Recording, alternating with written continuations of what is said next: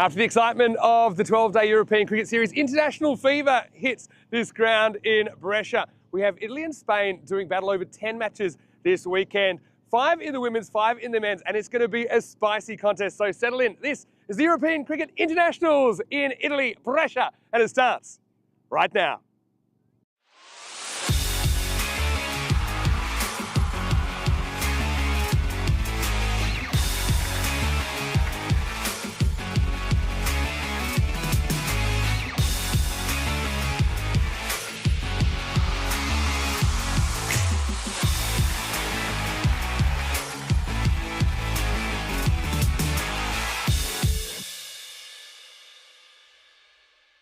This European Cricket Network event is proudly brought to you by HCL Software, Paramatch, and Local Lifestyle. Buongiorno, buenos dias, y bienvenido. Hello and welcome to the weekend here in Brescia in the north of Italy, as we've got some international action coming for you today. And of course, we have 5 T10 matches here in Brescia, also 2 more matches in the T20 internationals in France. It's double trouble on the weekend, and we're so happy that you're going to spend some of it here with us on the European Cricket Network. So Italy versus Spain are going head-to-head in 5 women's and 5 men's T10 matches, and they'll be alternating. I think it's going to be a really, really great weekend of cricket with quite a few familiar names and a few new faces in the squads as well. So it will be Italy versus Spain in the ECI-W match 1. That's the women's coming up. And it was great to have the Mayor and the Minister of Sport at the toss helping Tyrone Peters with the 2 captains. Let's see what happened. Spain to call. Heads. Head is the call, and it's a head. We will both say. They're going to have a bowl. And once again, buongiorno, buenos dias. Great to have your company wherever you're watching from. It is time for some international action.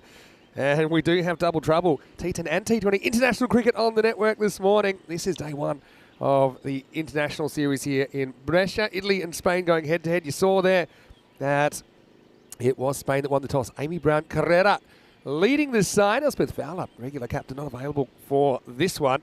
And I really think this is going to be sensational. And I've got to say, wasn't it fantastic to have some of the dignitaries getting involved in the coin toss? We had the Mayor of San Gervasio, Bresciano Scabori James, and the Minister of Sport of San Gervasio, that's Mantelli Giovanni, who were assisting at the coin toss. But despite the Italian officials, it was Spain that won the toss, and they have elected to bowl first. So Italy, watch out for Methnara Ratnayaka. I think she had such a breakout series in the ECI-W. She's a very experienced player. She's a hard hitter. Now, she's one player that can clear the ropes in this format. And Amelia Bartram listed to open with her. Now, a big game for Kamudu Pedrick, because this is actually the last time that she'll be leading Italy in this match before she officially hands over the reins to Amelia Bartram in match 2. So I know it's a pretty emotional occasion for the Italian side. I've got to say that Kamudu is someone I've known for a little while now, but I know that she's been involved for such a long time in Italian cricket. And we'll talk a little bit more about that as this game goes on, but it's the last time that she'll be leading her country in a cricket international. Italy, heavy favourites. I suppose you would expect that to be the case, because we know that these 2 teams were involved in the first ever ECI-W back in December at the Cartama Oval, and Italy did win fairly comfortably on both occasions. So they're 90-10, but hey, Spain, they've got a shot. And speaking of their side, I think that Naomi Hillman-Bermejo, she's got a big responsibility in what is a pretty young side. A couple more experienced faces in there. I've got to say that Uzma Saeed, a.k.a. Rambo, she's a player I really love to watch. She's a very clever spin bowler. And Payal Chilongia is also a kind of a spin bowling or option that they've got. She can pull out a bit of magic now and then. And also a few new names in their side as well. Saskia Payne will be behind the stumps for Spain. And I can tell you, weather-wise, well, take a picture, put it on a postcard. It's 18 degrees currently and plenty of sunshine. Expecting a maximum temperature of 26 degrees. So I do think that summer's just around the corner.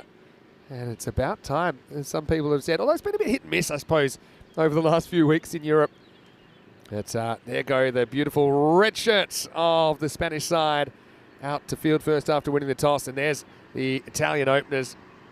And Methnara Ratnaka will be out there with Delisha Naniakara, who will be taking over the vice-captaincy from the next game as well. So now these are two teams, like I said, they are teams we have seen a fair bit before on the network now. And it certainly has been a big focus to have more and more women's cricket on the network. Is one of our key factors that we were really trying to push last year. Had our first ever ECI-W. It was actually in February and featured 4 international teams. And Spain and Italy, I've got to say, I love the battle of the red versus the blue. It looks like it will be the captain, ABC or Amy Brown Carrera, to get us going. And welcoming all of our viewers watching on Fan Code in the subcontinent. And also welcoming everyone watching on our YouTube channel, Eastern European Cricket Network. Hello to Obaid Khalil Jabir, who's saying good morning to me. Calling me a magician. Well, the only magic, I think, is the fact that we're able to do so many games at once. Coming up to this period of what I'm calling May Madness, where we're going to have up to 4 concurrent series that are taking place.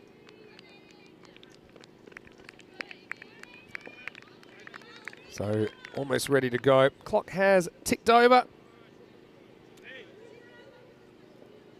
And we're away in this ECI-W.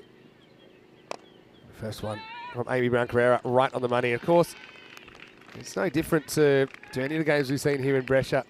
Just the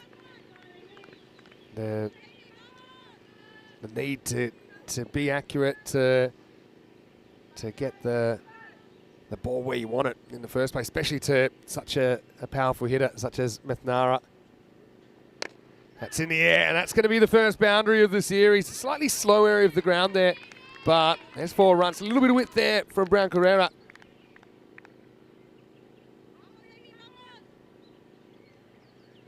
She's not afraid to go over the top. I think, based on what we saw in the ECCW, she's the principal weapon that could cause a bit of pain for Equipa España in this one.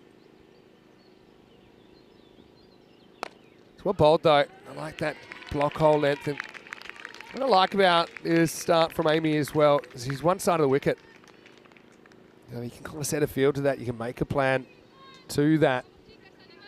Spain, they did win the one game actually in the ECCW, but it was a dramatic win. It was a golden ball win. Again, good areas from Amy Brown Carrera. That's the length. You can see when she got a little bit short, she got punched over the top. So when these two teams met in that ECCW, actually they met 3 times, including in the Eliminator. The first time in match 7, Italy 113 defeated Spain 65. First time she loses her line here, that'll be down the leg side for a wide. Yeah, so 113 to 65 first time around, then it was 112 to 60 the second time around. In the Eliminator on the last day of the season, Spain, after dramatically reaching the 4 with a golden ball win over Austria in match 20. Spain put 72 on the board, and Italy did chase it down in the 8th over. Italy would be 3rd in the series, Spain would be 4th. So I'd say I'm pretty impressed with what I've seen so far by Amy Brown Carrera. She's still developing as a talent. Big responsibility for her, leading her country as well. I believe it is for the first time today. I'll remind you, she's only 18 years of age.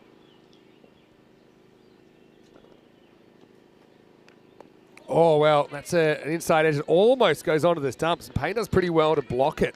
Wasn't really a realistic chance to catch it. Might have been a squeeze under the bat anyway. Let's have a look on the replay. Again, like that length. Actually pretty good reactions from Payne to at least get something on it. Otherwise, that might have gone to the boundary.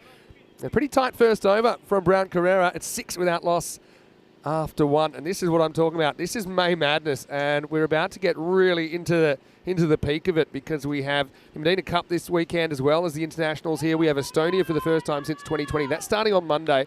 We've got a Portugal Night Series starting on Tuesday.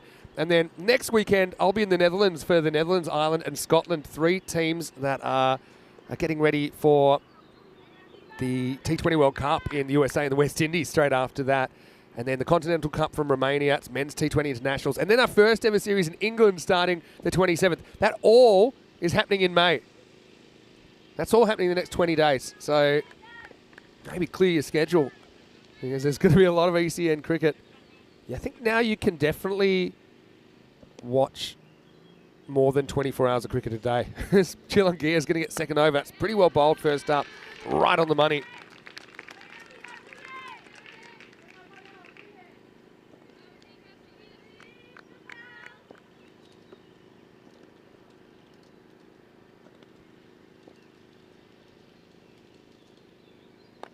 Again, what I like about Chilungia, she tempts the batter to come forward. She's not quick. She's not trying to be quick. She's just trying to force an error, and she deals in inaccuracy. So this is Delisha, who is going to face up for the first time. Like I said, she'll be taking over the vice captaincy after this match.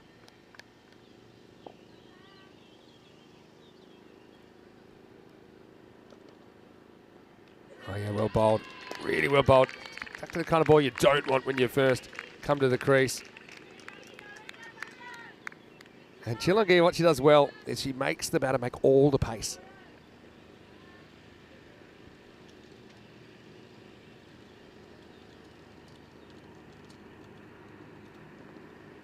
Little delay, first time. Chilungia lose their line slightly. Gets away with it just a wide. Nice movement from Payne down the leg side there. Make sure it doesn't get past. Good to see some support as well for both the sides, actually. I think we've had a few Spanish supporters travelling. Expect the Italians to be pretty well supported on the home turf as well.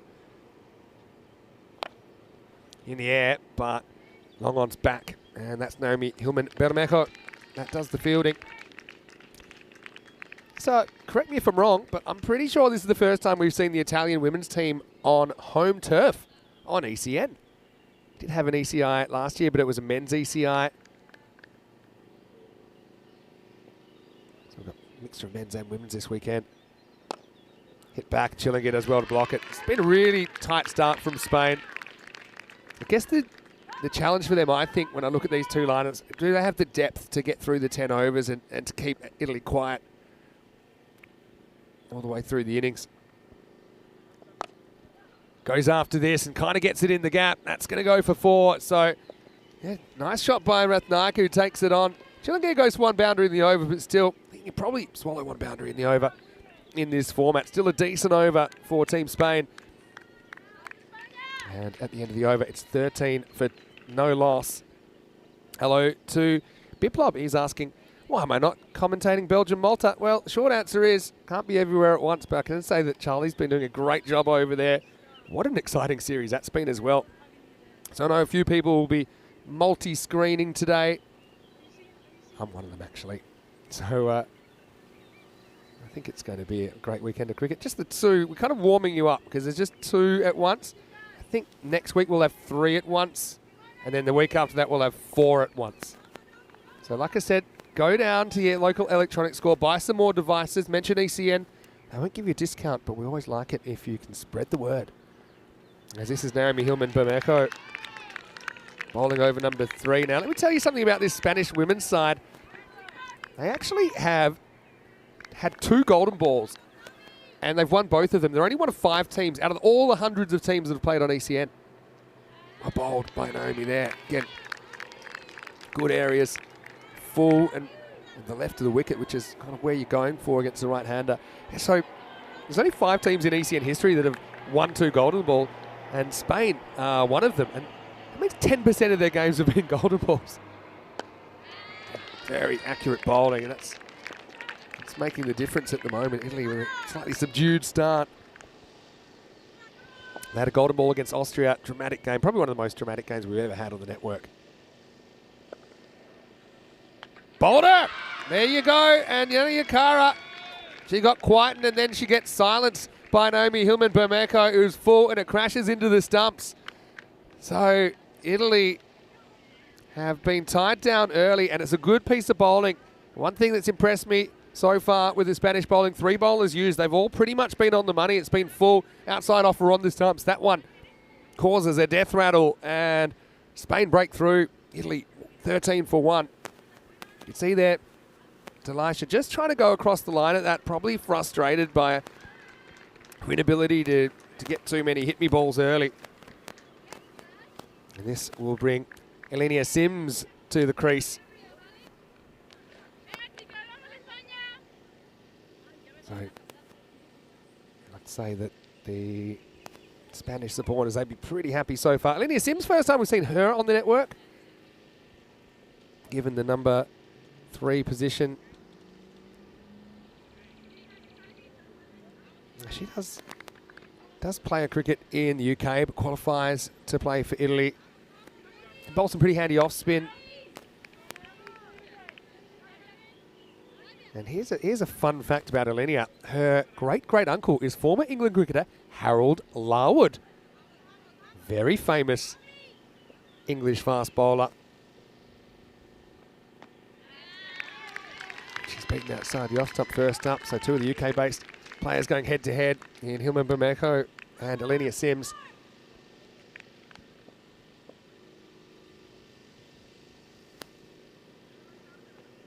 Again, that's great over. It's a wicket maiden for Naomi Hilma Bermejo.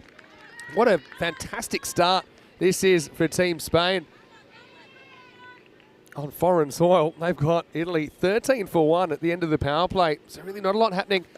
And believe me, there was a third over, but there weren't any runs in it. 6, 7 and 0 so far.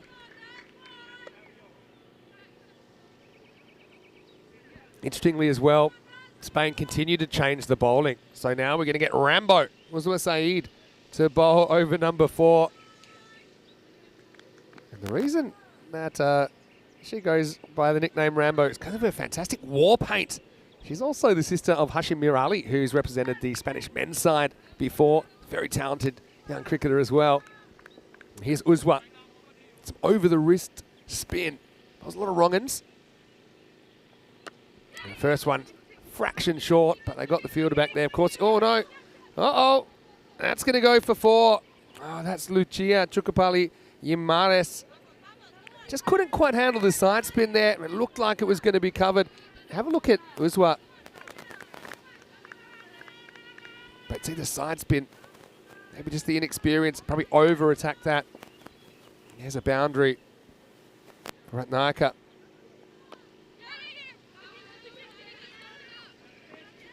Just have a look at Uzma Saeed, and she's such an interesting bowler to watch because she bowls, her stock ball is a wrong-un. So just have a look at how her arm comes over and what her wrist position is. So actually, she gets the ball to come out of the back of the hand, and we'll come back to that in a second. She's getting through pretty quickly.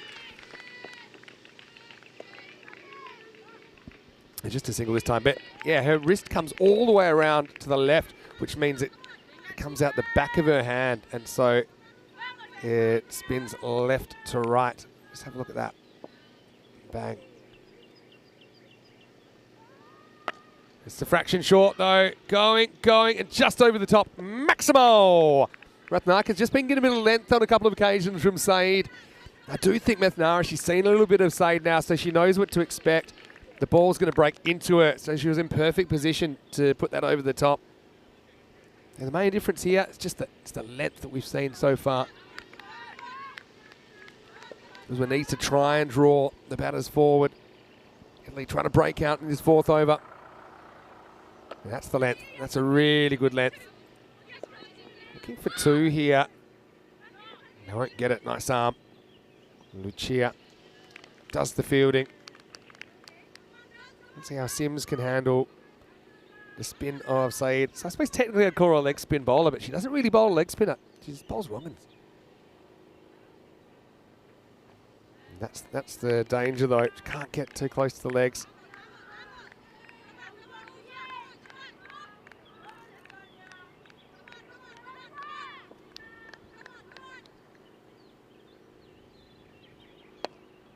Walks at this one, Sims, and she'll get a single. She'll also get the strike, so better over for Italy. They'll get 15 off that one, and Italy are 28 for 1 after 4. Really sad to hear Mr. Maximo for the European Cricket Network. Pleasure to bring you the action here from Italy. Also, Charlie will be getting going in around about an hour and a half. Malta Belgium going head-to-head in the first match of the day over there in the Mid-innings Cup. It's a tournament normally held in Malta, but because of the ground situation at the moment, it's being held in France. And France with one hand on the cup, really, at the moment. Still a few matches to go there, though. Naomi continues. She's going to go for her first run. In fact, it might be 4 runs. Well placed there. Just a fraction short compared to where she'd been before. So this is what I was saying earlier. Spain, their challenge will be to kind of keep this standard up for 10 overs. They've had a very good start. Bit of a turning point in the 4th. That's why I think they bring Naomi back straight away to try and shut this rally down and hunt for a couple of those wickets.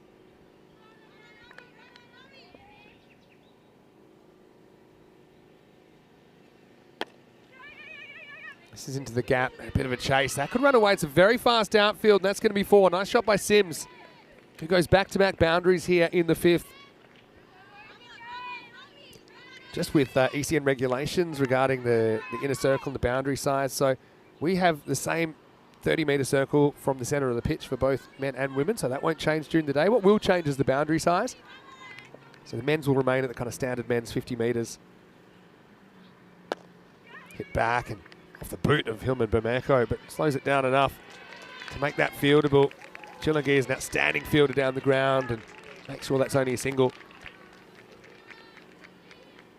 So with the women's boundaries, there's a range that's permissible. It's between 40 and 45 yards. I think this is 40 and 45 metres, I should say. Oh, really well bowled. So this is probably, I think, about 43 that's being used here. So the women, it kind of depends on a range of factors. Not sure if there's a ledge on that or not, but that's the delivery. Going to draw the batter forward again. Naika, push on this and only get a single, well handled out there by Lucia Chukapali Yamares, and Naomi Hilman Bermejo obviously not having as great a time of it in the second over. Started with that wicket maiden. So 4 bowlers used so far. Just didn't see who they use as the 5th bowler. Got a few options there. Andrea Davidson Soler would probably be the obvious one. Hit and run. Again, well, I was going to say it was good running. It was. Sims knocks her own stumps over. But yeah, I think the run between the wickets is always under the spotlight in the women's game, just because proportionally it's a greater distance. And if that hits, it's pretty close. But she runs a good line in the end, and the score is 39 for 1 after 5. Time to welcome you into the commentary box. Vinny Sander here, Mr. Maximo for ECN, welcoming all of our viewers, whether you're watching on Fan Code in the subcontinent or whether you're watching on our YouTube channel, ECN European Cricket Network. It's a big year for women's cricket on ECN. We have a range of these ECIs. And the other news is that the ECI-W, it will be back to finish the year, but it's gone from 5 teams to 10 teams this year. There will be a Premier Division and a Challenger Division. So both these teams will be involved. I think it's a great opportunity for them now to kind of feel each other out. Obviously, they've got a big summer of cricket as well. Good things are happening in European women's cricket, and we're so excited to promote it and put some of these players to the test and under the spotlight in front of a global audience. It's been pretty gripping stuff so far. Let's get back to the action now, as over at 6 is about to begin. And as I predicted, it is Andrea Davidson Soler to bowl over number 6. First one she gets wrong, and keeper gets a piece of it. It'll be a no ball plus a bye and a free hit to come. Andrea's a good young player. We'll actually see her brother Alec playing for the men, who of course play in the next match. Maybe just a bit of a loosener there, but she bowls with pretty good rhythm and pace. But there are some times we have seen her go for runs when she hasn't quite got it right. So obviously that's a bit of a rough start.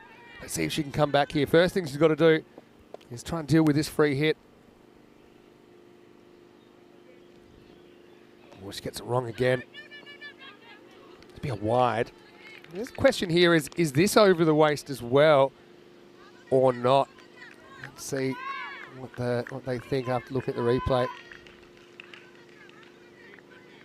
It probably is, you know. It is a no ball, I think.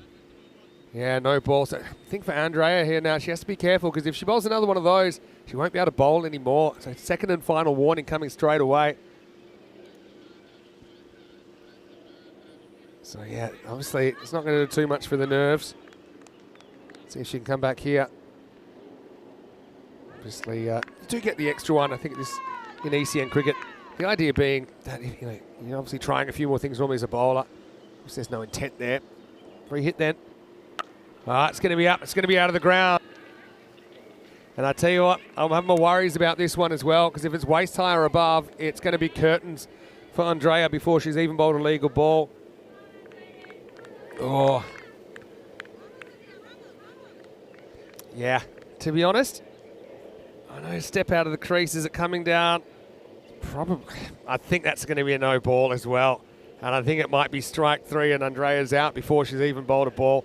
I mean, you could say she's half step out. Is it coming down? But I don't think so. It's a tough one, but this is international cricket and these rules are normally enforced. As it is, though, I think they've said that's okay. She gets the better of a 50-50 call, which means she can continue with her over at least. And now this is in the air, and that's going to go Maximo. Ratnayaka cashing in. Andrea probably gets a little bit the other way now. She's kind of skiddy. She's not particularly tall. Right now, she's going to have to battle back, and really, this is what the high-level sport's about. It's about testing yourself and coming back from adversity. That's what she's having to do at the moment. 50's up for Italy. Better ball, though. In a sense, I'm glad that third one wasn't called, because she does get the opportunity to turn things around here. Andrea Davidson Soler. It was a 50-50 call. That third one. Hello, Jaime González. Buenos días y bienvenidos to todos nuestros espectadores en España. He estado estudiando un poco más de español. Well, full toss, hit. Oh, almost a chance for a run out there. Do like the backing up here. I think I mentioned the running between the wickets will be under the spotlight. Wide Yorker. She grabs that and flicks it. It's probably got a chance for a run out. But I do think, sometimes run outs are a part and parcel of this game. If you're not getting run out enough, you're probably not trying for enough runs. That's well bowled. She likes it, but no edge detected by the keeper or the umpire. Actually, after a really rough start, she's had a brilliant comeback here. So essentially her first 2 balls had gone for 14, and then since then we've had 3 dot balls.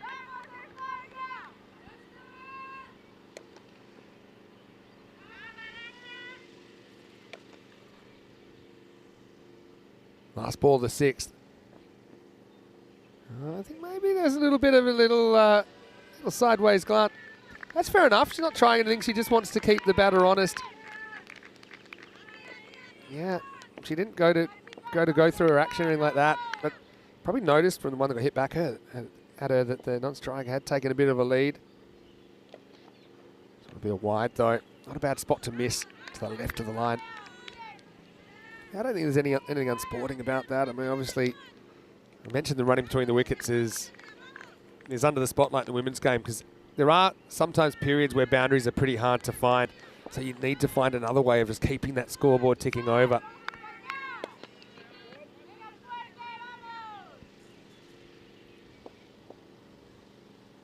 Ratnayaka has raced to 35 now.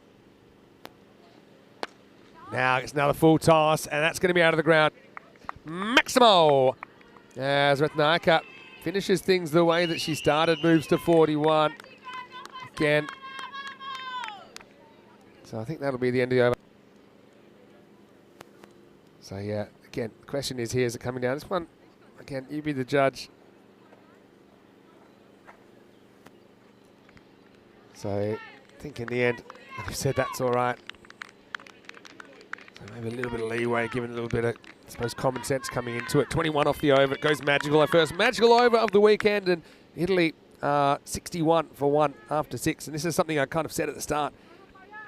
Can Spain keep things quiet through the 10 overs? I'll give you a stat. The first 3 overs went for 13. The next 3 overs have gone for 48.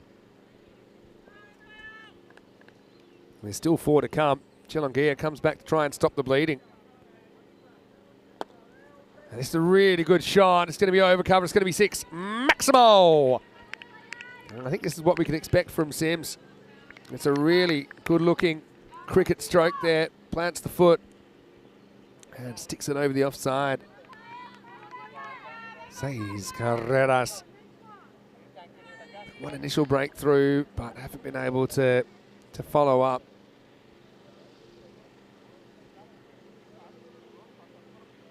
Yes, down leg side. Good movement laterally.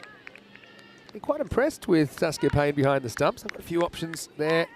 Tasbih Mirza is a pretty good keeper. She's not in the 11 to start this series.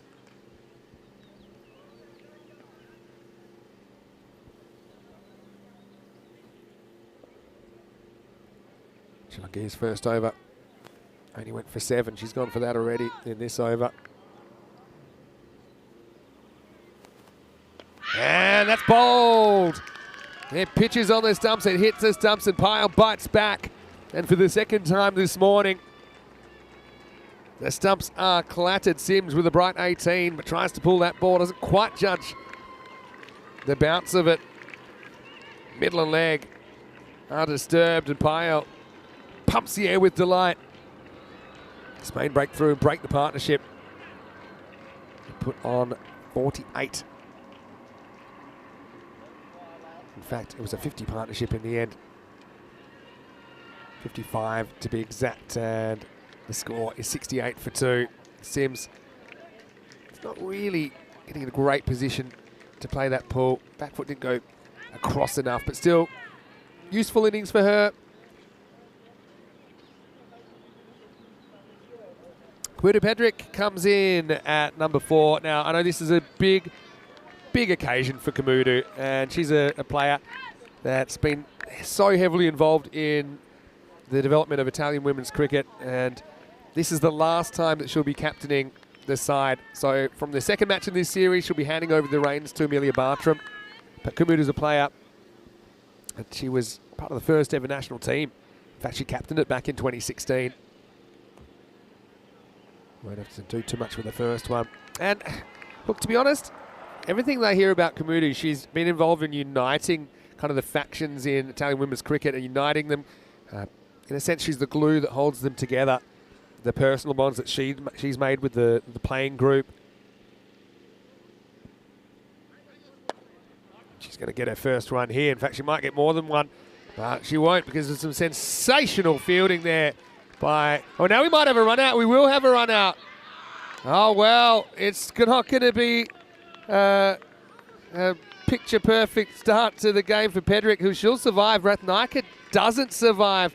And really chalk this down to Davidson Soler and an outstanding stop on the boundary. And you see, just as luck would have it, it stays just inside the boundary. She fires in the throw.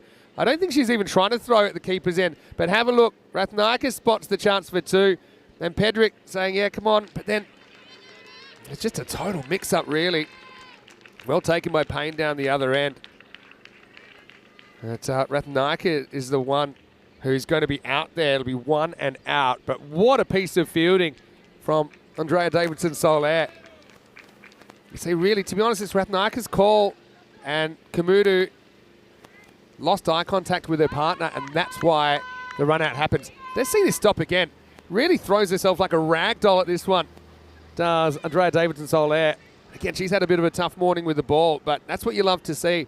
Players coming back and contributing. And in a sense, well, more than a sense, she has gotten rid of the key threat in this innings with a wonderful piece of fielding. Great throwing arm as well from Andrea. What a bit of action there. No one saw that coming. Pedrick will get off the mark, but at significant expense. Bartram comes in. Chilongia goes over the wicket. Starts well to her.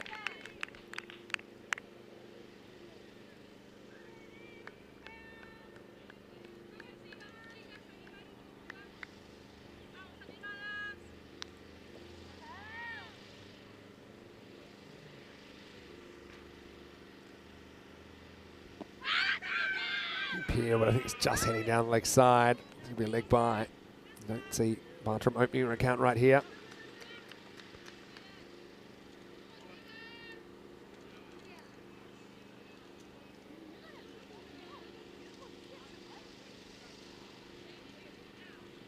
So it will be the end of the over. Or will it? I've got a feeling might still have one to come, but maybe not. I think they might actually be coming back. Still want to go in the over. Just going back to Kamudu. She's a player that, even when the national team stopped, she continued to have bonds with the players to continue being involved in cricket, even if there wasn't a national team as such.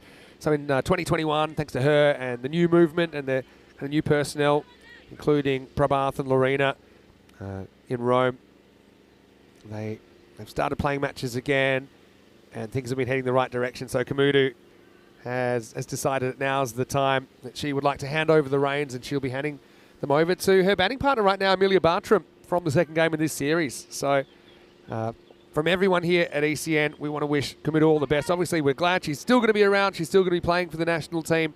But we just want to recognise her significant contribution to Italian cricket. And she'll get a run here.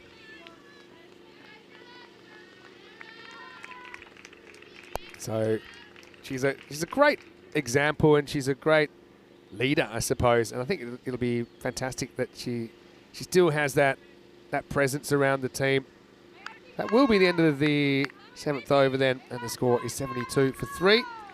Cricket coming two ways at you today on ECN in around about an hour and 15 minutes. Charlie Hunt will get underway. It's day 3 of the Mid-innings Cup with Belgium taking on Malta in match 5, and then later on France versus Belgium. That will be a replay of the super over spectacular yesterday.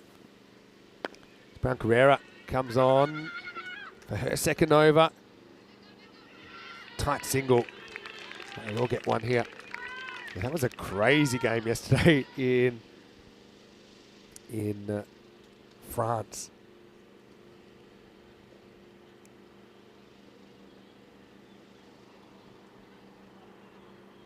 In the end, 12-7. France winning the super over. Continued their undefeated start to the series. Pitched up this time by ABC, and they won't get a run away.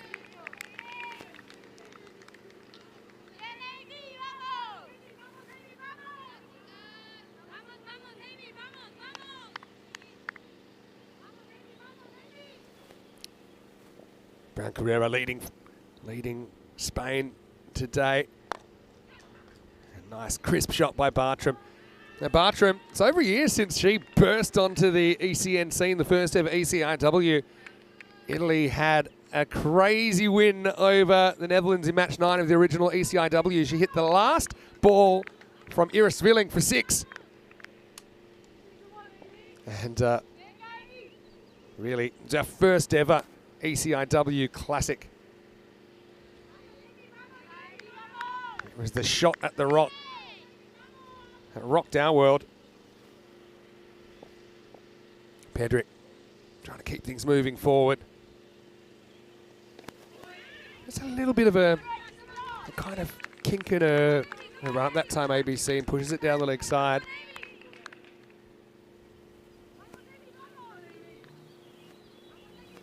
Rob Thompson appreciated the run out, but obviously it's a bit of a horror result for Italy. Hey, Pedrick, that's probably the one time you get away with that. Your last game as captain. Want to be featuring. This is a nice shot down the ground. Another stop required. I think they know better than to take on this arm now. Davidson Soler, really, really good in the field. This is a pretty fast outfield despite being kind of sand-based. But we didn't really have any rain in the last few days, and it's been getting quicker and quicker. Bartram, lefty, also a pretty useful bowler for Italy. She just misses out on this one again. You can actually kind of draw a straight line between the lengths that have been bowled and the results. So that kind of length hasn't been hit. Okay, full tosses have been hit if they're knee high or above. Short balls have been hit, but that hasn't really been hit all day.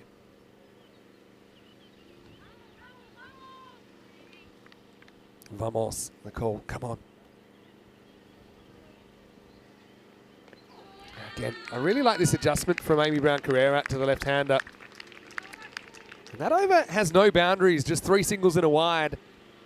ABC comes back strongly in the 8th, and Italy are 76 for 3 after 8. You can see after 3 overs, things were pretty quiet, just 13 at that stage, but then next 3 were pretty expensive for Spain. Just kind of held back in that last over in particular. But then they're going to have a bit of an issue about who they're going to bowl in the last 2 overs. Saeed bowled 1 over that went for 15. Davidson Soler bowled 1 over that went for 21. So do you kind of go back to... I probably would go back to Uzwa. I think that you got different batters there now. Also, I like the fact there's a left-hander there, and I think she's a good matchup against the lefty.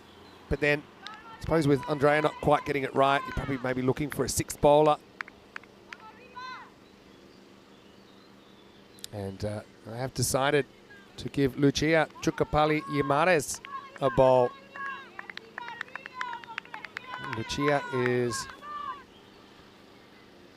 going to come on to bowl this 9th over.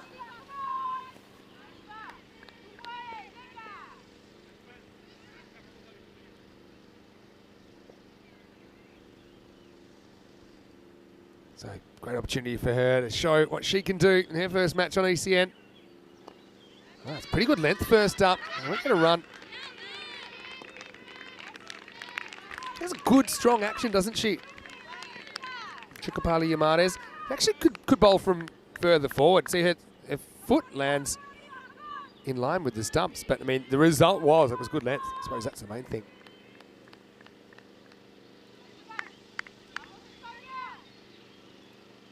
Good start, but it's only 1 ball. Still 5 to come.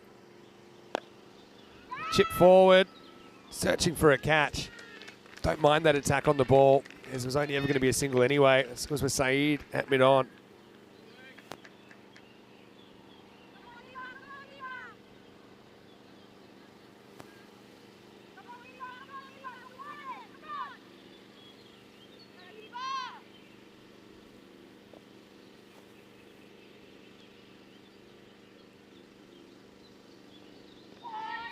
Pretty good over so far, I've got to say.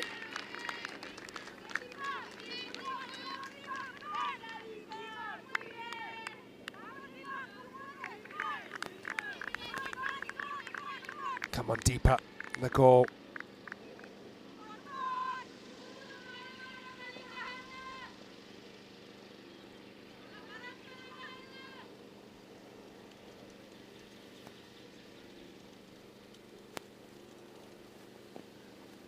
Kind of ties up Bartram. This is a great start. One thing I've been really impressed with so far is that we haven't had too many extras at all. Okay, I know there was a kind of a phase where Andrea had a rough start. I think in this format of the game, if you can go less than 1 extra and over, or kind of account for 1 extra and over, and that's it, you're doing pretty well. We've had 7 extra deliveries bowled. We're into the 9th over. And this is in the air, catching opportunity, and it'll be taken. Really nice catch there. It was high in the air. And Spain, I know they've worked so hard on their fielding. And that's as taken as easy as you like. It's Mamuna Riaz Qureshi that takes the catch. Again, she gets better every time we see her. Up his stroke, not really in control of it, falling off the shot a little bit. Bartram not really able to get going to her potential. She'll go for 1 off 9. And well done to Lucia Deepa Chukapali-Yimares. She has her first ever wicket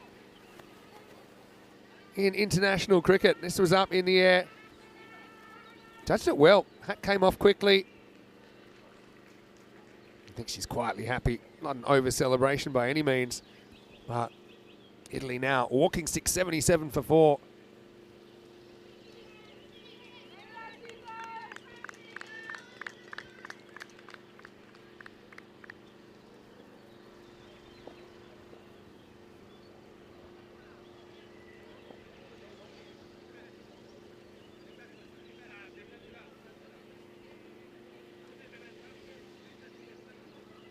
So, of course, making sure the new batter will be on strike. That's been in since, I'm going to say, 2021 or 2022. It was changed in all cricket. Batagoda, the new batter for Italy. 7 balls remaining.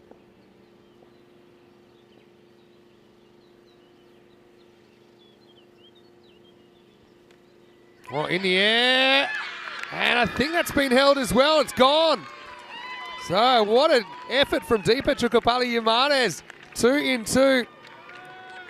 Unfortunately, you won't get the chance to take a hat-trick because you won't be able to bowl again in this game. What a decision to go with the 6th bowler in the 9th over. And you can't really blame Gayatri Badagoda trying to get on with it, trying to pull to the leg side. But that's a very good catch by Saskia Payne. Identified it pretty quickly. And a dream start. 2 wickets and 1 run in the 9th over. And Golden Derek makes his first appearance of this ECI. End of the over as well, 77 for 5. Gotta say, Saskia behind the stumps, very quick to spot that she had to move forward and move forward pretty quickly. A disappointment for Gayatri, but look, the main thing is she's trying to get on with the game. That's exactly what you have to do at this stage. You have to take those kind of risks. There's going to be Rambo coming back. Elizabeth Saeed in over number 10. She was just a fraction short earlier. She'd probably rather be full than short. Obviously, you don't want to be over waist height, but a bit of a battle on her hands. Mita Pedrick to face up. 5 outfielders allowed in ECN T10 cricket. Up in the air. Can anyone reach this? Yes, you can. Uzma Saeed takes a great catch. And Rambo fires here in the 10th over. This is what we were talking about. Had to draw the batter forward. That's exactly what she does. And Kamuda just not in control of the shot. I think 2 fielders could reach it. Maria Zamorano was coming in pretty quickly. But Uzma said, that is mine. And so it's a team hat trick for Equipo España. They take 2 wickets off the last 2 balls in the 9th. And then a first ball wicket in the 10th. In Italy, 77 for 6. They've gone from 77 for 3 to 77 for 6 in 3 balls. And it's an interesting kind of innings because if you take just the last 3 overs and the first 3 overs, Spain have been all over Italy like a rash. But those middle 4, 15, 11, 22 and 11, that's when most of the hitting's been done. Again, really well bowled. So they had 59 in those middle 4 overs. That's, again, it's good length that's bowled. This is Pasindi Kanankigi. And this is hit well. It's hit square and it's hit for 4. So Italy fighting back after a tough run through the last 3. That's their first boundary for 20 balls. And let me tell you something about Pasindi. She is a gun fielder. She took some amazing catches in the ECI-W. Right now, she's got to do it with the bat. Well bowled, though. Got to run. Got to take risk at this stage with the run in between the wickets as well. Tadley Malwata. She's a good pace bowler. Watch out for her in the second half as well.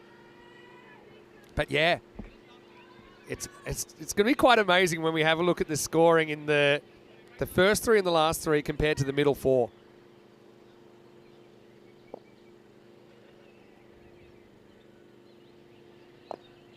That's going to be 4 as well, I think. Just getting a little bit leg side. Malwata gets off the mark, hits the boundary first ball. Good batting.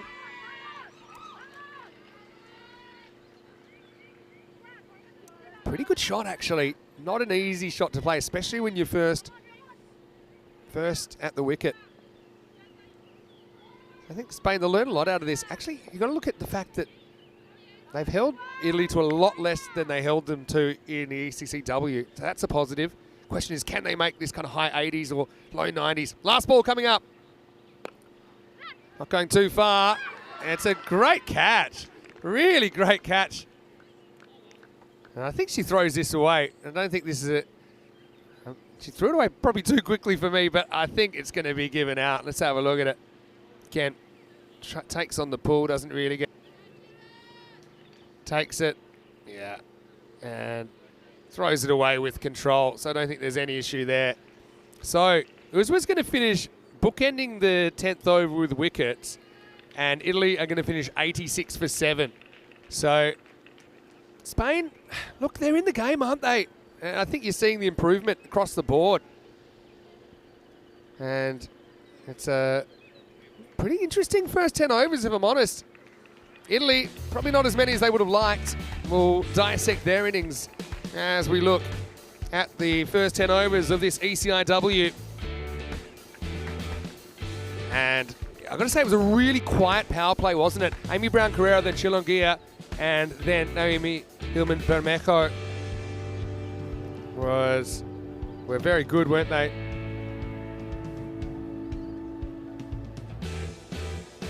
So they kind of needed to fight back, and they did get the chance to do that. Once they were out of the power play, the boundaries started coming with a bit more regularity. So only 13 after 3 overs, but then overs 4, 5, 6, 7 were won by Italy. 15, 11, 22, and 11. So they go from 13 to 72 in those 3 overs. And then 8 and 9 only went for 4 and 1.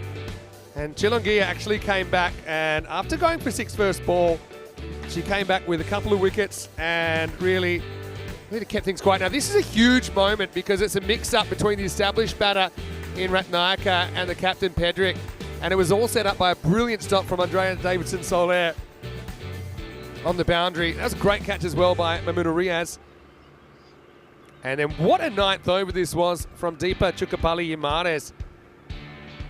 Payne doing a good job taking a catch there. It was 2 in a row, then it was 3 in a row for the team. Saeed came back. And credit to Italy, they kept swinging to the end. They knew what they had to do. A little bit of housekeeping. This was actually given a run in the end. It wasn't out. The issue there is the officials felt that she threw it away before she was in control of her own movements here. So that's probably just a little bit of a lesson. Doesn't cost her too much. She would have liked that extra. In fact, no. Looks like it has been given out now. Okay. There we go. I changed that at the last moment. Okay, so make that 84, 89. Let's call that 86 for 7, I think is what it'll end up. We'll take a break. 87 will be the target. When we return, it's international action coming at you always on Saturdays and Sundays. ECN Cricket live from Italy, back shortly with more ECI Pressure.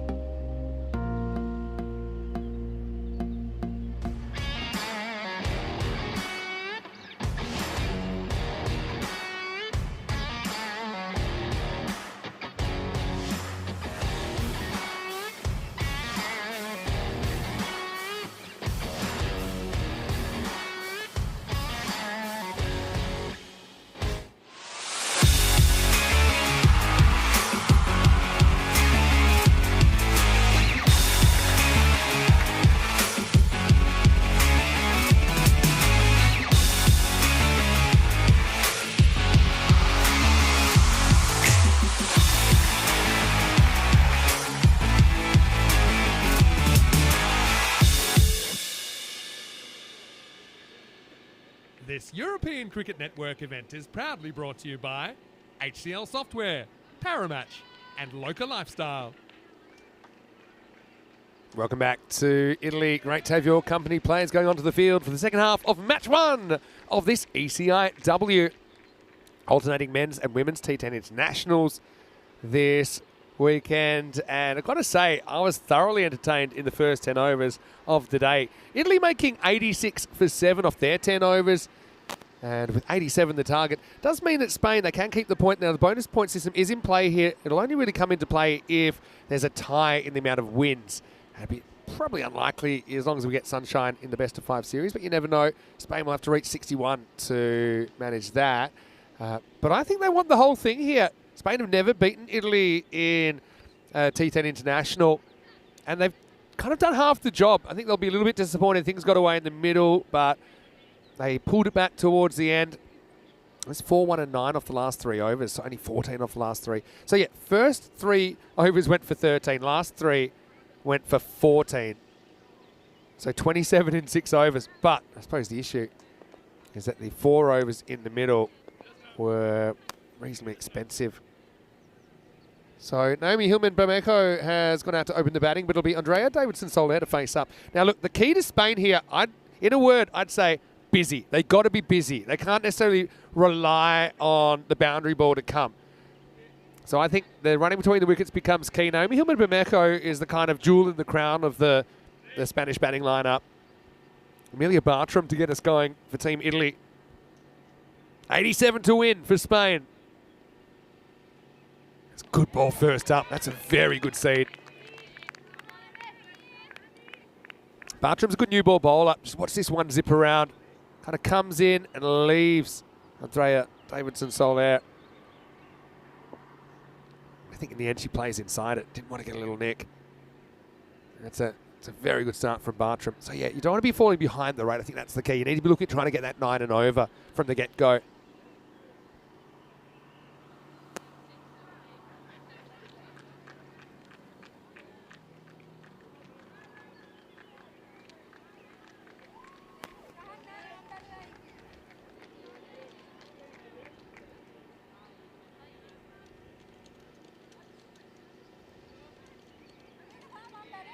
So yeah, I'm not quite sure what's happening here. I think they might have actually had the 12th fielder on the field.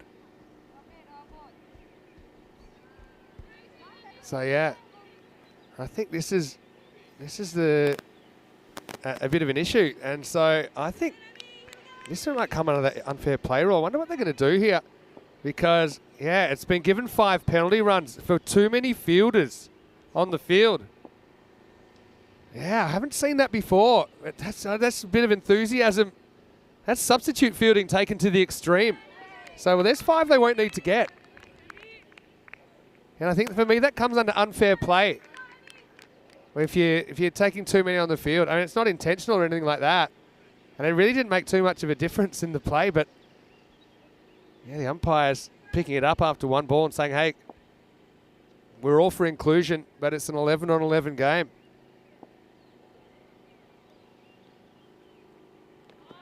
So, well, and then 8-9, there's 5 right there, and they haven't even had to hit a ball yet.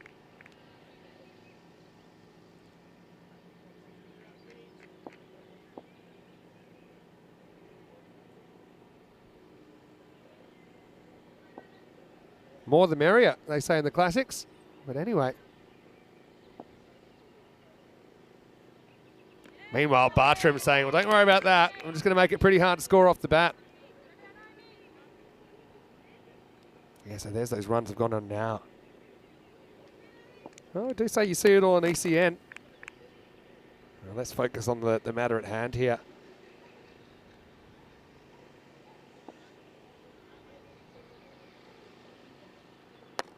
Lifted up over the top. Gets away. Ball wins the race. 4 runs. And Davidson-Soler is going to get off the mark with a boundary. This one just hits the rope before the fielder's able to chase it down. You'll see it here. Just hits the rope there. Great effort, though, from Batagoda, who tried to chase it down. So there's the 9 you need.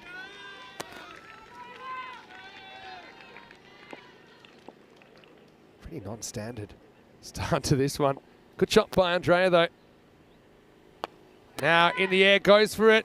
And it's been caught. Nicely taken by Malwata.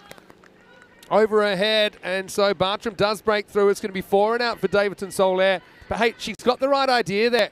Trying to go over the top. Just didn't quite nail it. And I said, Spain, to win this game, they're going to have to be busy. They're going to need to try things. You know, wickets are an acceptable consequence of that. So unlucky for Andrea, but she does essentially conjure the 9 required off the over that she's involved in. And Spain are going to be 9 for 1 after 1. Didn't quite get it off the middle, did she? Tried to go over the top. Probably picked the wrong fielder as well, because suddenly Malwata, she's a pretty tall fielder there at mid-off. She's also a brilliant bowler, Malwata. He's a slinger from way back. So Amy Hillman-Bameko will be on strike because that's the end of the over. And it's the captain, Amy Brown-Carrera, that will get us going.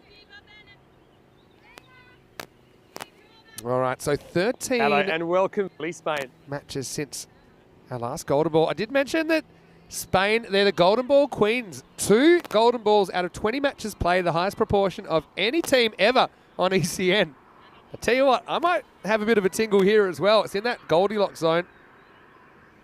And Naomi gets to face her first ball, and she's facing Alina Sims. This one's a hanging full toss and plays a beautiful looking cover drive. That's 4 runs. Just over pitched.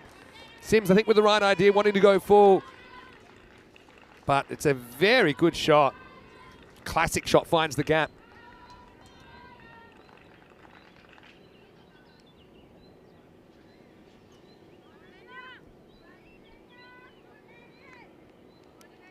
So Sims, again, has played a very good level of cricket in England. First time we've seen her on ECN. That's going to be a no ball, I'm sure about it. Even if it gets caught, it won't be out. It's dropped anyway, but it'll be a single to Naomi Hillman-Bameko. Again, going full, but that's too full. It's probably kind of shoulder, chest height. Brown Carrera, backyard rules, can't get out first ball. Can't get it past the bowler. It was an interesting one there. I mean, you probably would have preferred Naomi Hillman-Bameko to be on strike for the free hit, but you can't really turn down a run either. You don't want to put too much pressure on her either.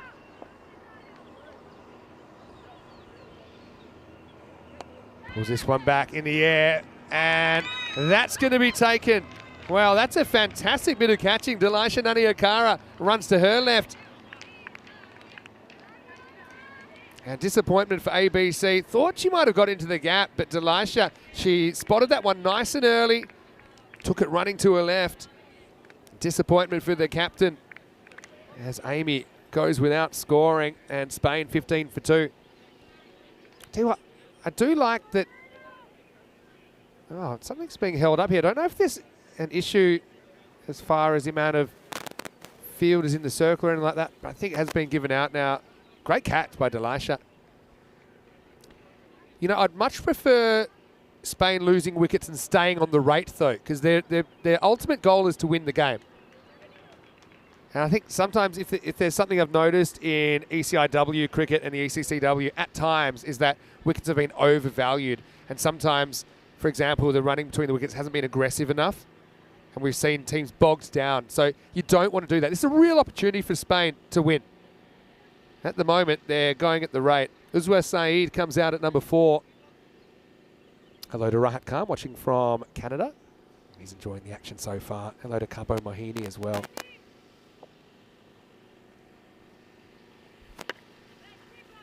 It's the first one, but straight at the fielder. So Sims seems to have found her radar a little bit more.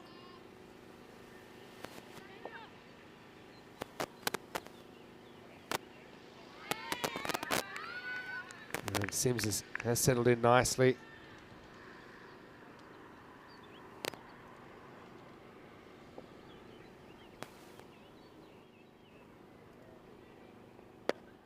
In the air, another catching opportunity, and that's out.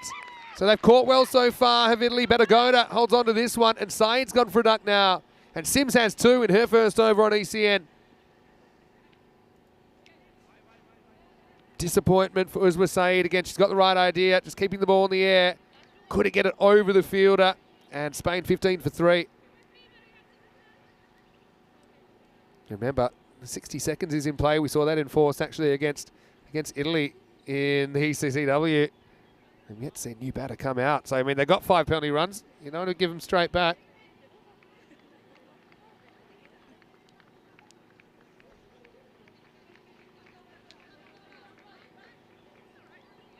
All right, so it looks like it'll be Deepa Chukapali-Yamares. Gets the late call up. He's got the 20-second sprint going because you only get 60 seconds to arrive at the crease.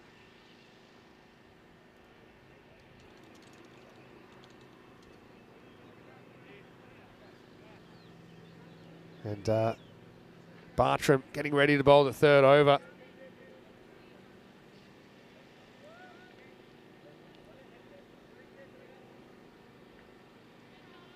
So 15, it's actually more than Italy scored in their entire power play. 15 off 2. Naomi Hilmeberger faces up. It's a good ball from Bartram. It's going to be a good contest between these two.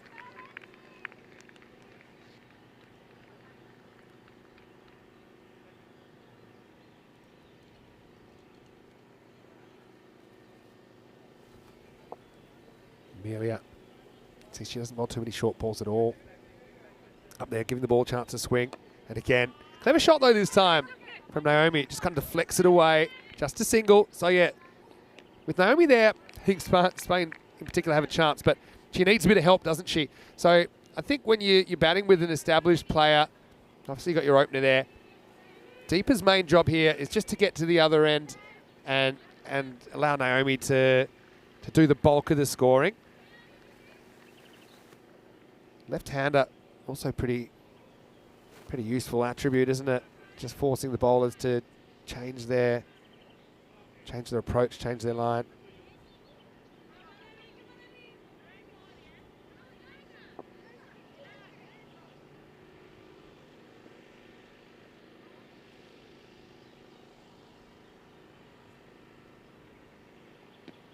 The first one is on the legs, and she does well. Yeah, it's off the gloves or off the pad? Off the pad. So she won't be off the mark just yet.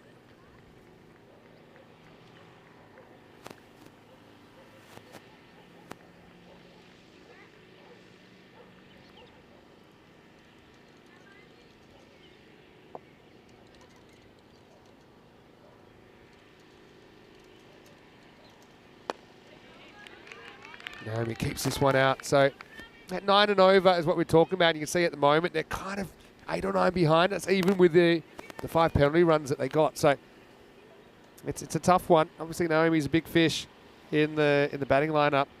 Maybe a bit of respect for Bartram as well, but don't want to fall off the pace here. Edged and running away. Great effort down there from Ekanayaka, but that's going to be 4. So a slice of luck, and pocket of suerte para Equipa España. But that's the way the cookie crumbles, and it'll be a boundary to Naomi Hilmeberger. It was a bit too fast for the keeper, I think, to be able to react. Ratnaka is a very good keeper behind the stumps.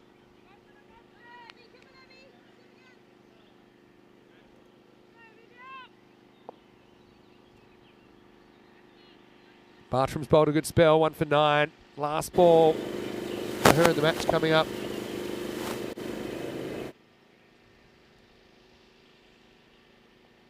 It's a pretty good one.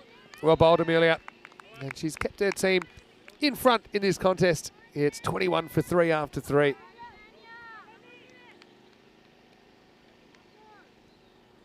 So power play comparison.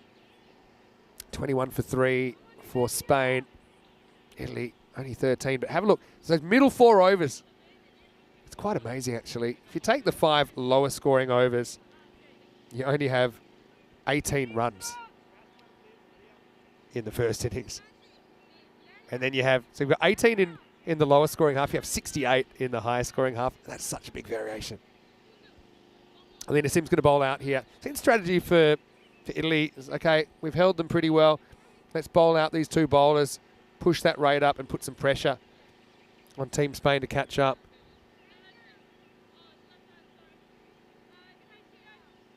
I know that Amelia is pretty satisfied, I'm sure, with her 2 overs. She plays cricket for Oxfordshire, I think, in the UK.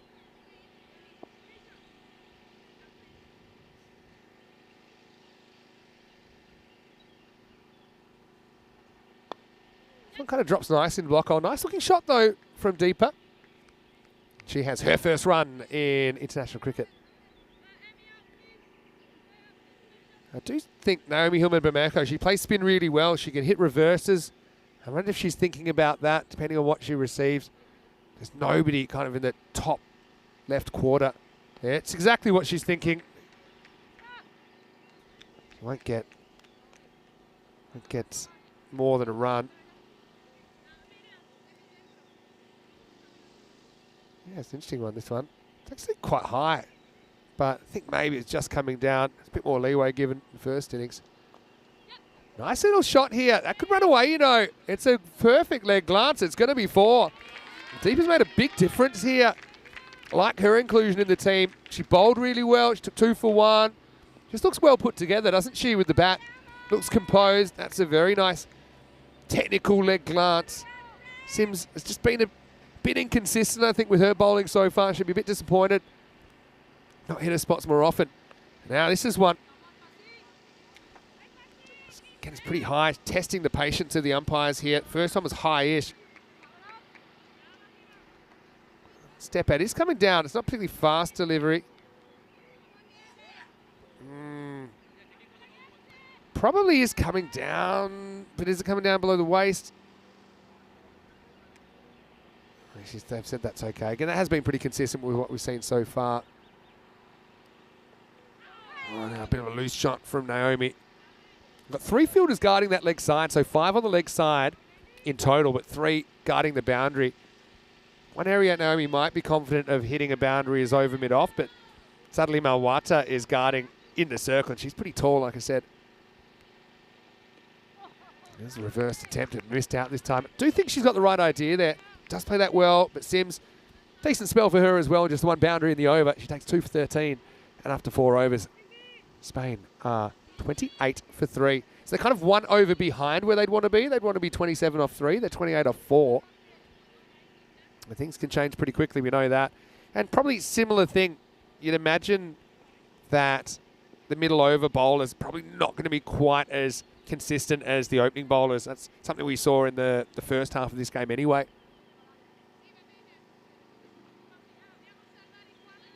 Hey, while we're talking, I haven't seen her on the camera, but very happy birthday to our very own Meta Gooch, who is here with us in Italy. It's Meta's birthday today. It's also Andy House's birthday. Hello to Andy. Hope you have a happy birthday. When we see Meta poke her head out of the officials' tent, maybe we can give her 3 cheers. Anyway, here's Pasindi Kanankigi. First one's a nice little swinger. But, yeah, must have just caught some of the line. Remember, the line belongs to the bowlers now.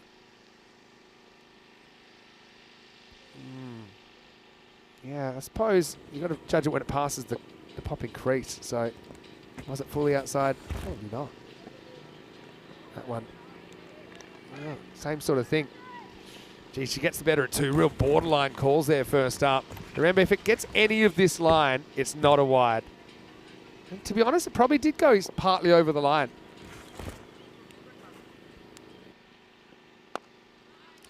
Now, push and run. Naomi needs to be ready to run there. Just trust the striker's call.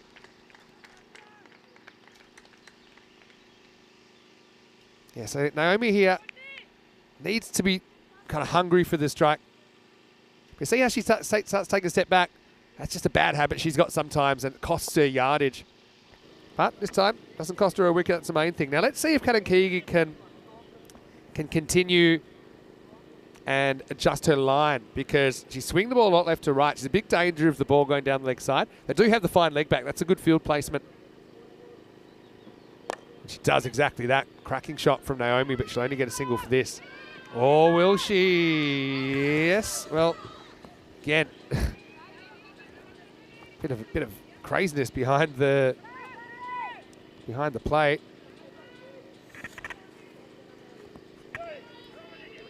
Don't think they're expecting the misfield.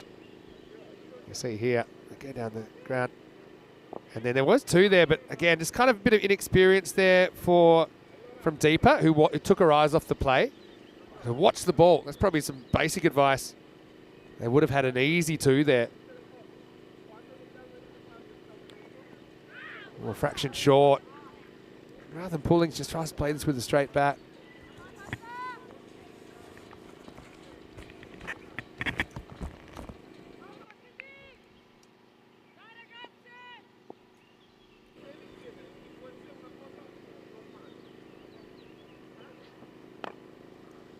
Again, push and run.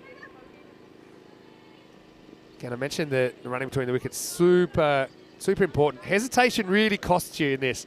So here, that's slightly better from Naomi. That time she just holds, and the main thing is watch your partner. That's actually even more important than calling. Lock eyes with your partner and make sure you're on the same page. End of 5 overs, 31 for 3 after 5. So 56 required off the last 30 balls. Kind of need 1 or 2 big overs here to get you back in it. Certainly not out of this by any means. Especially with these 2 there. Batting pretty well. But I think Italy, they haven't bowled too many hit-me balls. Might be the difference between the 2 sides at the moment. Hello to Chris Smith. Good to have you with us. Hello to Dave B. Well, he had a birthday during the week as well. Croom's in there. Happy weekend, everybody. Hello to John Gray as well. I'll be seeing quite a few of you when we get to England for the ECS in a couple of weeks' time. Okay. Here's Kamudu Pedrick bowling over number 6. This one, it would have been a wide. That's the other thing. Take the freebies. I was missing leg stump by a bit. If you're going to hit it, you're going to be hitting it to the boundary. Kamudu, we talked about her a little bit earlier. Obviously, it's a big game for her, playing her last game as captain for the national team. She'll be handing the reins over to Amelia Bartram later on in the day. Nice looking shot. In fact, that could go all the way. Really well timed. Well, she might have missed out the ball before, but she doesn't miss out this time. She's been a real find for this team. And I think to win this game, Spain, they kind of need 2 boundaries and over to keep pace. That rate required of 11 and over. Probably get maybe 1 in extras and over. You can average on that. A couple of singles. 2 boundaries and over the key. Can they get the second boundary this over to keep them on the pace?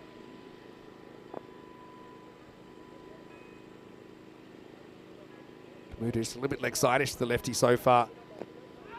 Again, this is one of those ones that when she looks back and she sees this, she'll say, look, I could have just stepped inside and taken a free run here. It's miles down the leg side. And that's the benefit of the videotape as well.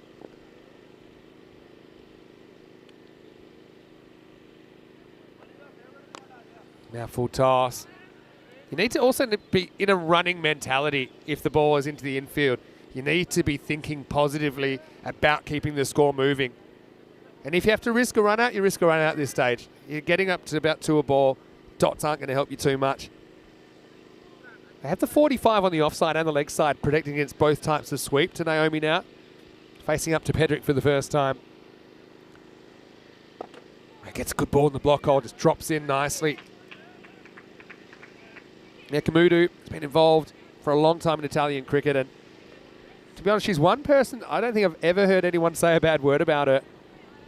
She's united various parts of cricket in Italy and been a really good ambassador for Italian cricket. Full toss. This should just be 1. Mawata. I'm looking forward to seeing her bowl. I think we'll probably get her before the end of this innings. Right now, Spain, 37 for 3 after 6. So I suppose the biggest thing you'd hope for if you are captaining a side, and especially a national side, is to leave the team in better shape than you found it. And I think there's no doubt about that with Kamudu Pedrick. She feels it's the right time to hand the reins over. Amelia Bartram and Dilasha Naniakara will be the leadership crew, captain and vice captain for the remainder of this series and going forward. And I think, any way you grade it, quantities-wise, quality-wise, women's cricket's coming along so rapidly in Europe. Pasindi comes back a little bit short, and that's going to run away. Plugs a little bit, but it gets to the boundary. And to be honest, this is something we haven't seen so far from the Italians. They haven't bowled short. And that is one of those so-called hit-me balls. They haven't had too many of them so far. Naomi pulls it smartly over mid-wicket for 4 runs. 4 carreras. A 2 ball required from here. Can they find this big over? Good comeback. Really good comeback. It's going down the leg side, but it's dot ball. Just locks up Naomi. And it was shaped to play it. That's why she couldn't pull her foot out the way either. Haven't seen a 5th bowler yet for Italy either, but I feel like Mawata might be that bowler. Do have some other options they could go to. That time she does get out the way, gets the run. So I think I would start approaching it as, okay, we need 12 off this over. Let's pretend it's the last over. It's getting that kind of do or die kind of stage, I think, for Spain. This one is going down leg side again, but again, take runs where you can get them. And Chukapai Yamares has really kind of shown that she can handle herself as well. I like the fact that she's left-handed. She might even be a good opening partner because that left-hand, right-hand combination, especially when the new ball's swinging around, you might get a few more extras. It's something we see quite a lot in ECN cricket, and all cricket really. Pesindi. She could probably catch a fly with a pair of chopsticks, Pesindi Kanankigi. She's taken some amazing catches on the network.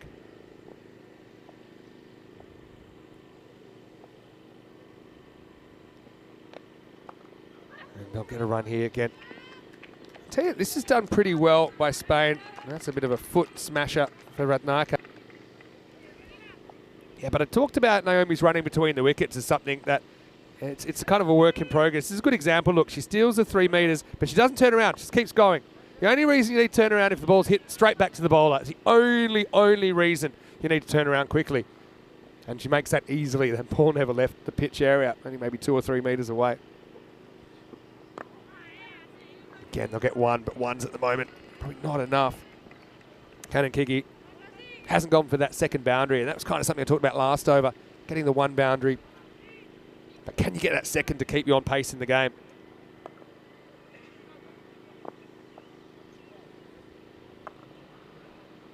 Last ball of the 7th coming up.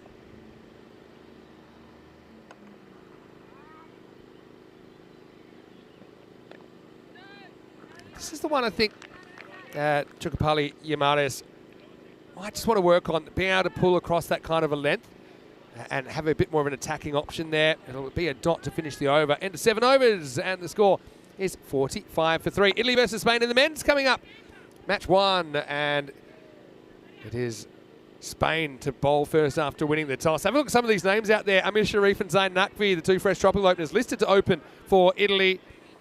You've got fair few of the Punjab side that won yesterday in the ECS in there, led by Joy Pereira. Naqvi with the gloves for Italy. I was wondering who they go for as a keeper. Now Spain, they've got some hitting. They've got Spanish Boonie at the top, Baba Khan. Wazim Abbas on international debut at 43 years of age. And that should be brilliant. Christian Munoz Mills leads the Spanish side in the men's, which is starting in around about 35 minutes time. Stay tuned. This is not a bad shot at all, but they've got the coverage out there. They'll just get one. It's looking again down the bottom for Spain. Watch out for Alec Davidson Solera. That's Andrea's brother who's playing there. Murad Ali comes in for his first game, and Asad Rabbani for his first game in a Spanish shirt. So I'm counting 3, maybe 4 debutants for Spain in that game. That should be a really, really fun game to watch. Mohamed Aslan also, he's earned his spot in that Italian side after some good performances for Chivdate. Zain Ali in there as well from that club. Here's Delisha Naniakara in over number 8. Chipped in the air and gone. It's really well bowled by Delisha, kind of lured the batter into that shot. Deepa could only chip it. Italy, they've caught pretty well in this innings. Just a bit of a leading edge there. Bat not coming through completely straight. And a simple catch for Kamuta Pedrick. So Spain, they've battled bravely, but it doesn't look like they'll get to that 87. I suppose the secondary target, 61, to take a point off Italy.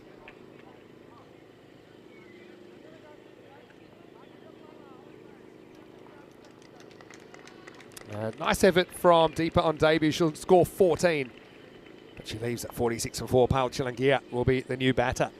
Yeah, so Chris Smith has mentioned a couple of talking points overnight. Yeah, I was going to get to this. Ireland beating Pakistan on home turf. And I'll actually be covering Ireland in a couple of weeks when they go to the Netherlands for that tri-series. What a win for Ireland. They are giant killers, aren't they? And also reporting on James Anderson apparently retiring at the end of this northern summer. Although I find it interesting that didn't come from the horse's mouth. It was just reported in the media.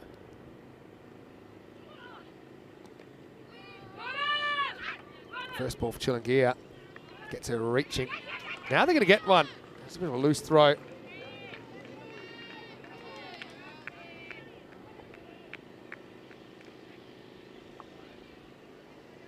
Yeah, ball's well inside. It's a bit of a tough one for the keeper, but look at the old airmail job. And they'll get a bye. All right. So I guess 15 required now to get that point. Secondary target.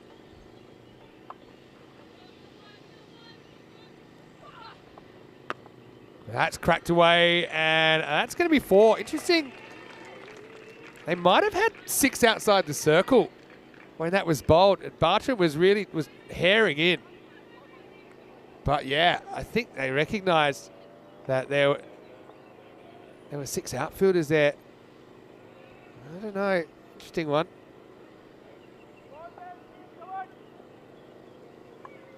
I wonder if, yeah, I mean, you can only see what you see. But yeah, Bartram recognised it. But yeah, it will be a no ball. Yeah, and +4. Good spot from the officials. And Bartram is, oh, so she's the captain in waiting, I suppose. Not this game, technically. So yeah, free hit coming up. Can they get a Maximo? I think they scored 1 Maximo in the entire ECI-W, but it was Naomi that hit it. Now's a good time. Launches, going, and stopped. Dropped, but doesn't matter because that was a free hit. Most important thing, now Naomi's going to gamble. Now's the time. Now we get another throw.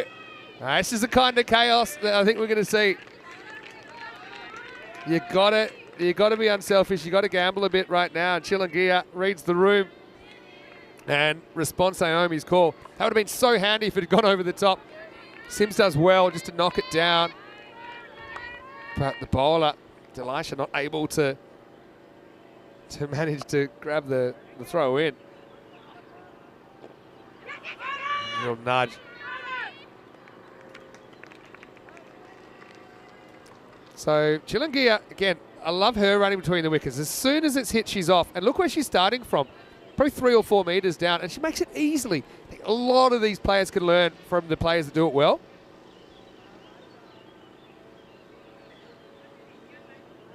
Kind of need that one big over, don't they?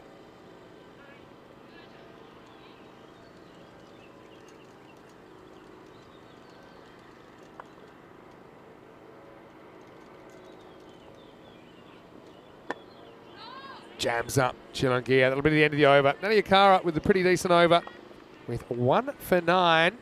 Plus there was a cheeky little bye in there. And the no ball. It wasn't entirely her fault, I suppose. 55 for 4 after 8. So Spain, they need 6 off the next 2 overs if they're going to take that point off Italy. Obviously, in a dream world, they would love to somehow score the 32 required.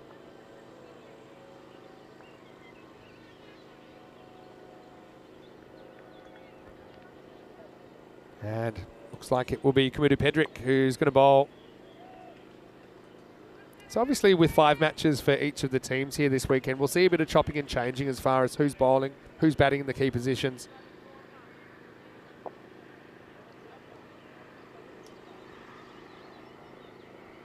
All right. Cracking shot first up, but all right, picked the wrong fielder there because Kanankigi is a gun. But again, because of that good backing up, they get through easily.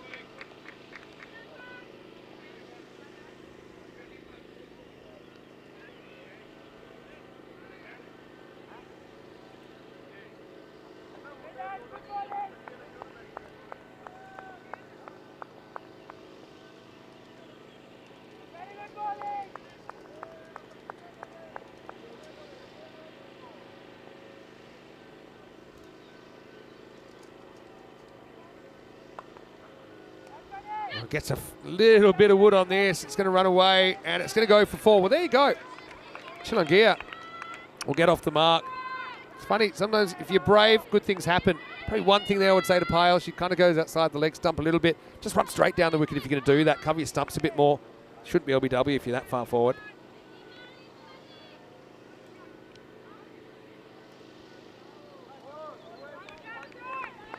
So they should get a point here. They would want more.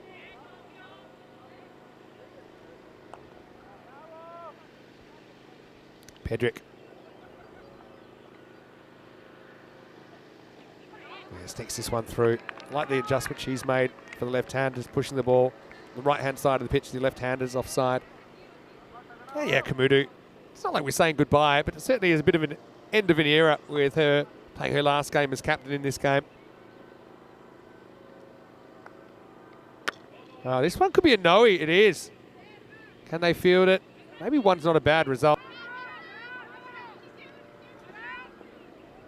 Yeah, so that one, I think, Payal, well, she's about knee-high to a grasshopper, so it's not going to be too hard to put one over her waist. No ball +1. Now, with that, Spain, they have achieved a point, so that's one thing. But now, eyes on the game. And they need 25 off 9 to do that. Can this one leave the building? Tries, can't quite get the contact. They go for 1, clean pickup, and now we're going to have a run out. And it will be run out. It's pretty unselfish, though, from Payal. I think she recognises the importance of getting Naomi Hillman Bameko back on strike, and she draws the throw. Pretty well executed run out, though, from Team Italy. Check it out in the replay. This is one thing I think the more that these players play, the more they'll kind of be down with the tactics.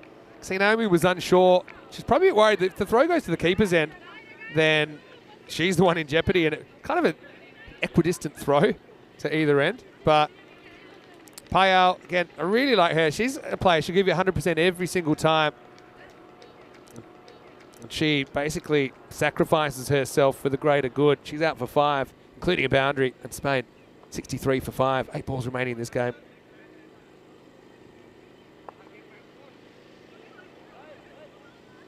Great throw there. And Ekanaka, she's obviously a pretty important player as well for Italy. Last we saw her, she took a bit of a nasty blow in the ECI-W. Great to see her back. Pedrick also handled the throw well. A new batter out there is Saskia Payne, 24 off 8. So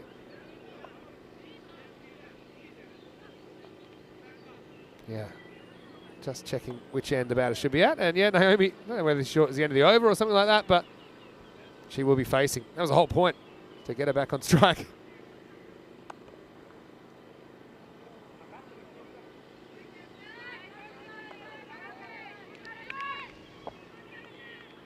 Naomi will be facing up. She's on 28. Runs again. You got to run pretty hard here. Can Naomi get back? Slight fumble, but they'll only get the 1. Payne might as well have a swing at this. They've got nothing to lose really now. They've secured their point. Need to have a magical over. We've only had 1 in the game so far.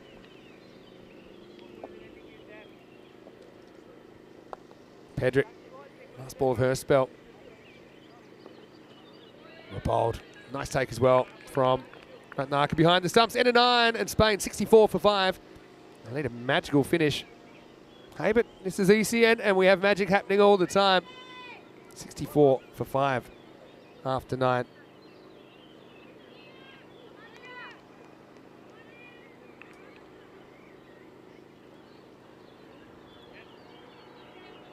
Bowling figures all pretty tight, won't they? They bowled well as a team. Delisha is going to bowl the last over. Well, I want you to think of a world where Naomi whacks the first couple for 6.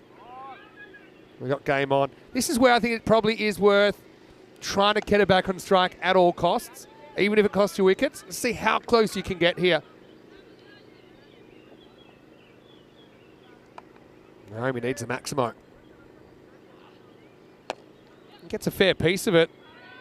It's going to set a big task. This is where you got to be coming back. Got to be coming back. Ah, no, even it costs you a wicket. That's a tough one, but that's just one of those times where I think, especially with the fumble, they should be at least trying to. If they get it or not, should have got Naomi back on strike. Anyway, let's see what Saskia can do. Naomi runs, and it shows you how many runs are there when you start backing up. Don't forget, we're about 10 minutes away from the start in France. Belgium and Malta going head-to-head. Malta trying to play the actor spoiler now. Remember, the top 2 of the 3 will go through to the final, which is tomorrow. Malta winning the toss, batting first in that one. Hasn't there been some drama over there at Dreux? Anyway, Spain, they're going to finish here around the 70 mark. It's not a bad effort.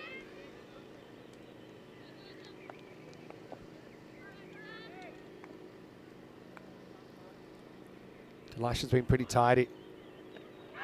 And that could be out. Nice bit of work behind the stumps from Ethnara Ratnaka.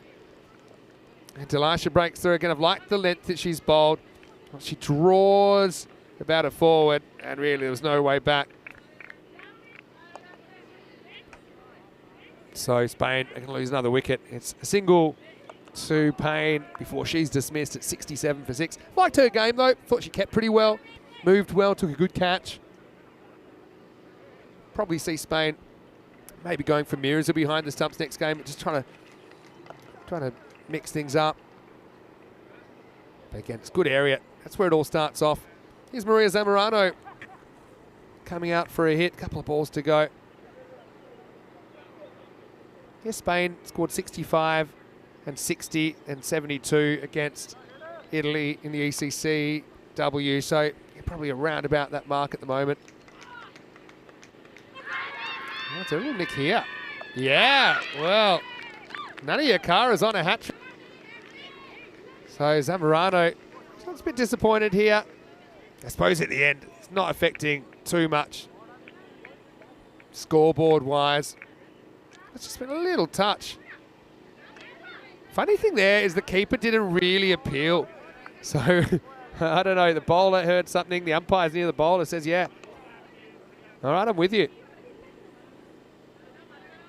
So now one thing I'm going to say is that we could use a hat trick for a woman on the Hall of Fame. And we have had some here in Brescia. But as you can see there, all men in the 16. So I think it's about time. Now we saw Regina Sudeze actually come up with a hat-trick on debut for Italy in the ECI-W last year.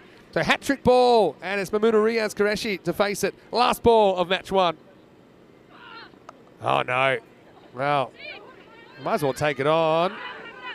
And they'll get wide +1. That's pretty smart play, really. Obviously, you're trying to push for every run possible. Keeper had hit one stump, couldn't do it. Naomi was going to be gone. So,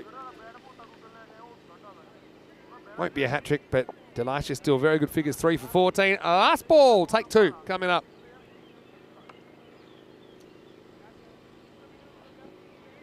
And misses the reverse. Hasn't quite been able to nail that shot in this inning. So she does bat through for 31 not out, but probably just not scoring the rate she would have liked to. Also, I think Italy bowled pretty well through the 10.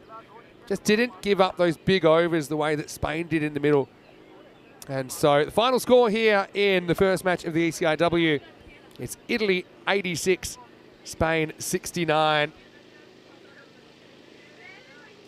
So Italy-Spain in the men's will be taking over in around about 20 minutes' time. And Italy being sent in. I think that might be a good toss to lose, because I can see Sharif and Naqvi wanting to go right off there, listed at the top of the order. Hassan Ali, good young left armour in there as well for Italy. Stay tuned for that. Christian Kalagamaga, don't forget, he was playing for Team Europe last time we saw him. Let's go back, and Spain, they had a bright start. They had a couple of boundaries early. That was a nice shot. Malwata took a good catch at mid-off to get Andrea Davidson-Soler. I think one thing about Team Italy, they catch pretty well. In fact, I'm going to say the catching from both of the teams in this game was pretty good. That's a good example as well, but Agoda was able to hold on to that one to get Rambo before she could score. So there's obviously plenty of positives there. I think maybe just the slightly superior experience of the Azzurri showing up in the end. I liked the game from Deepa Chukupali-Yamares. I think that was a real positive for Spain. And they just seemed to be able to defend a little bit better, didn't they? Team Italy in this one. Chilungia came out again. I like when I see unselfish play. And this is an example that Chilungia says, look, for the greater good, I think we've got to try and get you back on strike. She achieves that. But ultimately, Naomi, probably not her most fluent innings compared to what we have seen before. But I think she is getting a bit more support. I think we'll see a lot of improvement from the Spanish side. Again, they wouldn't have had a lot of cricket. In fact, I'm not even sure they would have played a lot in kind of live matches since we last saw them at the ECI-W in December. So, I mean, not too much between the teams. Spain, they do achieve a point. That's something they can take away from this game. 17 runs, the final margin. Naomi Hillman-Bermejo, she bats through the 10 overs, 31 of 27, including 4 boundaries in the end. Had some support from Deepa Chukupali-Yamares with 14. Spain finish on 69 for 7. There are a few wickets in there, but I'll say this again. You've got those resources to bat with. So if people are getting out early, as long as they're not wasting balls, then that's okay. You've got to trust your teammates to be able to do it. And look at the way that Andrea got out. I saw the way it was where Saeed got out. They got out trying to attack. And you don't mind that, I don't think. 2 for 13. Alenia Sims was pretty good early, and so was Bartram. Didn't give too many up. She took 1 for 9. And late in the piece, it was Nadia Kara. Delisha stealing the show with 3 for 14. She was on a hat-trick towards the end of that game. So, pretty entertaining stuff so far. And still 4 matches to come today in Brescia. 5 minutes will even start in France as well. But we'll be back here for the first men's T10 International in around about 15 minutes' time. Until then, Vinny Sounder here, Mr. Maximo for ECN. Enjoy a short break. We'll see you shortly for more European Cricket Internationals.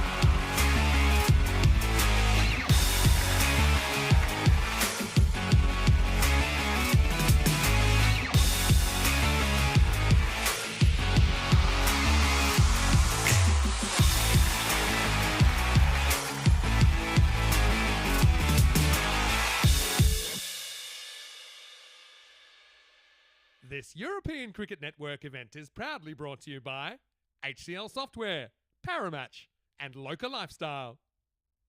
Hello and welcome back. International action live from Brescia in Italy, and now rolling to the second match of the day. And it's the first men's T10 international this weekend. The hosts Italy taking on Spain. Well, there's going to be plenty of firepower in both teams and a lot of players that we actually know pretty well. So let's get ready for the coin toss. Tyrone Peters with the two captains for match one of this ECI Italy-Spain. Spain to call. Tails. Tails is the call. Tails. We'll have a ball. Now you're going to have a bowl. Christian Munoz Mills of Equipo España has won the toss, and they will bowl first. So Italy will get the chance to bat. Said it before, I think a pretty good toss to lose and bat first and maybe get some big runs on the board. Italy have a bunch of players, and most of them, I will say most, not all, have been playing in the European Cricket Series over the past couple of weeks. And so I think they'll be pretty comfortable in the conditions. Great view of this facility. 3 matches side by side, 3 grounds, I should say, side by side. Bit of the water sports around as well. It's a water ski park behind, just to the left of screen there. And there's a private fishing facility down the bottom. And there's another cricket ground behind that. So you've got 4 cricket grounds in the area. Italy, led by Joy Pereira, have listed Sharif and Naqvi to open. We'll find out if they will open pretty soon. Rajmani Sandhu had a pretty good ECS as well. He's going to be a weapon with the ball. Watch out for his change-up. Zain Ali was a star for Chivadate in the European Cricket Series. Simranjit, one of the best fielders in Europe, is on the park for Italy. Sukhvinder Singh provides a left-arm option. Arslan with his right arm is also batting pretty well. I like the variety in their attack. Left arm, right arm. One area I'll be curious to see is if we see any spin for Italy. Maybe Kalagamage. That he can also bowl fast if need be. And this shows you pretty close between the teams. 47%, 53%. Spain have an interesting lineup, don't they? Debuts for Wasim Abbas as well as Murad Ali in this game. Also watch out for Asad Rabani, who's playing his first game. And he bowls a really killer slow ball as well. Alec Davidson Soler behind the stumps, doing an important job. So Spain without some of their names that we have seen, and we know they just had a really good 2-0 win over Jersey in T20 international cricket, and I know that's put them up to 30 in the world rankings in that form of the game. So obviously they're going places. Both these teams have a big summer ahead, including the World Cup qualifiers, with Italy playing on home soil in June and Spain playing in Guernsey in August in the 3rd grouping. Beautiful conditions here. If you're just tuning in, 22 degrees right now. Not too many clouds in the sky at all. I'm seeing a lot of blue. 26 is what we're expecting. So spring has sprung here in Italy. Another little talking point is that Mohamed Atif is on 149 ECN wickets. Could he be the first to reach the 150 wicket mark on the network? That'd be a big moment for him if he could do that, perhaps in this game. Yeah, so no Daniel Dorkaye, who has club cricket commitments in the Netherlands at the moment. Well, we may see him potentially in the KNCB finals day when we're in the Netherlands to find out who wins their T20 club competition and ultimately will qualify for ECL 25. That is on the 26th of May. No Ishan either for Team Spain. No Hamza Salim Dar. So, yeah, blooding a few rookies, including the mature age rookie Wasim, who's listed to open. And he was a beast for Pac Barcelona. Different conditions here. A bit more in this pitch compared to what we saw in Barcelona, though, in that ECS. A bit more bounce. It is pretty consistent, though. It's going to be Murad Ali, his first ball in a Spanish shirt. He's opening the bowling. Big responsibility. Big series. Big man at the other end, Naqvi, to face up. Here's match 1 of the men's ECI. It's going to start with a short ball that's put away for 4. And Murad just a fraction short now. Naqvi and Zain Ali have actually been put out to open, so they resist the urge to open with Sharif in the end. Zain Ali was in really good form opening the batting for Chivadate. Sharif batted reasonably well. He only came in at the knockout stage of the ECS for his team, Fresh Tropical. Murad Ali, last saw him playing for Royal Barcelona in the European Cricket Series there in January and February.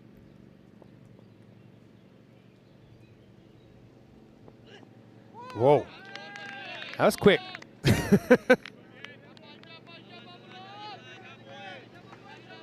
This really took off. Murad probably happy to be bowling on something that's not a wooden board. It's been caught a wide, but it wasn't that far over the head, if at all. Yeah, so the two zones opening up. I think this is a very even contest when I look at these two lineups. Where it's got to resist the urge for going too full, too short too often. 50-50 right now on the win predictor. Yeah, that one's good length and well handled behind the stumps. Alec Davidson Soler, after slightly surprised by that previous one that almost flew over his head. Great to have your company wherever you're tuning in from. Yeah, so no DDC in the Spain lineup for this series. They do have the experience of Christian Munoz Mills. He's listed at 4. Trazic Bale also gets another chance in the middle order for Spain. Amir Hamza provides a left arm spin option for them. A bit short, and this is a very consistent pitch. It's got pace, but if you're comfortable playing the horizontal bat shots, you're going to have a good time. So Murad, yeah, he's just been a fraction short so far. Maximo, the first one of this men's ECI. You can feel real intensity, I think, in this game. Two teams that know they're quite evenly matched. Malta getting underway, batting first after winning the toss in match number 5 of the Medina Cup. They're 30 without loss right now. Stanislaus and Zishan Khan batting for them. Now he does go fuller and he gets worked away over cover. Maximo. Oh, that's a really good shot. Really good shot.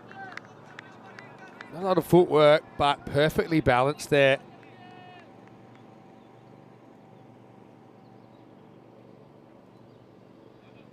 And Murad obviously finding out the hard way, although I'm sure he knows that it's a step up from club cricket that he has been playing.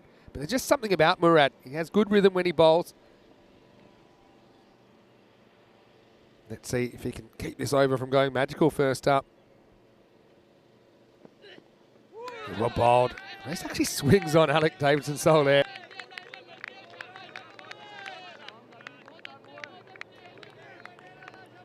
People don't realise this, but that ball can swing. Look. Just went left to right. Alex saying, hey, this is tough. New ball especially can do that.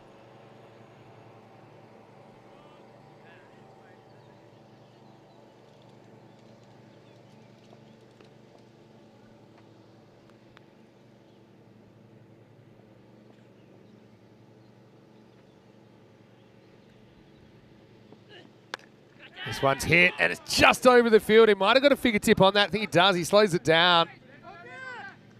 They're just going to take a long single, so Nakfi living dangerously, but he's still alive. And at the end of the first over, 17 without loss.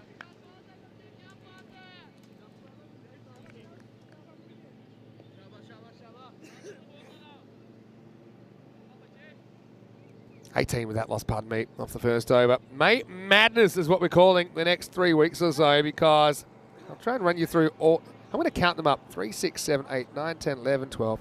13 different series before the end of the month. It is May Madness. And if you've got 2 feet in a heartbeat, why don't you try and get involved with the Medina Cup coming to its conclusion this weekend. Estonia, Rico will be making the trip tomorrow there. I'll be joining him on Monday. We have a night series starting on Tuesday in Portugal. I know a lot of people excited for that to get underway as well. At Coimbra, always a lot of fun. There's Trazic Bale, who's going to bowl over number 2. He's going to run first up. Phil G will be making his official commentary debut for ECN, although he has commentated for us as a guest quite a few times in his native Prague, involving one of my favourite viral moments, the fantastic stop on the boundary in 2021 in Prague, and then the fielder threw the ball over his shoulder for 4. All right, it's going to fly. Can he reach it? Oh, he almost does. Atif couldn't quite get off his feet there. Kind of goes cricket zombie style. Sticks out the hand of hope. He's a left-hander, Mohamed Atif. He's late in the pool here, isn't he, Nutfi? If you're going to be very harsh, you'd say he's been put down twice, but neither one's been easy.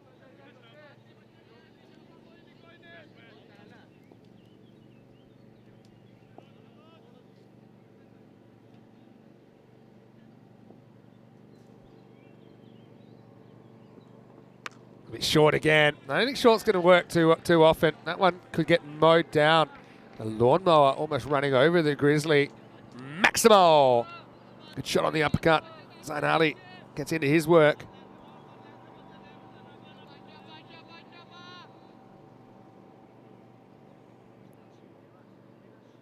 Like I said, I don't think it's necessarily a bad toss to lose for Team Italy. I suppose Spain, they'll say it. Look, we know what we need now.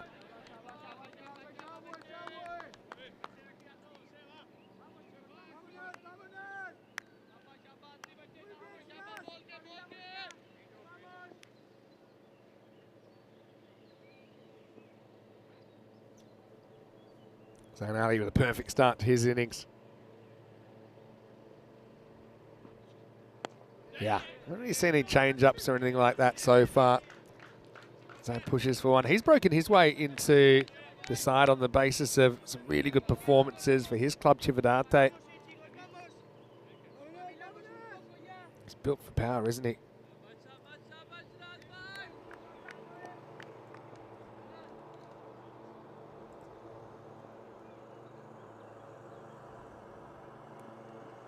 That's an absolute rocket off the bat. Well, good luck finding it. That has gone 100 metres plus. Thanks for coming. Maximo. Oh, Nakvi, this reminds me of the golden ball in Portugal that he sent over the ropes. That was humongous. Of course, he was playing in the ECS Super 5 stage in Portugal. What a shot. If I was a bowler, we know sometimes I don't read too good, but I'd be writing on my arm, do not bowl short.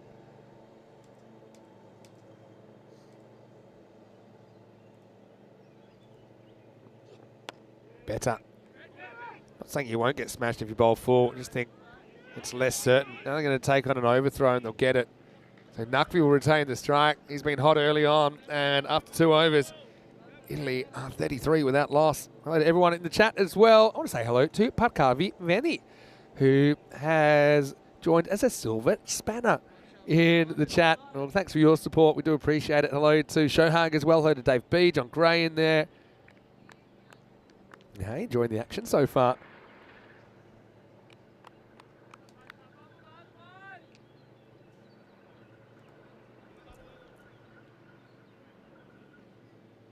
Interesting to see who they go to here. I think they are actually going to go back to Murad, so giving him another opportunity.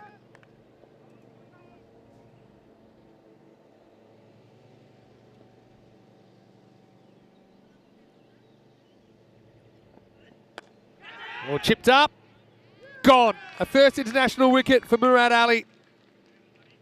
And it's just a little chip up, so Nakvi gets a start, but he won't get any more.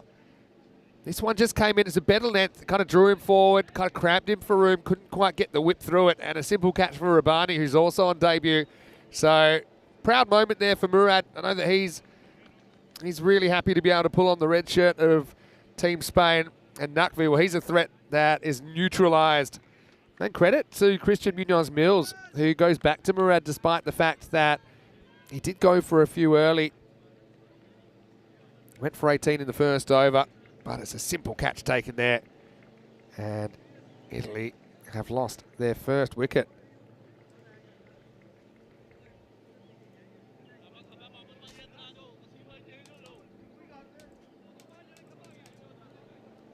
Rajmani Sandhu comes out at number 3.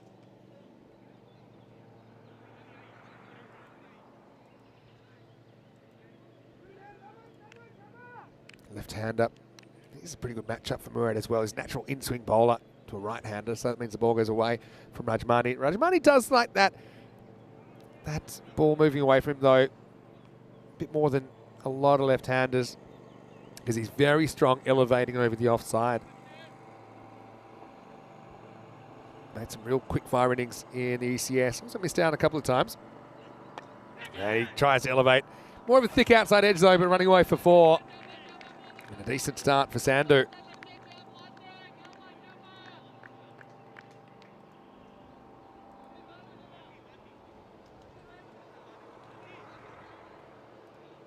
Been unlucky there for Murad.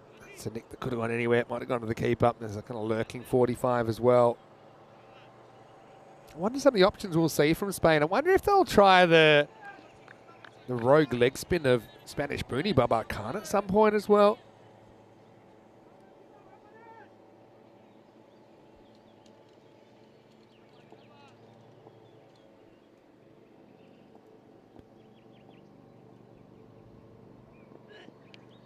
Little edge and gone. Right off the end of the bat. It'll be 4 and out for Rajmani. And Murad's got 2. What a great start for him. Trusted to come back with his second over in the power play. And he's got a brace. Italy 37 for 2. Rajmani not in a great position to pull that away. His leg side of the ball. And he's trying to fetch it. And first catch behind the stumps for Alec Davidson Soler. And Italy lose their number 3 before it can do any damage.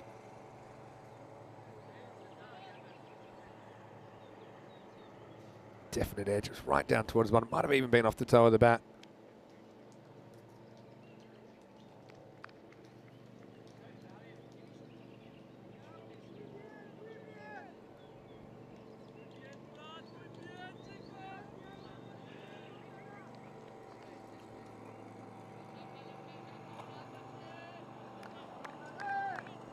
So it's going to be Simranjit Singh who's coming in at number 4, and he's coming off a pretty decent ECS as well.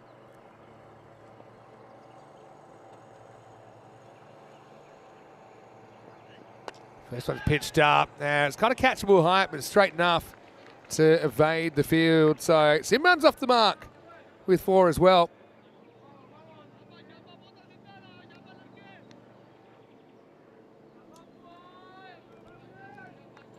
Runs, wickets, had it all so far.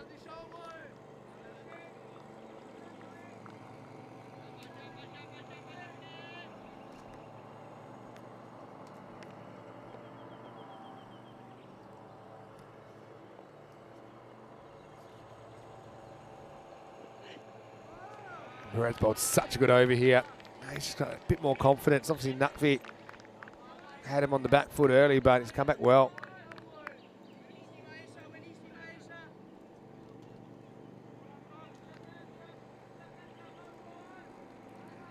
Hello to everyone who's tuning in. What do you think in this battle?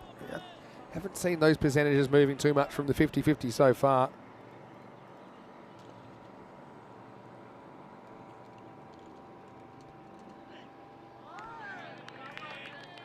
So Simran misses out on this. Remember the change in regulations, the interpretation really is more the word with the wide. So ball that hits the line out isn't a wide. So that's a good example. That one's right over the line. That line won't move. Even if the batter does. It'll take us to the end of the over. So 41 for 2 after 3. Pretty even power play, I think. Something for everybody. Murad comes back, bowls a really good over, and he goes for 8 in that one.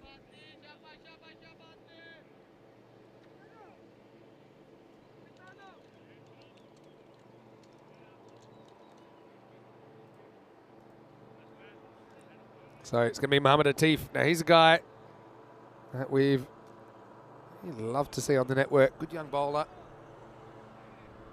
Seen him develop over the last couple of years to a real weapon. In a lot of ways, he's kind of the leader of the attack now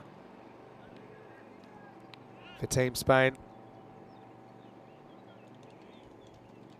Now we see Spain go to the Southern Crossfield, which has Chris Munoz Mills directly down the ground. And then you've got a slightly wider long on and long off. So you've got kind of 3 guarding that straight boundary. Zain Ali faces up. He's only faced 2 balls. The power play. And his first one I think's okay. I think the bowlers, especially at the international level, they're going to enjoy a bit more latitude. This one for me, yeah, it's a good call. It probably might have even been inside the line.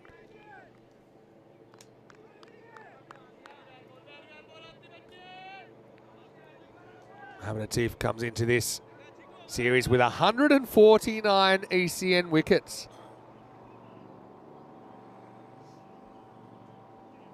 It was pretty clear to make that known straight away, even though I've done my research. I know that he's our leading wicket taker on the network.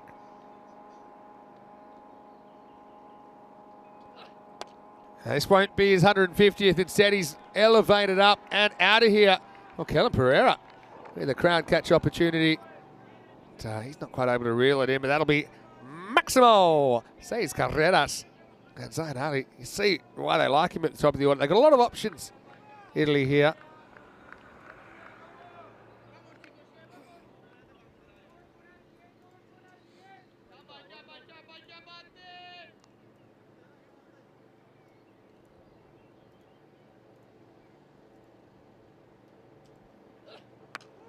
That's a fraction short, but he's going to pull this away really well for 6 more. Maximo, back to back.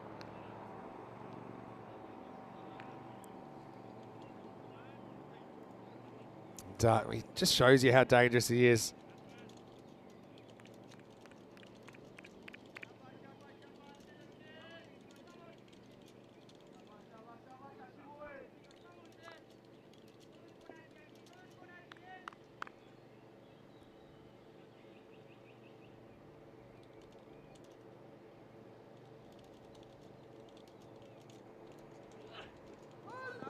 Good change up from Atif.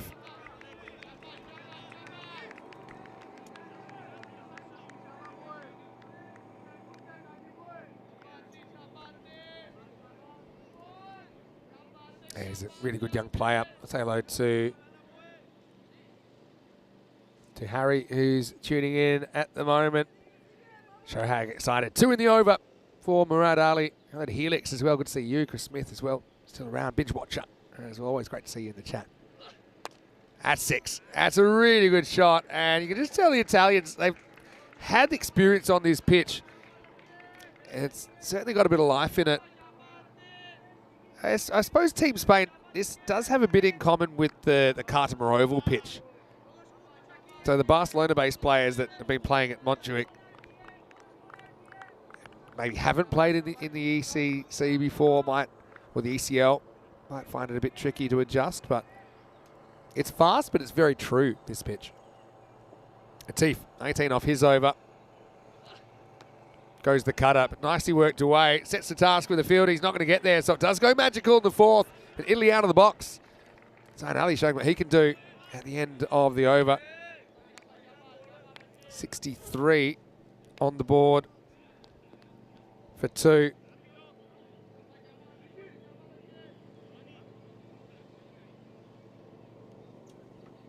Good over, particularly from Zayn Ali there. 1 rate getting a bit of a boost. 2 wickets in the 3rd though. Murad's bowled out. Means we'll turn to something. No, Corey, we're going to see some spin or something here. In fact, maybe not. Maybe we're going to see some Rabbani. Asad Rabbani. I'll tell you what, he bowled one of the best spells we've ever seen on the network. He took 3 for 3 in one game in the ECL, and he was absolutely unpickable and unhittable. Now, he did have a bit of a tougher time in the championship week. Paco Barcelona, or Paco Badalona, I should say, ended up making it to final day, but just couldn't quite get to the big dance again. But Rabbani, watch out for his change of pace.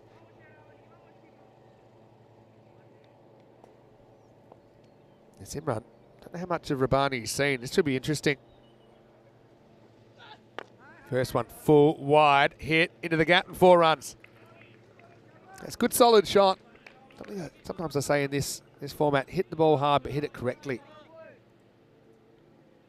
That's exactly what Simranjit Singh does there.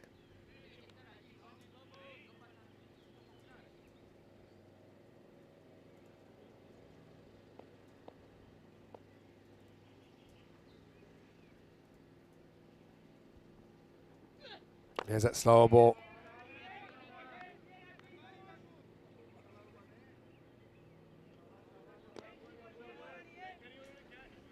Yeah, so have a look. This is the slower ball that Rabbani bowls, and it's a back of the hand slower ball, but it's so quick in their arm action that you don't often see it. So you can see there, it's right over the top. You see it'll drop on you. It's a good example. Great camera work as well from our crew at Spring Media. He puts the pace back on, but Zayn Ali looking powerful at the moment. It's a nice bit of work from Matti.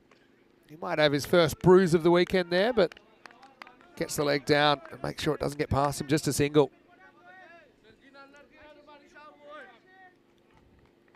Keeping an eye on what's going on in France as well. Zishan Khan with his first half century in the Mid-innings Cup. Now he's had a bit of a tough start to the series, Zishan, so he'll be happy to get amongst the runs.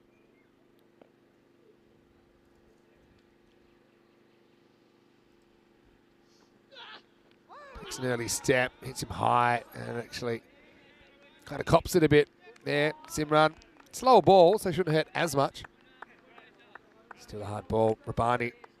Okay, nice to see players picked on the basis of their performance with their club, and in particular with Rabani. Obviously, in fact, he's gone to an ECL and performed well there.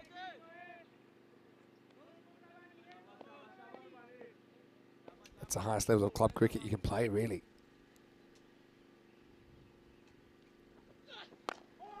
A good tempted Yorker, low full toss. Chris Mills is a wonderful fielder down the ground.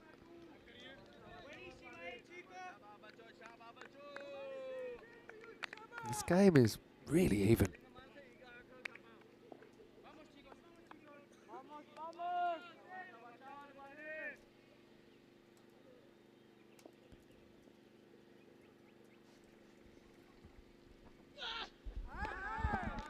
Swing and a miss. Rabani puts in a good shift there. Good variation for him. Just 7 off the over. Italy 70 for 2 after 5. I want to welcome you into the commentary box. Great to have your company wherever you're watching from around the world. As Rabani puts in a good shift there. Just 7 off the over. Vinny sounding him, Mr. Maximo, for this ECI men's series and the women's series. Don't forget, we had a great start already. A really entertaining women's match 1. Saw Italy get the points, but not too much in. I think 17 runs with a margin there. These two teams, though, I think they're probably a little bit more evenly matched. I will say that. This could go either way. Italy in home conditions, but obviously they're being tested. I think it's about as even as you can get. For me, in the men's, probably 140 is the par. And also nice to see a few new faces on both sides being tested out. It's a great opportunity for them to play some high-level T10 international cricket. Of course, the ECC later this year. Both these teams have a history of making it deep in that tournament, getting to that championship week. And, of course, Spain, they came 3rd last year. Italy finishing just outside the final 4. So, really, really good series. It's great to have you with us. Don't forget, Charlie Hunt also is around in Malta as new over starts now. We will get some spin. It's Samir Hamza who's going to bowl. Interesting they went to Rabani in the first half of the innings. I would have thought maybe you'd hold him back for the second half and maybe go to Hamza first, but the decision to bowl him in the 5th paid off well. In the air, and that's going to be in the hole. It's going to be 4 runs. So this is probably straight to your regular long on. They've chosen to basically protect the straight boundaries with 3 fielders instead of 2. So that means that you've got the straight fielder, the long on and the long off are actually a bit wider. It's just different gaps. Works out well for Zain Ali. He moves to 34. Now pushed through by Hamza. And just a single. Latif does the fielding. Bit of buzz from both teams here. Hamza. Lifted up, and that's going to be out of here. Maximo! So Simranjit Singh has come out having a bit of a heater. Just goes with the angle in. Hamza doesn't really turn it a lot. More just kind of sliding in. At the modern left arm spinner. Trying to beat the inside of the bat, if anything.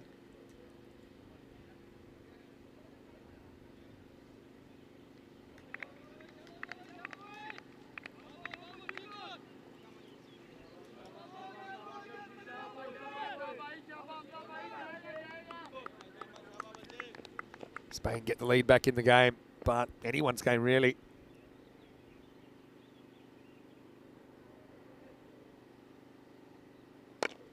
Off the end of the bat, won't quite carry.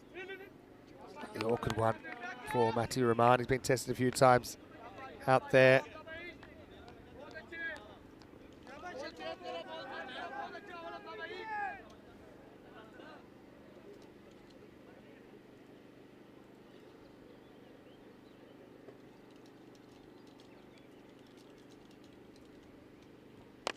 Now lifted up, that should carry, it does. Maximo, dead square from Simranjit Singh.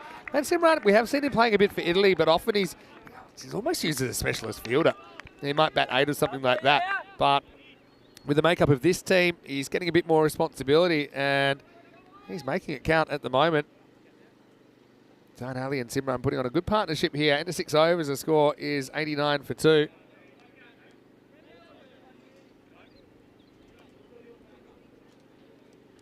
.41 for Zayn Ali. Simran on 18 off 10. So 1 wide so far in the innings. Zayn Ali, you see from that last shot, hitting the ball really sweetly both sides of the wicket.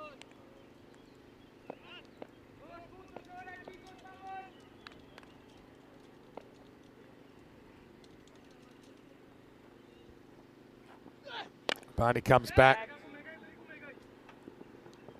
Just get a 1 first up. A little high-ish. That's the way he played this.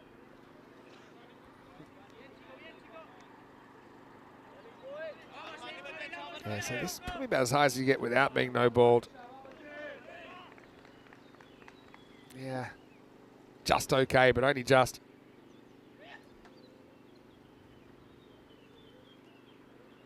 Slow ball. Nope. It's fun to guess, though. Well fielded by Atif. Now, I know that we've seen Atif, for example, on ECN, pretty much exclusively playing in Barcelona, where it's artificial turf and about as easy as you could hope for, and Cardiff Oval, which is like a carpet. But a lot of these guys, they have grown up playing on some pretty uneven fields. You can see the way Atif handled that. That was pretty well done. First time we've seen Spain playing in an ECI outside Spain, by the way. Men's team, at least. All right, has to hustle here. Just gets back. Spain were meant to play in Malta in the first ECI men's series last year, but a few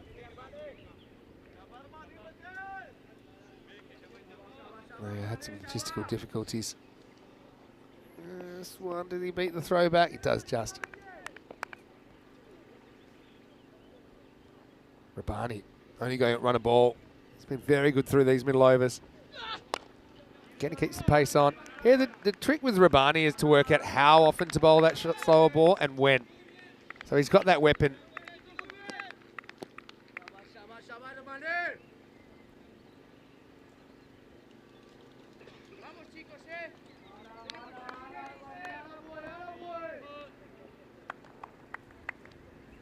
Well, to use a Lyle Landley quote from The Simpsons, he's like a mule with a spinning wheel. No one knows how he got it. Danged if he knows how to use it. Well, right now, he's going to keep the pace on. It's going to disappear. Abracadabra. Maximo! Zayn Ali puts it one out of the ground. Yeah, so for me, he's probably underused it so far. I know he doesn't want to overuse it either. And partly, trying to set the batter up. Now, Zayn Ali has been doing his homework on Rabbani. No, I'm almost certain that this will be a slower ball.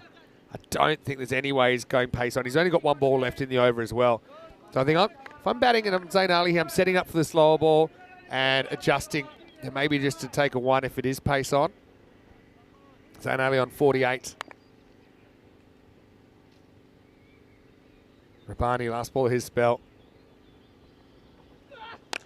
And he goes pace on again. And he does adjust. He does knock a 1. He'll retain the strike. And Italy, after 7 overs, are 99 for 2. Of course, both these teams, they will be playing in the ECC once again, which will start in September and runs into October. Now, October is when we'll have the Premier Division. So it's been broken up into 2 divisions this year. It'll be a 5-team championship week from the 15th of October. Now, to get there, Spain are going to have to win Group C, which features Switzerland, Belgium, Malta, and Finland. So, obviously, we've got Belgium and Malta taking part in a match right now on our other stream. And Group D, a lot of people calling it the group of death, with Italy having to take on the Netherlands, 11 previous champions, as well as Jersey, Sweden, and Norway. There are no easy groups, though, in that Premier Division. I think if Italy can go through Group D, they could be really bullish about perhaps lifting their first ever ECC trophy. Spain also, they went too far away. Took a record chase to keep them out of the final last year. Stay tuned for the Euros of Cricket starting on the 23rd of September here on ECN. Zayn Ali on 49 as Wasim Abbas gets a bowl for the first time. He sprays the first one down leg side. Now, Wasim Abbas is an interesting case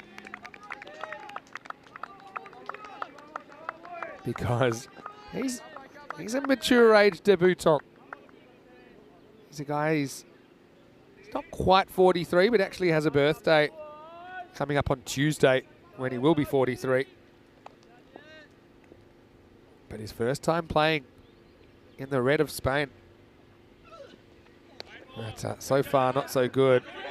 And now we had a bit of a chaos delivery here. Davidson Soler does well to at least knock it down. It's a big wide down the leg side, and then it's a run-out chance. They weren't sure if they were coming or going here. Zane tries to put up the stop sign, and then not sure if he got his bat down or not. But there's no one backing up, and that'll be 2 wides instead of the 1. Would have been a bad way to get run out on 49. It's more like it, but not a great result.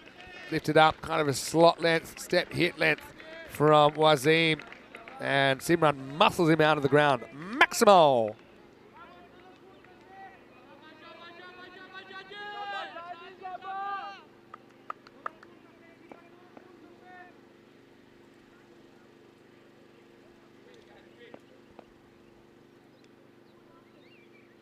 Abbas. Now goes 2-4, and that's going to be 4 as well. Attempted Yorker. He hasn't got the line right, has he, for the most part?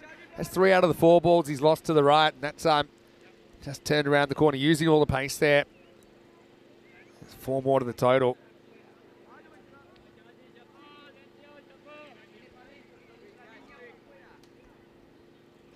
So Wazim, I wonder if they will open with him. They've got some really interesting potential opening combinations. They've listed Babar Khan, Spanish Booney, with Wazim Abbas.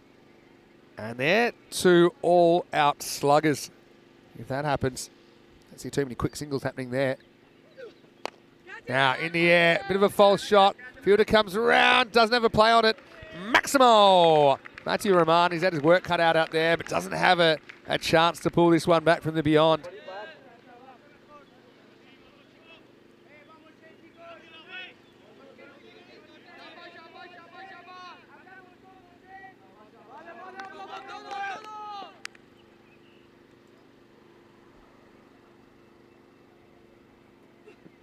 A little bit short, and this overhand's gone magical. There's still 2 to come. Maximo! 25 off it now. No trouble with the capital T, Wasim. Welcome to the big time. Hasn't been able to knock a Yorker out yet, has he?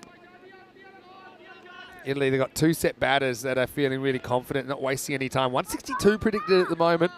Now, I won't say there's a score that Italy can't chase, Spain can't chase down. This is a thick outside edge. That could run away as well, but Nati does well this time.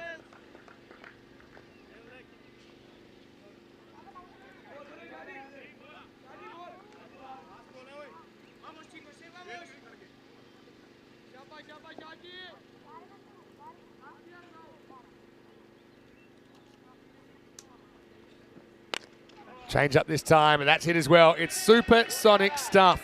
32 come off the over. It's 50 for Zain Ali as well. It's been a good innings. They went for him at the top of the order. They had options, but Zain hasn't let them down. Only faced 2 balls early on. That will take us to the end of the 8th over. Hey, the reason I'm saying I don't believe there's a score that Spain can't chase, look down the bottom, the 10th best chase of all time in the ECC, 17th of October. Spain chased 171 in 8 overs. That was a crazy game from the ECC last year. Italy couldn't defend 170. I would say, okay, outfield's a bit different, but the pitch is pretty similar, you know. Here in Brescia, 131 for 2 after 8, becomes 135. Once again finds the hole. Sim runs on a bit of a heater as well. You got the dreaded double click happening right now. You got 2 batters up and going. Doesn't matter who's facing. There's boundaries all over the place.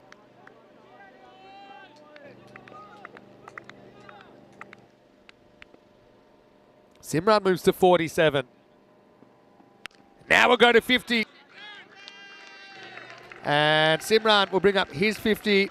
This one comes in 20 balls, and what a good knock from the right-hander. Being put up in that number 4 position, a bit of extra responsibility, and he's looked so well put together I mentioned during the ECS, probably more of a natural front foot player than a horizontal bat player, but he's played both types of shots very well here. And have a look at where he's hit his runs. A mixture of down the ground shots and also played pretty well square of the wicket. So these two racing each other at the moment. Well bowled though. It's probably the one thing I haven't seen enough of from Spain in this innings, just trying to hit that block hole. Maybe trying a bit too much and not really nailing anything. That's probably what I would say. It's hard to be critical. I know it's a batter's game these days and all that.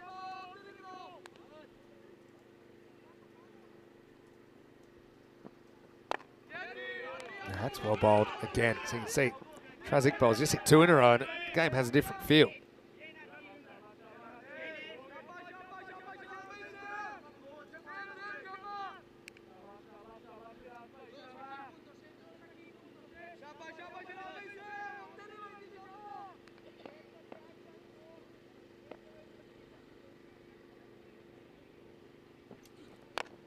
Hit straight, and there's a fielder straight.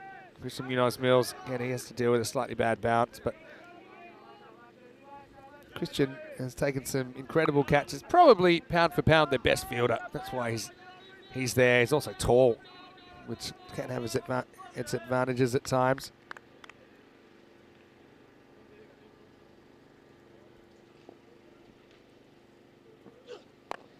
This one's not quite the Yorker, and that's what happens. Maximal! Zain Ali swings his way into the 60s. 150s up as well. 150 for 2 after 9. So, yeah, I mean, I think he had the right plan there. Just trying to hit the block hole. Just block everything else out of your mind as a bowler. But he just misses, and that's the kind of length we see at the international level disappear out of the ground. Steps, hits. Iqbal goes 34 in his 2 overs. Let's see how they go for in the last. Atif, Hamza and Abbas, or you go someone else. I think they are going to go to Atif. Makes sense. I think I'd have the same advice for him. Just try and hit that block hole. Maybe the occasional cutter, depending on what happens. 150 for Italy. Last over starts, and there's that cutter straight away. Let's get Simran feeling for this. Does get that ball to go. Atif's one of those guys as well. It can be tough to drive him because he's tall. He can kind of rip that one out of his fingers as well, like that. It's not a comfortable driving length.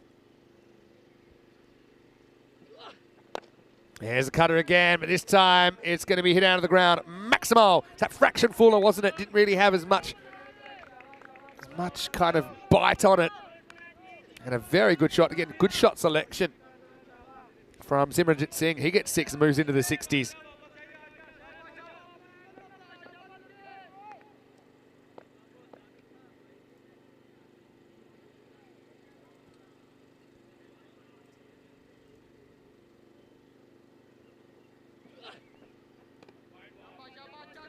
And so kind of goes for that kind of wide tactic. It's a tough one. I mean, is it on the line? Is it not? It's hard to say. The umpires, they still will give the benefit to the batters if they're not sure if it's got something on the line or not.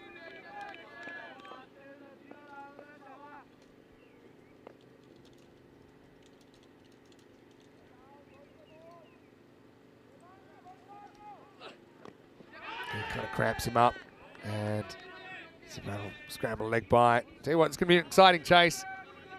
Looks like a 160s chase coming up, and do not count out Team Spain here. And they've chased 171 before and did it easily.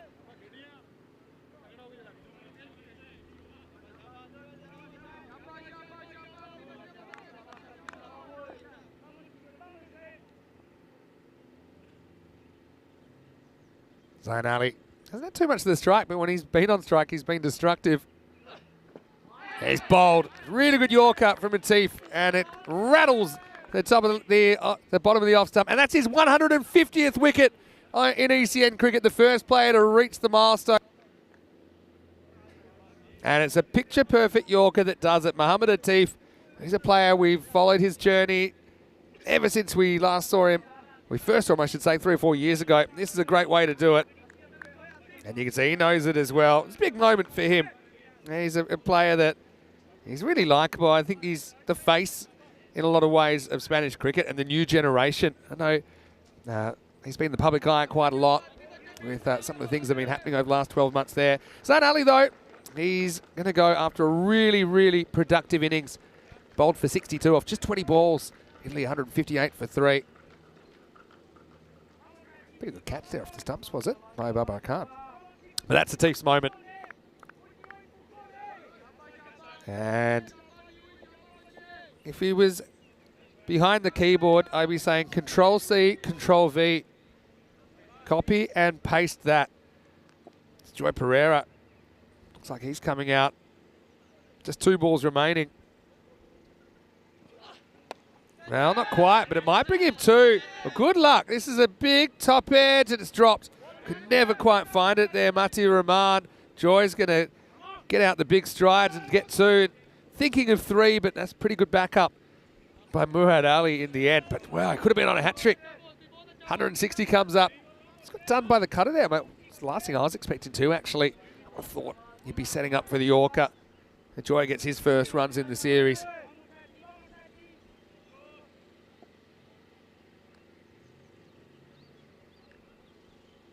Last ball, the 10 coming up. Seatbelts on. Good Yorker, not going anywhere. In fact, they won't even try for a run. And he's actually out. So, yeah, Pereira, I think he it never hits the ground. It's a low full toss.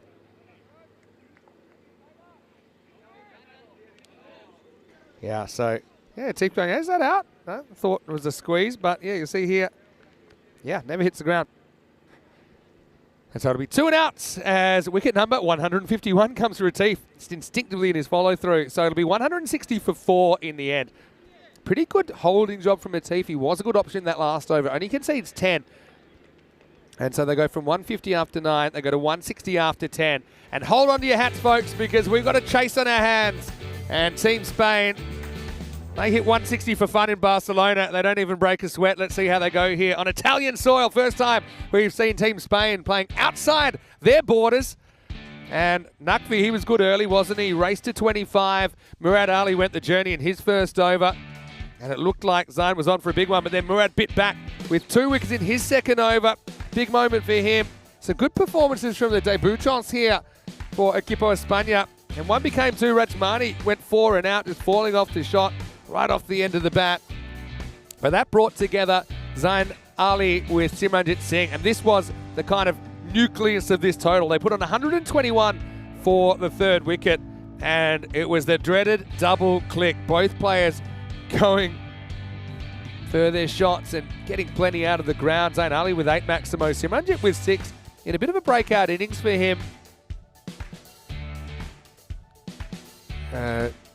First 50 in an Italian shirt for Simranjit Singh, and he makes it count. But Zain Ali also, he starved with the strike on occasion. He was pretty good at finding the boundary and putting it over the boundary. Atif would get his 150th wicket in ECN cricket. And I believe it or not, it wasn't caught by Babar. It was bowled, and he got Zain Ali breaking the partnership. Joy Pereira came out, skied one, and then hit one straight back to Atif. He went for the run out, then realised, hey, I think that's out. And he was right. So the second time in the day that an innings has finished on a court and bowled. Atif just holds things. I mean, if that over goes magical, you're chasing 170 plus. And that certainly mentally is a bit of a barrier. Zain Ali was 62 off 20, and Simranjit Singh undefeated on 61, the main protagonist in that after Zain Naqvi got them off to a good start. Rajmani missed out. Joy Pereira just made a brief appearance at the crease. And just look at the batting that we didn't see from Italy that we might see later on in this series. 160 for 4. Pretty disciplined bowling, though, I think, from Spain. Just the 5 wides in there. For the most part, they held their catches at the key times. I kind of had the 140 to 145 maybe as pass. So maybe it's a little bit over. It's certainly not anything that's beyond the capabilities of the men in red. Murad Ali fought back really well after a tough first over. He finished with 2 for 26 and Atif 2 for 31, including his first wickets of the series and his 150th wicket in his ECN career. Rabani, though, for me, the best of the bowlers, doesn't take a wicket, but only concedes 17 in his 2-over spell.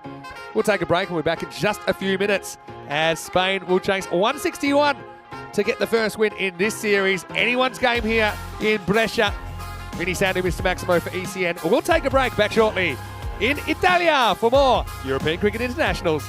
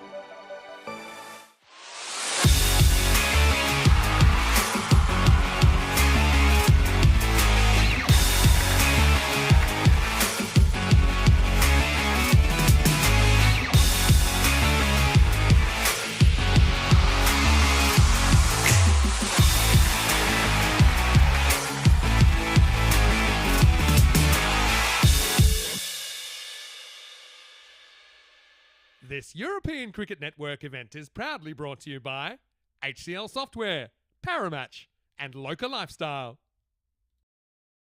Hello, welcome back as we're getting ready for a race to 161. For a Spanish supporter, that's what you'll be hoping for, because Italy have put 160 on the board, the first men's ECI this weekend. And of course, we do have the bonus system in play. This will only really come into play if they're tied, for example, at 2-2, if there's a no result or something along the way. So it's obviously something to be conscious of. 113 would guarantee Spain at least a point out of this contest. But really, it's all about the chase to 161. Now, they have sent out their heavy hitters, Wasim Abbas and Spanish Boonie Babar Khan. And if you ordered quick singles on the menu, unfortunately, I think you're going to go hungry for a little while. But if you ordered the double smash burger, then I think you're in luck. So Naqvi behind the stumps. Hassan Ali, talented left armour to get us going. 161 to win. It's going to start with a drive. It's going to get through and it's going to get to the boundary. It was a tough one. Zayn Ali was at mid-off. It was good effort, got off his feet, but couldn't quite make the stop. The first runs for Spain coming in the form of 4 runs.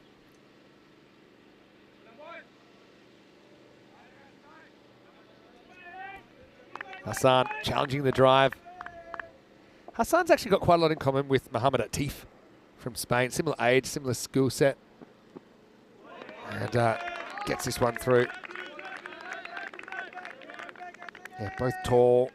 Both pretty experienced now in this form of the game. Hassan Ali actually is coming off a season playing in Australia. He's playing for Warragul in the Victorian regional competition. He said he absolutely loved it. Can't wait to go back. Hassan has played 60 matches on the network. Cramps up Wasim. I say I've only really seen Wasim Abbas batting in Barcelona, where the pitch could be described as extremely batter friendly to very extremely batter friendly. So let's see how he deals with the conditions here. Bowling's going to be up a level as well. But one thing about Wasim, he can absolutely bomb the ball. That's what we saw from him in the ECS earlier in the year. That's why he gets picked as a mature age rookie. And well, here you go. You don't get too many of these off the wood in Barcelona.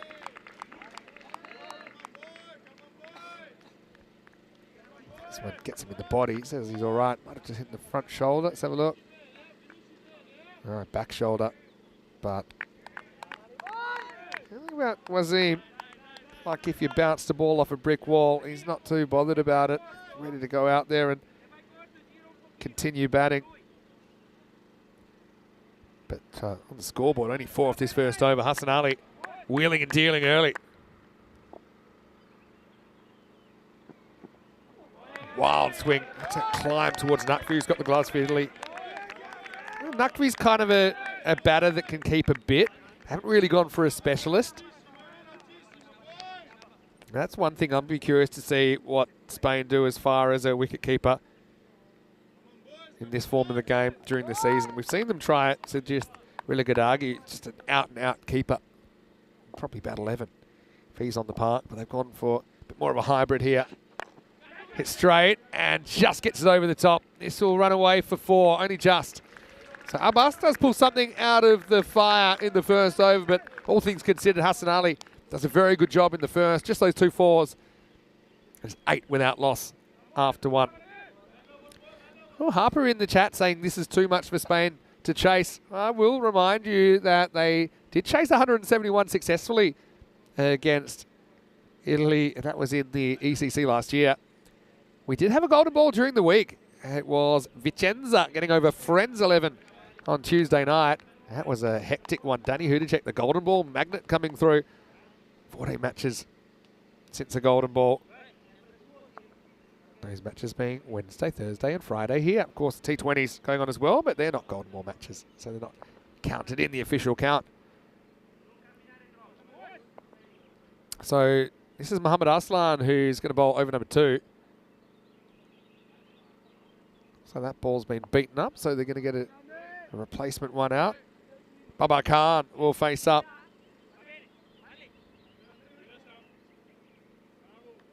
Bubba is, again, he's must-watch television if he's batting at the crease. Still has had some opportunities in his form of the game for Spain. He's been a bit hit and miss so far, but when he's been good, he's been really good. Arslan, again, trying to break his way into the top 11 for Italy. Does in this game, and he's going to be coming in to bowl the second over. Pitches up. You can see Italy, they bowled a fuller length than Spain early on, challenging the batters to come forward. We saw Murad get a little bit short in the first over. He was able to adjust and had a much better second over. They did back him to come back.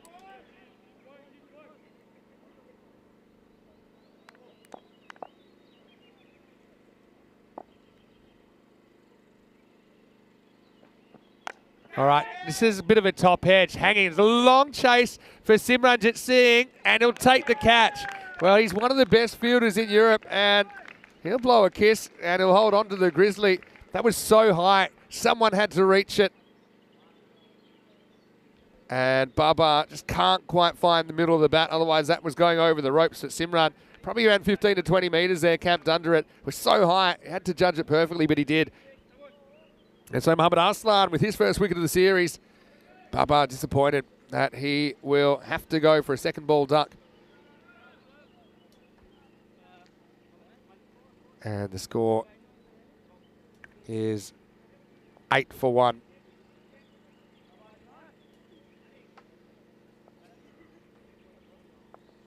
So that's the way it goes.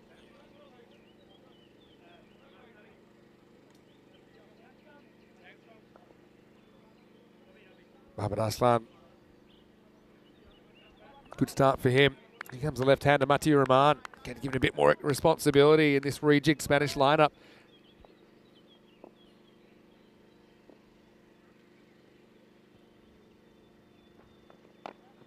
That's pretty good areas from Arslan. I think he's benefiting from playing a lot of matches in the last couple of weeks.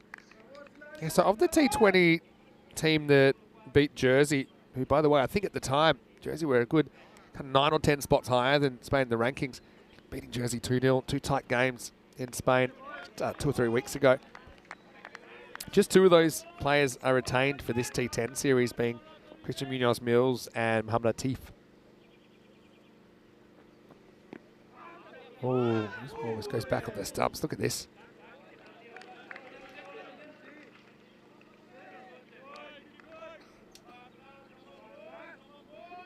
Have a look at this. Had no idea where this was, and that went so close to knocking into the stumps. Whether it would have knocked the bail off or not, I guess we wouldn't know. Sometimes it hits the base, won't knock the bails off.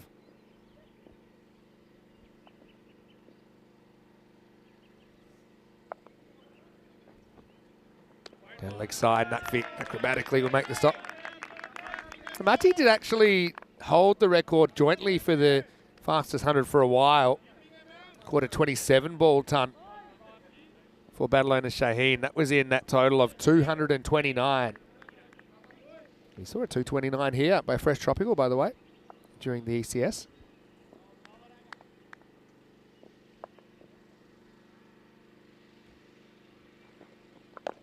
Now to the skies, up in the air. No outfielder back here, and it probably wouldn't have mattered because that's out on the ground. Maximo! Matthew Rahman off the mark. I think what I'm seeing here is one team that have played a lot on this surface compared to a team that's just finding their way. If you look at the batting lineup that Italy went for, Naqvi, Zainali, Rajmani and Simran, that basically did all the batting, they've all come off the ECS here. They do have some other options, but they've gone for guys that have batted on this pitch and done a fair bit of it recently. Plays down the wrong line here. Last line will only have 7 come off his over. Checks one the replay. Yeah, it's well inside. And so at the end of 2 overs, Spain are 15 for 1. Yeah, so they're against a team that are yet to play on this pitch and just finding it a little bit of an adjustment. These teams will play 5 games this weekend. The series will be decided on the amount of wins, but if that is equal, it will go on the amount of points. That's why we still have that kind of 4 points per match in play. But essentially, it's a race to 3 wins for these two teams. Here's Sukhvinder Singh, left armour, who's going to come in. He's going to bowl over number 3. It's been good so far. Again, it's 1 or 2 magical overs could change the face of this game very, very quickly. Sukhvinder we saw playing for the victorious Punjab side last night in the ECS. He's going to start with a ball. It's going to whistle past Abbas. He's finding it hard going here, 8 off 7. Here's the thing. Spain have shown they're not afraid to retire guys out if they're not quite performing in the middle. And Abbas is on debut. They want to give him every opportunity to get going. But I do feel your priority is try and win the game. If you can't do too much this over, then maybe we'll see the hook coming out. Might not need it because this should be out. And it's Hassan Ali coming back and taking the catch. So it's Sukhvinder that breaks through his first wicket of the series, and Abbas never really came to terms with the conditions out there. Tries to drive over the top, and to be fair, Hassan Ali was in the circle. But it hung up long enough, got high on the bat, didn't have that extra bounce. And Hassan Ali just moonwalks back to take the catch. So Spain in some early trouble, 15 for 2.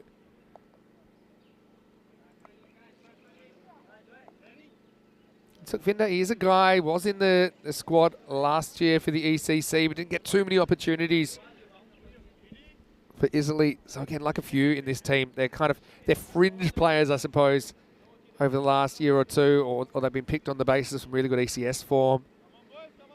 I think what you sense with these two teams, because of their sense of internal competition, there's an intensity individually to the players in this series. And collectively, obviously, they're getting around each other and wanting a good performance as a team. But there's a lot of players that I feel are keen to prove themselves that they belong at this level. Christian Munoz-Mills, the captain, comes out at number 4. Equipo Rojo will be hoping for a captain's knock. First one is just held around the work. It go all the way. It does. Maximo! Experience there from Christian. It's a bit big on him. Hits right up the top of the bat. Almost up on the gloves, but with the pace of Sukhvinder, it disappears for 6. Sukhvinder needs to try and challenge outside the off stump. That's where he's been working well so far.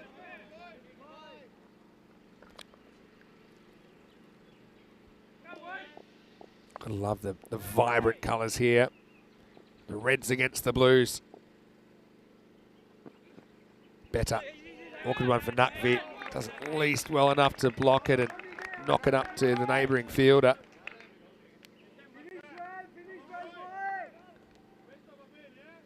Didn't look like a deliberate change of pace there from Sukhvinder, but it just kept down a little bit.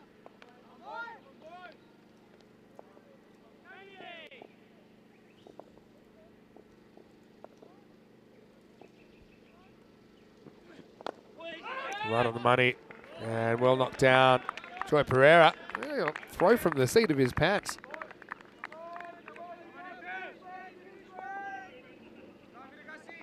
I suppose if you're Spain, this is the game where you can, I suppose, be excused for maybe not hitting the ground running as fast as the Italians, given the fact that they haven't played here before. That's a good shot, though. That's just crunched off the back foot by Christian Munoz-Mills. Maximo! El Capitan stepping up. And he gets the better of the last ball, at least from Sukhvinder, and that's the end of the 3rd over. 12 runs coming off that, 2 Maximos, 3 dots in the wicket. And Spain are 27 for 2 at the end of 3. Funny old innings, that first one, wasn't it? Couple of overs where it was kept tight, but watch that supersonic 32. Wasim Abbas not really having a debut to remember. Giving up 32 and then 8 off 8 with the bat. Could just never get going. That's the whole point, though, to try some more players out. And, of course, Wasim, he'll have more opportunities to probably give a better account of himself over the 5 matches in this series.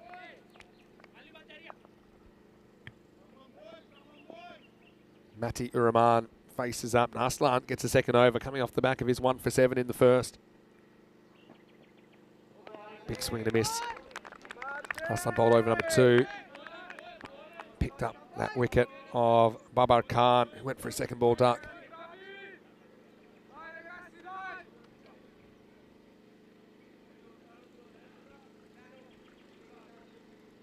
Hassan's a player I like a lot.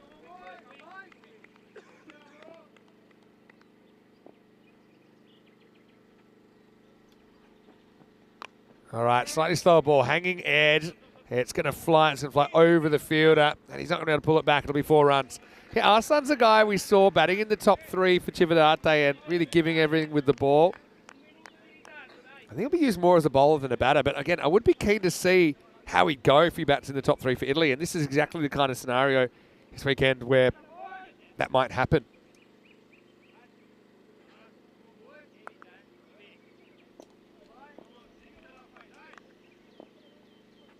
Rahman moves to double figures. Now slightly off the end of the bat. And just a long single out there. Christian Munoz-Mills is an interesting one as well. He's very experienced. He's Spanish born, played pretty much all his cricket in Spain as well. And he's a real leader, real Hercules of their team. And people used to say, oh, he's more technical, he's not really a T10 batter. He's kind of blown that out of the water, really, with some of his performances. He's shown that batting's batting. And yes, he is technical, but he's also very powerful. Can bat anywhere in the order, really, from 1 to anywhere. And gets a good Yorker here, though, from Arslan. Again, that fuller strategy. I bet the Spanish bowlers would probably take a little bit of notice here. Reminds me of back in my home pitch, the Wacker, because it does bounce so much. Often the fast bowlers will get a bit kind of carried away, trying to bang the ball in. But it's so true. And so the batters that play the pull shot and the cut shot well, they're able to cash in. Hassan's gone fuller. Now goes slower ball. It's going to get through Naqvi for a bye. He got a piece of it. But again, Arslan, he's been very impressive. Not to jinx him, but he's probably been the best bowler in the game so far, Arslan. As far as what he's tried to do and how he's executed it, and also bowling the power play. Could have easily gone south.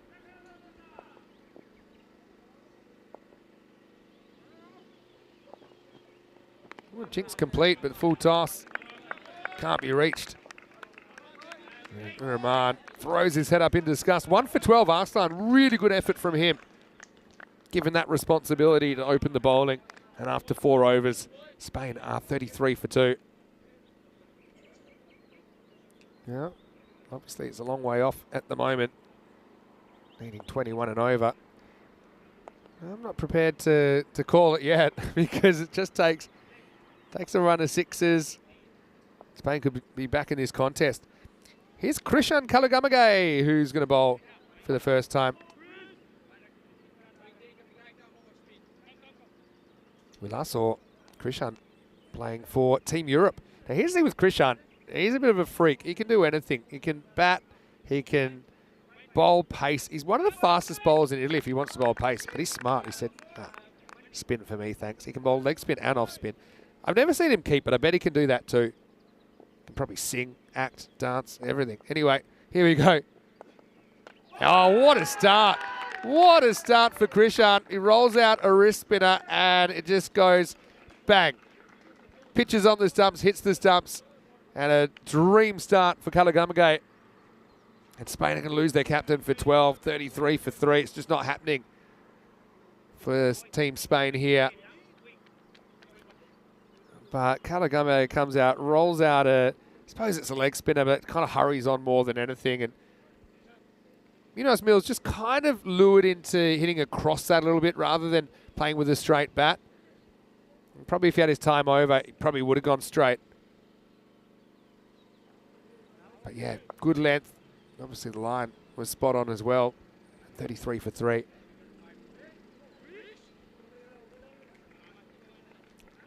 Here comes Awais Ahmed though. He's a guy we have seen do some pretty remarkable things on ECN as well.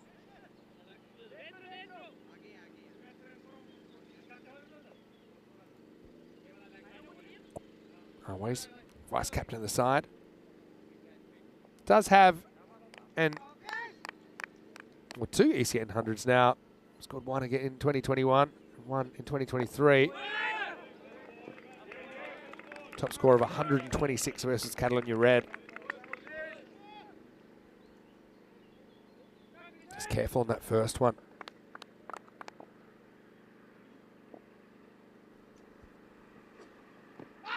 He nicks this. Big deflection, but again, no run.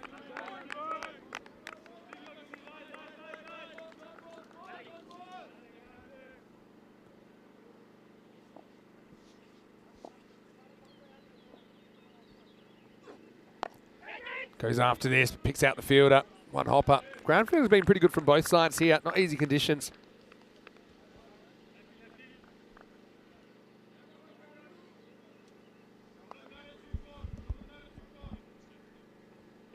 Spain, obviously if they kick their point, that'd be something to take out of this. 113 to do that. Even that's looking a long way off at the moment.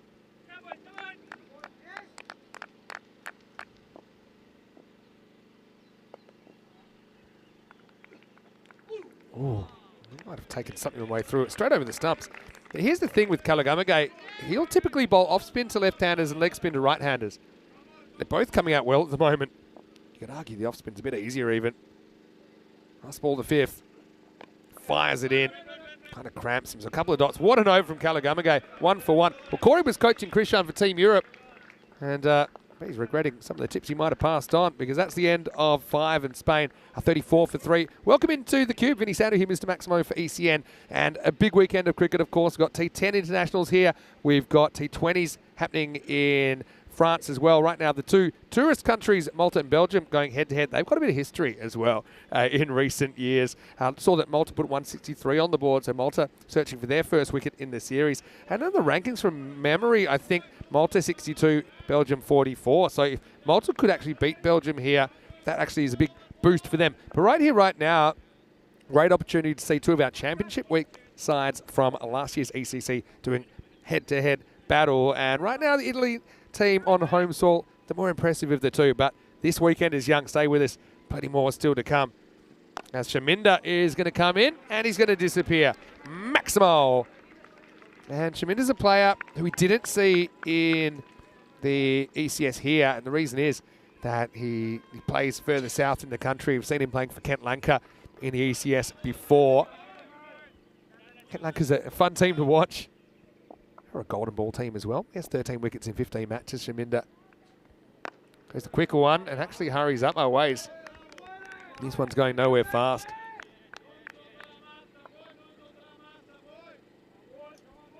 Yeah, so Shaminda, they like his left arm spin, providing some variety in the attack. So spin twins, turning the screws in the middle over for the Azuri. Too short again, really, but always not able to time it up. Just seems a little bit off with the time, just a fraction late. Again, Spain, we know they've been playing some cricket, obviously mostly at the club level at this stage. You can always play all year round, more or less, down there in Spain.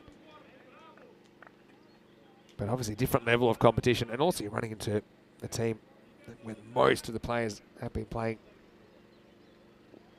a lot more and probably a bit higher level. As this is tucked away around the corner. Mati Rahman will get 4.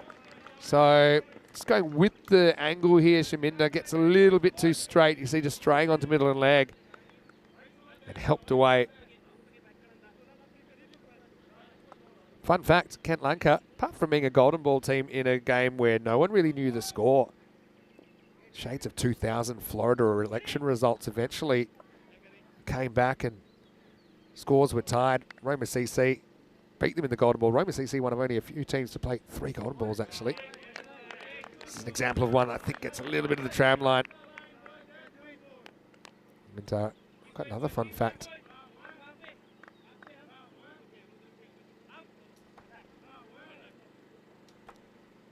Last ball is over. Can make that fun fact in a minute. Shaminda gets through his overs quickly. He's going to miss out here. Matthew Rahman, 15 off 13. He might be in a little bit of hot water if he can't make something happen soon anyway. It's 45 for 3. And even to get that point, 17 and over required. So Spain obviously finding it a little bit hard going at the moment. Italy won the first women's game this morning. It looks like they're on track for a win here in the first men's game. But this series is young, like I said. Not too many given away in extras either, just one wide and one by. Yeah, Kent Lankra are the reason also I think we have the condition now for 7th ball is bowled in the over. And it's picked up before a new over starts that the result is cancelled. Sneaks under the keeper and the bat. No run here. And yeah, they had a game, an ECS game, where they got hit for 6 off what was the 7th ball and an over in a pretty low scoring game. And back then, the ball's bowled, it had to stand, and they lost narrowly. But Kent Lankra have also done some crazy things. I think he's a bit about here. Bit of a messy one. Gets past the keeper. Great effort. Completely wipes himself out. It'll be 2. Feels like a clean stop. Yeah, he gets rid of it before he falls over the boundary. Great effort. So Kent Lankra also have a guy, Irashvik Muthi, who's 12th man for this game, but he does backflips when he takes catches. And even with the sandy surface, I hope he tries it here.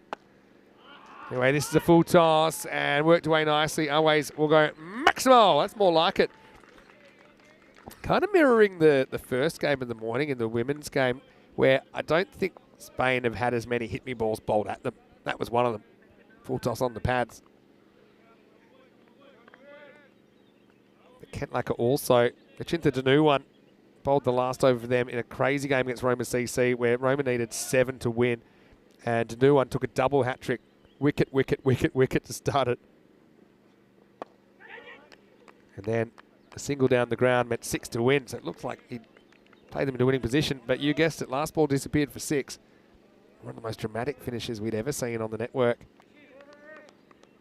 And actually one of only, I think, 6 players to take 4 wickets in 4 balls. So hello to Achinta if you're watching. Bringing up probably your best and your worst moment. It'll happen within about 3 minutes of each other. Mati Rahman, 15 off 13. He'll try and lift this up, and he will. Nice shot. Maximo. Nisa drops it. I'll give him the gloves back. It's a crowd catch opportunity. Nisa, obviously we've seen him playing. Actually, for Team Italy, did a great job in 2021. But, he's a regular keeper, and you can see why. A bit like me. Take the gloves off. It's like our kryptonite. Once you get used to catching with gloves, there's no going back. Kalagamagay has gone for 16 in his spell. Still a very good effort. Last ball of his, 2 overs. Spears it in. And just worked away for a single. So 7 overs down, Team Spain. 61 for 3. Let's have a look at what's coming up then with the ECI-W to return in the 3rd match of the day, which is match 2 for the women. Spain winning the toss and bowling first. Remember that Italy did win that first game by 17 runs. So Spain, interesting for me that they've elected to do that because they couldn't really pull off what seemed like a realistic chase in that first game, but they're sticking to their guns there. I've got to say I was really impressed with some of the new players, and Deepa Chukapali Yamares I think was really good. I think she might have just been sitting out this game. Tashiba Mirza comes in to take the gloves as well, so I don't think they're gonna mix up their lineup, but yeah, Deepa potentially an option I think to open, especially with a left-hand right-hand combination. She looked pretty able to handle herself. And that game's coming up, starting in around about 35 minutes time. Okay, time for Rajmani. To compare Rajmani to a bowler in the Spanish lineup, it'd be Rabani, because he'll bowl a mixture of pace on and pretty well disguised slower balls. Here's over number 8. Oh, low full toss, kind of knocked into some space. Dick by Zain Ali, just a single. They've got so many options, don't they, as well, as far as bowling options. Italy.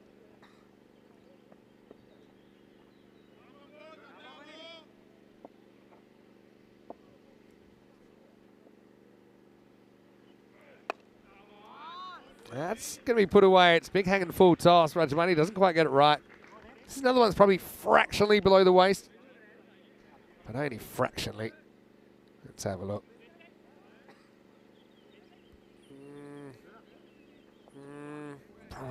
they've been letting those go today. It's probably hitting him in the unmentionables if he's standing at the crease, which is a fate I wouldn't want anyone to suffer.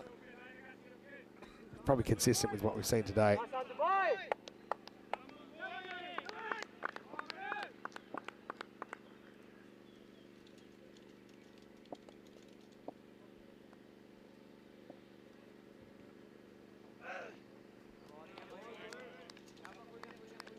This one's going to be a wide. Rajmani's saying, hey, but he moved, remember. Now you're just looking at the line. To be honest, he didn't really move outside the stumps in any significant way anyway. As a bowler, it's pretty simple. Try to hit that line, you have a win. Now just climbs into this one, Always Ahmed. That's the power that he brings to the table. Maximal!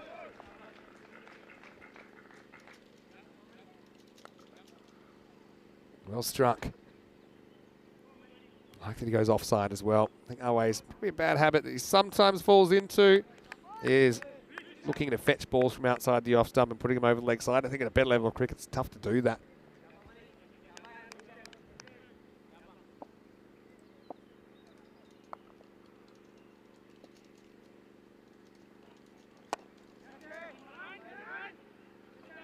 This will be just a single out to deep mid-wicket.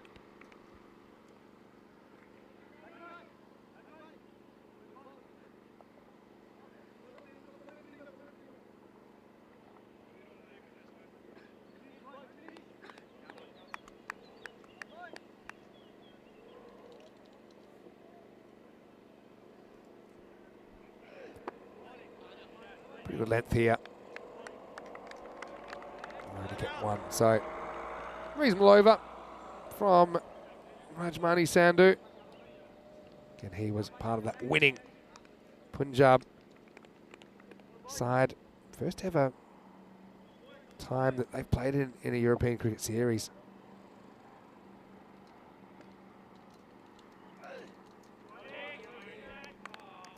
This will be called wide, and Rajmani's got some tricks, doesn't he? He's got a couple of different slower balls. That's probably the one he bowls the best. Just missing the line. Good call.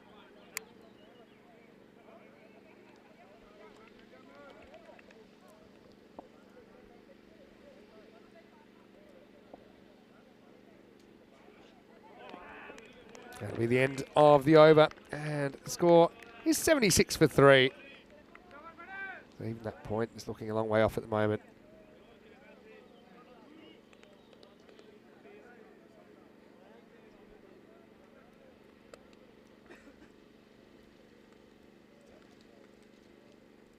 You can see never really the races in this international. Spain, I'll have time to come back. I did say early on, didn't I? It's a pretty good toss to lose, I thought, for Italy to go out there and put some big runs on.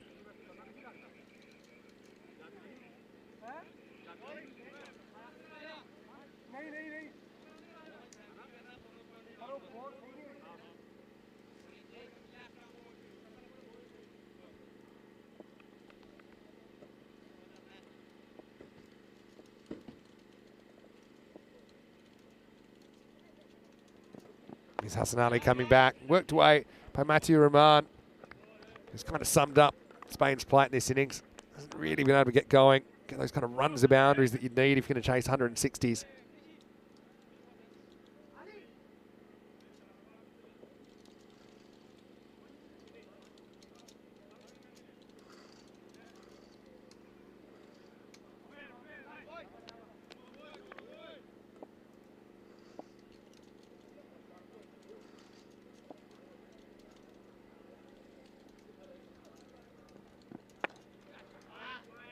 Again, not out of the middle at all.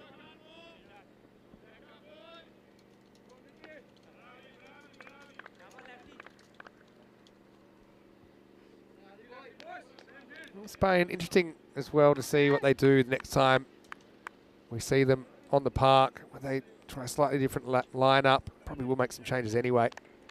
Typically have 13 or 14 player squads.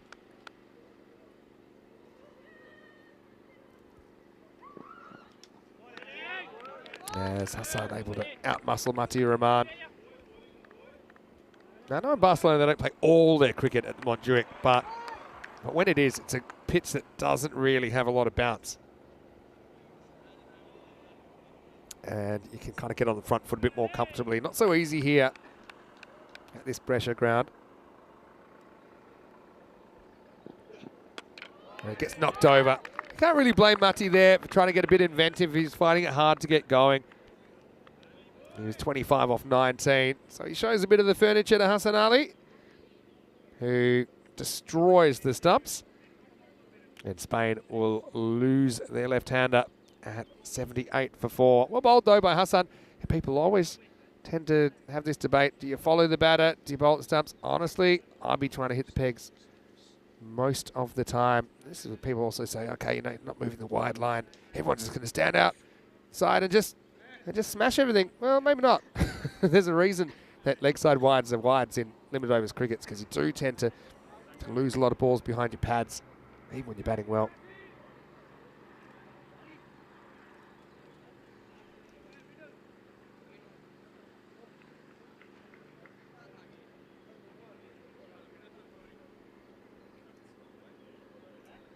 Hassan's bowled well, has a wicket to show for his efforts, but remember, he kind of set things at a good pace for Italy, kept things quiet.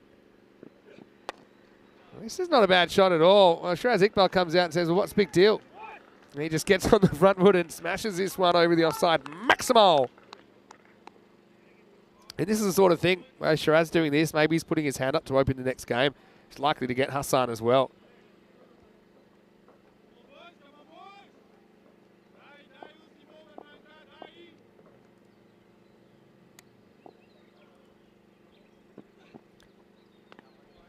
Will be called.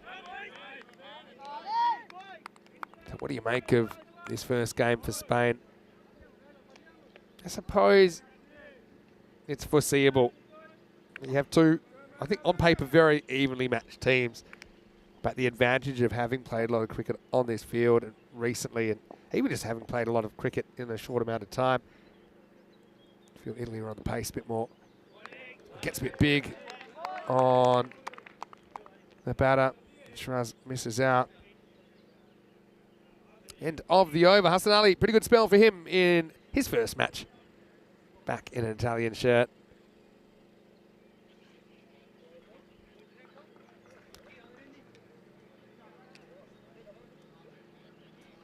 So around about 25 minutes.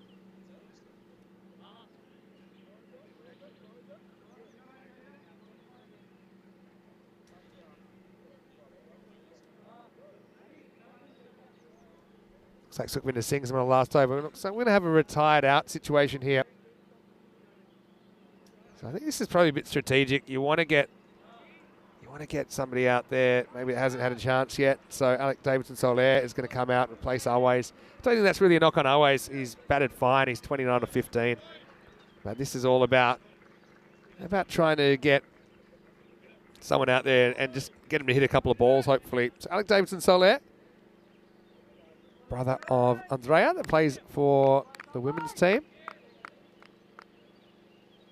But Always, he might be a candidate to be out like 11 different ways because he's been timed out. He's been not out. I think there are. Wouldn't be too many players in the world who've done that. Well, welcome. Yes. Gets a good ball first up.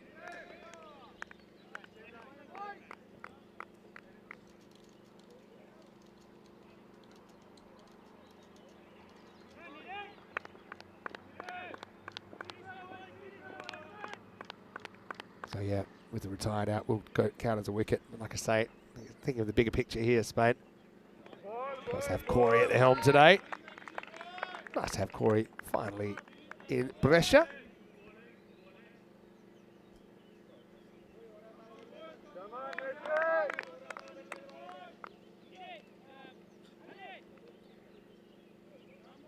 That was a good rock by Sukhvinder.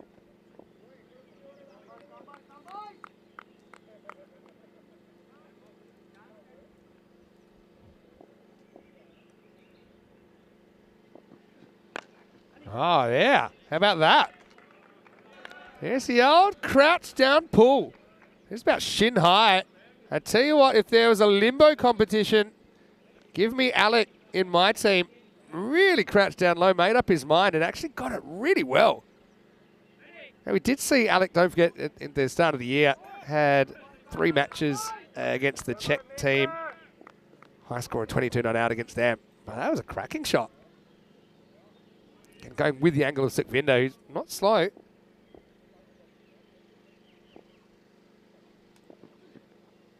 Probably gets a bit too cute this time.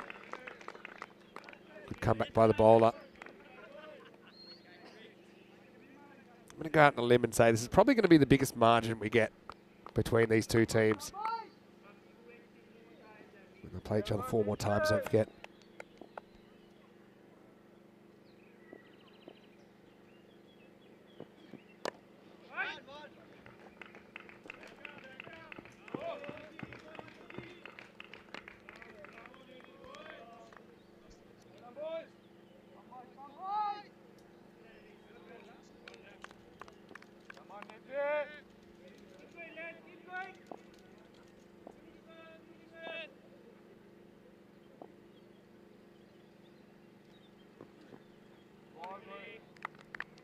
So this will take us to the end of the game.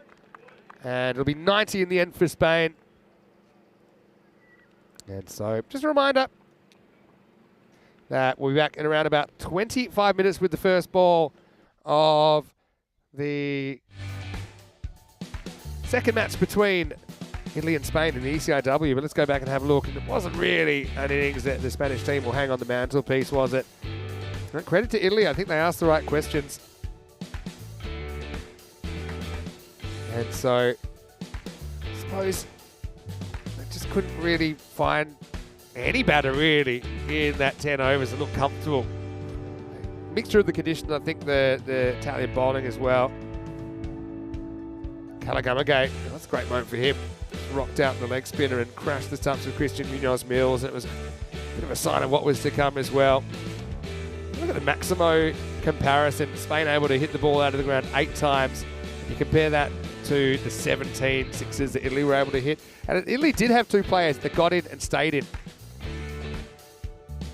As Hassan Ali was able to hit the stumps there. He bowled a pretty good spell. Italy just had a more consistent performance across the board. That's probably my favourite shot of the innings from Alec, who got down a little bit dirty as he swatted that one away to the leg side fence. But ultimately 70 runs between these 2 teams, and Spain won't take a point out of match 1. So Ali with 62, top scorer in the game, and 61 for Simranjit Singh. But you see in the second innings, no one able to breach 30. Awais Ahmed ultimately retired out, but he was probably the best of the batters. 29 off 15 for him. Mati Rahman laboured a bit for his 25. Not too many extras in there either. Tough start for the openers. Abbas could never really get going, and Baba Khan went for a 2-ball duck in this one. Like I said, I think Spain will improve. I don't think we'll see a 70-plus run game again, although I've been wrong before. We know that ECN cricket is unpredictable. Let's have a look at the bowling figures. And it was a pretty good team effort with 6 bowlers used in total. Hassan probably the best of the bunch for me, 1 for 12, just shut the gate early and put the game to bed. And Hassan Ali bowled pretty well, 1 for 17. Same figures for Sukvinder, same figures for Calagamagate. 5th bowling duty split between Shaminda and Rajmani Sandhu, who combined for 26. So even that wasn't too bad at all. So we'll take a break and we'll be back in around about 20 minutes. Take you into match 2 of the ECI-W. It will be Italy once again setting the pace, and Spain will be on the chase. Vinny Sandhu here, Mr. Maximo, live in Brescia. And we'll bring you back very shortly for more European Cricket Internationals.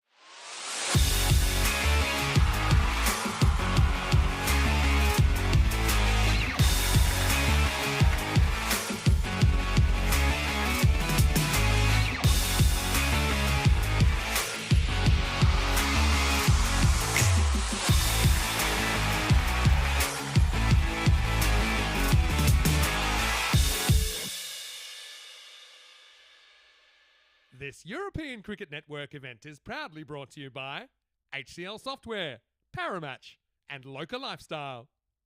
Hello and welcome back. Time for the third match of the day, and it's match 2 in the ECI-W. Once again, it will be Spain and Italy going head to head. Now we know that the hosts Italy, they do hold an advantage 1-0 after a 17-run win in match number 1 earlier on in the day. Now big moment for Italy as well, with the change of captain, Kumadu Pedrick, after her magnificent run as the national team skipper, has handed over the reins to Amelia Bartram, who's captaining the Azzurri for the first time in this one. I know that she's out in the middle with Tyrone, and of course the opposing captain, Amy Brown Carrera of Spain. Let's see what happens at the coin toss for the ECI-W match 2.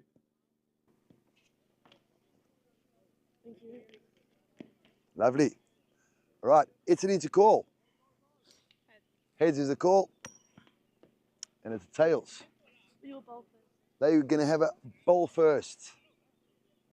Amy Brown Carrera been lucky with the fall of the coin so far today, and the Spanish skipper says she will bowl first. Welcome back to Brescia in the north of Italy. And have a look at this ground, side by side by side. 3 cricket grounds, the fourth a stone's throw away as well. And we've got Spain and Italy going head to head in this one. Once again, Italy will be batting first. Welcome back to everyone, no matter where you're watching from. And certainly looking forward to seeing these two teams resume hostilities.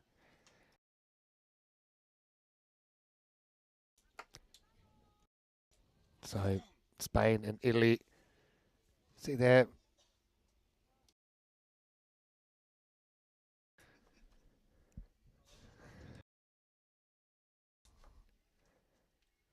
Interesting to see who Spain opened up with then. Yeah, Amy Brown Carrera is going to open the bowling again.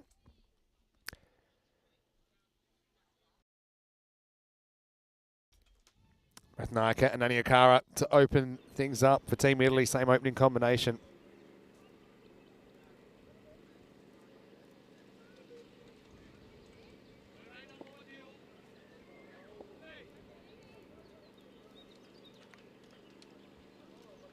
It's almost ready to go. And first one will be a scrambled single. I'll get that with Mirza behind the stumps. Just kind of drawn the wrong way. Amy Brown Carrera bowled really well earlier, I thought. Leading the side for the first time today.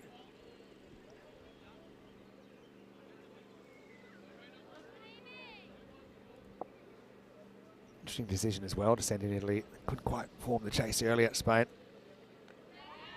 It's good areas. One thing I liked about Amy's bowling earlier, she really concentrated on one side of the wicket.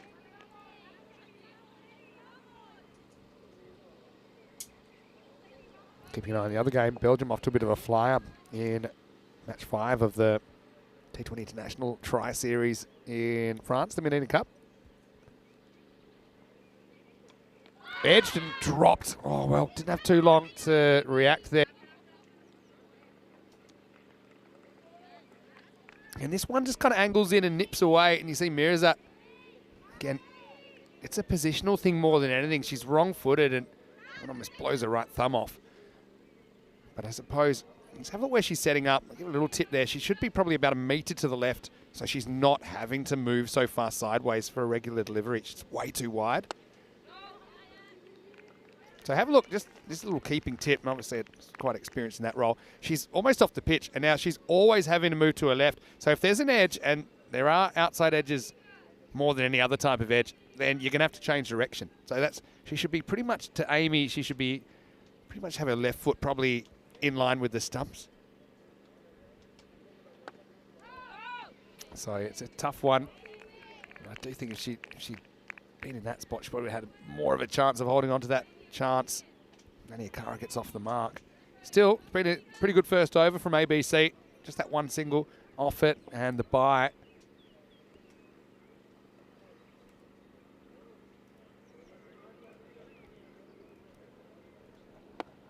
That's a very good first over, really. Just 2 off it. Italy 2 without loss after 1. And the big question for Spain, can they sustain this kind of performance throughout the 10 overs? 10 overs, funny enough, it's a long time. We saw the middle 4 overs produce most of the problems for the team in red. May Madness continues here, and now we're really getting into it because we've got 2 matches happening at the same time. This weekend, next weekend it'll be 3. Weekend after that it'll be 4. How are we going to do it? Well, we'll try. But I've got to say it's a big effort logistically to make this happen. But we just are very passionate about putting more of a spotlight on European cricket and showing more of it. Well, the viewers seem to like it as well. Chillinghia. Ball over 2. In the air, just out of the grasp of the fielder at cover. Yeah, thinking of 2. Yeah, Amy Brown Carrera was hovering in the infield. Couldn't quite get a play on that one. Good to see Helix in the chat. Hopefully you're well. Shohang as well. Rob Thompson watching from New Zealand. And Dave B watching from France. Well, Methnara Ratnayaka, the biggest threat for Team Italy, but Chillinghia got the ball on a string. She really kind of tempts the batters to come forward. Drops that ball into that kind of Yorker length pretty consistently.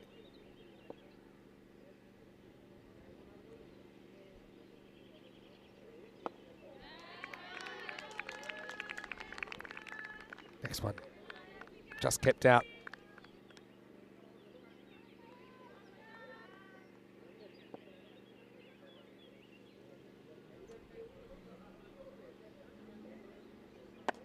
Goes back, punches this, and they'll take on a slightly risky one. They'll get away with it. So Methnara's off the mark.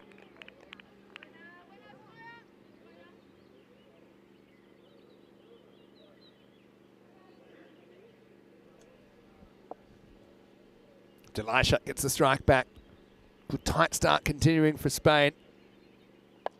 Oh, it's a good shot though. That's out of here. Maximo! Delisha takes on the slog sweep and absolutely nails it. Risky shot, because if this doesn't get hit, the next sound you're hearing is probably ball on stump. But she gets it out of the middle, takes the game on. Delisha, her first game as the Italian vice captain, because Amelia Bartram has taken over the captaincy. It's the news today. Kamudu Pedrick led the side for the last time in the opening match of this series. Kamudu is in the side though, just not leading it.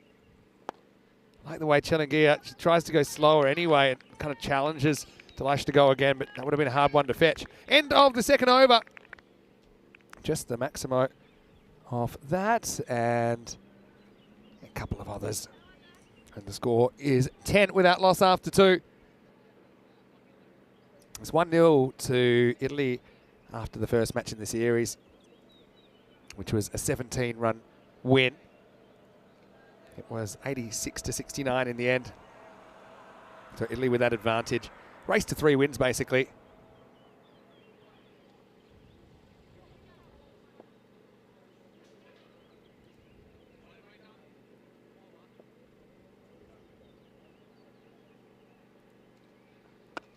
Naomi Hilma-Bameko comes on to bowl for the first time. So kind of continuing the pattern, if you like, of what happened last time. And they had a really good opening, didn't they, last time? And they've had a good one this time. But the question is, who can keep things quiet in the middle? That's a nice cut shot. That's going to skip away from the fielder. That's 4. Really nice shot by Delisha, who started brightly. You can tell she's a confidence player as well. Sees the ball really well. She's got very good hand-eye coordination.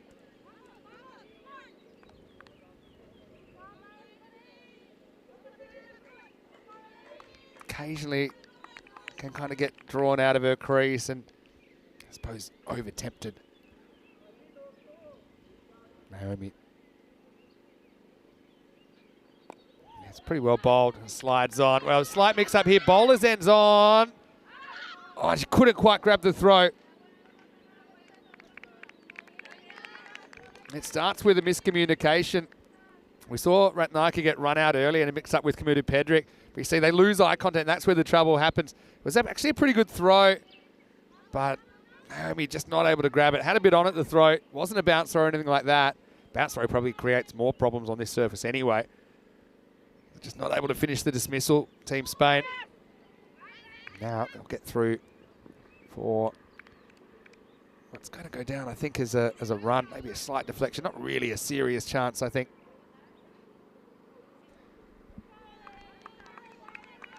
Mira's a pretty fun player to watch, actually. Now you see that's an edge that actually goes above her gloves. Not really a catching opportunity. Hits her in the arm.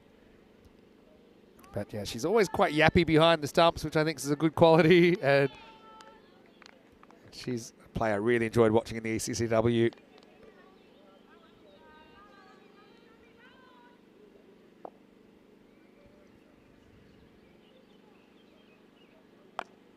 A little bit short and pulled away. That's going to be 4. Delisha started delightfully. 4 carreras más. Just a fraction short there from Naomi. She's very strong from the crease, isn't she? So, okay, what I'd do here, I'd probably bowl Amy out. Only because the ball's in a similar condition. And I think you want to... She's bowled an over of only 1, I think. Was it? Yeah, 1 and a bye in that first over. Maybe she could break this opening partnership. That's a really good shot. Up and out of here. Maximo! Well, what a start this is for Delisha. Again, plays it from the crease. Has a bit of length to work with. And absolutely nails it out of the ground. Into the over as well. 27 without loss. Delisha with a top score on the network of 35. That was back in the February 2023 ECI. First time we had women's T10 internationals on the network. 17 come off that third over. Wasn't particularly bad over. Just some very good stroke play in there more than anything. Into the power play, so up to 5 fielders can be allowed out. And in T20 international cricket and women's, only 4 allowed out. But given the dynamics of 10 over cricket, we don't make a distinction between men's or women's as far as the field restrictions go. Mamuna Riaz-Qureshi to have a bowl for the first time today. She took a good catch earlier. And she's a pretty cool, calm customer.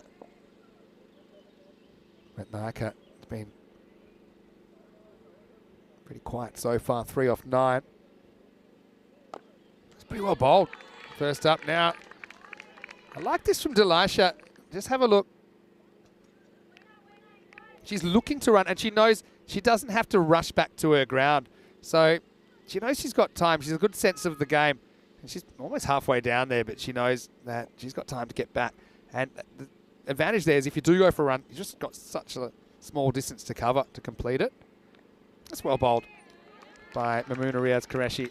For the most part, I've been impressed with the accuracy from both teams in this ECI-W series so far. Bowling one side of the wicket, I think it's so important. Probably Spain in the middle overs bowled a few too many hit-me balls, and that was more or less the difference between the two teams, I think, in the opening match. And look, if you miss there, I think it's all right. It's 1 run. It's better than bowling something short and down the leg side and getting absolutely smashed.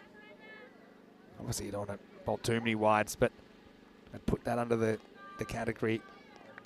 Not a bad place to miss.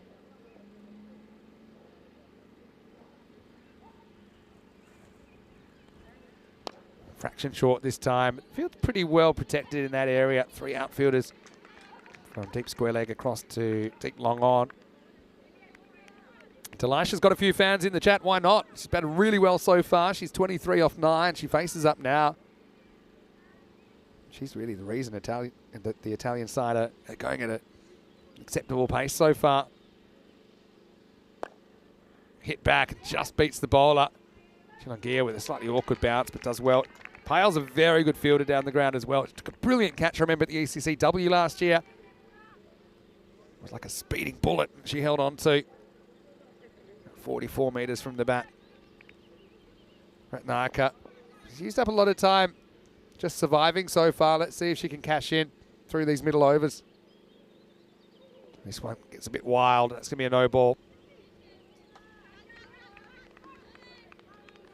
So again, Spanish team, probably the Italian team for that matter as well, they probably train a lot more than they can actually play.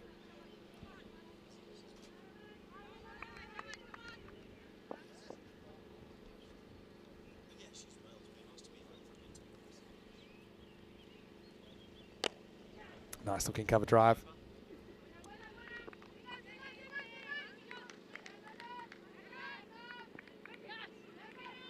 they're going to get an overthrow here. It's a little bit loose. Probably no one coming in to back up off the boundary on the leg side. So Italy will scramble another one.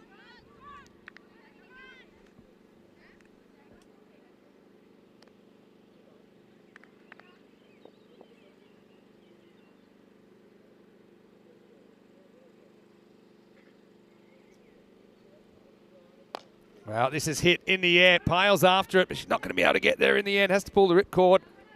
And so Ratnaka, not quite hitting her straps yet, but she's still there. And after 4 overs, Italy are 34 without loss.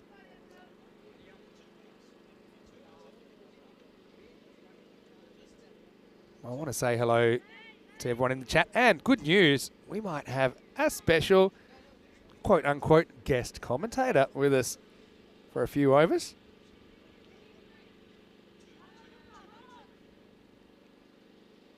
And now, looks like we're going to have a change of bowling. And it's going to be Rambo was Saeed to bowl.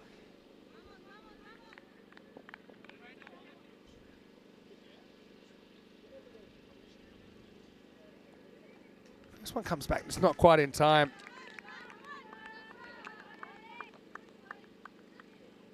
Have a look at how she bowls. Just wrongins her stock ball.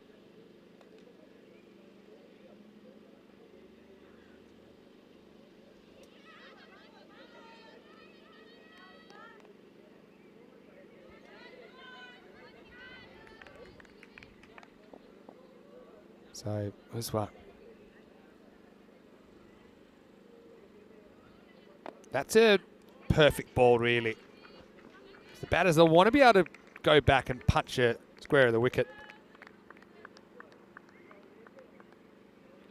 And have a look. This is her stock ball. Her stock ball is a back of the hand delivery. She doesn't really bowl a leg spinner, but geez, it's great to watch.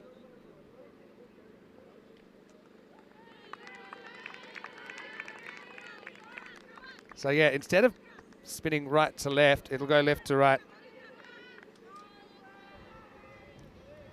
And Akara, 24 off 11. Good challenge for her as well. Again, really well bowled. It's in the air. Does it have enough? It's going to be hit for 6 by the fielder. Oh, well, it was a chance. It was a tough one, to be honest. And I think that's Andrea Davidson-Soler out there. And you see here, there's another back of the hand delivery. And as a slog sweep takes it on. Maybe had a metre or a metre to deal with. She didn't realise out there at take me wicket. And 6 runs the result. Maximo, Jalisha to 30. Now in the air. This will spin away from the fielder. And it's going to go for 4.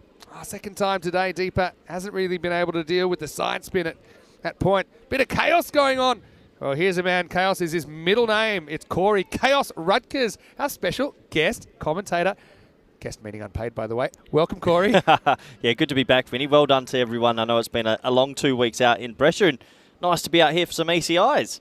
Yeah, as this one's hit down the ground for 1. Commiserations first game. Firstly, I want to say congratulations, though. The 2-0 win over Jersey in the T20. That was big, wasn't it, for Spanish cricket? Yeah, that was probably our biggest wins in that format history. Very exciting time. And then also looking forward to this weekend. A great opportunity for some of these players who want to stamp their name in the Spanish La Familia, as that's pulled away lovely, and that'll be 4. Yeah, well, Ratnaka, maybe you're a lucky charm because he hasn't hit too many in the middle so far. But that one races to the boundary. So Saeed is going to go for 17 in that over. Hit and miss. Maybe she had that drop 6, which was a bit unlucky. Not great for the figures. And it is 51 without loss. After 4, let's welcome you into the comedy box. Yes, it's me, Vinny Sandhu. And in the words of Michael Jackson, you are not alone, because we've got Corey Rutgers here. Corey, welcome to Brescia. It's hot.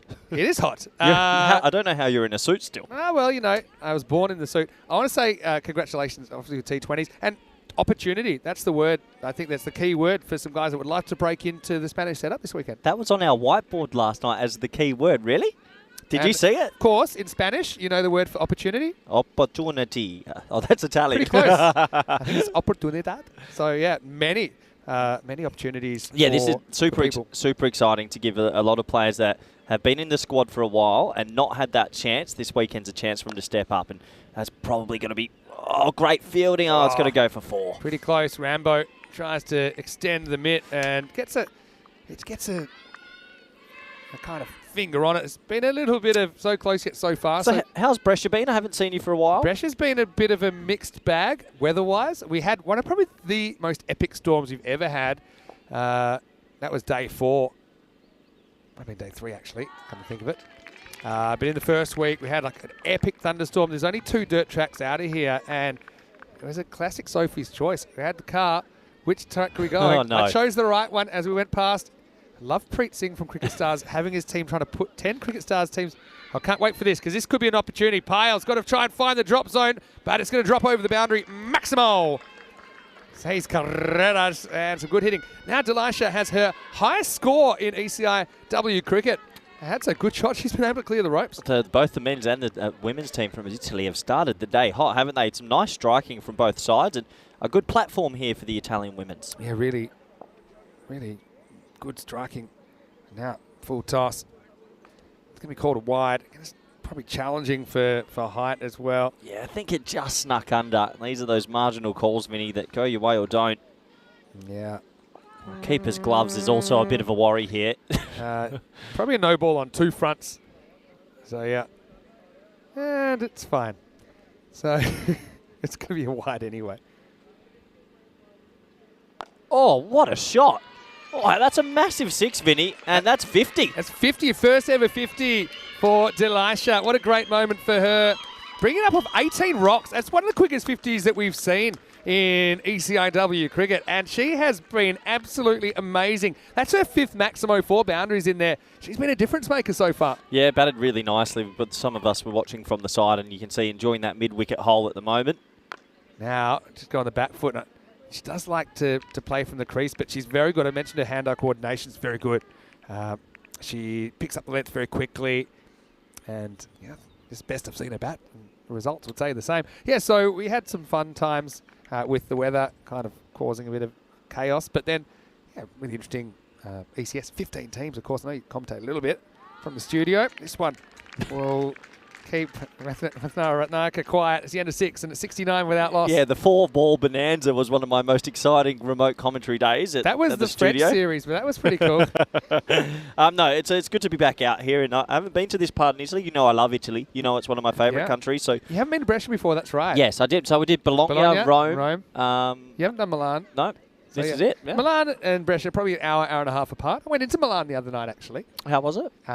Yeah, still pretty good. How long have you been on your own for? Well, Danny came and covered. I know we had to change our plans a little bit, but Danny covered a couple of days for me. But I've done 11 out of the 13 days. So well done to you, sir. But hey, I've enjoyed it. Not easy.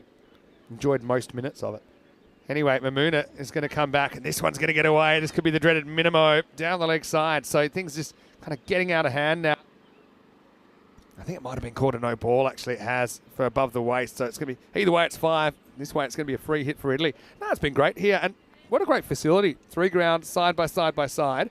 There's actually a 4th cricket ground the other side of that waterway. There's a water ski park behind. So if you want to do some water skiing while you're here, or I'll give you a tip. I don't know if you're allowed to get in there, but it's a pretty warm day if you want to take the guys there for a bit of recovery. Well, is there a lake or something nearby? Yeah, right behind us. Okay.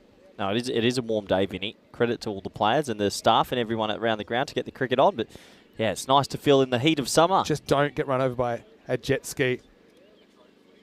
Yeah, I'll try and make sure I don't go out there, Vinny. I think there's too many games this weekend to get some time at the lake with the jet skis, but you never know. Anyway, free hit time. And this is the play you want on strike at the moment, Elisha.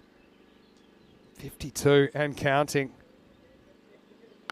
Oh, yeah. That's some pure striking if ever I've seen one. Look, that's a big daddy 6. That's big. Maximo, 58 now. Man, she absolutely nailed that time to circle the bases. That was massive. It sounded beautiful off the bat as well. There you go. Look, see, you got the water skiing behind. You got the fishing here. Oh, okay. Yeah. Beautiful. Yeah, what do you like? What do you think? Yeah, I think if we lose 0-5, there'll be a few people drowned in those lakes. You'd be the first one. Anyway, this is going to be a wide. Just kind of losing her line a little bit. You don't want to see some of Spanish shirts just bobbing at the top of this Sunday It evening. doesn't take you too long to go off script. No, we had a good chat before. I'm off them. Come on, boys, give me something more. Now, good learning curve for a lot of these guys. We're pretty excited. The guys are right up. Really impressed with Murad Ali's pace. Yeah. Boy, he was zinging it through. He's bowling on more than just a piece of wood now. That's probably something that's helping him out. Fraction short. It's going to be another 4. This time it's Rat Nykamp getting in on the action. So Italy kind of out of sight a bit. I mean, the Spanish women's side today, they've been good in patches. They just haven't really been able to put together a whole innings. If you actually took their best 5 overs they bowled in the first innings, only 18 runs were scored. Yep. But it's just a case in the other 5 kind of went off the rails. It always feels like as well at that top order in international cricket, if you don't get through the top 4 or 5, you're always chasing something massive, something that we just found out again. So, yeah, good batting from these two. 86 for none. Almost getting to that century stand. It's pure hitting. This is some batting we're seeing from the openers right now. Maximo Methnara finally able to clear the ropes. It's been a work in progress. She's a player. Honestly, we saw her take on some of the best bowlers in Europe at the ECI-W and win.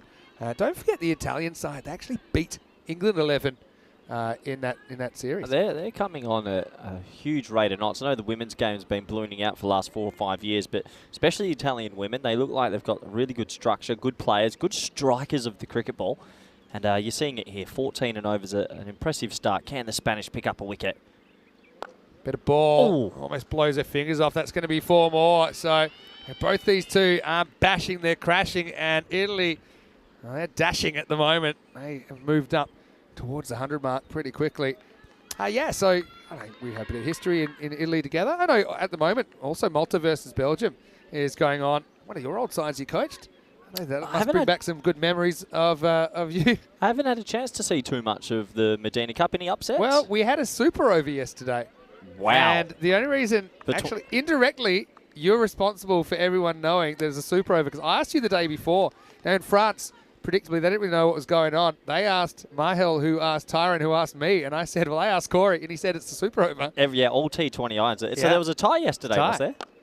And, wait for this, slight knockdown. Tie between who? France and Malta or France and Belgium? Between France and Belgium. It was crazy. It was a 10th wicket partnership for France that got them there. And you're going to love this. I don't know where to start. There's a lot going on. By the way, then it is 6 to win the last ball of the super over. Wakas missed it and threw his bat onto the stump, so he was out here wicket off the last ball. Oh, you're kidding me. But before that, the last ball of regulation was chaos. This is pulled away nicely. Finds the fielder who handles it very well down there. Andrea. That'll be the end of the 7th over. Italy 98 without loss after 7.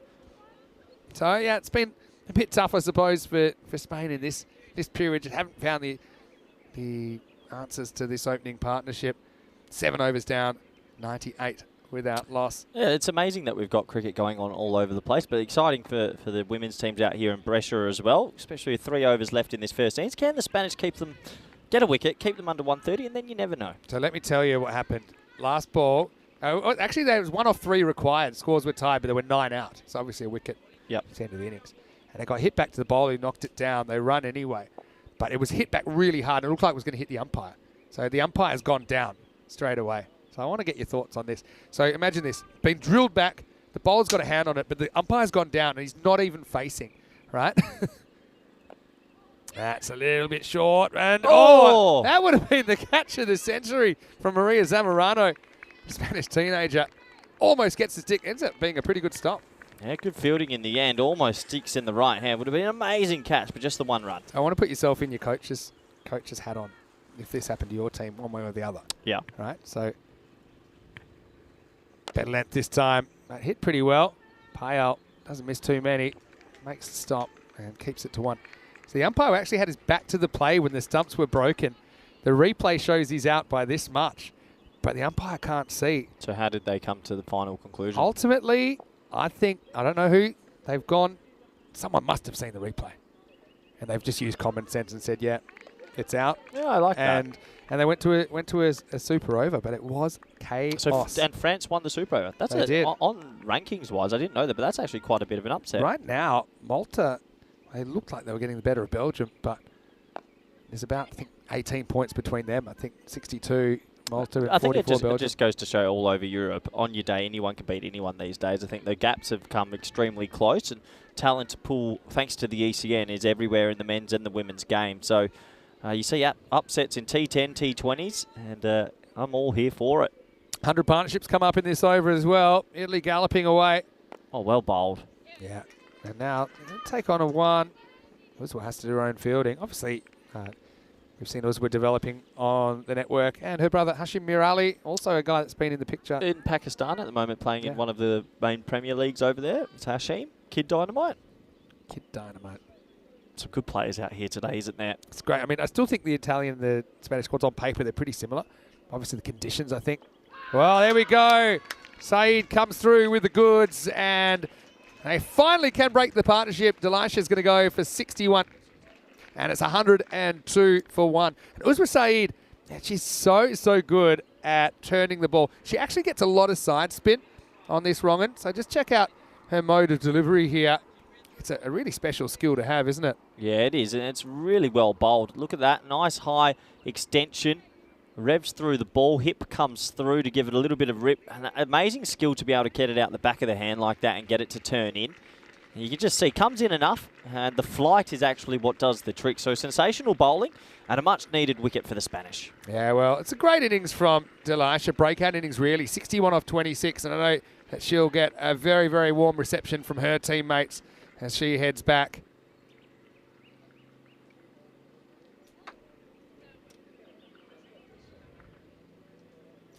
Anyway, so 102 for 1 off 8. As Alenia Sims is going to come in at number 3. Now, she's another player we haven't seen before in ECM, but she's played a very good level of cricket in the UK.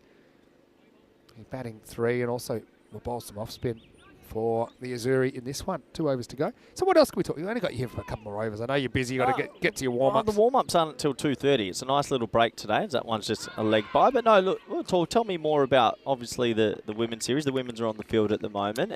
These two teams, you look at the two lines, tightly matched. Excited to have the women's expanding, the ECC women's expanding from 5 to 10 teams this year as well. Yep. So there'll be, a bit like the men's, there'll be 2 divisions. There'll be the Premier Division and the Challenger Division. Can you tell me who's in the Premier Division for that? Just off the top of your head, is the Italian women still there? Oh, edged and knocked up. Probably would have gone to a field in the circle, funnily enough. I can tell you exactly who's in it. But don't want to miss anyone out, so give me a sec. Quite good keeping just to get a paw on that. Might have raced away for 4. One thing I say about Tasbiha, who I think's got really good instincts as a keeper. It's just her positioning. She starts very wide. She almost starts off the pitch. So the fact that she has to move, see where she starts there? She has to move towards the stumps every time. And it just means... Oh, perfect example. Yeah, those outside edges are going to be tough to change direction. And also that's a ball that, if she's in the right position, it probably goes straight to her. That's great commentating from you there, Vin. That's right on cue. Probably standing a little bit too wide, you're right, and sneaks through, doesn't it? The idea is that you want to be moving with the direction where an outside edge would go. So you don't want to be wrong-footed, but yeah.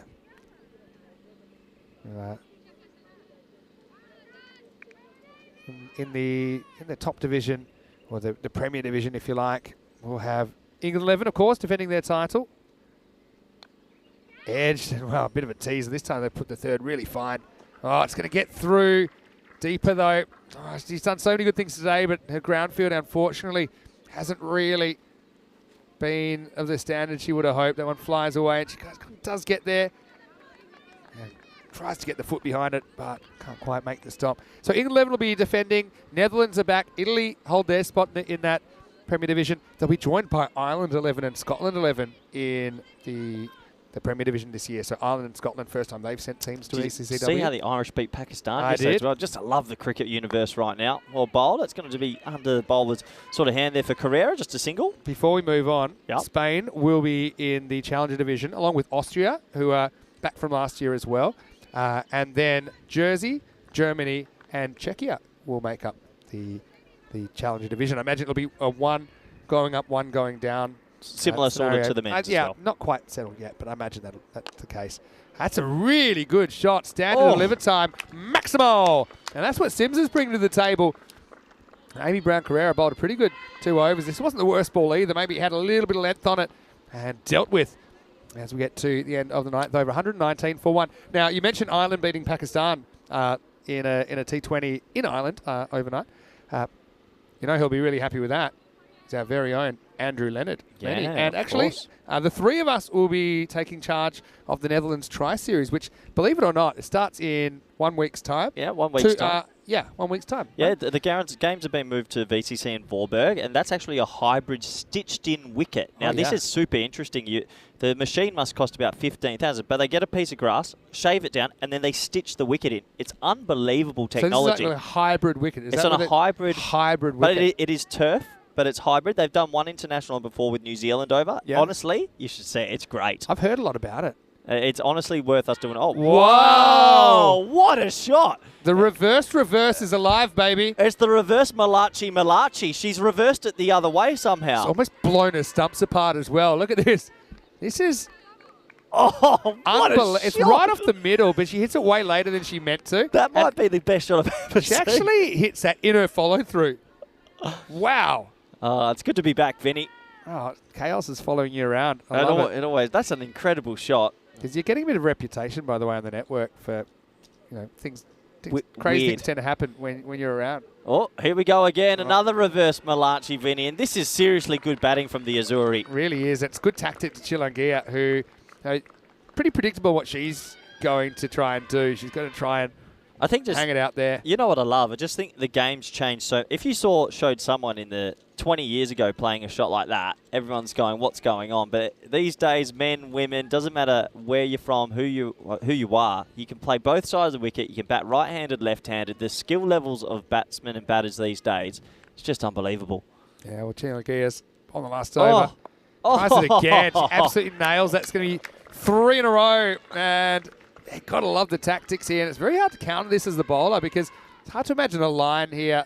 Maybe if you went kind of further to the right, but even then, it's kind of angling onto the bat. All you can do is they've got sort of that third man back. Maybe you can bring mid-off up and put backward point back to stop that shot. But that is quality batting. And, yeah, credit. They've looked really good today, the Azuri. Bit of an exhibition. I was going to say, because obviously you knocked the internet out in France after 4 balls. When you were meant to take over from the studio, you knocked the internet overnight here in Italy. Was it a big... I'm surprised it's still working. You've been here for like 3 or 4 overs. Yeah, fingers crossed it stays alive. I like this from Pyle. She's changing the angle. She's going over the wicket. Just change something up. But she's going to get hit, and she's going to hit for another 4. So you've got to give credit to the batter there, Sims. She's really turning it on. Probably looked a little bit kind of out of touch first up, but she's certainly found her pace and found her feet really, really well here. It's good batting as well. As soon as the bowler comes over the wicket there, it's very difficult to get LBW. So you come down the crease, you change the angle, and yeah, just impressive batting from this lineup. And they're looking at 140 here, Vinny. They are. And Chilangia has gone for 4 fours out of 4 balls so far. And this time won't be. Should just be 1 down the ground. Yeah, just the single. So 1 ball remaining in this innings. I might get a couple more overs in the first innings as well. We've got a little bit of an extended break here. So sounds good. To help you out, Vinny, you're doing a good job. Yeah, but we can talk a bit more. Get to that Dutch series we'll be doing next week. I know that's going to be pretty exciting. Kind of next level for us, I suppose, with 3 teams about to go to a World Cup. That's a good stumping. Really nice keep.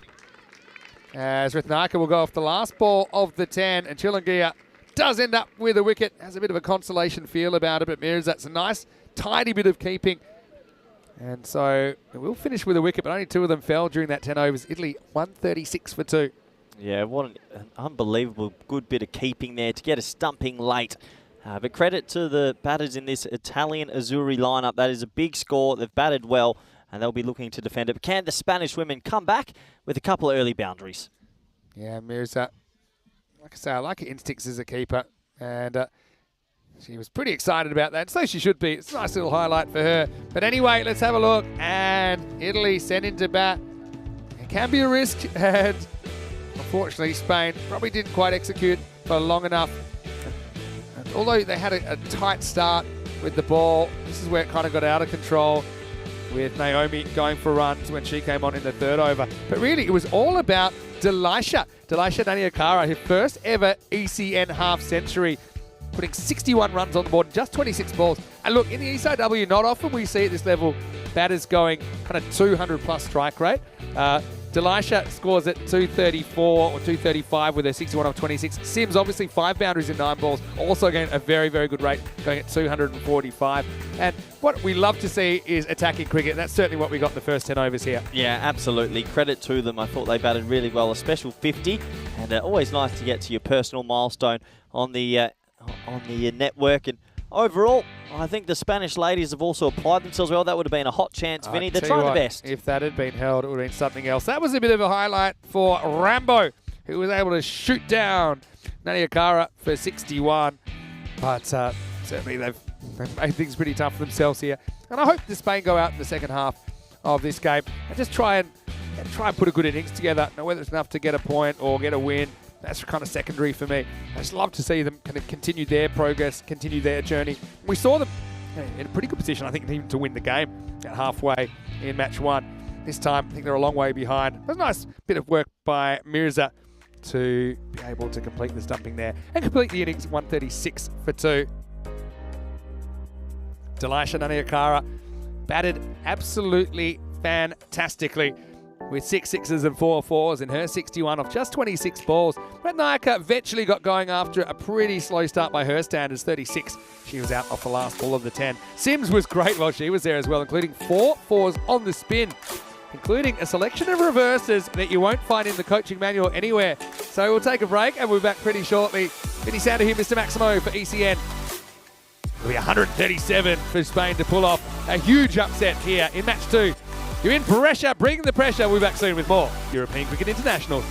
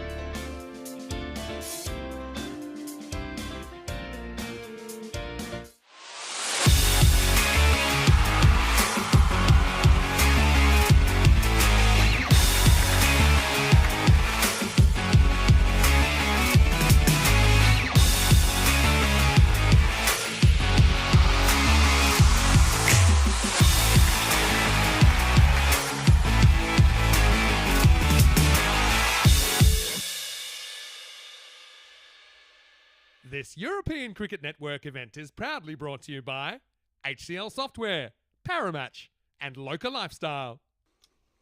Hello, cricket lovers, and welcome back. It doesn't get too much better than this. Blue skies in the Italian countryside as we getting ready for the second half of match number 2 in the ECI-W. It's Italy versus Spain. Spain had a bit of a rough time in the first half of this game, conceding 136 off the 10 overs. 137 will be their victory target. We'll say that Spain did manage to take a point out of their first game in the series. Of course, to do that this time, they need a few more than last time because they were chasing a few less last time. This time they'll need 96 if they're able to. If they're able to do that, they will take a point. Italy, though, I think credit to their top 3. They batted really well in the first half. We had Naniakara with a brilliant innings. Delisha, 61 off 26, leading the way. Such a cracking pace. Alina Sims putting on a bit of a show towards the end as well. And she's finished with 22 not out. But Naka kind of provided some stability at an end during the innings. Probably not her favourite innings ever, but she did score 36.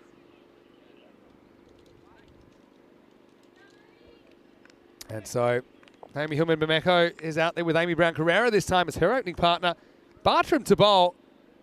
Here's the reply. Starts with a wide.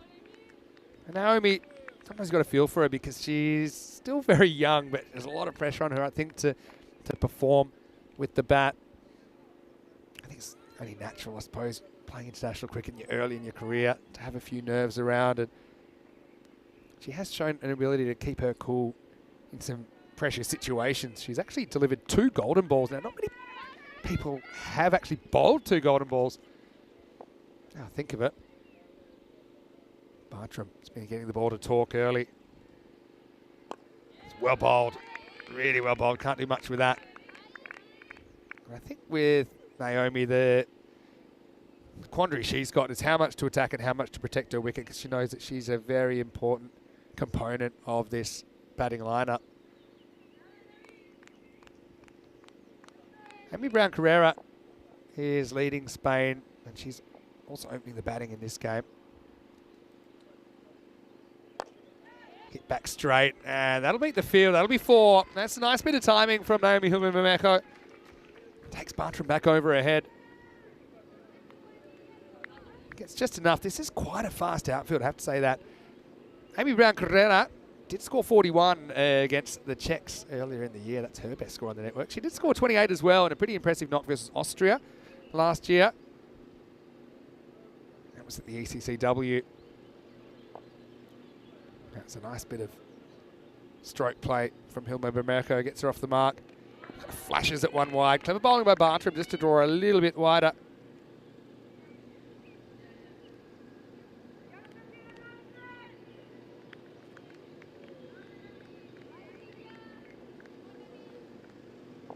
Hello to Andy, who's in the chat. Happy birthday, Andy, by the way. Andy House, part of our blue crew, having his birthday today.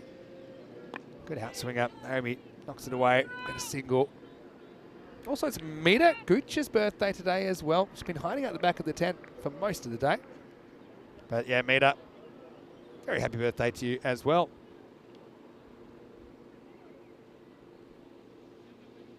So Amy Brown-Carrera will face for the first time.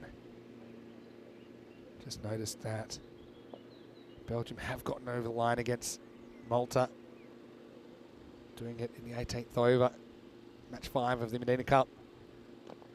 Oh, it's bowled. It's a really good piece of bowling from Bartram. And Brown-Carrera couldn't quite keep it out, but really, you've got to take your hat off to the bowler here. Just watch how this swing draws it in, and then just, oh, it's a bit unlucky actually in the end. Actually goes bat to pad to stumps. So it wasn't quite as you might expect, but Amy, unfortunately for her, gets a good one first up. It was full, it was straight, and ultimately it rattles the stumps, and so Spain lose their captain in the first over at 6 for 1. Hello to Chris Smith as well, who's watching a little bit of the Australian football as well. That's unlucky for Amy. You see there, it's kind of, it was in the right spot to start with, so I suppose good things happen when you get the ball in the right spot for beginners.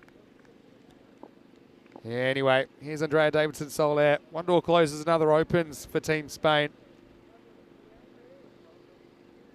That's well bowled by Bartram. Just getting Andrea reaching. And one boundary off the over.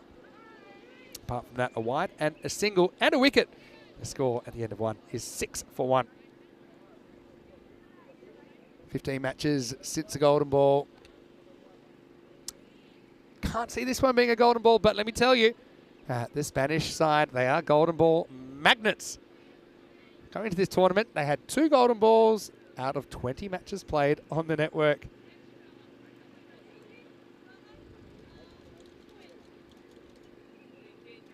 We had a tie yesterday, but that was in a T20 game in France, so it wasn't a golden ball. It was a super over that decided the result. France getting over the line 12-7.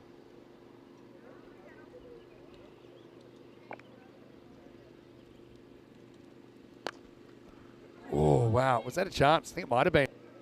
It's a Sims coming on to bowl her offies in the second over. It's kind of belted back. Yeah.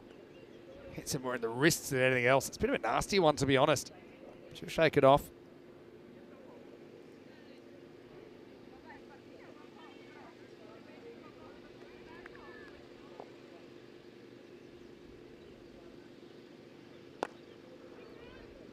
Hit down the ground, but they won't get a run here.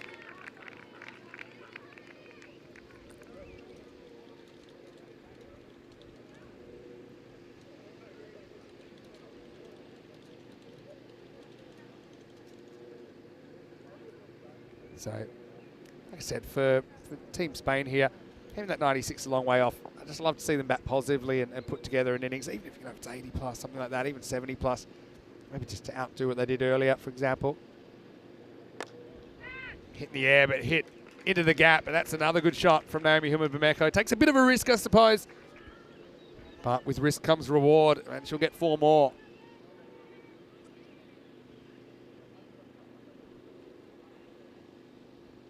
So Andy in the chat, it's his birthday. It's Mita's birthday as well, but Mita actually has 2 birthdays. Only member of the Blue Crew that does. She has her official birthday and her ECN birthday, and there's some controversy whether that's a deliberate ploy to kind of just a few more presents or whatever. Or bowled by Sims, kind of locks up Naomi this time.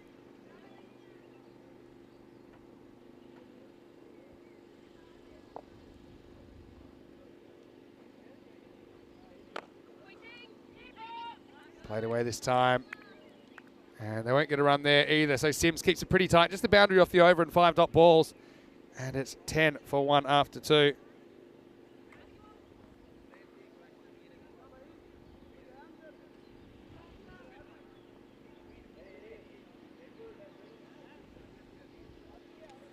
It's a 1-0 advantage for Italy after they won the first match by 17 runs.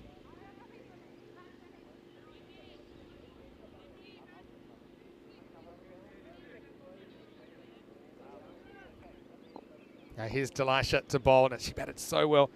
First ever ECN half century in the first half of this game. Now, she's got the ball in hand.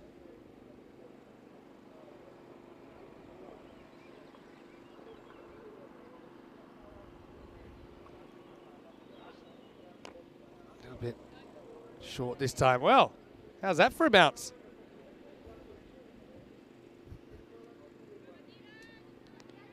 Dre hits this into the ground, and I don't see this too often in international cricket, but watch. Dunk. Edge of the pitch. Sometimes has come into play a few times. Down leg side. This will be called a wide. Dre will be pretty keen to get off the mark here. She did hit a pretty good boundary in that first game. She was opening up this time. Coming out at number 3. Her brother Alec, of course, playing for the men's side. Saw him play earlier in the year, though, in the Spain-Czechia series in Barcelona.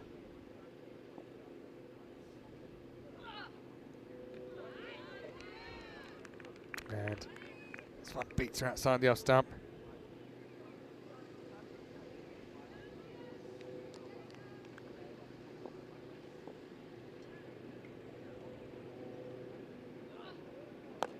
In the air and just out of the grasp of two fielders, really. Went over one, went under one.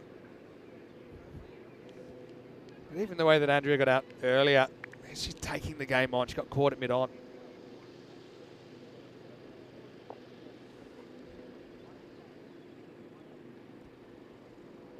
Naomi trying to get her innings going. And chases one that's wide, and they won't get a run here. Spain, they were close to the mark, weren't they, in both departments in that match one.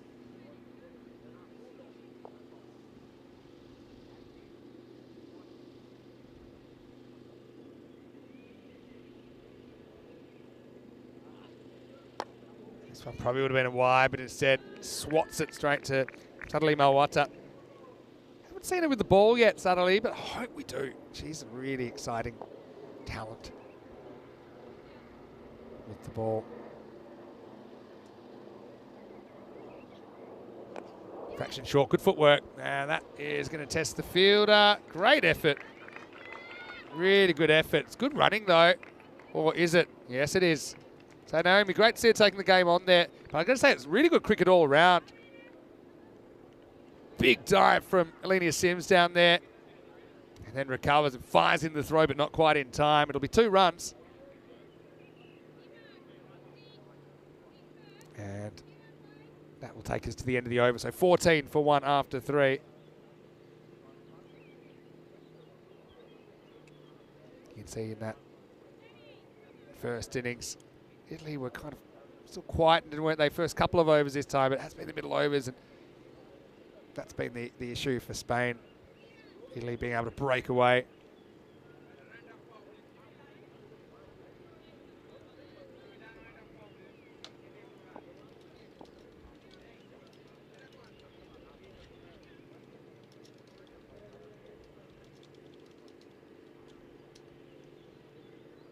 Now we're going to get Nemesha Ikanaka to bowl.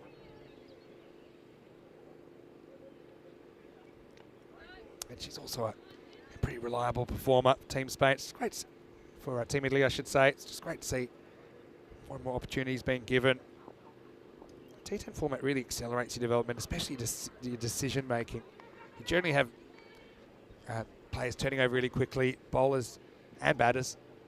Oh, really well bowled. Good little out swinger from Nemesha.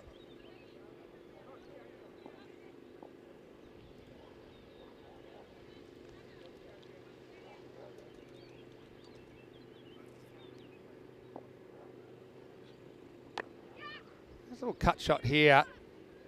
Oh, well. Must be a full moon because you never see Pasindi fumbling one. It almost results in a run out, and it'll get 2 again. It's good hustle from Team Spain. Guess it has been a little bit of a challenge on this outfield for all players, really.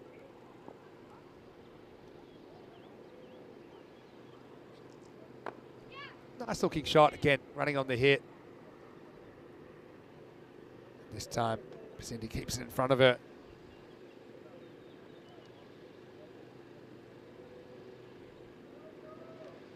A bit of chat about the Australian football scores in the chat. Apparently Richmond not doing too well. They do have the best theme song though. Do you think that's something that needs to come into more sports?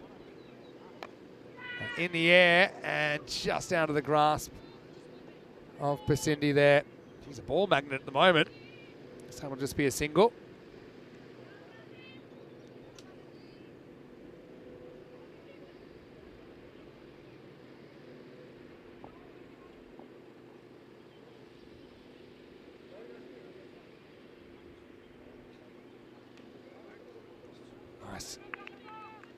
Nice idea from Ikanaka, just misses the mark. That'll be called a wide.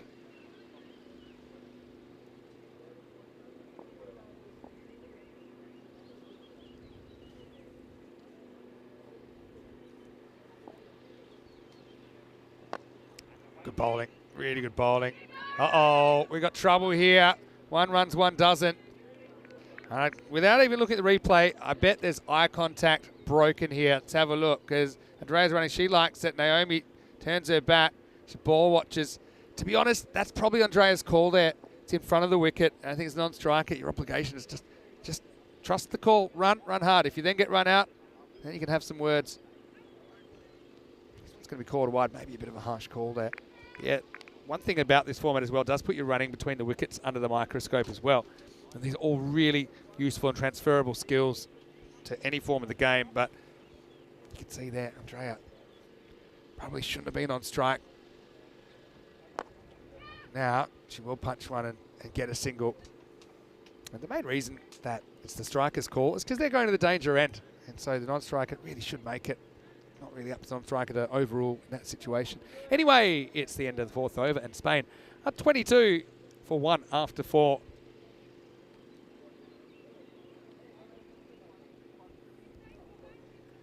At the moment, Spain obviously struggling to keep pace. Like I said, it's more about overall improvement you're looking for in these series. There are games where, for sure, they can push this Italian team. And really, I think halfway through the first game, I felt the Spain, well, maybe not being favourites. If you look at their previous performances, they were certainly in the hunt for a win.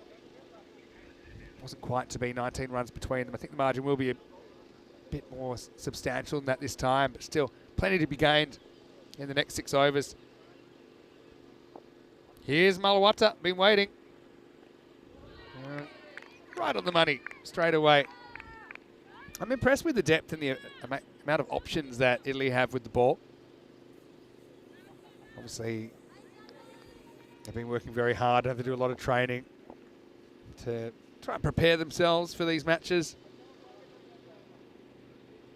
Main thing is they seem to really enjoy playing together, which is really what sport's all about, team sports. Well bowled. It's very rhythmic the way she gets to the crease. So far so good, and Andrea, at bare minimum, needs to find a way to get off strike here, doesn't she?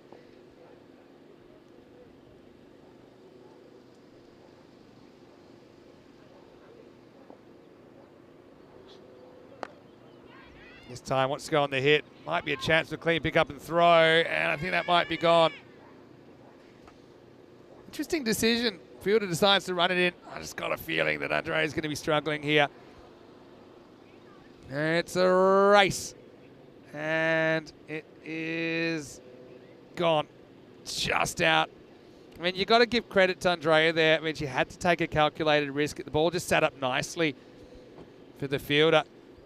And it's the world's easiest direct hit there, as Andrea's going to be run out. And yeah, unfortunately, that'll be the end of her innings. So yeah, a bit of a frustration there, but you still got to remember she's a young player. She's still very early in her development. And what this game does teach you as well. It teaches you temperament. I think she's on the right track. I know she'll be disappointed. She scores 4 and 5 in these first 2 games, but she'll have more opportunities. But she'll be run out for 5, and Spain now 22 for 2. It's actually a pretty good bit of decision making for Bartram to pounce on the ball. And rather than throw, you having to aim at one stump. She says, look, I can see where I am. I think I know where the batter is. She does the necessary geometry, and she's right. She wins the race, wins it by half a step.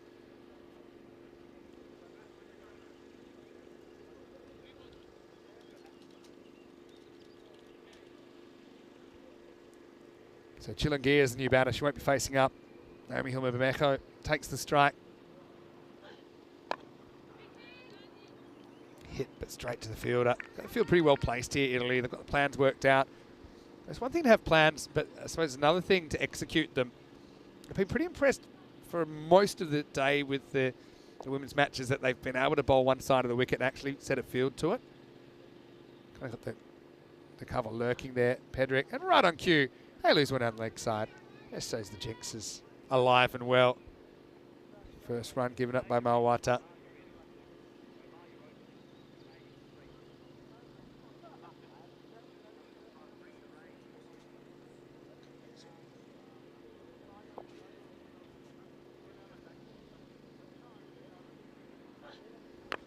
Wow, this one hangs up in the air, and it's going to be out of here. Maximo! So Mawata gets this wrong. I feel that could be a no ball, you know. It'll help them get this stage. Let's have a look. 4. I reckon that's a 7 up. See what kind of mood Tyrone's in. I think it's a no-y. Spain. Yeah, it is a no ball. I think it's the right call. In the end, you got to say, where would it have hit the batter if she hadn't hit it? And I think it's hitting her in the waist. So Hilma Bamako goes deep. Maximo time. 7 up time. And free hit to Carmel Watts has been so good until I commented at how accurate the bowling had been. Since then, she's put one down the leg side, put in a full dinger. Free hit. Hit pretty well. Just got to keep it in front of her. Haknaka does exactly that. Chilangia, again, she's a player that I think's a real key to this Spanish side. Fields really well. Reliable bowler. I know she had a few issues bowling towards the end. I'm sure there's still a ball to go on this over as well.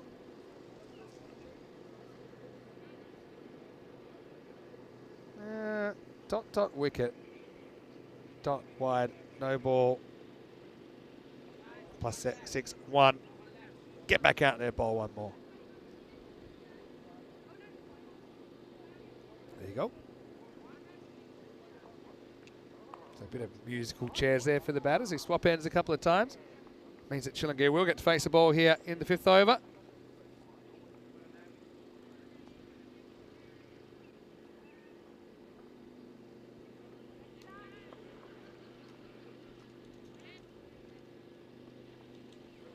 Let's see what Pyle can do. Left-hander.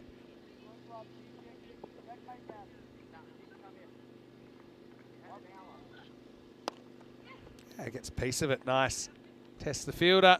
That seems has been good in the field so far, hasn't she? She'll keep it to 1, but Chillingear will keep the strike, and at the halfway point, Spain are 32 for 2.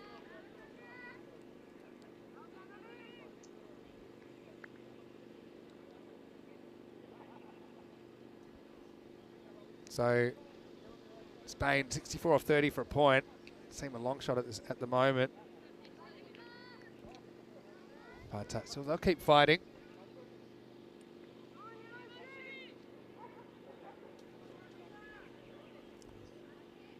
For Italy, we'll take the opportunity to bring Dalawata in now. Dalawata, she's a slinger from way back. Wait till you see her bowl. Just a quick note about where we're heading on the tour. Of course, we're in Brescia right now, in the north of Italy. But Estonia, the next stop. In fact, Rico's travelling tomorrow. I'll be travelling early, and I mean early, Monday morning to catch some of that opening day action. First time in Estonia since 2020, and hasn't the world changed a lot since then? We'll see our first ever high fives in Estonia when we return there for the European Cricket Series. Okay, let's sling a few. Oh, yeah. Liking that. Good ball to right-hander, though. Himanshi had a pretty good ECI-W. Really enjoyed watching her. I suppose that the challenge with her kind of action is to make sure she doesn't lose the ball down the leg side or to the left of the left-hander like she does in that first ball.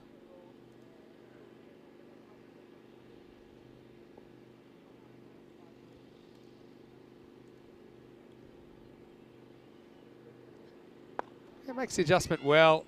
Credit to Pyle as well. And Pyle's another one you might consider her opening. Naomi Hillman-Bermejo seems like a lock. I don't know. Just trying to think how Spain might be able to mix things up because the batting's not essentially clicking. Maybe imagine you've got quite a few kind of capable batters. Maybe you bat Naomi 4 and give the batters above her a license to kind of play a few shots and push with the running, without the risk that you're going to run out of your jewel in the crown batter. I don't know. There's a few that can probably do that job, right? And they're all around about in a similar place. In Davidson Soler, in Cholengia, in Deepa Chukapali Yamaras as well. This was Saeed as well, ABC as well. A bold. Just sneaks inside.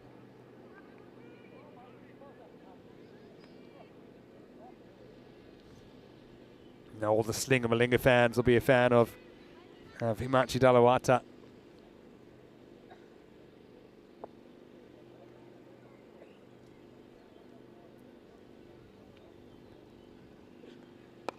Yeah, really good bowling.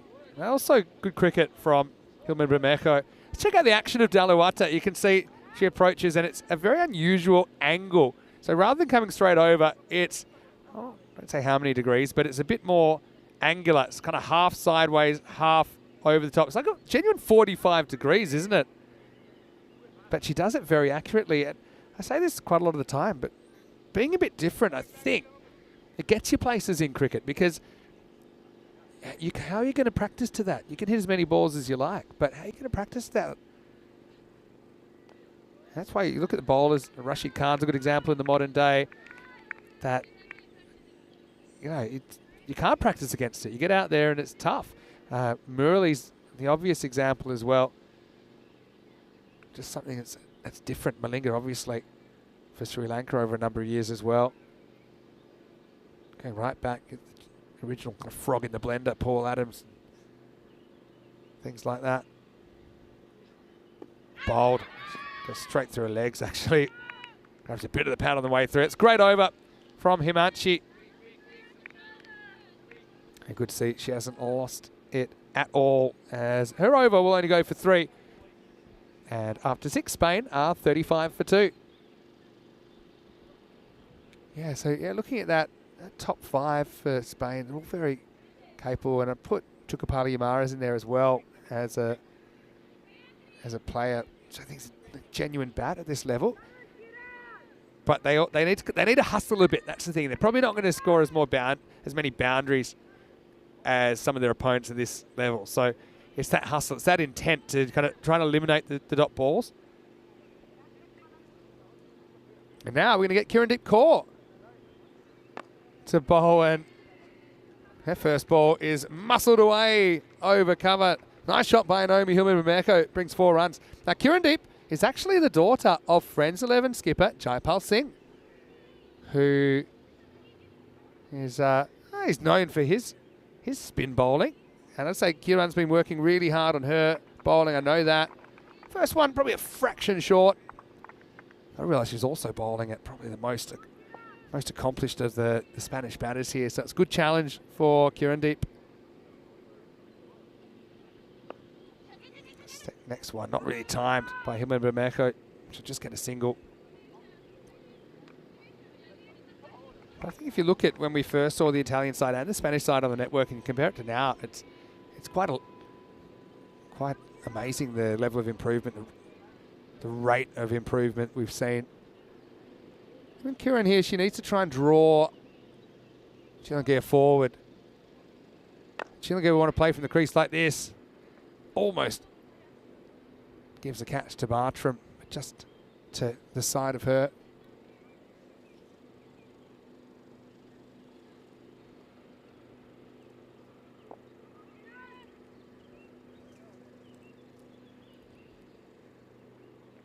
Steps across, this one will be called a wide, just missing the line.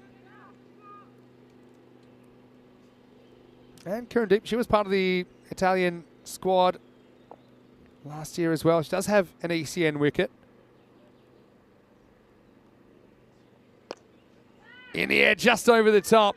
And in fact, that probably goes before it does. A game of small margins. Kind of like a flat bat smack from Amy Hilman-Bermejo. Tried to climb the ladder. Kirandeep couldn't quite touch the ball. 4 runs, and you can see the margin there. Just allowed Naomi to kind of stay put and read the bounce. Now cracked away, set to task, and Kamudu, well, the veteran, did everything she could. Threw herself to her left, but couldn't make the stop. It'll be cuatro carreras más. Naomi went after that one. And Kamudu had to brace for the sandstorm.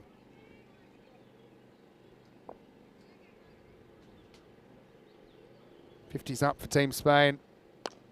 Now hit, and hit very, very well. It's gone all the way. Maximo! So Kiran again, probably just a fraction short. I mean, she'll learn a lot out of that over. But Naomi hits that one cleanly. 6 to finish the 7th, 56 for 2. And a magical 7th for Team Spain. Men will be back in the next match, match 2 for them. And Spain winning the toss, once again electing to bowl. So, correct me if I'm wrong, I think the Spanish team have won all 4 tosses today so far. And Omar Ali comes in for his first match for Spain. Sneth Reddy's in there as well. That game's coming up in around about 40 minutes' time. Here's Dalawata, who's back, and this one not handled cleanly by Amelia. She might have had a sniff at another run out. And just looking at the Italian side there, Eros Vikmuthi, the back flipper, comes in, and Hasib Abdul comes in as well. Danny Long Martinez comes in for Spain. He's listed at the top of the order with Omar Ali. So they're 2 inclusions listed in the top 2. In fact, Reddy, Seth Reddy of Men in Blue comes in as well. He's listed at 3. Good bowling from Dalawata.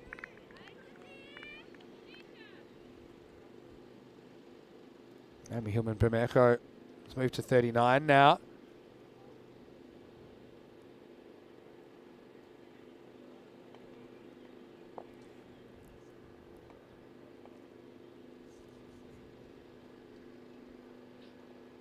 That one goes a little bit off script for Dalawata. Now, Naomi Hillman Bermejo, her top score on the network, and I'll never forget it, 99 not out versus Malta in the ECI in Khartoum, featuring Spain, Malta and Austria last year.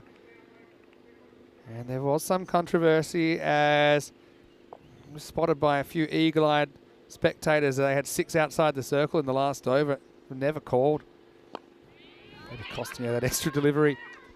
Push and run here. I'll get a single. It's good hustle. I tried to say to Naomi, hey, look, not many people can say they've made a 99 not out. There's plenty of people that have scored centuries. I think we've had something like 46 or 47 centuries this year on ECN, but I think I can count the number of 99 not outs on one hand. I've seen in over 3,000 matches. It's meant to make her feel a bit better. I don't know if it worked. But still, it keeps her hungry. I'm sure one day she'll reach the 3 figures for Team Spain. Chilangir faces up now to Himachi Dalawata.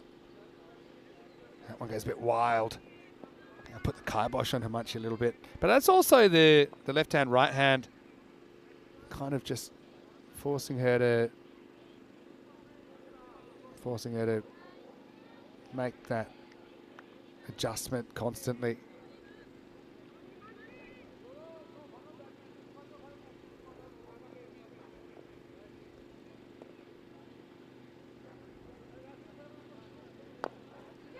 Good looking shot, but what a pick up and throw. Oh, would have been out. Almost bounced off the bowler onto the stumps as well. It's great fielding by Bartram.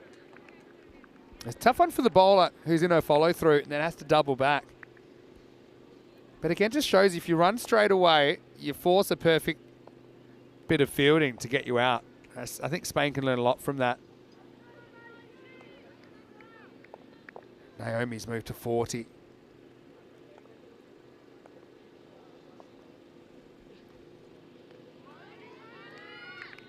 As this is going to be a dot ball.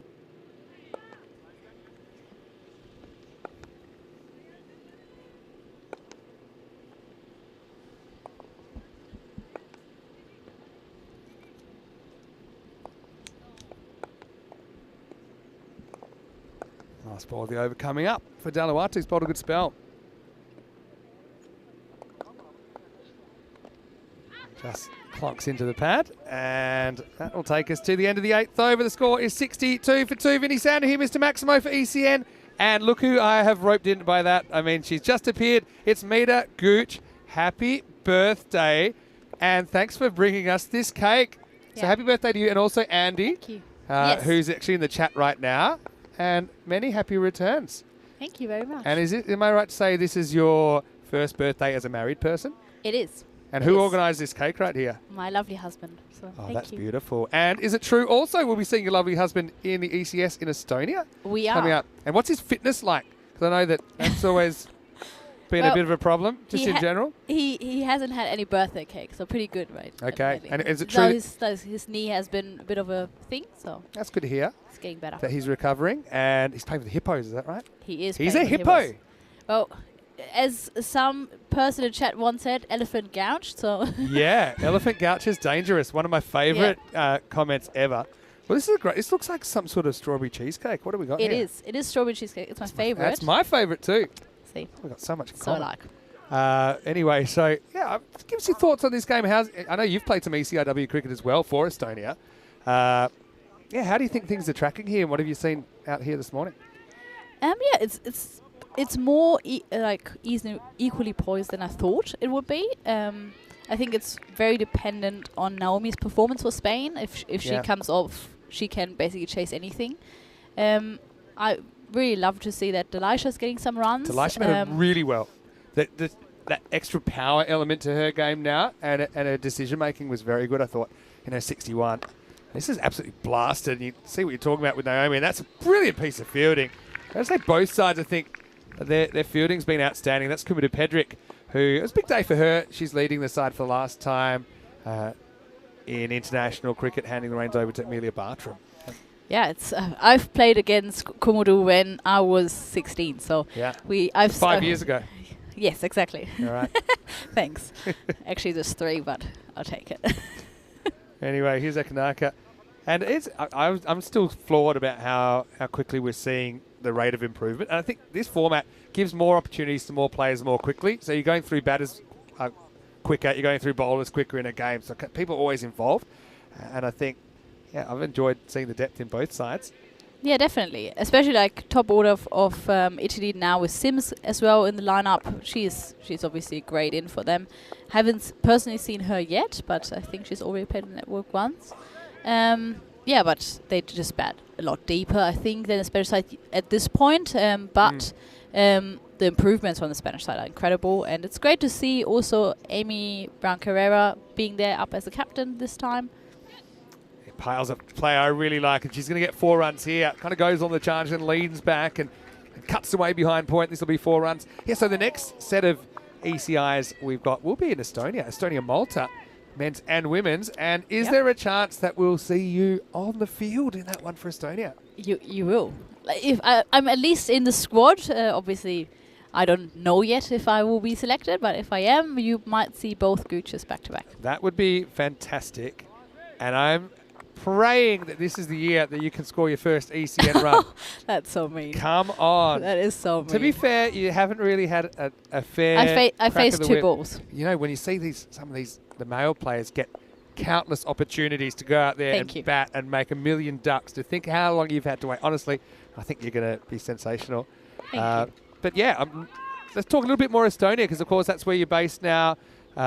Steph obviously has represented the men's national team. You've represented the women's national team. What's happening? What can we expect in Estonia? We haven't been there since 2020. Oh, it's really, really exciting. Everyone over there is really pumped for the series. The ground is beautiful. I think you're all going to really enjoy it. Cannot wait. Kanaka, last ball of her over. Cracked, but straight to the fielder. This should just be 1. And so Spain 69 for 2 after 9. And look, I suppose looking for some positives there. They've equalled what they did in the first game. They should be getting at least a few more than that here in the 10th over. Yeah, no, it's going to be a really interesting series. I think it's going to be really equal between the teams. I think there's quite a few. When we come back to places like Barcelona or Italy, we kind of know which teams to look out for. Sure. I think it's going to be a bit of a surprise package, which I haven't seen that much cricket yet either, because I moved there in the winter, so I've only seen indoor cricket so far. But I think it's going to be really exciting, and yeah, I'm just really excited to play some women's cricket as well. I know that they're really excited. That's what I'm hearing anyway, of all the clubs and all the players. Some were part of that series in 2020, but it was only a 2-day series. Certainly not as big as we're going to get this time around. Malwata's going to finish off, and she's going to start getting knocked away for a single. Okay, let's get back onto you personally, though. What have you got for your birthday, and what do you want for your birthday? I've got great women's cricket, which is All I want. You're not very material. I know that. I know you're pretty down to earth. Well, yeah. You've got a strawberry cheesecake. Yeah. And you had a spare seat next to you in the car on the way here. That was glorious. Luxury. That was glorious. Didn't have to squeeze into the middle seat as I usually have true. to. So that was the best birthday gift. You know, something else you've got is amazing weather.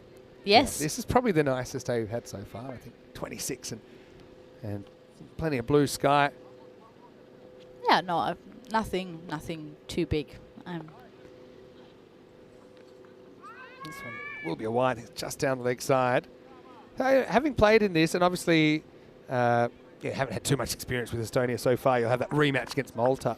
What do you think are some of the strategies you think that the teams can do better in this 10 over cricket? Obviously, some of the teams wouldn't have played so much of an Estonia in that basket. I know there's some domestic T10. Yeah, I think there's obviously a lot of the girls that are playing currently still lacking a bit of experience. Just the opportunities that women get in Europe generally are just not as many and as plenty as we would like them to be. It's just due to a lack of players still. And there's certain things that I think will come once they get to play more, like running. Oh boy, what a run out. That Amelia is Bartram's incredible. picked up, hit that from one stump, 25 metres side on, and bullseye. So Chillinghia, I know they've gone upstairs, but well, you can save your videotape here because I'll be so amazed if Pyle gets there. And we talked about you'd have to have a perfect piece of fielding to be run out. That is perfect. That is one stump to aim at. That is top-class stuff from Bartram. She's incredible. She is such a gun fielder, and she just proved it again. She is really, really incredible. She really had just one stump to aim at. Yeah. Bullseye. Yeah, unbelievable. She's upstage just there. But that was a good innings from Chillinghia, though. I mean, she brought some respectability to this total. But, yeah, even dealing with a slightly unpredictable hop in this field. But, yeah, I mean, that was outstanding work. And it'll be the end of Chillinghia's innings. She's going to go for 10, and the score's 71 for 3 of 9.3. Just quickly, everyone's wishing you a happy birthday. Even Charlie, who must have found some time away from the microphone in France. Also Jules, and to Egan. Egan Dantis is in the chat saying happy birthday. Steve McVeigh's there. And you are a very Thank you very popular much. member of the crew. Thank you very much. Within the crew Really and outside. appreciate I know the sacrifices you make, including working your birthday, right? Yeah. Oh, well. I mean, you do get 2 birthdays. You have your ECN birthday and you have your actual birthday. Anyway, that's going to be Rambo coming out, but she's at the non-striker's end. And yeah, well, anyway, I know you got to get back to work, but I want to say thanks so much for coming and joining me. I did rope Thank you you very in. much. I am looking forward to demolishing that cake. Enjoy. After this game. As this is up in the air, Bartram is going to take the catch. Well, she's going to get Naomi with the ball to go in the game. She fielded so well. Naomi still bats well there for 43, though. Just basically trying to take the game on, trying to clear the ropes. Doesn't quite get it. Trying to fetch it from outside the off stump slightly. And Bartram, very, very good in the field. We'll take the catch. So, yeah, from you, from here, Estonia, right? When do you travel? Is it during Monday? I'm going to travel Monday, so I will only get there for the last game of the day, but I'm going to come and watch some of it with my husband playing. So I'm going to be there for a bit, and then I'm going to play. And then my next tour is Cyprus, Yeah. where I'm also going to play, actually. Yeah. Oh, yeah, because, yeah, Cyprus Malta at the end. I think there's T10 and T20s there afterwards. Am I right? So, yeah, Cyprus now has become a 14-day ECS and then 2 days of ECI T10s and then 3 days of T20s, right? Correct. A lot going on. May Madness. So much cricket. Last ball of this one as Mamouna Reyes Qureshi will get a run here. And Spain, well, they do outscore themselves from the first game, 72 for 4. Mita, I want to say thank you and very happy birthday. And we'll give you a quick wave. Goodbye. And everyone, jump in the chat and I'll pass on the messages. Happy birthday, Mita. And also, Andy, happy birthday to you, Lunchy. We miss you. Hopefully we'll see you again soon. But Mita's going to get back to her birthday present, which is to do some more work. And let's go into the highlights as we saw Spain chasing a bunch here in match number 2. And so what's the matter of could they put together a decent innings, and it's the worst possible start really for Amy Brown-Carrera. Got a pretty decent delivery, maybe a bit unlucky, double deflection onto the stumps. And Andrea Davidson-Soler came out, couldn't quite move the needle the way she wanted to. Eventually, she tried to win a foot race with Bartram, who really set the standard with her fielding. Great to see some of the other Italy bowlers that we haven't seen too much of in the first game. So obviously they've got a strategy to try and give more people more opportunities as well. And it was the perfect game for them to kind of do that. You can see Italy throwing themselves around. Sometimes it worked, sometimes it didn't. Could see Kieran Deep getting a bowl. Like, she didn't quite have the length right, I think. But again, she'll learn a lot from that. And throughout it all, we saw Pale Chilangia actually put together a pretty good partnership. It was an amazing bit of fielding in the end from Bartram to hit one stump to remove her from the equation, and followed up with a good catch to get Naomi Hillman-Bermejo, who was able to put 43 on the board, but never really in the hunt realistically to turn that into a win or even a point. But still, a few things to celebrate. 43 for Naomi Hillman-Bermejo at the top. Chilangia was an ally for a while. Still think Italy, for the most part, okay as far as the extras go. 11 wides and a no ball. As I said, realistic maybe to be bowling one extra and over. And they were around that mark. Bowling wise, Bartram bowled a good first over. 1 for 6. Sims bowled well as well. Malwata, good spell from her, 1 for 13. And Dalawata, the slinger, 2 overs, only for 8. But I think they did take that opportunity to throw the ball around and maybe not bowl some of their openers again, given the match situation, which I think is a positive thing overall. We'll take a break then, back in about 20 minutes while I have this strawberry cheesecake, which I could not wait for. But the men will be back soon with Spain taking on Italy. Spain winning the toss. Some people saying that's the only thing they can win at the moment. But let's see if they can get on the board in match 2 of the men's. Around the corner here, this is ECN. You're watching ECN Internationals from Italy in Brescia.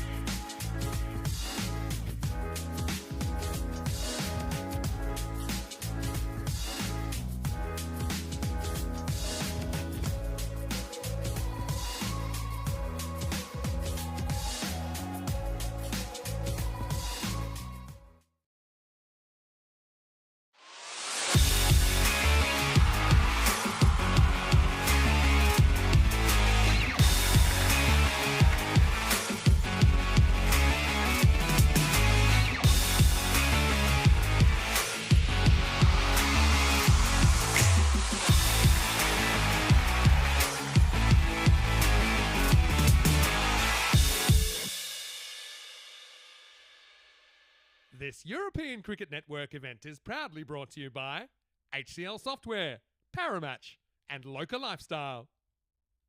Hello and welcome back here with Jugraj. And Jugraj, he's the son of Jaipal Singh that we saw leading Friends 11 in the ECS. And we're having a good time, aren't we? Yeah. We're having a really good time. In fact, it's a beautiful day for cricket. We're heading into the men's match 2 now in their ECI Spain, taking on Italy. And well, Jugraj, what are we going to do?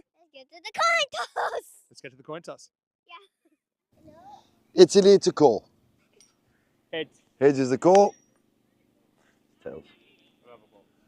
And we'll have a ball. Spain winning their 4th toss of the day, hoping to win their first match of the day here, as the men will be back to take over this ground in Brescia. Centre stage for this weekend's action. Big thank you to Jugraj for his work. I tell you what, my job, one day Jugraj will be doing it, I'm sure about it. He's such a ball of energy, loves his cricket as well, just 8 years old. And we saw his sister, Kirindi, playing in the last game for the Italian women's team. Right now, some inclusions there. Daniel Long-Martinez, Omar Ali, and Snehith Reddy listed as the top 3 there, or into the side. Hiroshik Muthi comes in, the acrobat for Italy. Hazib Abdul comes in, potentially to bet in the medal order as well. Sharifa's listed at the top, and we saw Zain Ali and Naqvi opening earlier. I wonder if they'll go with that again, or whether they decide to change things up a little bit. But I wonder what the computer's going to say as far as the win predictor here, because not too much between the teams. I think Spain have maybe gone down a few percentage points on the back of that loss earlier on, but 43% still think on paper they're pretty even. Maybe the fact that Italy have played a bit more of an intense level more recently and obviously played on this field, I think certainly put them in better shape in that first game. So they're 1-0 up in the series, but still, anything is possible. I still think this series is very much alive. Welcome back to all of our viewers watching on our YouTube channel, ECN European Cricket Network, and of course, everyone watching on Fan Code in India. Great to have your company as we get ready for a start. Beautiful sunny day here, 25 degrees. Outfield pretty fast, pitch pretty fast, pretty true. Murad Ali looks like he's going to open for Spain. I know that Spanish coach Corey Ruckers, he was pretty impressed with what he was delivering in his Spanish debut earlier on. A couple of wickets. Had a bit of a tough start. I think it took him a little while to find his length. But once he did, it was pretty impressive. I know that we've got 2 formats, 2 locations going on at the moment. T10 here in Brescia, this Italy-Spain series, and also the 3-way Medina Cup, which is at the Dreux Cricket Ground in France. Belgium were able to chase down Malta's total. Pretty decent total in the 160s as well. It's shaping up, I think, for a France-Belgium final tomorrow.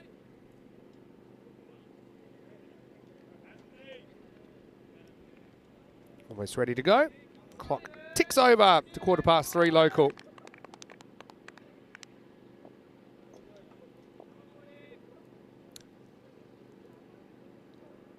Match 2 of the men's ECI. Starts with a massive 5 wides. That was probably over head height of an elephant. Look at this. I said it took a while to find his length, and you could see that was actually a pretty good effort from Alec Davidson-Soler to try and pull that in, but would have needed a trampoline.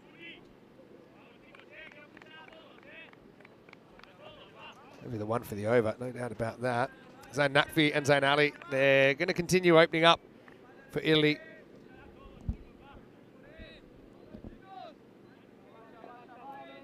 Murad. Yeah, I'd love a mulligan on that one, but he can start again.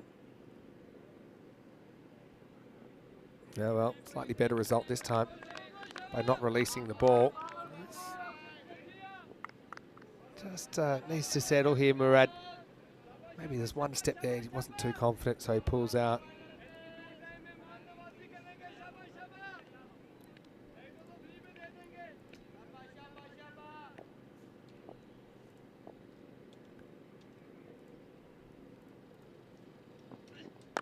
Better, should be out. Simple catch for Atif. And there we go, huge. So Naqvi's going to go, tries to pull. Tries to fetch, actually ducks back to him a little bit, hits him high in the bat in the splice, and Atif does the rest. So Murad Ali, well, he bowls the ball into the sky, but next ball, it's time for Nakvi to fly, and it's Golden Derek appearing early on in this one. Spain winning the toss, selecting the field, and they get the early wicket of Zayn Nakvi without scoring, and it's 5 for 1. Good result. Murad Ali, I think he definitely rushes Nakvi for pace there.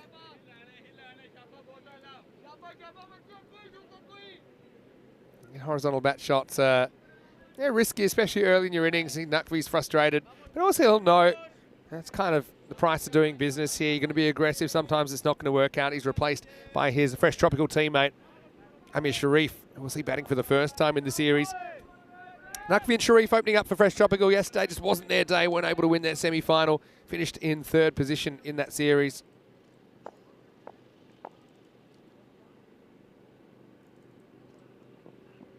Well, it's one way to start. He's just going to clear his front leg and pump it over the offside for 6.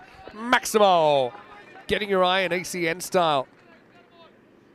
Some sort of shot first ball.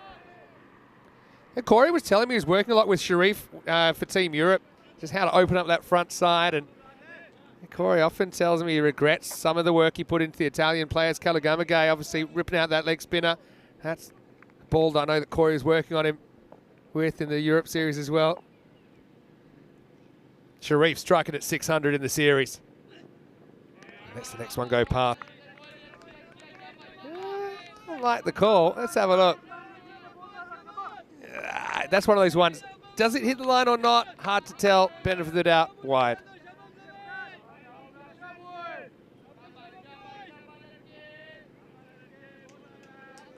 Anyway, Murad. Spanish kind of wild thing, isn't he?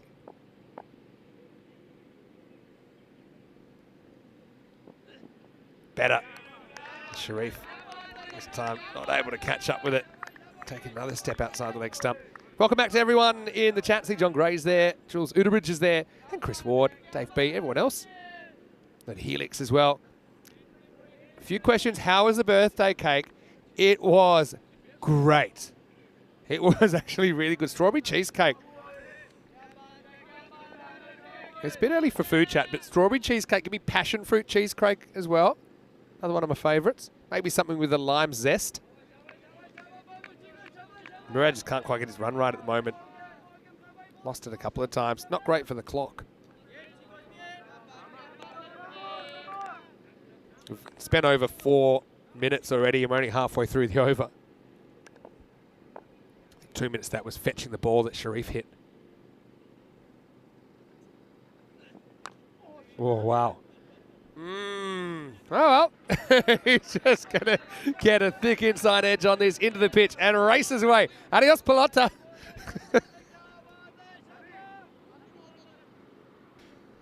He's trying to come up with the answers. Corey is, I don't know if we get him on the camera. And he's looking a little bit frustrated over there. Sharif has whacked a 6 on the 4 in the first over.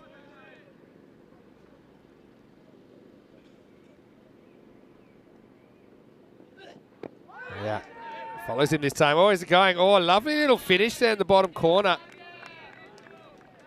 And that'll be the end of the first over, I think. Maybe not. Maybe still one to come. Una pelota más. Murad. If he only goes for 16, it's probably a win. Or at least a draw from where he was. Last ball the first for Reels. Uh-oh. That looks like it might be high. And it's been edged into the pitch. And it's going to fly for 4. Check it out. Let's have a look at this one. See this stronger together right between that. That's the waist. That's what I'm looking at here. And it's... oh. I reckon that's high. Wait for it. Oh, it's probably a no ball, isn't it? Yeah, it is. So it is going to go magical.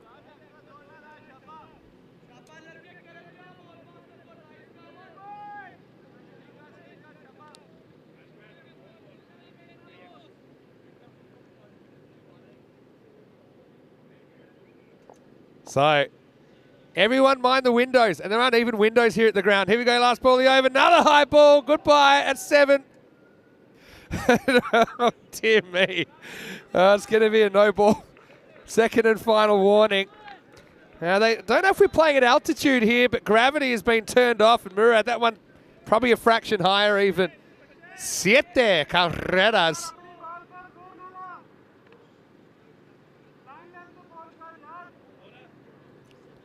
.28 now, and last ball the over coming up.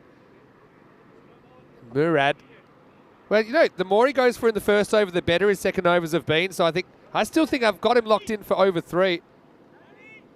But this could be a supersonic start. Ay caramba.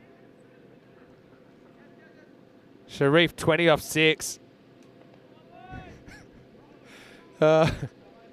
I wish we could have Corey Camp going again. Yeah, he's having a tough time over there. The last ball of the first. Take 3.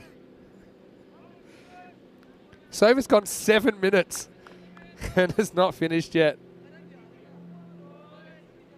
All right, Murad. See if you can win the last ball. Good finish. I'll get him a second. End of the first. It's 28 for 1.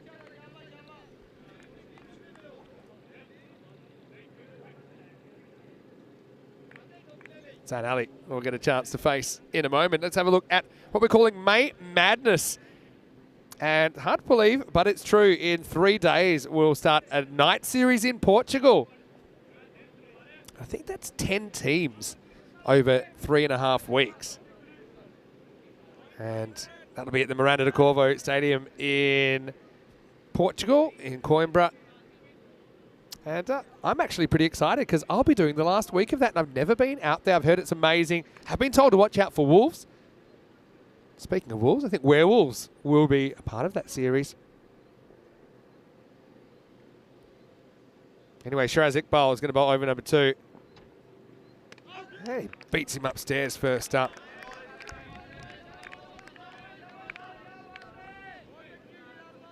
Hello to Shohar, good to have you with us.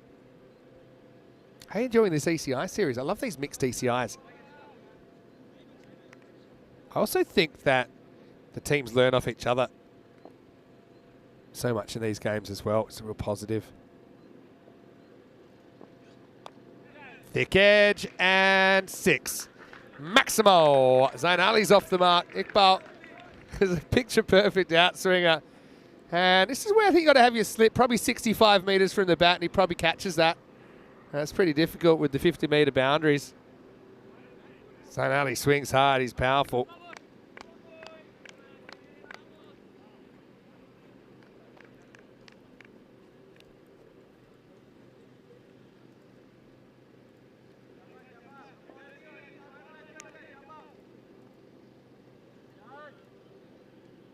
Anyway, Shiraz is going to have to shake that off, and now change of pace is probably something that was underused by Spain in the first game. Italy were able to muscle their way to a total of 160.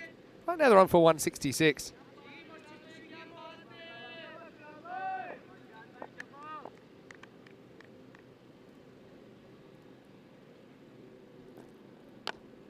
That one's going to pop over the infield. Bit of a chase on here. May pull it back. Does. Oh, come back for 2. Good fielding there. Good chase down.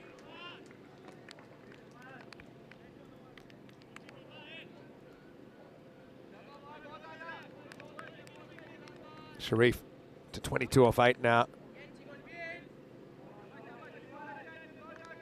I'll be curious to see the Italian batting lineup and who they bat where in this game and the games to come.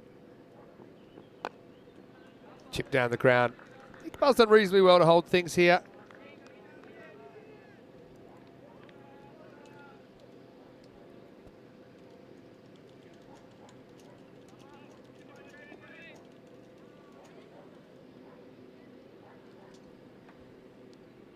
Last ball of the over, Zayn Ali faces up.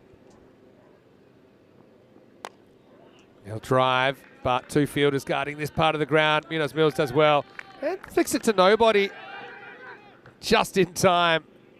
They jump on this and prevent a second run. Kind of blind flick, wasn't it? Almost like in football when you just go to the call. But anyway, that's the end of the second over. 39 for 1.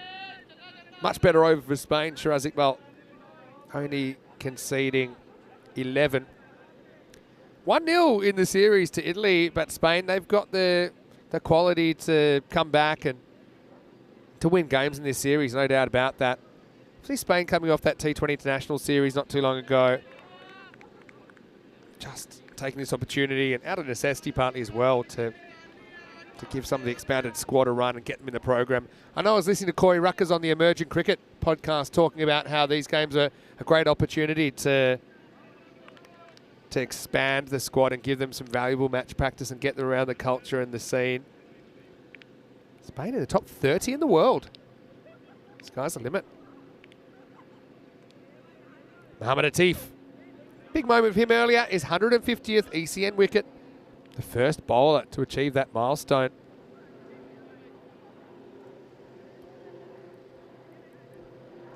He's going to bowl over number 3. Still in the power play.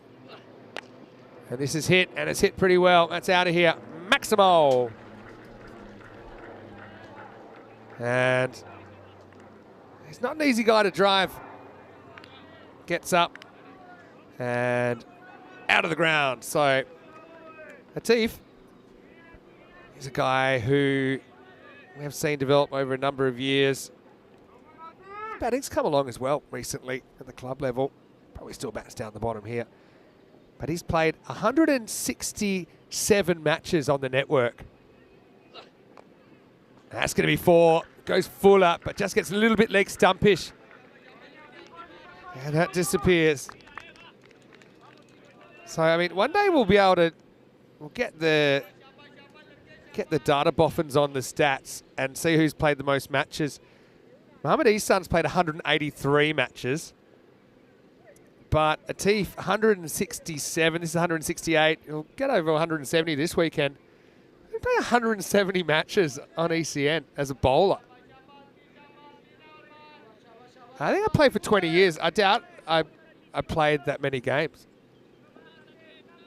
How many tests did Sachin Tendulkar play? Around the same amount, I think.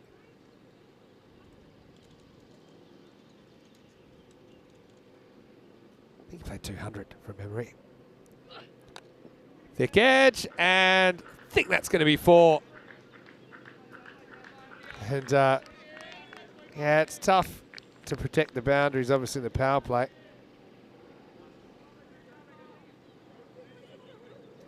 I think it's just inside.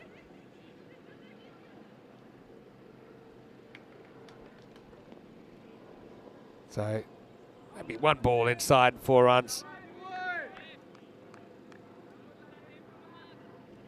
I think you see the explosions just inside. Anyway, Zain Ali operating. Checks his shot a bit here, a dot. I think at this level, in these conditions, any dot's a huge win. Even a single's a huge win. If you go the average runs per ball, it's probably 2.5. So even there, you've saved 2.5 runs by creating a dot. Yep, Tendulkar, 200 matches, test matches that is. Wonder who will win the race to 200 matches on ECN. Clipped away into the gap. That's going to be 4. Nice shot by Zain Ali. He's very strong on his pads. Atif hasn't quite got the line right a couple times. Maybe trying to cramp him there.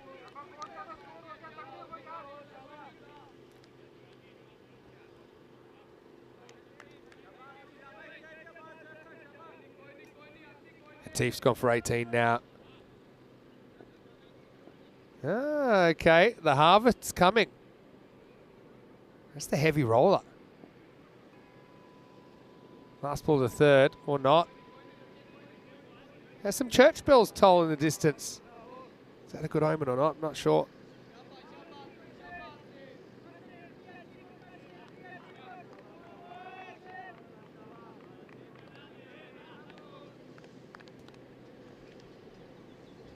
Latif trying to close out his over, keep it unmagical.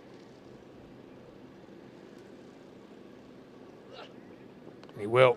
Has a win as the power play comes to an end in Italy, 57 for 1. Bright start again. Spain electing to bowl here. I suppose they want to know exactly what they need to do. There's the Italian women's side. Had a strong start to their series. 2-0. They'll be hoping to sew things up today with a third win in the last match of the day. 28, 11 and 18, your 3 power play overs. Looks like could be Rabani coming on in over number 4. They have bowled him reasonably early. I tend to think of Rabani more as a second half bowler.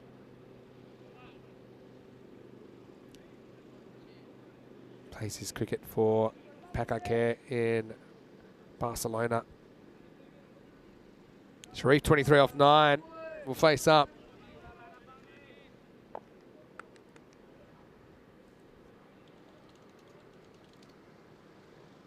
He's over 4. Start with a hit. It's a miss hit. Can anyone reach it though? Fielder comes around, takes a brilliant catch.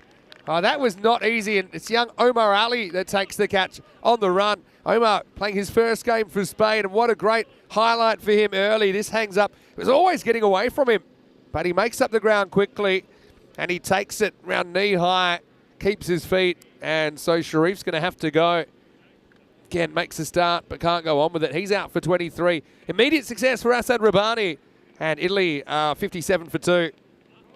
Simranjit Singh comes in the number 4 position. He batted really well earlier, 61 not out of 25. Sharif, I suppose, does his job. He'll be disappointed. Doesn't turn into more.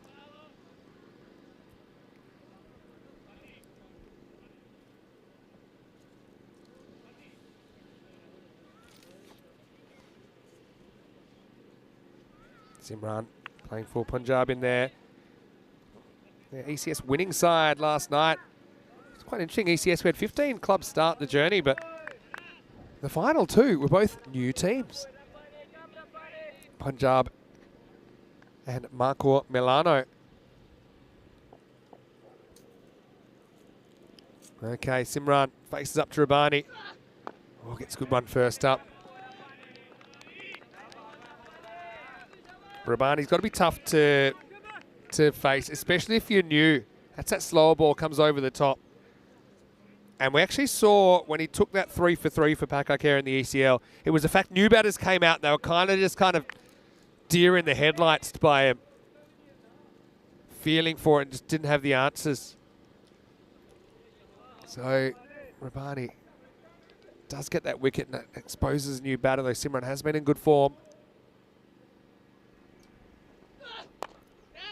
Driven pretty well down the ground, but straight to the fielder. Southern Cross in place, which is the 3 straight fielders, straight hit, as well as the slightly wider long on and long off.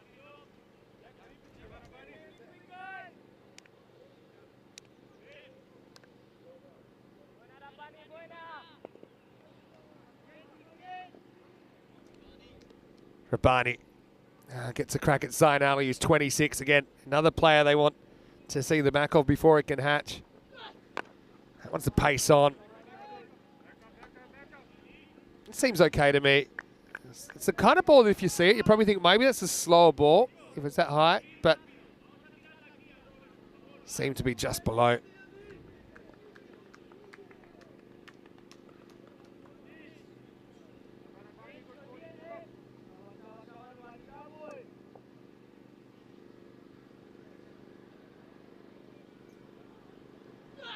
There's a slow ball, and he cleans him up. What a delivery from Rabbani. And Simran's going to have to go. It was pace on, pace off. And Rabbani brought into this Spanish squad, does the trick. Just have a look at this slow ball. Comes over the back of the hand with a lot of overspin from Rabbani.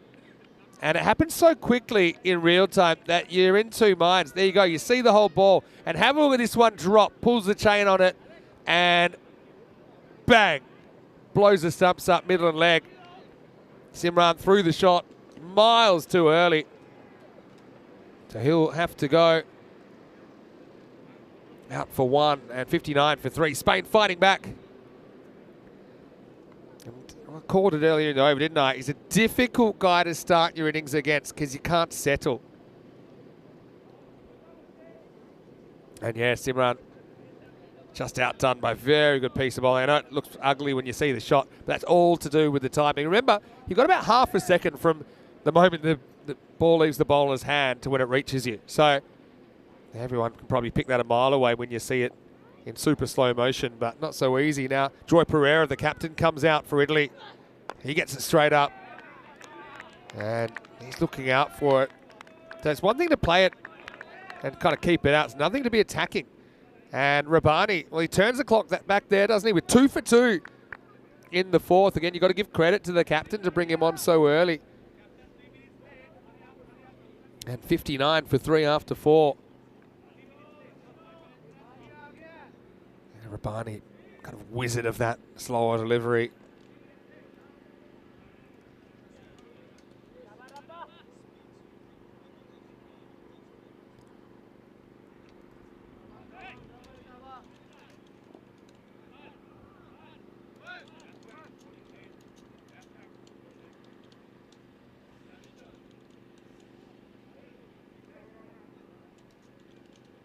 So maybe is that a turning point for Spain as Hamza comes on. Amir Hamza with his left arm orthodox. First one just drifts in and locks up Zayn Ali. So one thing I got to credit to Spain, they've bowled variety so far, haven't they? Started right arm pace, left arm pace.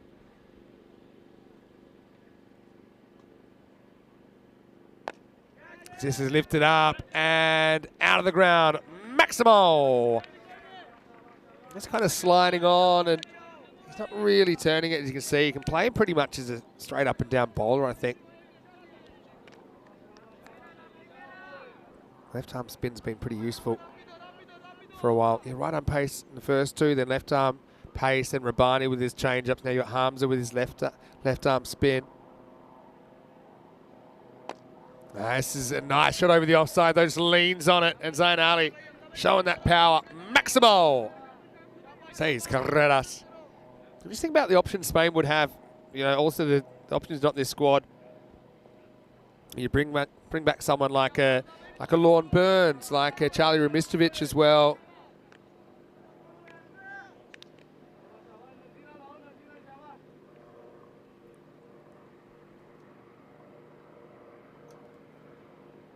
Quick one this time.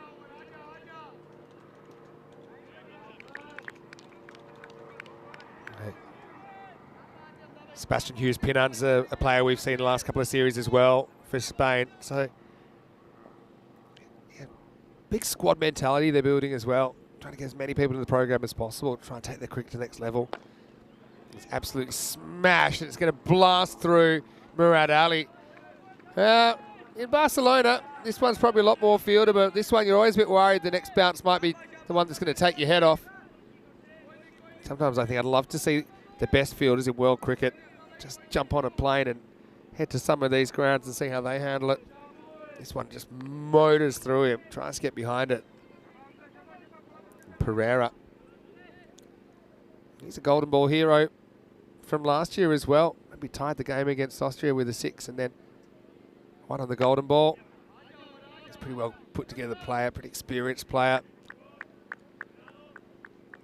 Yeah, that golden ball, Italy versus Austria back in September. First time and only time we've had an extra on a golden ball. Let's welcome you into the box. Vinny Sandy here, Mr. Maximo for ECN, as we get ready for, I suppose, the last couple of games of the day, but there's still plenty more coming your way tomorrow with 5 more matches. Just a bit of in-game analysis here. I think what we've seen is a bit of an adjustment, certainly since the first over, with a few more variations. I don't think they used enough changes of pace in the first innings, Spain. Also, just a conscious effort to get fuller. I think it's not going to end well if you keep banging the ball in. Yes, you might win the occasional battle, but even these edges, they're flying for 6, they're going places. Get it up there, you know, use your changes of pace, but whatever you do, just try and execute your plan. Have the right plans, but execute them. And I think they've been a little bit better at that in the last couple of overs. That's why they're starting to work their way into the game. Equipo Rojo. Rabani comes back. You know, he does his best work when it's full as well, because you know the slow ball it's going to be a full delivery that's going to dip. So then when you see what looks like a full toss, you're thinking it might be the slow ball, but it might not be, and it's rushing some of these guys. Yeah, Golden Ball 49 in Rome last year. Picked up and out of the ground. Nice shot from Zayn Ali. Well, he's been asked to open both games, and he's been pretty good so far. That 6 runs takes him up to 46.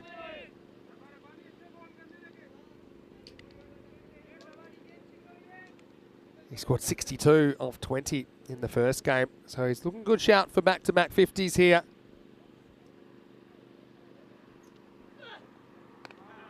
Bowled by Rabbani. Effort ball. And because Rabbani bowls so many slower balls, his actual kind of stock ball seems a bit quicker than it is. It'll probably rush you a bit more than if he just always bowled that pace.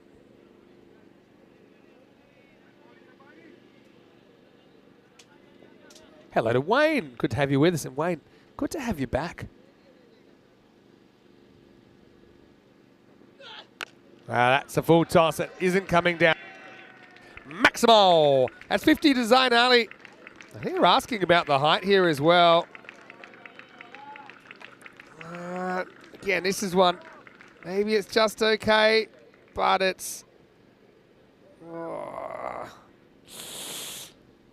These are the kind of ones, they're kind of in the middle, aren't they? If it's below, it's only just below. We've decided that's going to be a no ball, and it is. Yeah, so when these middle ones, I think they tend to give the benefit to the batter. It makes sense. It's not a very well protected area. So Zayn Ali, we'll get a free hit here.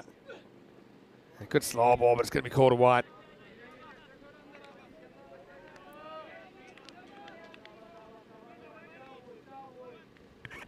Right idea there, I think.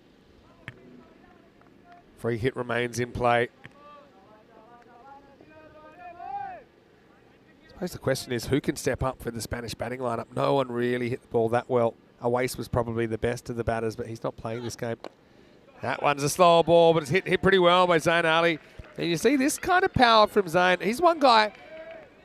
Yeah, now we're talking kind of Western Shield as a next level up for some of these players. He's the kind of guy you can imagine if he has a big season, he could play his way into that team. That's a long way off it at the moment. Interesting, when he's picked for Italy, he's often picked a bit more as the bowler, but I'm happy to see him at the top of the order, and obviously doing a really great job at the moment. He's 58 off 19, cashes in the free hit. Wow, well, there we go. It's stand and hit. Just throws the hands at it. Maximal, 6 more. And how quickly things can change, hey? Rabbani went for 2 in his first over. And this one's gone for 27. It's not finished yet. It continues the tradition of one good, one bad. Some bowlers have had it today. 100 comes up for Team Italy as well.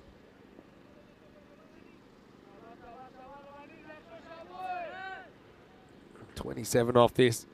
Boundary would take it supersonic. Zayn Ali looking confident on 64. Slow ball, but that's going to be 4. Just gets it around the infield, and so a huge over for Italy. 31 come off that one. And the score is 108 for 3 after 6. Yeah, Wayne, the reason I said it's good to see you back is, has there been any more talk about you and Corey having your one-on-one duel? Let's try and set that up. I'd love to have to see.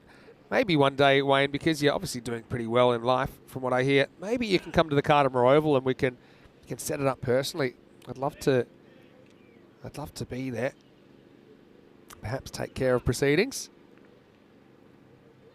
Anyway, Mir Hamza's going to come back. He's overwent for 18. They're going to go back to him straight away. Ball might be out of shape. Not surprising, considering the hammering it's had. This has been the issue for Spain, though. They just haven't hit enough sixes today. No one was really able to get going in their innings earlier. Hamza comes back. Quick one first up. This one just kind of pushes through a bit. Pereira doesn't offer. Maybe a bit surprised by it. Oh, yeah, probably a good tactic. Tossing them up's not really happening, not really working. Stop ball's not really working, so conscious effort, I think, to push it through and try and jam the batter up. Yeah, Spain scored 8 sixes in there, 10 overs earlier. There's been 10 sixes already. We're only 6 overs into this innings. Tries it again, but third time unlucky. Mind the car. Maximo! Well, that was a drive that almost ended up in a bad drive for the white sedan on the leg side. This reminds me of a story that Corey told me, and we are going to the Netherlands soon, about when a ball bounced into the back of a guy riding his bike and had no idea. And that ball was gone. He never felt it go into his bag. That could, if that car had a sky roof, we could have had the same thing happen there. Close. Pretty close. Maybe not quite close enough. Again, that was the one that was pushed on. I guess he's coming from quite wide. And what's your call here? Oh, ooh, pretty high. Maybe a little bit high, but it was pretty adjacent. Back pad. Anyway, next one's up in the air. Chance for Omar, and takes a brilliant catch. That's a very good catch. I know they'd like to check it, but it's a very nice piece of fielding. Omar's looked right at home in the red shirt so far. We've seen him do this in ECS cricket for many, many years already for such a young player. How about the little casual catch it one-handed on the way back? So, fantastic bit of fielding from Omar, and that will end the innings of Zayn Ali, but not before he smashes 74. Check it out one more time, thanks to Spring Media. Takes it, knows exactly where he is, and maybe didn't need to throw, maybe he did, but he was in control of what he was doing. That was the main thing. So Zayn has had a very good day so far. I wonder if they bat him again in the opening spot in the third game, or whether they maybe drop him down just to have a look at someone else. But you can understand why you might want to strike while the iron's hot. They go to like a Naqvi Sharif combination to open or something like that.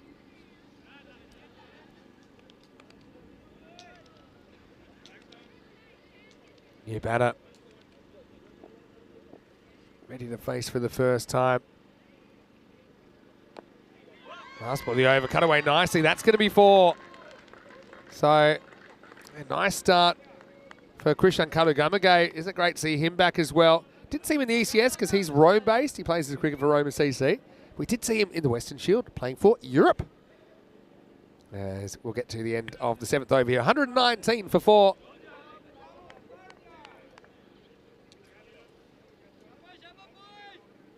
ECC will take place once again, that 4-week window, starting the 23rd of September and finishing on the 19th of October. And the other thing with the Premier Division this year and the Challenger Division being kind of separate, self-contained competitions, but there will be a promotion relegation system. So 2 teams will be promoted from the Challenger Division and 1 team will be relegated from the Premier Division. Probably going to a 22 and 10 structure this year, or next year. This year it's 21 and 11. Stay tuned for that. As we get close to the time, we'll have the countdown on, I'm sure about that. Right here on ECN.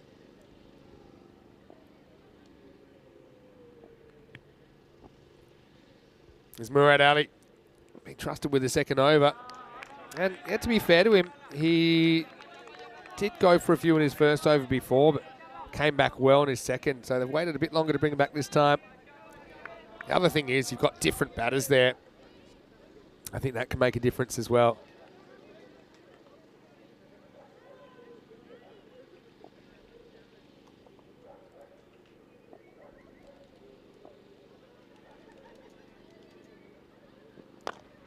Hit hard, that's into the gap, that's going to be 4. That's the negative of the Southern Cross.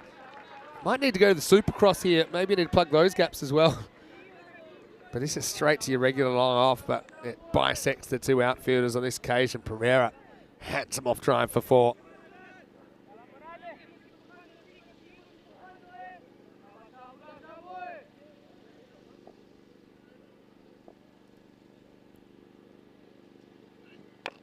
Throws the bat at this. That's going to fly. And I think that's gone out of the ground. It has. Maximo. It's just a case that he's kind of close to where he wants to be. But if you can get that half a metre full, that's a Yorker, and it's a lot more difficult to do anything with it. Maybe you get it off the end of the bat, but it's a small miss from Murad. The pace of that ball disappears off the blade of Pereira.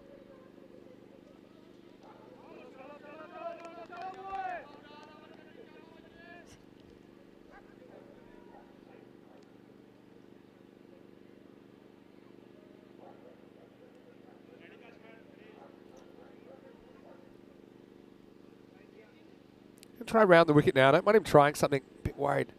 No third, but there's deep backward point in place. Little nick and gone. And credit to Pereira, he walks. So the change of angle does the trick. Murad Ali will bite back. Second wicket for him. Classic fake left armour here. Just goes around the wicket, pushes across Pereira, who flashes at it. Wasn't really an easily drivable length. And audible sound as it went past the bat. Enjoy it. He doesn't stick around. I'd like to see that sportsmanship and that example set by the Italian captain. And he contributes a handy little 17. Alec Davidson sold out. A simple take behind the stumps. So here's Muhammad Arslan getting a bat. Good to see him out there. He's been in good form with the bat. How's he going to handle Murad? Get some bat on it, but it'll just be a single.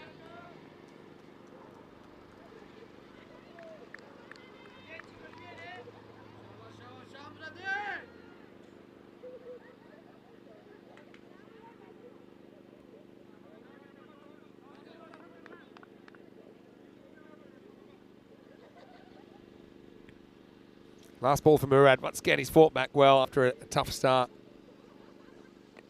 Oh, yeah. You gotta love that. Kalu, a little bit of sneak attack here, just hangs the bat out to dry and just guides it into a vacant region. Good cricket IQ from Christian Kalu-Gamagay. And at the end of 8 overs, it's 134 for 5. I'm sure a lot of Kalu-Gamagay's Roma CC teammates are watching. I know we've got Prabhath here handling the women's side, but I'm looking forward to being back at the Roma ground in August for 2 weeks there, which will actually culminate in the Meltool Shield, which is the women's version of the Western Shield. British and Irish Roses take on Team Europe. Anyway, 9th over, it all happens in the 9th. Here's Iqbal coming back, and he's hit in the air. Can anyone reach it? Well, Omar, he'll get there, but he won't be able to hold on. I think he took his eyes off it for a fraction of a second to make sure he wasn't going to get cleaned up. I suppose you can understand in your first game. It's caught very well so far. But unfortunately, Omar not able to reel that one in.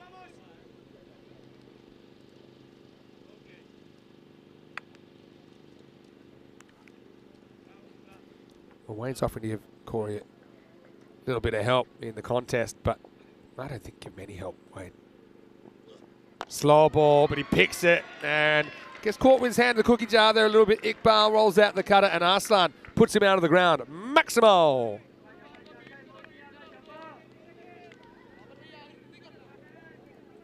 Good shot. I was really impressed with Arslan's batting, actually. He's a guy, before this year we'd seen him make 150, but he made 250s, including a top score of 64 against Marco Milano in the ECS. I've seen Arslan at the ECC before, but was kind of in and out of the side. Played 4 games last year. Anyway, this is hit in the air, and that's out of the ground as well. Maximo! Arslan goes downtown. It's a pretty good shot, because that's no half volley. But he takes a confident step towards the ball and puts it out the park.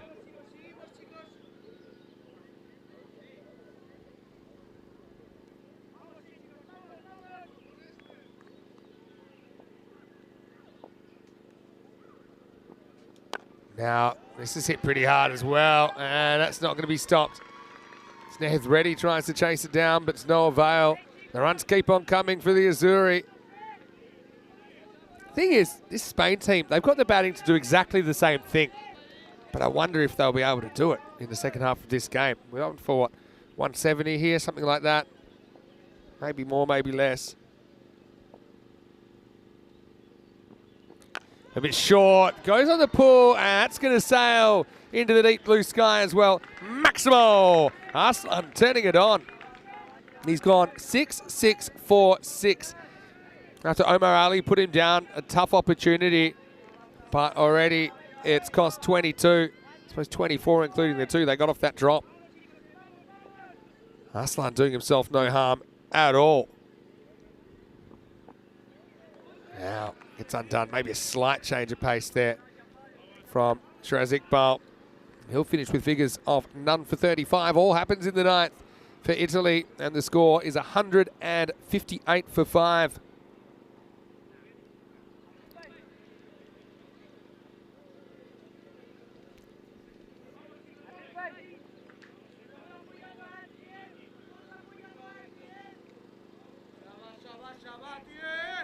So 10th overtime. And Mohamed Atif is going to bowl it. Closed out pretty well before. Like I say, I'm not prepared to rule Spain out of this at all.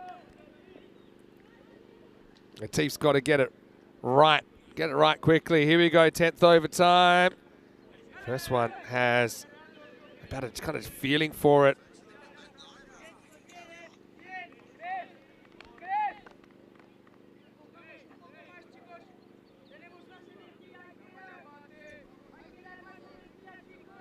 All right, so back to the Arslan show.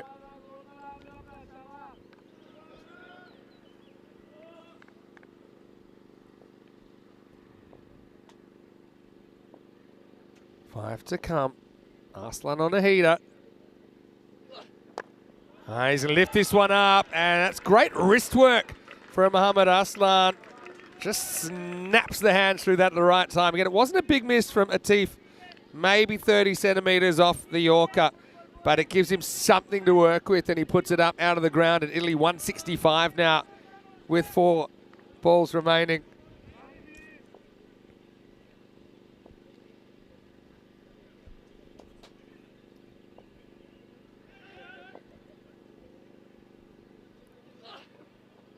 That's a good win by Atif. When Atif's been at his best, he can bowl that length that not many can get away with because he's so tall and because he can rip down on the ball. It draws batters forward, but they're not really in control of the drive. And that's the kind of, it's that kind of extra 10% that I think he needs to really be effective. Some days he's got it, some days he doesn't. Also depends on things like the pitch conditions. He's also got a pretty good Yorker.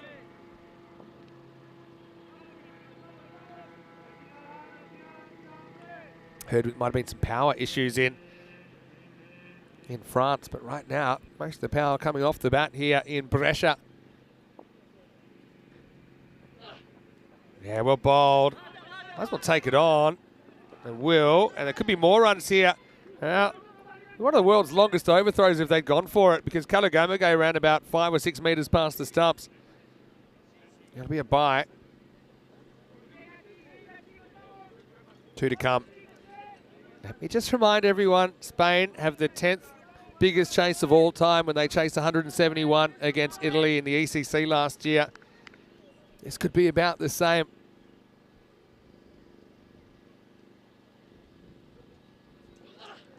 Well bowled, really well bowled by Atif. Kalagamage struggling to come to terms with what Atif's rolling at him right now.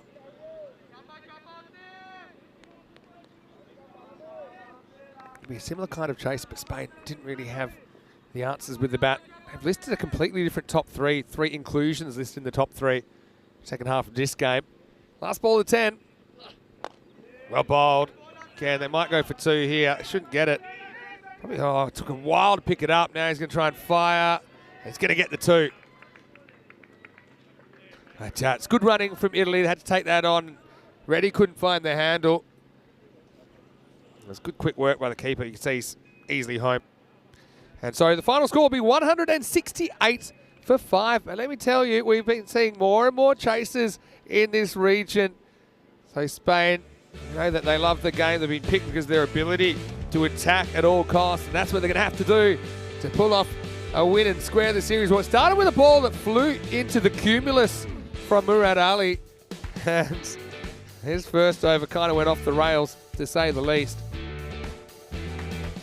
28 came off the first. Shirazik Bell came back well. We saw Nakvi go, though, off Murad Ali. Off the first legal ball he faced, but then there was a bit of carnage as Sharif came out and cleaned up. And Zain Ali, once again, pretty good. But also Omar Ali with a couple of good catches in there. Rabani, that was a highlight, wasn't it? Classic slow ball, just not picked from Simran. And that one rattled the stumps. Got to say, though, Zain Ali, he's a unit and a half, isn't he? 74 off 24 with 9 Maximos and 4 fours. That follows up after his 62 off 20 earlier on in the day. Omar Ali was able to get rid of him, though, for 74 with a bit of fancy work on the boundary. Joy Pereira hit a couple of nice shots in his 17 before he nicked off. Late hitting, though, Muhammad Arslan was a bit of a star, wasn't he? Coming in at number 7, 31 off 10 with 4 out of the park. Continuing his good form on this ground. And Italy finished with 168 for 5. So, to be honest, around about the same kind of total that they knocked up earlier on. Spain faltered in the chase 10, but they've got a fresh 10 overs to play with. Let's see if they can put the Blues under attack. 74 for Zain Ali, leads the scoring. Just 24 balls in his innings. And hasn't he had a bit of a day out? 136 runs in the day. Potentially another knock to come. 23 for Sharif in there. Was good early on. Pereira with 17, 31 not out from Arslan at the end. 2 wickets for Murad Ali. He did end up in the naughty 40s. Came back well, though, second over. And he went for 15 after his first went for 28. Apart from that, Rabani with 2 for 33. He had overs of 2 and 31. So supersonic stuff in the second, but shows you how quick things can turn around. Hamza chipped in with the other wicket. Atif, I think, bowled pretty well, done for 27 off his 2 overs. We'll take a break and we're back pretty shortly. 169 for Spain to pull off the chase. But they've chased more against his opposition before. Will it be a dramatic turnaround for Equipo Rojo? Join us after the break to find out. Vinny Sandu here, Mr. Maximo for ECN. The pressure in Brescia will continue after this break. You're watching the European Cricket Internationals.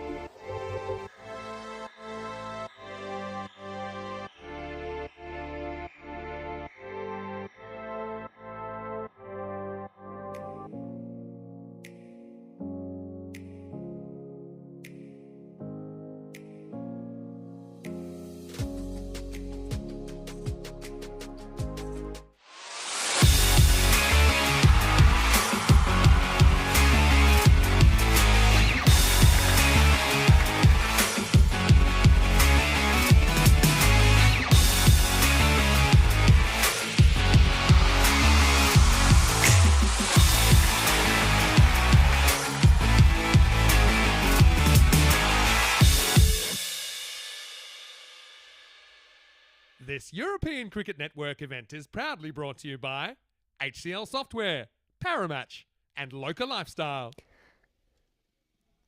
Hello and welcome back, and let's get ready for a chase. Spain trying to chase down 169 for victory here in match 2 of the men's ECI, men's and women's, of course, here this weekend. Italy taking on Spain, a battle of the Reds and the Blues, and there's a lot to do for Team Spain here in men's match 2. 169 for victory. They can keep their point if they get 118 or more. Look, they didn't really have any batter, maybe Awais Ahmed, the only batter to have any sort of success for Spain in the first game that they played. But they do have kind of change of personnel.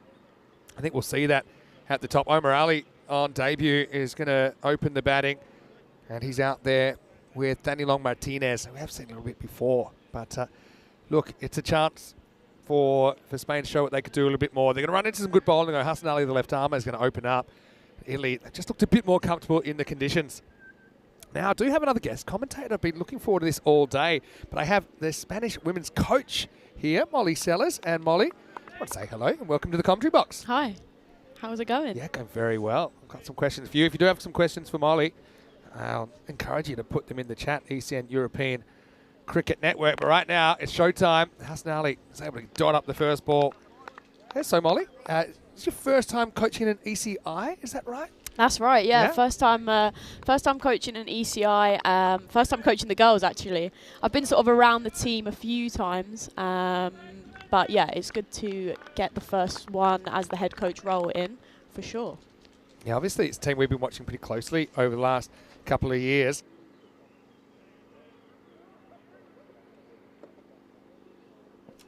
Hassan able to get this up in the block, or 2 dots to start. So tell us about the day so far. Obviously, not able to get a win in 2 matches. I do think the first match you're pretty competitive, got in a winning position even in the game. Yep. But what's the feeling in the camp at the moment? Yeah, I think, the first game we kept them down to a very decent score and bowled really well, fielded well, but just couldn't back it up with the bat. The first top 5 maybe.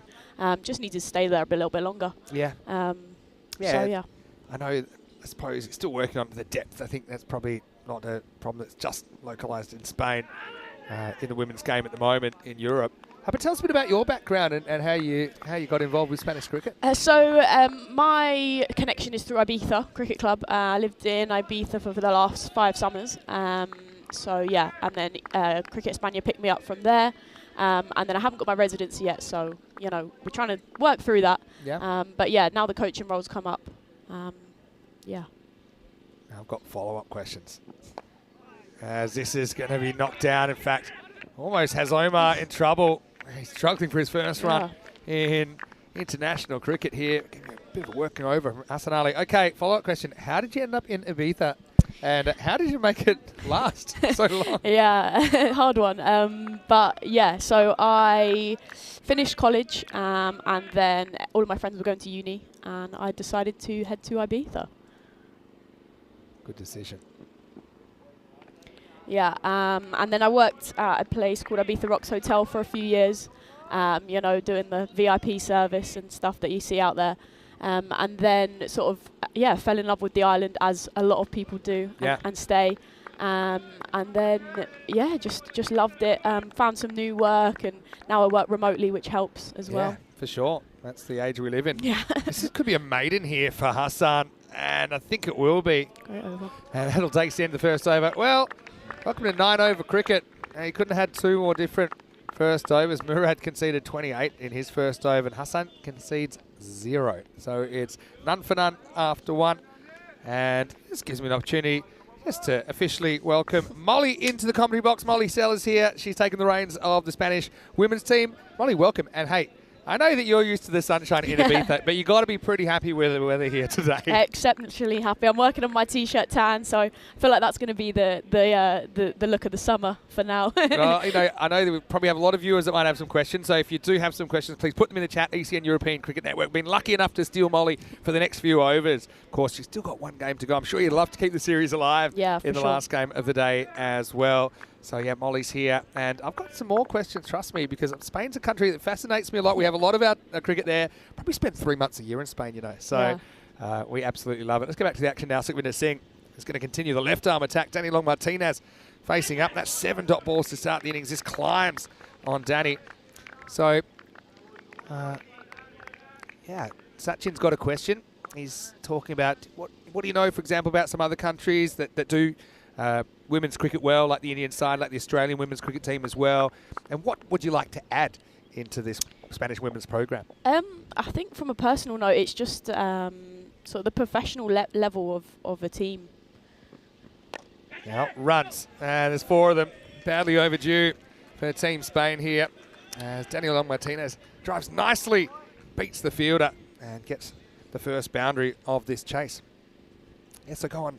Yeah, just bringing that sort of next step. Neil, the head coach previously, has worked really hard with the girls and got the basics down, but it's just taking that to that next level, and just raising the bar a little bit. Yeah, definitely. Sukhvinder comes in. He's pacey. Steps across, but this one just misses the mark and called wide. I know we've covered the Spanish women's team now for just over a year. I remember when we first saw them in the ECI in Cartama, actually, in March 2023, which I remember probably for a lot of reasons. One of them was Naomi's 99 not out against Malta, which was such a great innings. But also, a lot of the younger players, I look at where they are now compared to a year ago, and they've come on in leaps and bounds. I think you've got more players kind of stepping up and feeling confident in the role. Okay. In this form of the game, though, I was talking about it earlier, it gives more people an opportunity quicker. So in the longer form of the game, you might have people that are batting longer periods of time. You have people sitting out for longer probably as well. But I think here it really accelerates decision-making more than anything. And that kind of risk-reward spectrum. The running between the wickets, I think, is Of really highlighted here as well. Sukhvinder comes in, hustles this, but that's into the gap, and that's going to be the first runs in international cricket for Omar Ali. Nicely hit, probably catchable height, but finds the gap and gets 4 runs. So yeah, as a coach, obviously you're probably looking at the development of the team, not only just in the short term, in the longer term with such a young squad, hey? Yeah, exactly. I mean, there's talks about now having a sort of academy squad coming into play, where the younger girls can, perform at their best. This one's hit pretty hard, and Zain Ali will handle it. But yeah, they're a fascinating group. We really love watching. One thing I really love is the bonds within the team. I think it's really, really key. And I think also in the program, you probably train more than you play. So that's probably something that's quite different compared to the men's game in Europe, for example. So when they do get out there, they really cherish the opportunities. Exactly. And still one of my favourite games, maybe the craziest finish we've ever had. Definitely in the top 5 was Spain-Austria golden ball last year to stay alive in the competition. We love a golden ball. Yeah, we're going to this. You Spanish women. Only 5 teams out of. We've had something like 600 teams or something like that on ECN, and only 5 have won 2 golden balls. And Spain women are one of those. 16 matches since golden ball. That's good timing. That was golden ball 50 last year, second last day of the season. Smaya Bisharat actually bowled that last over, and it was tense. And the other thing about the ECI-W tournament, it was a magical time for us because, again, like so much of our cricket, we only started, 4 or 5 years ago from pretty much very humble beginnings. Yeah. But it's about kind of the rawness of European cricket. And we had Maria Zamorano, for example, bowling her first over, I think, ever in an actual match situation, but on TV. Yeah. Can you imagine that? Anyway, here's Arslan. He's going to get one through first up. But how about you? Tell us a bit about your cricket background. What got you into the game in the first place? So I started playing cricket when I was about 9 years old in the UK. Just played for my local club in Surrey called Chertsey.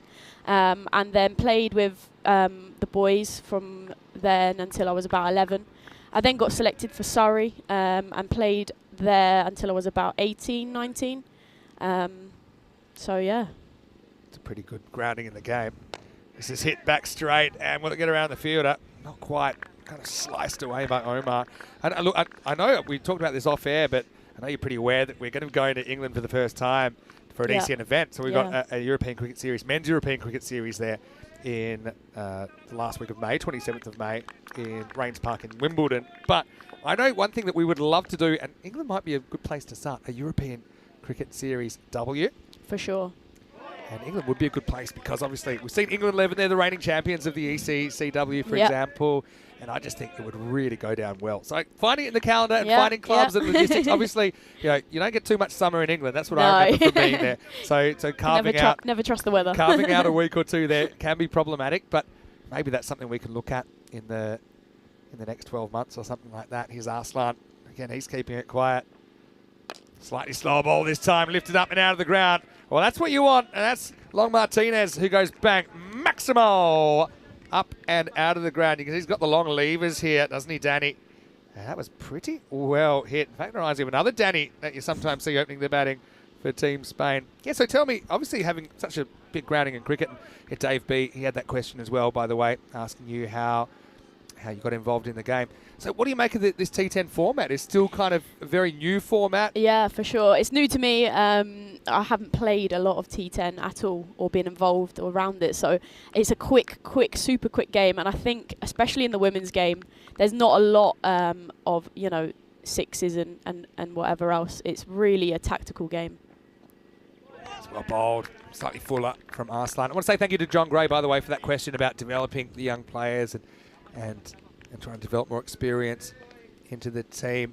But yeah, we were talking about it off air as well. I mean, things that are highlighted, like everything is up a notch here. So I've noticed in the year, or just over a year that we're doing the women's events, that obviously if you haven't played as much cricket, things that are second nature to someone that's been playing their whole life from a young age in an organised way aren't so obvious. So things like running between the wickets and maintaining eye contact, for example, with your partner so you don't get in a mix-up, and when to take calculated risks, when not to. But yeah, it's really fascinating. And the other thing, I know obviously coaching is a pretty difficult gig, but often now these games are televised. That must be such a great tool for you to kind of show players ways that they can improve versus just telling them. Yeah, exactly, for sure. You know, after this tournament, we'll say to the girls, have a look back, see what you did well. Well, thick edge, that's flying away for 4.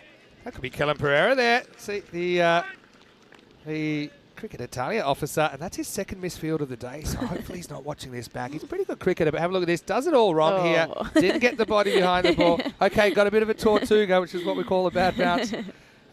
So, obviously spending so much time in Spain. And Ibiza, by the way, I know that their men's team, they've made it to the Spanish regional finals a couple of years in a row, right? They're actually playing the Balearic Cup right now. Is that right? Yeah, so it's this weekend. Yesterday they won against Menorca, I think. And then tomorrow they play Mallorca. So it's a big one over in Ibiza this weekend. So I'm closely following them where I can. Put you on the spot here because we've done European Cricket Series quite a few times in Barcelona. We've even had one in Cártama, just outside Malaga. Yeah. Is the day coming that we're going to do a European Cricket Series Ibiza? It's got to be coming. And Corey, his ears picked up. European Cricket Series Ibiza? Yeah, he's in. Yeah. Corey does commentate, obviously, for us a fair bit. Yeah. When he can clear his busy schedule. But yeah, tell us a bit about cricket in that part of Spain, because I've heard about it. I know about the teams, but I've never actually seen it first up. Yeah, I mean, predominantly it's a lot of touring teams come over. I think their first game was maybe the end of April. So yeah, it's just weekends. We get a couple of touring teams come over every weekend. Sometimes we do a round robin kind of tournament. But yeah, it's great cricket and it's a beautiful ground as well. Yeah, it sounds good, but if Corey does work it, we'll have to put the ankle bracelet on him. Oh, well, edge of the pitch time. Where's that gone? No one knows. Some things in European cricket. I mean, I had a pretty traditional cricket upbringing as well in Australia, playing all my cricket there. And I don't remember ever taking a run off the edge of the wicket, but this is something you might see here. Look at this. Bang. We even saw the winning run in one of the European Cricket Series games come off the edge of the pitch. Yeah. She did pretty well to slow it down there. Anyway, Abdul getting a bowl here for the first time in the series. Pitches outside leg stump. And that's going to run away. Could go for 4, you know. It does. Is that off the bat? It is not off the bat. It's off the leg, I think, or off the body. And it runs away for 4. So I've got a few more questions. That's not right. too personal, but I'm curious. So, what's your Spanish like? Thank you. Do you know what? It's not great. Because people know this, and obviously Rico, who commentates me quite a lot, he's lived in Spain for something like 20 years. Yeah. So, he's obviously street set. He speaks it very fluently. Abdul comes in and he gets hit, but this should be cut off by Hasanali. It's just a single. But he must be okay. Yeah, I mean, I can get by, But again, in Ibiza, everyone's English, especially in the summer. So it's quite hard. If you speak Spanish at the locals, they tend to speak English back at you anyway. Yeah, that's the thing. I found this. I've spent a lot of time in Spain now. I've got to get out of the cities. You've got to go to places where you can speak to the locals and kind of try and develop those skills. Anyway, looks like we've got a retired out situation here, and I think this is just a case that Omar Ali just hasn't been able to click, so he's going to be retired out for 8 off 14, and that'll be the first wicket down. So it's a bit of a tough one with the bat. He fielded really well on debut, and he's a guy who's hit a couple of hundreds in the ECS, so don't judge him just by that performance. As Danny Long Martinez is going to grab the strike, and he'll grab 4 here first up. But that's something. That's kind of the innovation as well. Things we see. We see things before they hit the mainstream here on ECN. So retired out and things like that is something that we're kind of used to it. Yeah, even for sure. Some of our innovations, I think the good ones that work for us, they generally trickle into some longer forms of the game. So fall safely, like the clock, for example. Yeah. So people talk a lot about in T20 cricket and 50-over cricket and Test cricket especially about the pace of the game. So there's one thing that once you get used to it, we do such a quantity of stuff, of matches, that people adapt, teams adapt. That's the end of the 4th over here. It's 35 for 1. I've got Molly Sellers with me, the Spanish women's team coach. So tell us a bit more about how you landed the coaching job. I know that Neil's been doing it for a little while. Yeah, so Neil's now taken up a new role within Cricket España. He's still sort of overseeing everything, but just a bit higher up and a bit sort of taking a back seat from, the coaching role. So that's where I'm going to come in and be sort of the coach on the ground. Again, like you said earlier, it's hard with the girls because we don't train as such. We only come together at these big tournaments. country. Exactly, The challenges of it's countries super hard, like Spain, Germany's another one. Exactly. Italy's another one, to be honest. Yeah. It's just geographical distance. Here's Arslan having a really good game. I was second over, step and drive.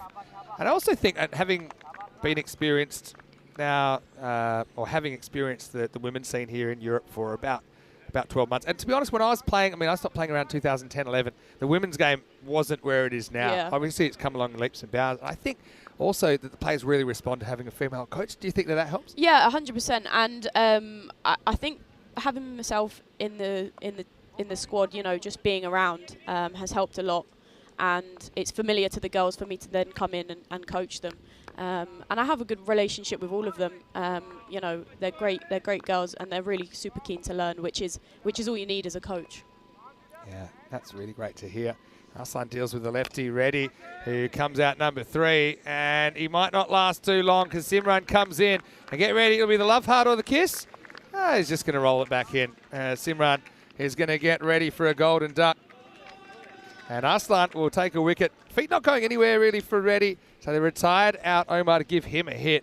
But it's only the one hit in the end as he's pouched in the outfield. And Spain have lost a second wicket now, 36 for 2. There's Golden. Derek. And Derek, he's a bit of a fixture on the network. He's feared by batters all over the scary guy.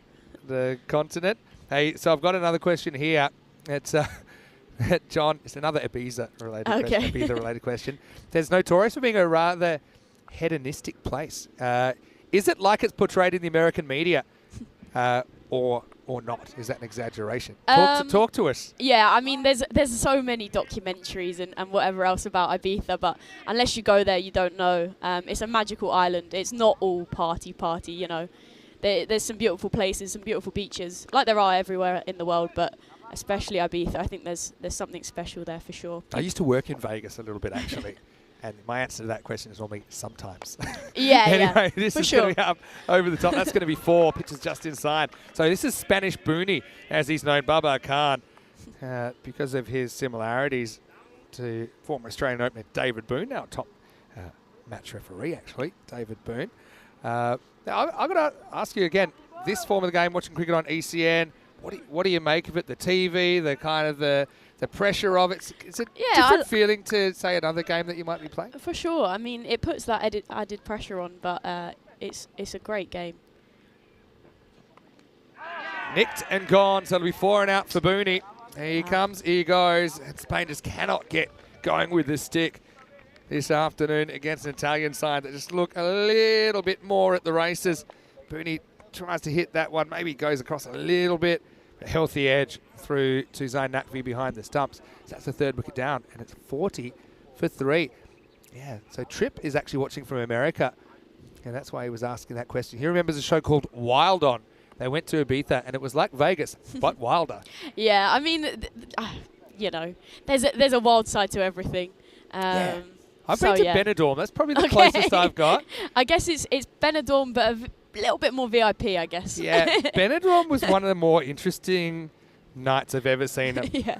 Can't watch Mickey Mouse the same again, actually. Oh, wow, okay. Anyway, we won't talk about that on air, that's for sure. Yeah. There's Arslan coming in. He's got 2 for 17 to go with his 31 not out. To be honest, I know that Zain scored a few more runs than he did, but he might be in for the player of the game with this all-round performance. Good Yorker here, but, well, this kind of shows me again one of the key differences between the men's and the women's game, because the pace on the ball, creating more boundaries and creating problems for the batters, but that shot probably doesn't go for 4 in a lot of women's games. So, yeah, tell us maybe some of the ways that you see, obviously you see the men's games here today, you see the women's games. Yeah. What are some of the key differences? Obviously, the men's game is super fast-paced. In the women's game, we talk a lot about bringing the pace off the ball and slowing it right down. Arslan probably won't be trying to do that. A slightly slower ball, though, that time.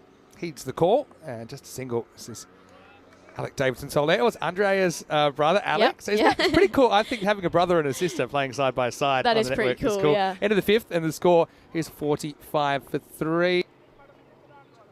As we've got a beautiful day on the network. Hey, while we're here, we've got Molly Sellers, by the way, and she's probably got a couple more overs with us. So if you have any more questions, put them in the chat. But yeah, we're just talking about the fact that Andrea Davidson-Soler and Alec Davidson-Soler playing side by side. Now, they're two UK-based players. This is another question that we get all the time. How do you organise, or how do you kind of go after and put the feelers out for people that might be available to play for the Spanish national team that qualify? Yeah, I guess the guys are just looking all the time. You know, we've got John and Juan Carlos and Neil now. They're always looking out for players that are, you know, the dual nationality. This is going to be into the gap. That's going to be 4. And a nice shot by Alec, who we saw bat briefly in the first match. And he gets a bit more of an extended run here. Yeah, I want to say big hello to Jaime and John. Yep. And Juan Carlos, of course. And all the Spanish supporters. And I've bonded with them many times at the ECC and the ECI-W now, for that matter, in Cartama. And the ECL, of course, where the trophy has gone to Spain once. Yeah. 3 Paco Care Badalona. Reversage time. It's another fall down shot. This is a remarkable shot from Alec, who commits to this. And I'll tell you what's amazing about this. It's almost a Yorker, but he still is able to generate some pace on that. Swings himself off his feet. What a piece of batting. Great shot. We saw some pretty wild reverses, actually. Alina Sims of Italy. Yeah. Kind of getting after Pyle a few times. And sometimes in cricket, you just got to tip your hat and say that's a good shot. Exactly. The same again, I think Amy got out to a great ball. Yeah. So, yeah, you have to respect it. Yeah, just accepting your fate. I think you're just trying to get people to make more good decisions more often. Kalagamage with the ball. He tries it again, but this time could be in trouble, and he's gone. Yeah, I think that looks pretty out if it was off the pad. And so, you can see, this could be one of those ones, I bet when we look at the replay, it might have hit the hand. It hits him in line, but what does it hit? That's the question. These are always messy. They're really messy. Have a look. Yeah, so I think it probably does come straight off the glove. Yeah. So problem is they don't have the technology to make the gloves out of different padding than pads. It's unfortunately, he gets away with it once, but not a second time. We've seen this happen before as well. It happens, to be honest, seeing that live, which is what the umpire sees. Yeah, exactly. It looks like it hits him on the pad, but probably a bit unlucky there. He's out hand before wicket. I suppose if you're going to cop one like that, now's not a bad time. So, Kalagamage breaks through with his first wicket. Iqbal gets a bat, and he's going to get rocked first ball. So Kalagamage is on a hat-trick. It's a golden duck for Shiraz Iqbal. And so 1 becomes 2, and Spain struggling a little bit here. Yeah, a little bit. Again, you've got to give credit to the bowler. He's got 2 balls right on the money. But everyone's being put to the test here. Looks like Christian Munoz-Mills is going to come back into the middle. He batted a bit higher earlier. So it's also probably something you're grappling with to work out what to change and what to keep the same. You want kind of a mixture of stability and flexibility in your lineup. Yeah, exactly. We've got a few new players into the mix. So we're just trying to work out our batting order at the moment. We're pretty strong. We've got a top sort of 5, 6, 7. But yeah, it's just working out the order. Tell me about Deepa Chukupali Yamares. Tell me about her, because first time I've seen her, she's pretty young, isn't she? Yeah, she's super young. She plays for Lancs. But yeah, she's a great cricket player. But again, she plays different. She doesn't play T10, and it's a completely different game. She's a very technical player. But the elements are there. This is the thing. Exactly. It's actually not as different as you think. Right now, Kalagamage is on a hat trick. Christian Munoz-Mills. Just keep it out, play the role of party pooper. Yeah, so just want to, I've seen this many times. You know, obviously, we've had a lot of men's cricket in particular, and to be honest, cricket's cricket when it comes down to it, especially with these dimensions, because you can hit any shot for 6. For sure. With these dimensions, that's well bowled once again. He's bowled really well today. That'll be the end of the over. He'll take 2 for 9 in the 6th, and Spain are 54 for 5. So yeah, I suppose what you're looking for in this team, the way I see it, just from an outsider's point of view, Naomi obviously has a lot of responsibility. Yeah. She has kind of been the jewel in the crown of the batting order, and you know, has been the real kind of barometer for how the team goes. But she needs help, and to be honest, I think she's getting more help. Yeah. And I think it's just about who can build a partnership with her. Yeah, so for sure. again, you don't want long runs of dot balls. You need someone that's confident, pretty quick between the wickets. Yeah. I think the fact that Deepa's left-handed makes a bit of a difference as well. I'm sure at some point you might even try opening up for sure. with her, that left-hand, right-hand combination, and then just throws the bowlers off a little bit. She's slightly injured at the moment, so we're just going to make sure she's all good. And then, we'll see tomorrow how she's feeling. But, for sure, Naomi's up there, and she needs some help to stay out there. Yeah, for sure.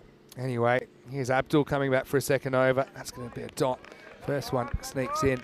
Yeah, when I see some of the dates of birth, actually, in these, actually not just the women's, but especially the women's, I think, because you tend, a bit like tennis, you tend to see some of the younger players kind of reach the elite levels quicker. But yeah, I'm just going to look it up. She is born, don't know if I'm ready to see this, but she is born in 2010. Yeah. Oh boy. Yeah. She's not the only one either. No, there's a few Julia of them. Yeah, Julia. As well is that age. But I mean, to get that kind of opportunity early, chance, I think that's gone. And so I'm going to go upstairs, but I've got a bad feeling that he's going to be caught short here. Danny Long-Martinez has kind of fouled off by Christian Munoz-Mills. Does want to actually throw around him. Could have been worse than being run out. You might have lost the back of your head. But anyway, it's going to be run out. Nice bit of work by Abdul off his own bowling. And so Spain are going to lose a 6th wicket now. It's 54 for 6. I'll tell you some things I think have been really impressive so far. Patches of your bowling and fielding. I think your catching has been pretty good. I know you work really hard on your fielding. Yeah. I love that it's real plan to bowl one side of the wicket. Exactly. And I think, when you go back, I know you probably haven't had a chance to watch the games in full, but you can draw a real straight line in outcomes between getting the ball where you want it and good things happening. Yeah, exactly. Especially against the Italians, who are really, really strong on that leg side. Anything short just goes. So we've been really working hard to keep the ball on their toes, even fuller than it needs to be. Really. Yeah, definitely. And that's the other thing I was going to say. Getting the line one side of the wicket, but full. Try and draw the batters forward. It's Abdul. Let's work to Abe Munoz-Mills for 1. It's being joined now by Ami Hamza, who will face up for the first time. And it was quite a remarkable first innings of the day. If you took your best 5 overs in the field, I think they scored 18. Yeah. And that's, by the way, that's against some of their top batters, against their top 2 as well. Yeah. But it's just kind of being able to sustain through a 10-over innings. And it turns out 10 overs is like even longer than you think. You think it's so short, but there can be so many swings, right? Yeah, exactly. I mean, 1 over can change it. We had that 1 over where there was a couple 6s scored, and then it changes the game. That's the amazing thing about 10-over cricket. Hamza faces up left-hander to left-hander. Nice looking drive. That's going to be 4. Confident looking shot. And again, this is something I suppose because there's so much more experience probably in the men's game. They can have a number 8 come out and play a shot like this and relieve the pressure. Yeah. So I just think in a way, sometimes the batters in the women's T10s that we do, the ECI-Ws, are under even more pressure to create something. And that and it's a tough burden to carry. But obviously really spits out some good cricketers. Yeah, for sure. Here's Abdul coming back. All right, this is going to fly away, and that's going to be 4. So Hamza going to go back-to-back boundaries. Spain with a bit of a kick in the tail here. All right, I know you've probably got to go because you're half an hour away from your game starting, so we'll let you go. Perfect. But last question. Yeah. What do you like to do outside of cricket? Tell us. Oh, gosh, what do I like to do? Tell us a bit more about Molly. So I've just started boxing. Whoa. So I've been boxing since February. I had my first fight last Sunday. Boxing? So not just hitting the bat? proper boxing. Your face looks like it's not even all right. I did all right. Okay, that's good. I came out of it. So wow. that's been my new sort of New Year's sort of thing that I've been throwing myself into. Wow. Okay. Well, you might have to stay a little bit longer and follow up questions again. Anyway, this is going to be up and out of here. So Hamza goes 4-4-6. Pick up sticks. Maybe he's the answer. 69 for 6 after 7. Probably a good chance to keep you on because now we probably will have a look at the 2 teams for the final match of the day. It's the ECI-W match number 3 with Italy taking on Spain. I'll I'll go through the Italy side in a minute, but why don't you take us through some of the players to watch for your Spanish side? Yeah, so obviously we've got our usual suspects, Naomi, Andrea, and Amy, are three top players, and then we've got a great side. Saskia is new to the team. She's the keeper, and she kept really well in the first game. Yeah. So yeah, she's going to keep for us in this last game today. And yeah, like I said, we've got a great team there. We've just got to back up our skills. Samaya Bisharat comes in. I think it's really good to see her out in the park. Tell us a bit about Saskia, because it's the first time I've seen her play. Obviously, I was quite impressed with her keeping, did some good things. Maybe you can tell us in a moment. Anyway, that's going to be a no ball. And it's probably the first one that Calagamago's lost the handle on. That's going to be 7 runs and a free hit to come to Christian Munoz-Mills. Tell us a bit more about Saskia. Yeah, so she's based in Murcia, and her girlfriend is Spanish. Okay. So she is a teacher, and she came in and we played our first league in Spain, our women's league that is newly created, which was amazing, and she played in that, and she really impressed. So gets an opportunity. Exactly. This is in the air and not quite carry its free hit, but not really cashed in. I've got to say, I do enjoy. I love having chats with keepers and all around, because that was my thing. Yeah. I wasn't much of a batter, but keeping was kind of my kind of nerd factor in cricket. Yeah. And so there's a few things that, if we get a chance, I'd love to maybe work with a couple of the young keepers. Yeah, for sure. On both the sides. I'm a big fan of Mirza behind the stumps. Right now, we're watching Spain fighting back. Hamza has gone 2 4s, 2 6s in his first 4 balls. Maximo says carreras. Yeah, so I suppose some things, and I found this as well, because you often have fielding coaches, but wicket-keeping coaching is hard to get, especially. So little things like positioning and things like that, again, probably can make a bit of a difference. Anyway, quicker one this time. Hey, I'm going to go back to the boxing, because what they brought in at our cricket trainings towards the end of my career, and they brought in boxing as a warm-up. Yeah, right? okay.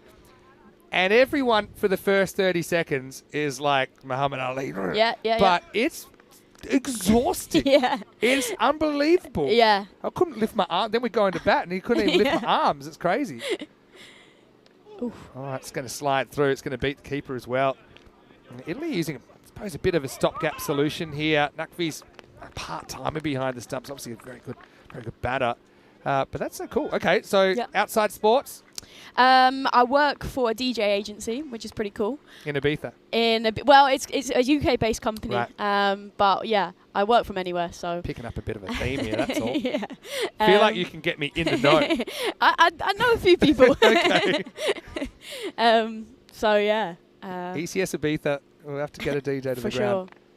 Otherwise it wouldn't be ECS Ibiza. It can easily be arranged. Well, that sounds great. And look, I want to wish you the best for the rest of this tournament. Win or lose, it's really about the development of the squad. It's something we've watched really closely. The Golden Girls, that's actually what we call the Spanish team because of those two Golden Ball victories. Naomi's bowled 2 Golden Ball wins. Yeah. I actually can't remember another player that's done that I know, in all the thousands that we had on the network. And she's had a 99 not out, but really across the squad, it's a really exciting time for Spanish cricket and yourself. I want to thank you so much for spending some time in the commentary box with me. Thanks for having me. Molly Sellers, it's been great to have some guests in the box today. And we've had the men's and the women's coaches of Spain. And a lot of people saying that Molly, a lot more articulate than Corey. Just joking. No, Corey speaks very well as well. But Spanish fans, well, you saw there Spain winning the toss and electing to bowl in match 5. If you're looking for wins, you got 5 toss wins out of 5. But unfortunately, they're the only wins I think we've seen so far from Spain. But hey, it's the beginning of a long journey here. Still a lot of cricket to come in the season in Spain. 33 off 12 for a point. Let's see if they can challenge that. Munoz-Mills going to smash a 6. That's a great shot. Step, hit, heads up. That's going to interrupt the Italian women's warm-up. That's a powerful hit from Christian. As I say, the longest journey starts with a smaller step. And I'm just going to get you to think to a world tomorrow, even though Spain are going to come in 0-2 down. And they can go bang, bang, bang. After one day, they'll go back. They've got one of the best coaches in world cricket. That's what he tells me. And he'll have the answers by tomorrow after picking apart these 2 performances. He's just sent me a message saying that he stakes his reputation on it. Team number 30 in the world. I've always talked about we won a 32-team World Cup.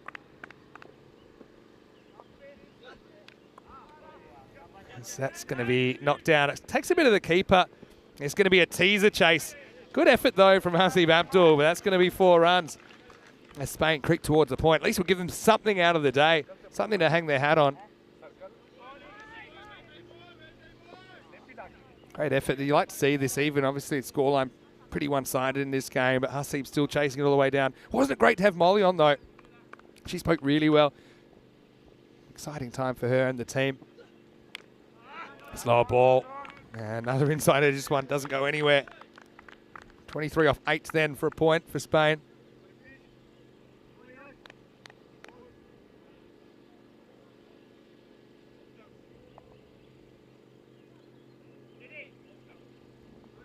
I must have missed something in the chat, but Wayne, what's happened to your face? I'm just a bit occupied. I'll catch up with it after the game. Vimukti getting a bolt. It's a long way across. Now, Corey would probably remember Vimukti from the ECS in Rome. And Vimukti, when he takes catches, he can do acrobatics. And I don't know if this is the best ground for it, but he can do flips. He played for Kent Lanka in Rome.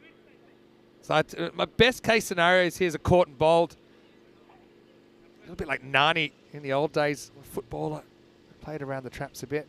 Gets a bit crazy with the celebrations.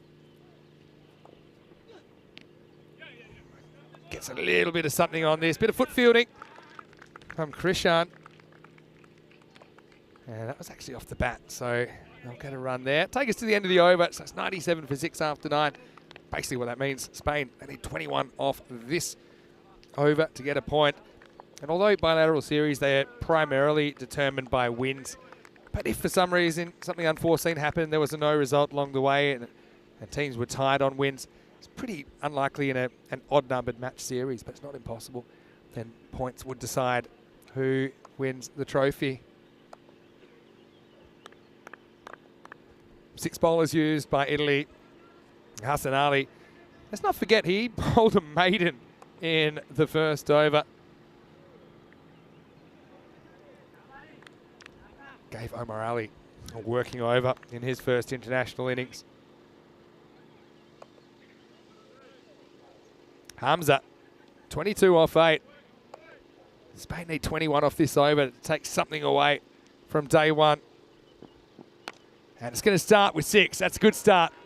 And it's got a length he could pick up, and it goes bang. Well, brace for impact. That one has cracked the tower. It might be Maggie up there. Maggie, let us know if you're okay. Yes, she said she's all right. Well, that's good. The thumbs up part of the safety procedures for Spring Media. They should get danger money up there. So anyway, 15 off 5 now. Again, could just give Spain a little something, a little bit of a boost. I know they'll be disappointed with the results today, but I think for them, maybe a good thing they've only played 2 games this first day. They get 3 tomorrow. It'll definitely be better for the run. That's in the air. That's going to be 6 as well. Well, that's an encore. Maximo! And Hassan Ali, this is following the trend of tight first overs and getting smashed in the second or vice versa. He's gone ... 6-6. And Hassan, he's got to find the block hole and find it quickly. Hassan played club cricket in Australia during the southern summer. And he said he loved his time down there. Oh, now tries to get a bit inventive, and it works out. How far is this going? They're rolling away. It's going to be 4. Again, great effort down there from Vimukti. Does acrobatics of another kind. Trying to chase this down. Yes, the old reverse again. It's good batting. Amir Hamza is a guy, we have seen him in Barcelona in ECS cricket. Playing some pretty substantial innings. So now 5 off 3. Spain look like they should get to a point. Surely one more boundary puts them across the line. Jinxed. 5 off 2 now.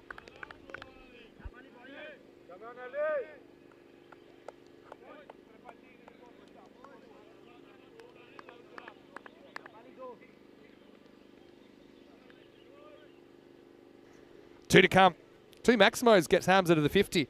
5 away from salvaging a point out of opening day. In the air and 4. Well, there we go. So any score will actually get them a point out of the game now. I don't know how many surprise thunderstorms are in the area, but who knows? If they can get a point out of this, it might make a difference. You never know what tomorrow will bring.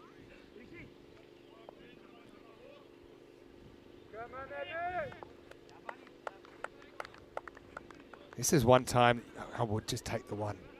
Like I say, you never know what tomorrow's going to bring, but Italy, if they can keep this ball scoreless, they'll take a perfect octopus out of day 1.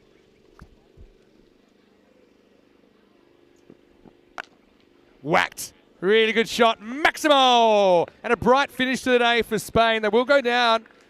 Get a point out of that one. They'll finish 123 for 6. It's not the worst total, really. You bear in mind that they only scored runs in the last 9 overs as well. So if they'd had an average first over, then maybe they're looking kind of high 130s there. I suppose maybe you question the fact that they wanted to bowl every time.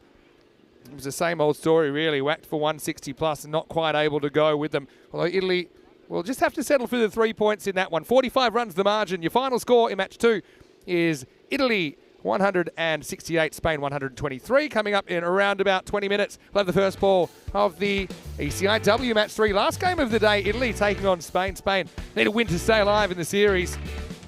5th toss won by Equipo Rojo in the day, and they will bowl first. Let's go back and Hassan Ali basically made it a 9-over chase, didn't he, by keeping them scoreless in the first over. And yeah, you've got to feel for Omar Ali a little bit. We know how talented he is, but just wasn't able to do too much. Eventually, they strategically replaced him. Again, it'll be better for the run. I've got to say, I've loved some of the invention from Alec Davidson-Soldan today. It's been pretty fun to watch. And that was another one that was a bit of a talking point. It was a bit of a messy one. Maybe hit the glove there, but you can understand what the umpire saw. He has to go on what he saw and gave the dismissal. Shiraz Iqbal didn't last too long. Unfortunately, Daniel Long-Martinez had batted for a while, but then good direct hit sent to some cartwheeling. Hamza was pretty good late in the piece. He would fight back with 48 off just 14 balls. Maybe a sign that he might be the answer to bat a little bit higher, even though I think he's mostly in the team for his left arm spin. But obviously they're searching for answers, aren't they, to become competitive in the series. And Sammy Hamza looked pretty well put together. Took on some good bowling as well. He would ultimately get them a point by sending the last ball out of the ground. So that's the last we'll see of the men today. They will have 3 matches tomorrow, starting in the first match of the day, playing 1, 3 and 5 on day 2. Hamza was a bit of a surprise packet, wasn't he? Batting at 8. He ends up top scoring with 48 off 14 balls. Christian Munoz-Mills, again, not quite the fluency in his batting that he would have liked, but he was unbeaten in the end, 19 for him. Early on, we saw 22 runs on the board by Daniel Long-Martinez, and that didn't have a lot of the strike while he was there. Omar Ali unfortunately missed out, so did Reddy, who only faced the 1-ball Bubba 4 and out. Looking at the bowling, well, Hassan Ali had an over of 0 and an over of 26 in there, so that's pretty unusual.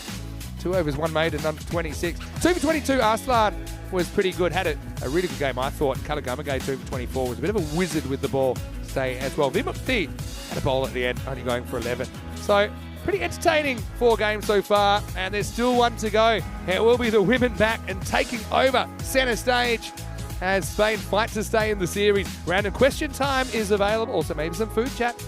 But there's plenty of sunshine and plenty of cricket still to come. We'll be back in around about 10 minutes to take you into match 3 of the ECI-W. Vinny Sandu here, Mr. Maximo for ECN. And we'll be back shortly with more European Cricket Internationals.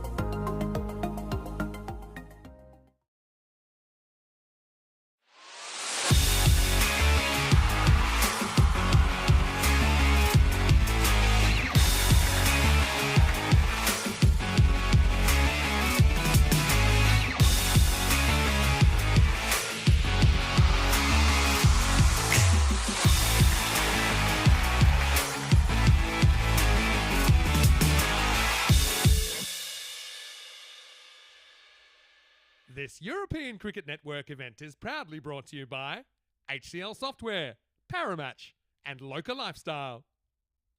Hello and welcome back. Great to have your company as we get ready for the last game of the day, and it's match 3 between Italy and Spain. Their women's sides going head-to-head here. Now, Italy holding a 2-0 lead. They can actually start the series right here with a win in match 3. Now, one thing I've noticed today, Spain have won all 4 tosses. So can they make that 5 out of 5? I can't even having more success with the toss of the coin than on the field. But anyway, let's see what happens to Tyron Peters as the 2 captains as we get ready for the start of the ECI-W Italy-Spain match 3. Spain to call. Heads is the call. Oh, yes. It's a head. We'll bowl first. Now you're going to have a bowl. Tyrone with a coin toss. It almost made it all the way to the outfield, but eventually they found it in Spain. Well, they're having some luck, and it's with the toss of the coin, 5 in a row. Well, we were speaking about Vegas before. That's probably some luck you'd like to take to the night capital of the US right now, though. We're in the north of Spain, Italy, Spain, doing battle here in match 3 of the ECI-W. Italy with 2 wins out of 2 can solve the series here with a win in match number 3. Looking at the teams, Samar Bishrat comes in for Spain. She was a bit of a hero last year in that crazy golden ball 50 match against Austria that kept Spain alive in the ECCW.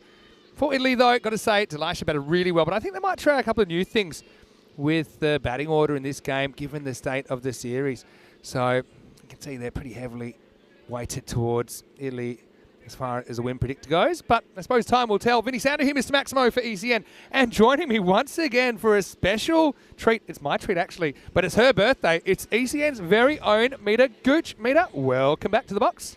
Thank you very much. Thanks for having me. You're onto the secret now that this is probably the sunniest place to be at this time of the day. Yeah, I'm not too happy.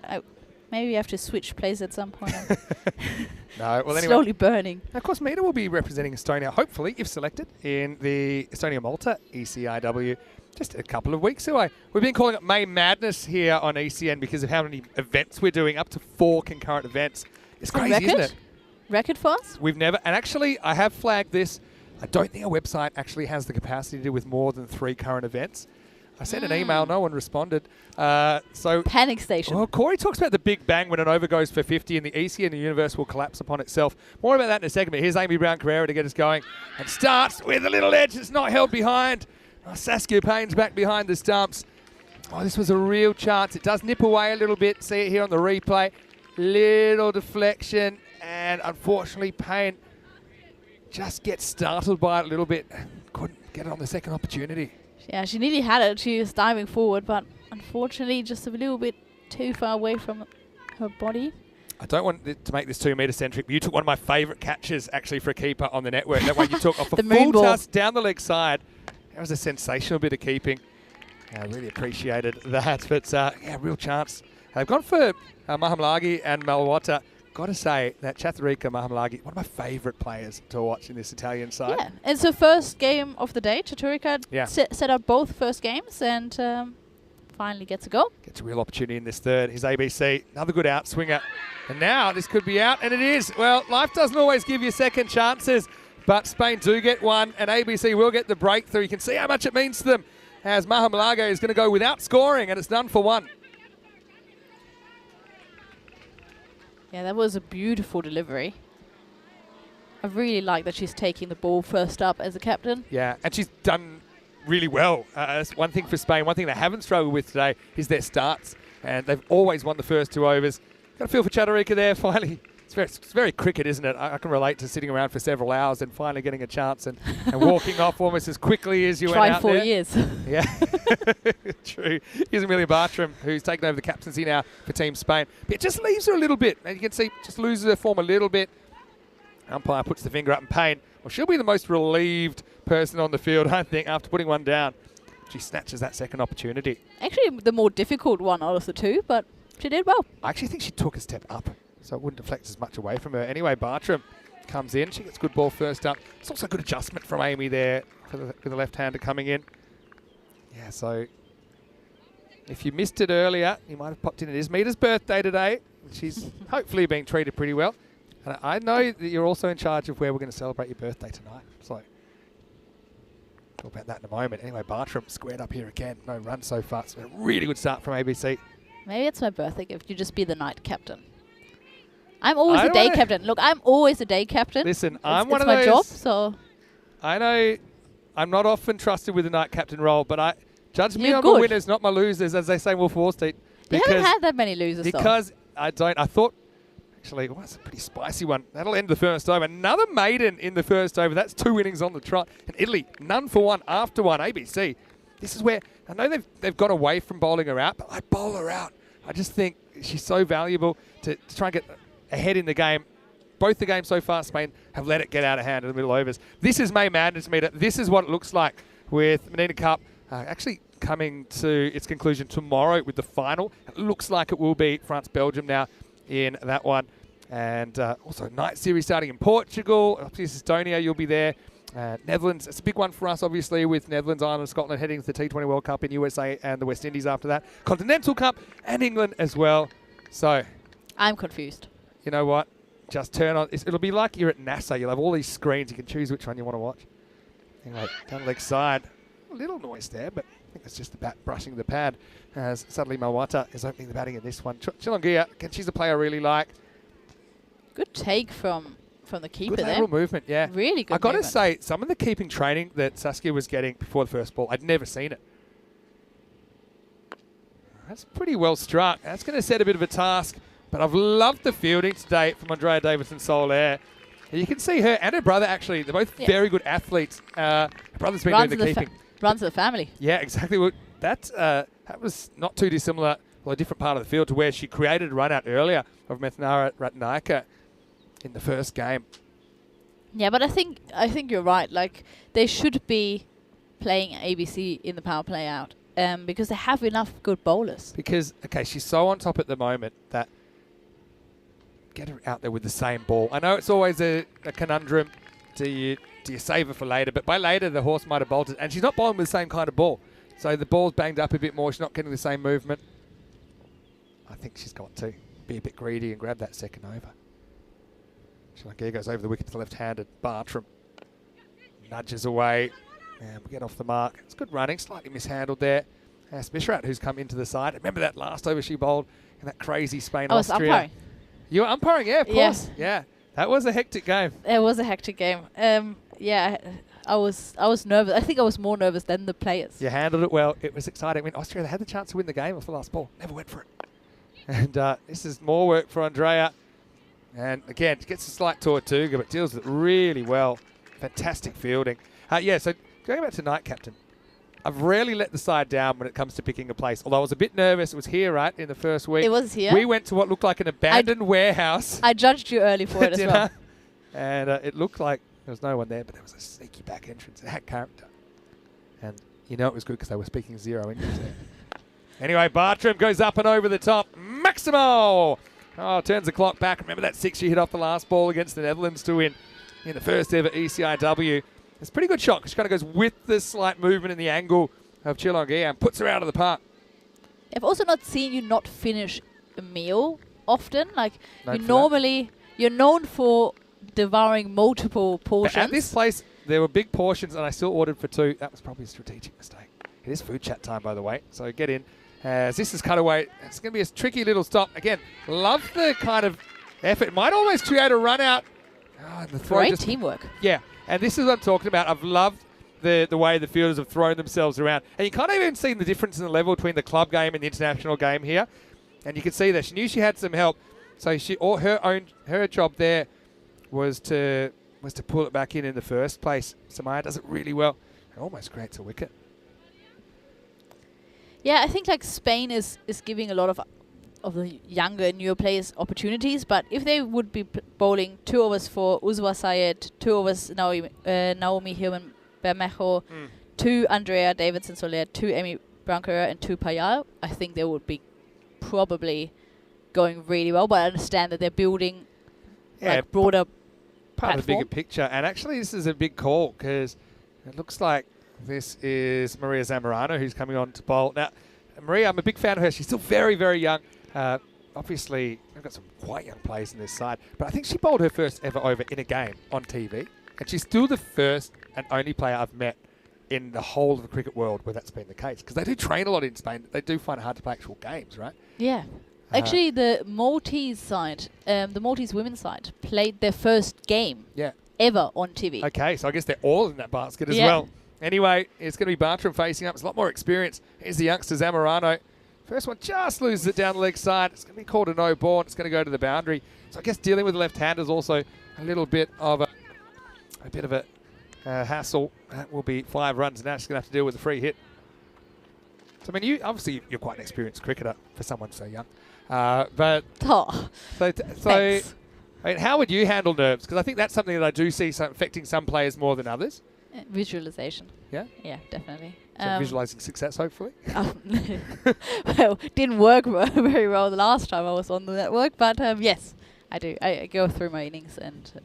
I could pull up the footage, but I won't. But Don't. I still maintain it I wasn't. haven't watched it So anyway, to this day. I haven't watched it to this day. I've watched it once and it was enough. Mita was run out for a duck in her only innings on the network. But you'll get the chance to set that right in a couple of weeks.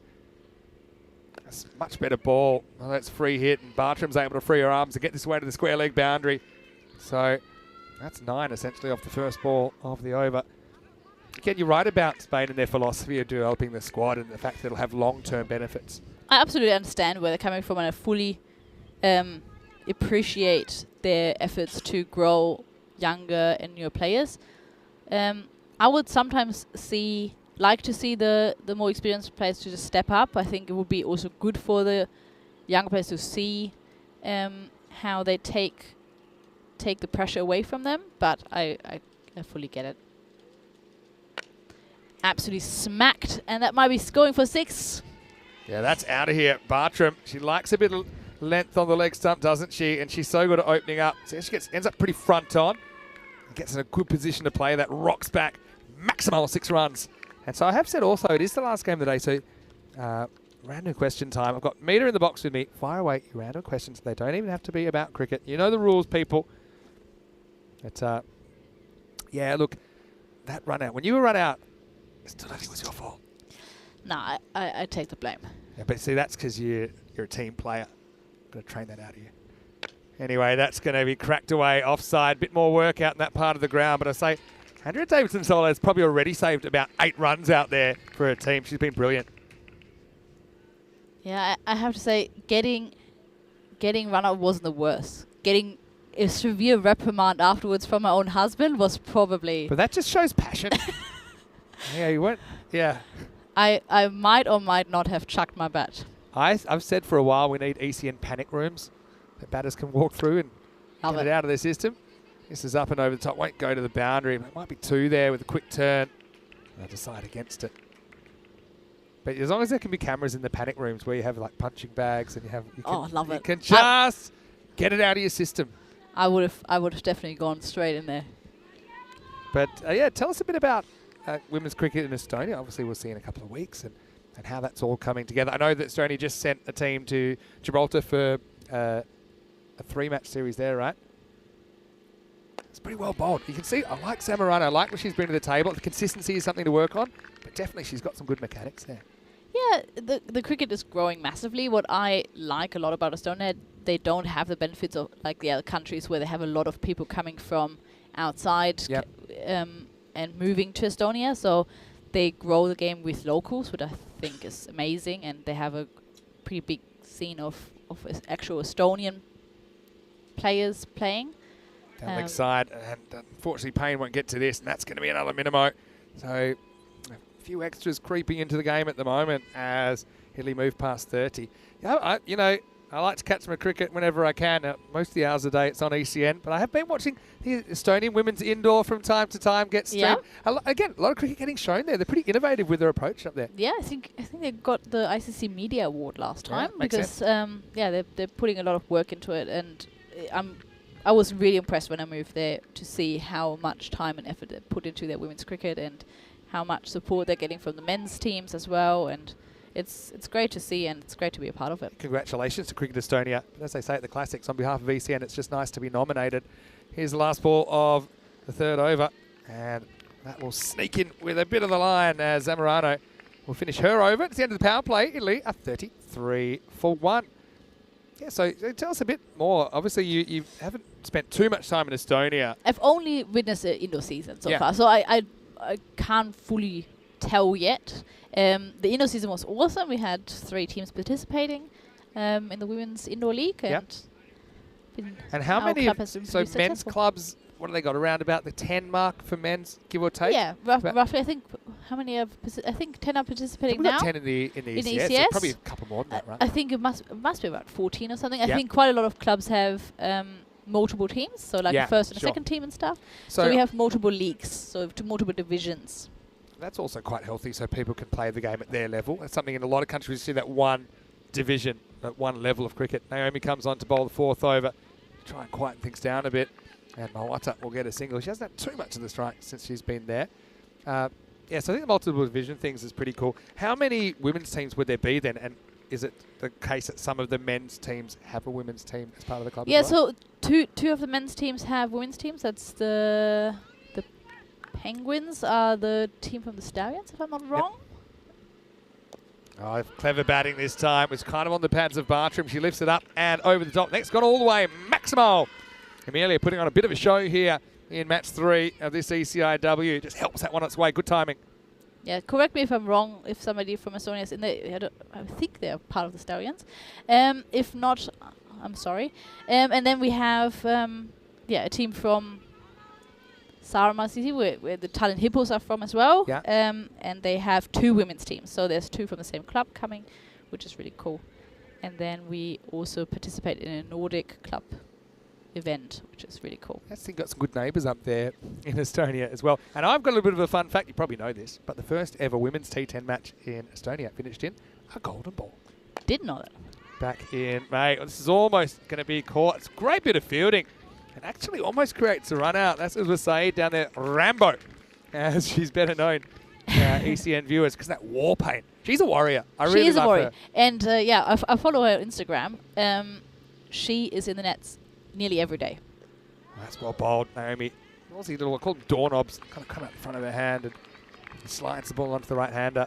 Okay, I've got to check that out then. Uswa, like I've not seen many people train as hard as she does.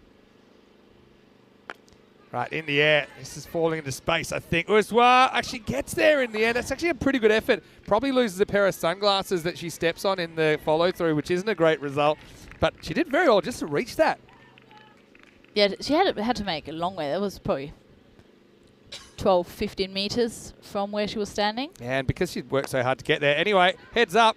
That's going to be caught. And the best thing about that is Chilongia wasn't even watching when the ball was bowled. She was going back to her position. Someone yelled, watch out. She turns up and takes a great catch. Sometimes thinking time's not helpful. And she takes a brilliant catch. Shades of the ECCW there with that catch from Pyle, as Amelia Bartram's going to have to go. Fantastic fielding from Team Spain. And they finally can move the Italian captain. She turned around and she had probably like a split second to react to the ball being right in front of her. That was actually incredible. I know the cameras won't tell the whole story, but because I don't see Naomi and some of these slow bowlers get through the overs so quickly. Pyle she definitely wasn't watching the ball from when the ball was bowled. But anyway, Bartram with a pretty good knock there. She'll finish with 26 off 16, 42 for 2. Kamudu Pedrick, the outgoing captain of Team Italy, is going to come out at number 4. I have a lot of love for Komodo. I played my first tournament where Italy also participated. No, actually my second tournament for Germany back then. Maybe some people don't know about your background in cricket. Maybe we can go into that a little bit. Obviously, you're a great European cricket story. We're happy to have you as part of the ECN crew, but Pyle comes in now. Kamudu, that looks pretty out to me, and she's gone. That is a beautiful delivery. Gorgeous ball. And it's going to be Mawata that's going to have to go.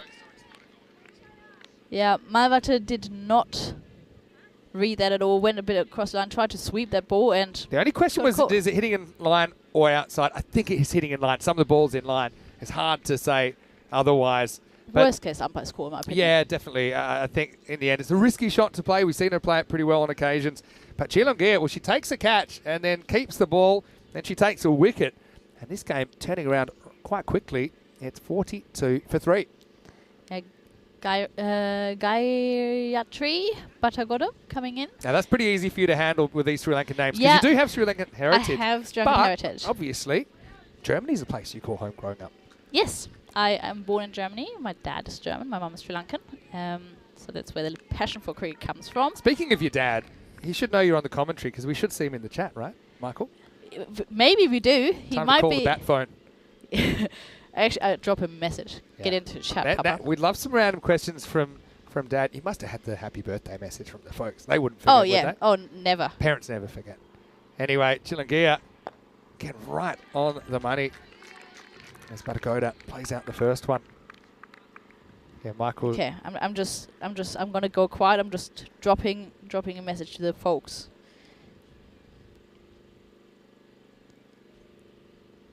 It's really well bowled. I mean, the thing with Chilangia, she's so accurate, and I suppose that also makes her predictable. We saw that kind of come out a little bit when Elenia Sims kind of got on top of her with a few reverses that were well executed, but they were still risky shots to play. She's playing a really good over here. Right on cue. Gundy ball. It's good keeping by Payne down leg side to actually get across Very to well that. done. Yeah, keeping. I'm a keeper, and like keeping to women's cricket is really difficult because you want to stand up to, I would say, 80% of the bowlers that you face, but there's still quite a lot of untidy balls. Yeah. So getting 100%. I still think. Oh, this one's slightly mishandled, but they won't get a run. They'll think about it. They'll keep thinking, we might have a run out here if they can gather it. Oh, probably have a look at it. Yeah, umpire wants to have a I look. think they just didn't, but this might be the slowest single I've ever seen. They take off several seconds after the ball's fumbled. I just got a feeling Batagoda gets home. Let's see if she's off the mark or not. Goes back home, takes some convincing. But even when she gets going, she slows down a little bit here. Ooh. You know what? That's whatever the umpire has called. I think it's going to be extremely hard to overturn that. It's so close. I think you're right about that. I've got my suspicion is she's just short, but whether it's conclusive enough to give it out. I'm not quite sure what the on-field call was, but I agree. doubt that they're going to overturn whatever the umpires decided on. Going to have to stick with what the umpire says. I'm going to have one more look at it, see if they can make it out. See, to be honest, hits the stumps there, which is just out. But by the time the bail comes off, yeah, I think there she's home, and see, that's the frame for me. It's tell you what, I'd like to see perhaps a slight change in the playing conditions, but I've got a feeling the longer they look at this, they're going to probably start looking at giving it out, and I think that's been the decision. So it's a bit of a crazy one, to be honest, but it is going to be a run out. I can't say, well, just judging by the reaction. You wouldn't know because Spain, they've just kind of stayed in their positions. But it's going to be, that's actually one of the more bizarre run-outs. And again, it kind of comes down to what we were talking about earlier. It's that run in between the wicket and the experience to kind of, if you're more experienced there, you're probably calling, wait, you're in a position to run, and then on the fumble, you run. But you could just see a lot of hesitation led to that run out. Yeah, I think it was especially confusing because Kumuru, who was such an experienced batter, turned around and actually ran back and had already had back two and then turned around. And that was just that split second too long for Gayatri to... Yeah, it takes two to tango between the wickets, I suppose. Yeah, and you see, almost like she's goaded into it there, Batagoda. So you got to feel for her. She'll be run out for a duck. And the score is 43 for 4. So Spain continue their fight back. Yeah, but good time for Elenia Sims to come in. She's been really impressive. Very so impressive. far. Yeah, also, sun's out, guns out. Yes, that's true. Hey, Chilangia is probably still having some flashbacks now. She's caused that run out, but she's brought Sims to the crease, who kind of took her to the cleaners a little bit earlier. It's well bowled, though, as Kumuru plays around it. So, Tripp's asking about the adventures of Mita and Gucci. Are there any good stories? The adventures I'm not sure. Trips from America. It's a genuine random question. Oh. Delay there for Pyle. Well bowled. She's put a really good over there. And she's only conceded the one run in it. That was wide. And so right now we've seen a bit of a run of 3 wickets for just one run in the last 7 balls at the end of the 5th over. The score is 43 for 4. Let's welcome you into the comedy box. Vinny Sander here, Mr. Maximo. I've got Mita Gooch in here with me, the birthday girl. And yeah, I mean, obviously we haven't talked about your role with ECN. Now you're project manager. Now I know what that involves and it's a lot. Why don't you try and spend the next 20 seconds describing what your job is? I'm a firefighter. Whenever something goes wrong, yeah, I'm trying to How fix often it. is that? About once an innings. And it's quite a complex operation. So- You've been with us for a long time now, right? Yeah, since 2019, since the very first ECO actually. Yeah. Back then as a scorer, and then kind of got through a few different roles and ended up as a project manager. Yeah, well, just going back now, we're going to see Rambo come on. Uzwa Saeed. And I like that length for her. Needs to be drawing the batters forward, or at least kind of keeping them at home. Nice sweep shot, though, executed first up by Sims. She likes it. She likes the sweep shot. How have things changed over, let's say, since ECS cricket has been around, which is in the last 4 years? It has changed a lot. I think we have like a lot less random things happening. In the air. Caught. What a catch. What a catch that is. Oh, I thought it was over for all money. And Rabia Mushtaq, this has somehow lodged at the edge of the hands. She almost couldn't believe it. She looked up. She saw the Grizzly. And a wonderful piece of fielding. And that's Pedrick who goes for a duck now. It's 44 for 5. And what a stunning comeback that is. And what a stunning catch. That is a gun catch. Komodo reminds me a little bit of Ramesh Satisans from Romania. Oh, yeah. Every time they play for the country on the ECN, they're somehow really unlucky and get out to like incredible catches, like just can't get going as well as we know they can. I want to know how this sticks. Because, again, it's almost like she loses track of it but puts her hands up and it just sticks. That's a great moment. And some of the catching from both the men's and the women's today, but particularly in the women's, we've seen some really good catches here on day one. 44 for 5, and so this game's taken a bit of a turn. Dalawata, the new batter, and she hits down the ground. No one's going to catch this. Doesn't carry down to Bale. Dalawata's off the mark. Yeah, okay, so you said random things happen on ECN. Give us an example of some random things from what I like to call 2020 the Wild West. Okay, I'm not going to say who the team was or where it happened, but we had... you don't have to name and shame, but we want stories, right? Well, we had a game, and you have to understand, the systems that we have at this point weren't always... We've developed them through weight of matches. Exactly. Right? There's things that happen, and then we're like, oh, maybe we should invent a process to prevent such things happening again. Yeah. Clock back down, but Payal. Payal's good. Going to stop that easily, just for one. Yeah, so we had a team, and we always do a number check at the beginning of the match, and everything was fine. We had the right people, and there's this guy who's, it went through her legs, didn't it? Maybe. Nutmeg. A little bit of something. Well, that could be gone. And so what a bit of fielding. I mean, there's been some incredible stuff. And another direct hit. There's been some really good ones today. Yeah, it was a bit bizarre. Kind of slid through everything, didn't it? Maybe took a little deflection on the way through. But that's going to be 6 wickets down now. So it was hit through the legs, but then just bang. And she's gone by 3 steps. So Dalawata, the next to go. It's a bit of a revolving door for the Azuri right now. Being challenged. 47 for 6. Very surprising, but I love it. It's really cool to see the Spanish girls fight back in the series and that make tomorrow really interesting. The first game they were in a winning position. And this game right now you'd have to say they're in a winning position as well.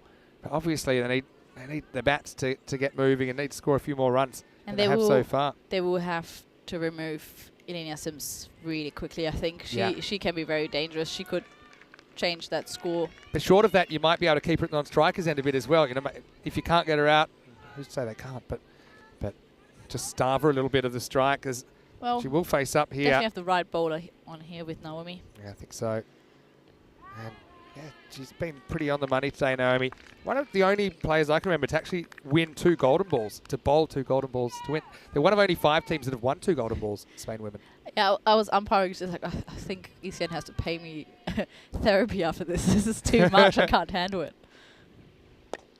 Driven pretty well by Sims. She's been joined out there now by Kanankigi.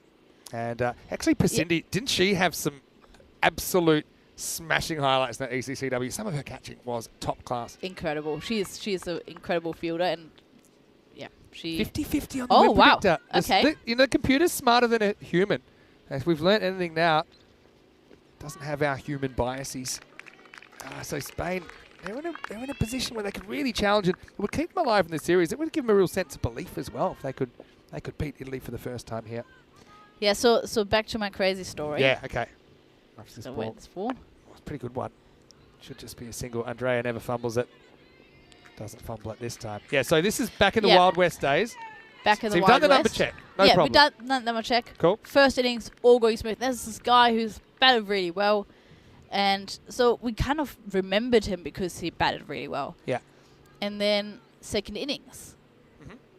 he's also opening the bowling. Yeah. But he doesn't look the same anymore. So we're just double checking if that's the same guy. And it isn't. So turns out, Uh-oh. good old mate batted, Yeah. didn't feel like bowling, gave it to his best mate who wasn't Wasn't even in the playing, team. wasn't Yep. in the team, swapped shirts in innings break, let him open the bowling for him, and he bowled 3 balls, and then we realized, and then we had to pull him The off and ultimate- restart The ultimate all-rounder. Yep. It was the ultimate runner. I also remember someone facing a ball once that wasn't even in the squad of 14. Yep. It's another 2 one. balls, actually. 2 balls, was it? Yep. Had to pull him afterwards. Reminds me of that guy that, remember, he was like a pest and he used to dress up like as different things. So he actually came on to bat in an England Test match, came on with a full kit, had been hiding in the toilets for 5 or 6 hours. And actually, the actual new batter, it was like, oh, and they turned around. And they caught him before they faced the ball. Anyway, it's a nice shot, this time from Sims. You mentioned she likes the sweep. Kind of a stand-up sweep there, but gets a boundary, finds the gap. Wasn't the worst ball, really, from Naomi, but just a pretty good bit of solid contact from Melina Sims.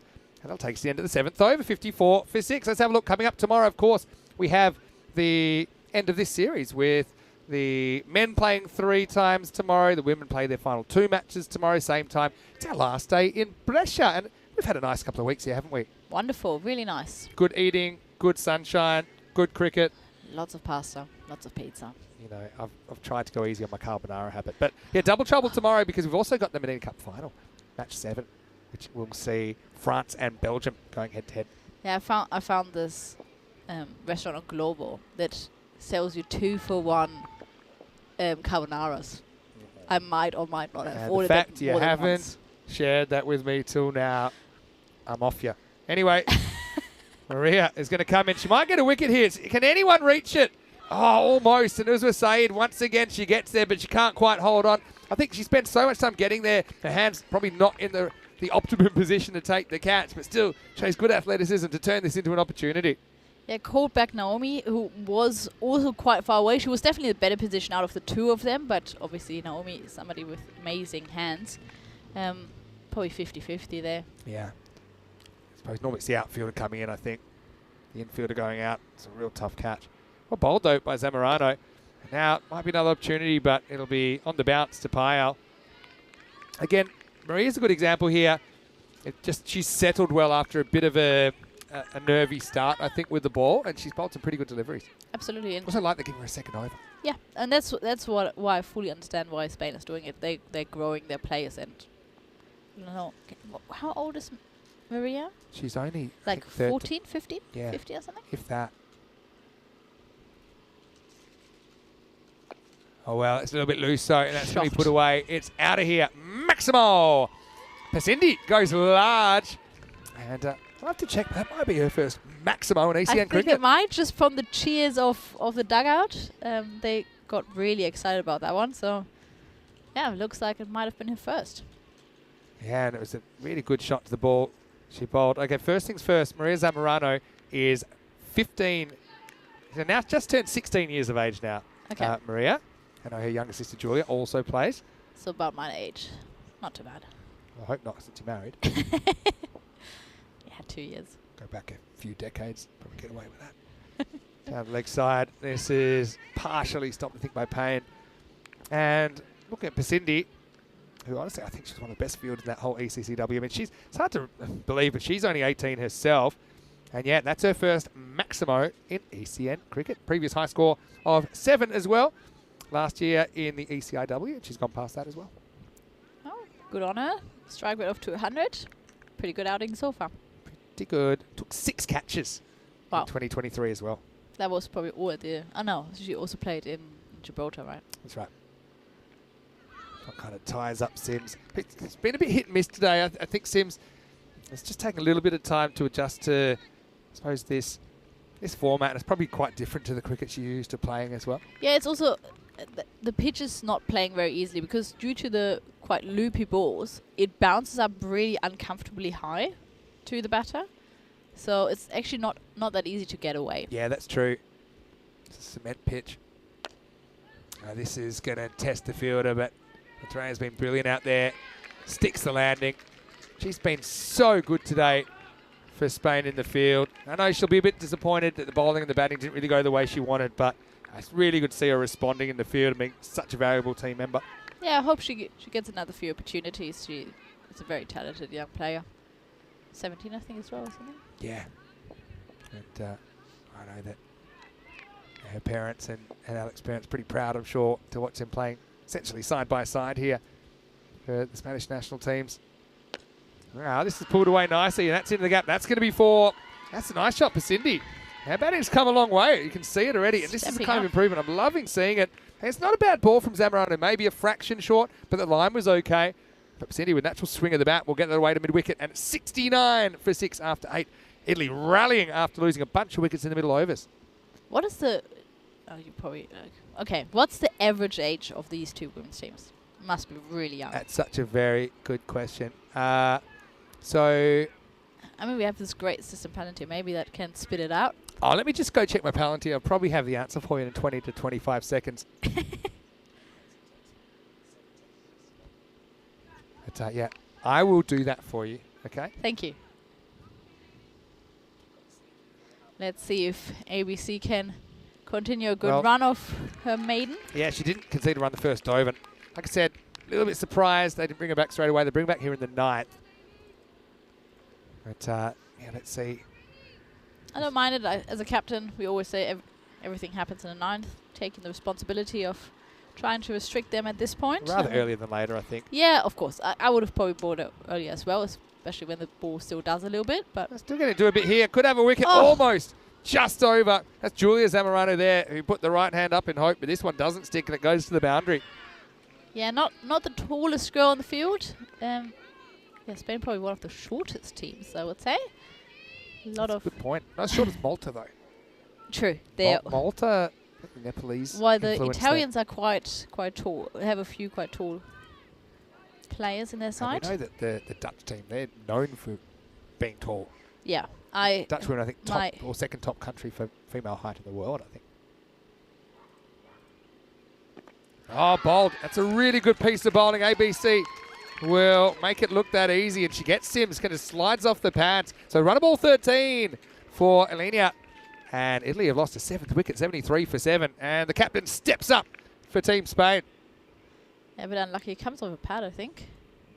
But yeah, they really restricting the Italian side here, and their scores have been around the 80 mark so far, so, right? Yeah. Yeah. Right. So, yeah, could be a very interesting chase. Yeah, it could be. Yeah, new batter to the crease is Delisha just now. Yeah, so they mixed up the order there, and you can understand why they might do that. Yeah, I don't mind it. Give a few other girls an opportunity, but obviously with just 9 balls to go, you might want to have a few extra runs on the board. And getting the player of the match of the last game back in the mix. Okay, getting ready for the next ball. Okay, I can see you're working hard there on your Palantir. Oh yeah, Palantir working hard. Who formats these things, but they're probably smarter than me. Anyway, it's pretty well bowled by ABC. He's got 2 for 4. It's great figures. 10 balls bowled. Yeah, let's see if she can get out of this over without any damage, but she's doing really well so far. Let's see how Elisha responds.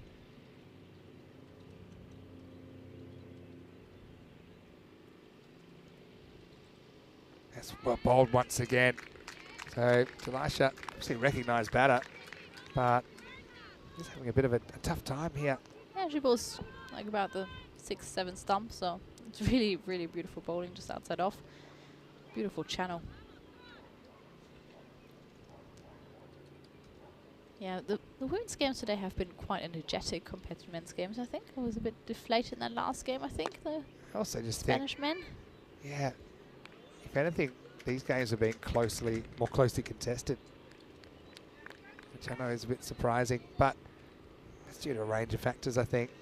Yeah, I think Spanish men's side trying a few more players that they don't normally get the opportunity to give a debut to, so I really What's like coming it. up tomorrow, sorry, Meta, but we can confirm France versus Belgium to do battle in the Mid-innings Cup final tomorrow. Charlie Hunt standing by. 9 a.m. GMT, which is 11 o'clock in Central Europe, and 2:30 p.m. in India. Just the one game that will decide who wins the cup. And Golden Ball Super Over. Super sorry. Over at the Again? Super Over 8, not the Golden Ball Tingle, at the Super Over 8. But Happening again? What do you think? maybe. I mean, France undefeated, but they're not going to win the trophy unless they win that game. Anyway, this is up in the air, and I'll just sneak away. Okay, I'm working on my Palantir, and I reckon I'll have an answer for you soon. Are you ready? Yeah, I'm ready. My degree in computer science comes in handy sometime. The average age of the Spanish team is, have a guess anyway before I tell you. It was what, Rabo coming back on. Okay, I want to do an educated guess. I know Paya was a bit old, like not old, but like a little bit older than the average, so Yeah. she maybe pulls it up a little bit, but the rest I think is like around 16 to 18. So I'll say 19. Pretty close. That's close this whole number. That's a really good shot this time from Delisha, who's batted so well today. And she's going to get 4. The answer is 18.7. So yeah, Ha! 19. Yes! Meeta, you're a gun at this. You're like a Palantir wizard. You probably looked that up before. I didn't, but I registered most of these players. Okay. So But I mean, you didn't work out the averages. I didn't work out the So averages. far, I'm impressed. Shot. Beautiful, but Oh, it's just going to get over. Yeah, look, it was a tough one. Also kind of into the sun. And Andrea, for all the attributes, height's not one of them, is it? And so that's going to go all the way. Maximal. Again, it's a challenging ball to hit because it's pitched up. Maybe it's a little bit close to the stumps, I suppose. But not necessarily a negative thing either. This time, at least, bat has to reach for a little bit. Okay, so while we're here, yep. Do you have Italy for me as well? Italy, because Palantir is so good, I'll be able to work Okay. it out a lot quicker. Okay, let me guess and let's see if the chat has any guesses. You've got one ball. And now you have 0 balls. Give me a number.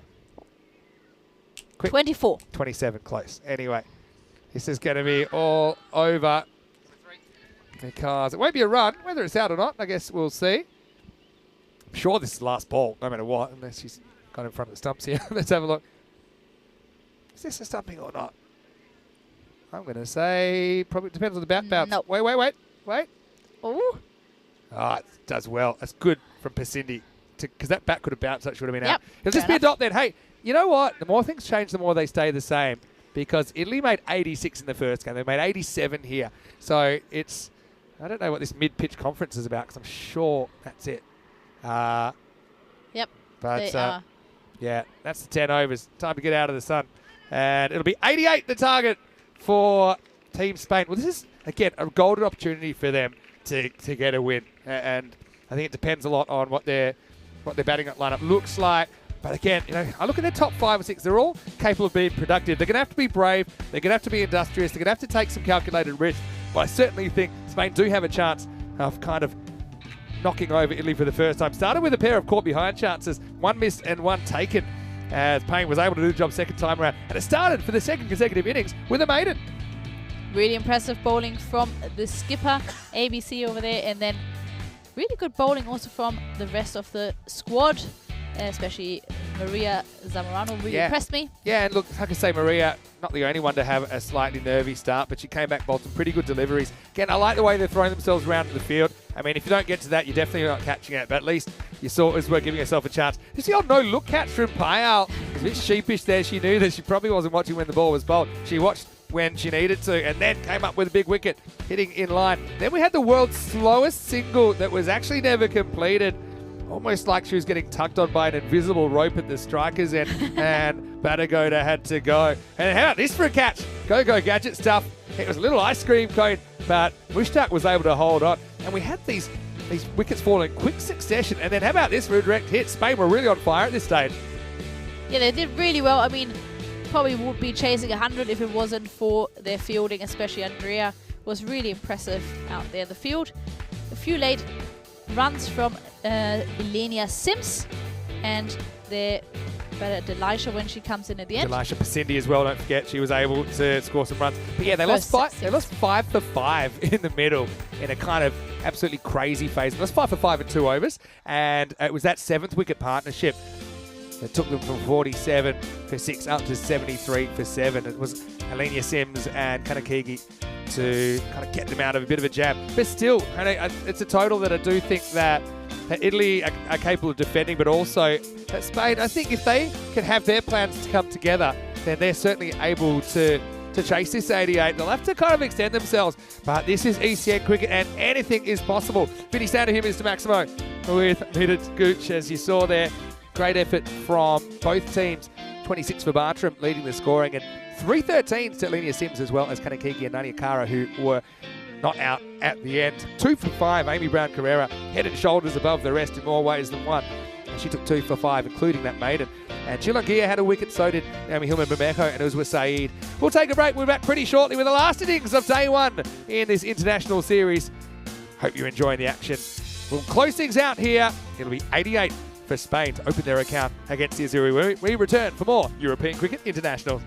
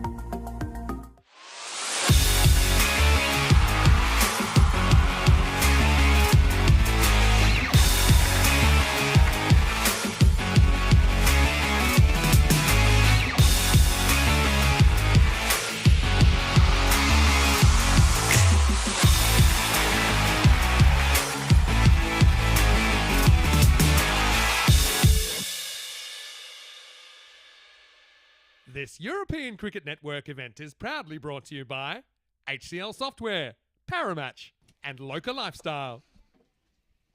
Hello and welcome back. Last innings of the day here. Opening day in this ECI and ECI-W series between Italy, the hosts, and Spain. Right now, Spain, their women, going out to chase 88 for victory. Pretty good effort from them. In fact, in the middle, they took 5 for 5 in a 2-over stretch. And it's a similar kind of chase to the one that they attempted this morning. Came up a little bit short on that occasion.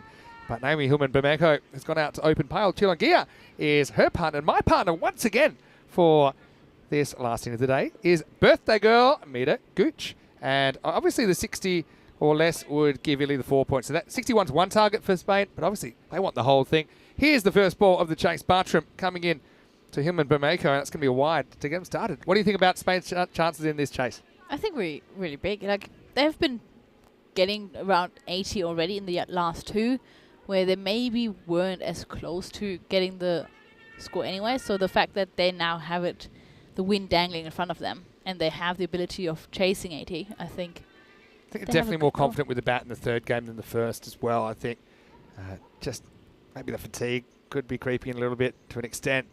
A bit short and turned around the corner. Naomi's pretty good at deflecting and using the pace. And she'll get off the mark with a single. Hey, so if Spain can beat Italy and Italy beat England 11 last year, does that mean Spain better than England 11? Could happen. Oh. Think about it. 2 degrees of separation. Well. Just saying. I like doing these ones because I look at, who's beaten England 11 in the men's, for example? We've seen Italy beat them. We've seen quite a few, actually. We've quite a few. Yeah. But you do these things. Like, for example, Zimbabwe once beat Australia. In the women's, it's only Italy who've beaten them, in the women's, right? yeah. Too many trophies going to England? Discuss. Too many ECN trophies going to England? I don't think so. I think we almost run into each other here, but Pyle's going to get off the mark. And then she's going to cop one in the back as well. But she's fine. She's pretty tough.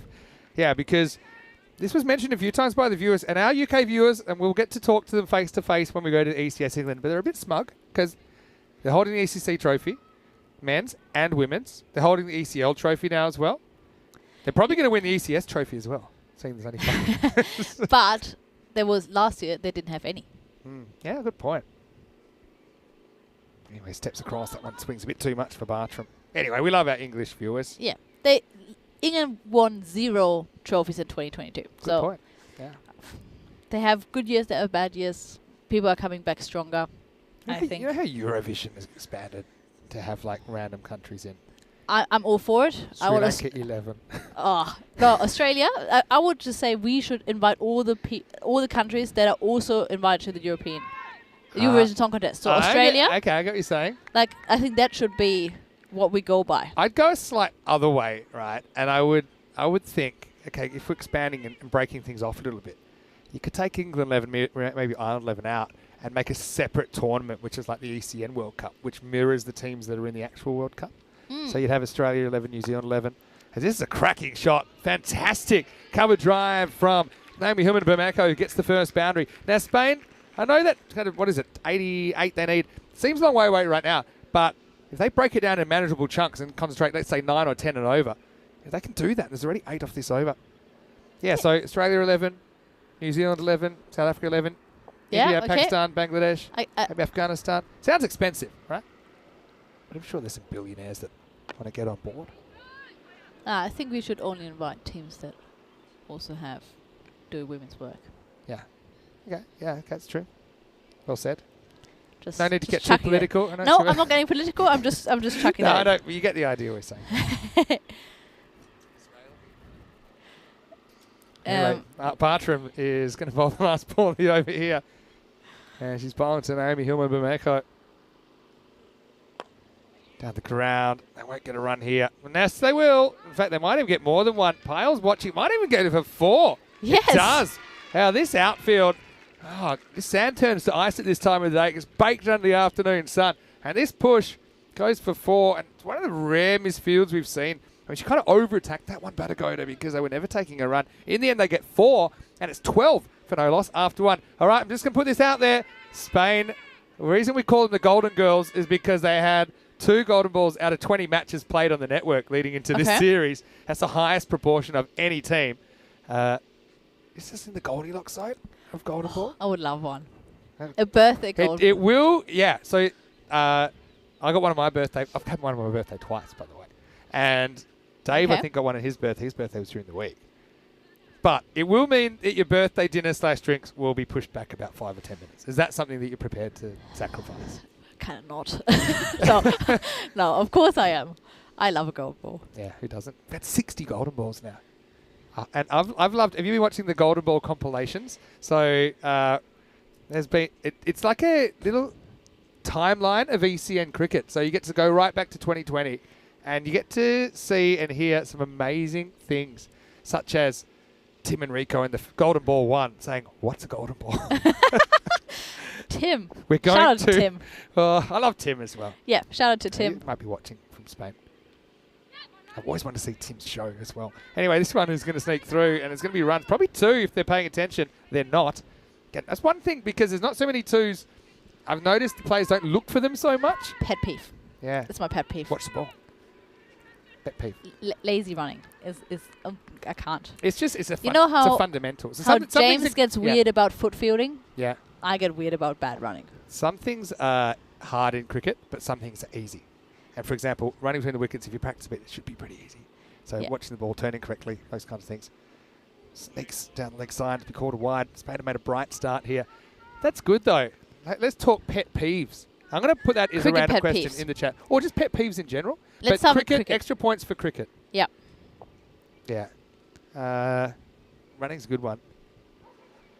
But don't judge Estonia harder just because I said that. That's a cracking cut shot. Naomi's on here. She's taken Mahamlagi for 4 behind point. Just a little bit of width. Good footwork there. She gets deep in the crease there and punches it behind point. Another boundary to Team Spain. Yep, saw the gap, knew what to do with the ball. Brilliant batting. Big fan of a lot of my pet peeves have been solved with things like the clock, like people just dawdling and batters taking forever to get to the crease and Yep. people take too long to set their field and so on and so forth. Bold, pitch perfect defence. Being pretty selective here. Naomi Hilma-Bemeko. That is beautiful bowling as well. Good comeback after getting spanked for 4. Yeah, she's just got a little bit fuller here to make that dab shot a little bit harder. So that's one that maybe Naomi, especially the power play, might want to take on and try and hit over cover over mid-off. But I can see also she's pretty conscious that her being there is pretty important. Again, Mahamlagi, she's adjusted well here. So despite going for that boundary, she's only conceded 5 off 5. Yeah, I mean, Spain has already gotten the runs they need from this over if they break it down into 10. So I understand it's maybe not the place where you want to take a risk. Hit and run. And again, I like that forces the error. And to be honest, that could run away for 4. It's still running. Maybe it pulls up in time. It does. A little bit of acrobatics on the field. They'll get 2. That was almost a chance for a rare 3 even. But it will be 2 and it'll finish the over. So 20 without loss. Spain still on target. I've got a random question here from John Gray. And he said, how many matches was it before the last golden ball went off? And I can tell you, it was 66. Before that golden ball 60 on Tuesday night. Danny Hudacek, golden ball magnet. That guy always comes through. And before that, it was only 5 between golden ball 58 and 59. That's because they came on consecutive days in France. So, yeah, did some numbers. It worked out now 103 teams have played golden balls on the network because some have played multiples. So we recently had it was Paris Salmi versus, I think it might have been Paris Knight Riders versus Mitri, were the 100th and 101st teams respectively to play in golden balls. And worked out that only 5 teams have played 3 and only 5 teams have won 2. And Spain women. Who else won 2? Okay, I'll tell you. Because, as usual, I can bring it up. Sims getting ready to bowl over number 3 with an off spin. This is a pretty important over to see if Spain can continue to stay ahead of the rate. Again, that 10 and over is probably a good kind of even mark to be shooting for. So 20 off 2. Can they be 30 off 3? Won't be easy. Chalangia just playing her role well. Needs to at least get a single. Walks at it, and it's the latest of cuts. But it will get Naomi on strike. Good batting. So you want to know who's played 3? Yeah. There's 5. See if you can pick No, I want to know who's won 2. Who's won 2? Okay, so Madrid United have won 2. Surprising. They played, A team exactly. I didn't think about anymore. Yeah. I still think about them sometimes. Hello to Iddy Fuck Khan if he's watching. Anyway, this is going to be called a wide. So Madrid United from Spain have 1-2. Roma CC have 1-2. Yep. Hit and run this time. Again, the good running has kind of led to a few misfields as well, I think, with that extra pressure. And this one, that could be another one. Again, pet peeve. Not really watching for an overthrow. I think that's all right. Okay. That. Gorka 11 in Portugal have played 3. Okay. Okay. Including 1-2. 1-2. Okay. Yep. 1-2, sorry. Paris University Club have 1-2 already. Impressive. Yeah. Played 2, 1-2. Played 2, 1-2. And Spain, he's seeing out here right now, they've played 2, 1-2. So, yeah, of those teams I just mentioned, Madrid United, Roma CC and Gorka 11 have played 3. And Spain Women and Paris University Club have only played 2, but 1-2. But there are 2 other teams that have actually played 3, but they've only won 1 out of the 3.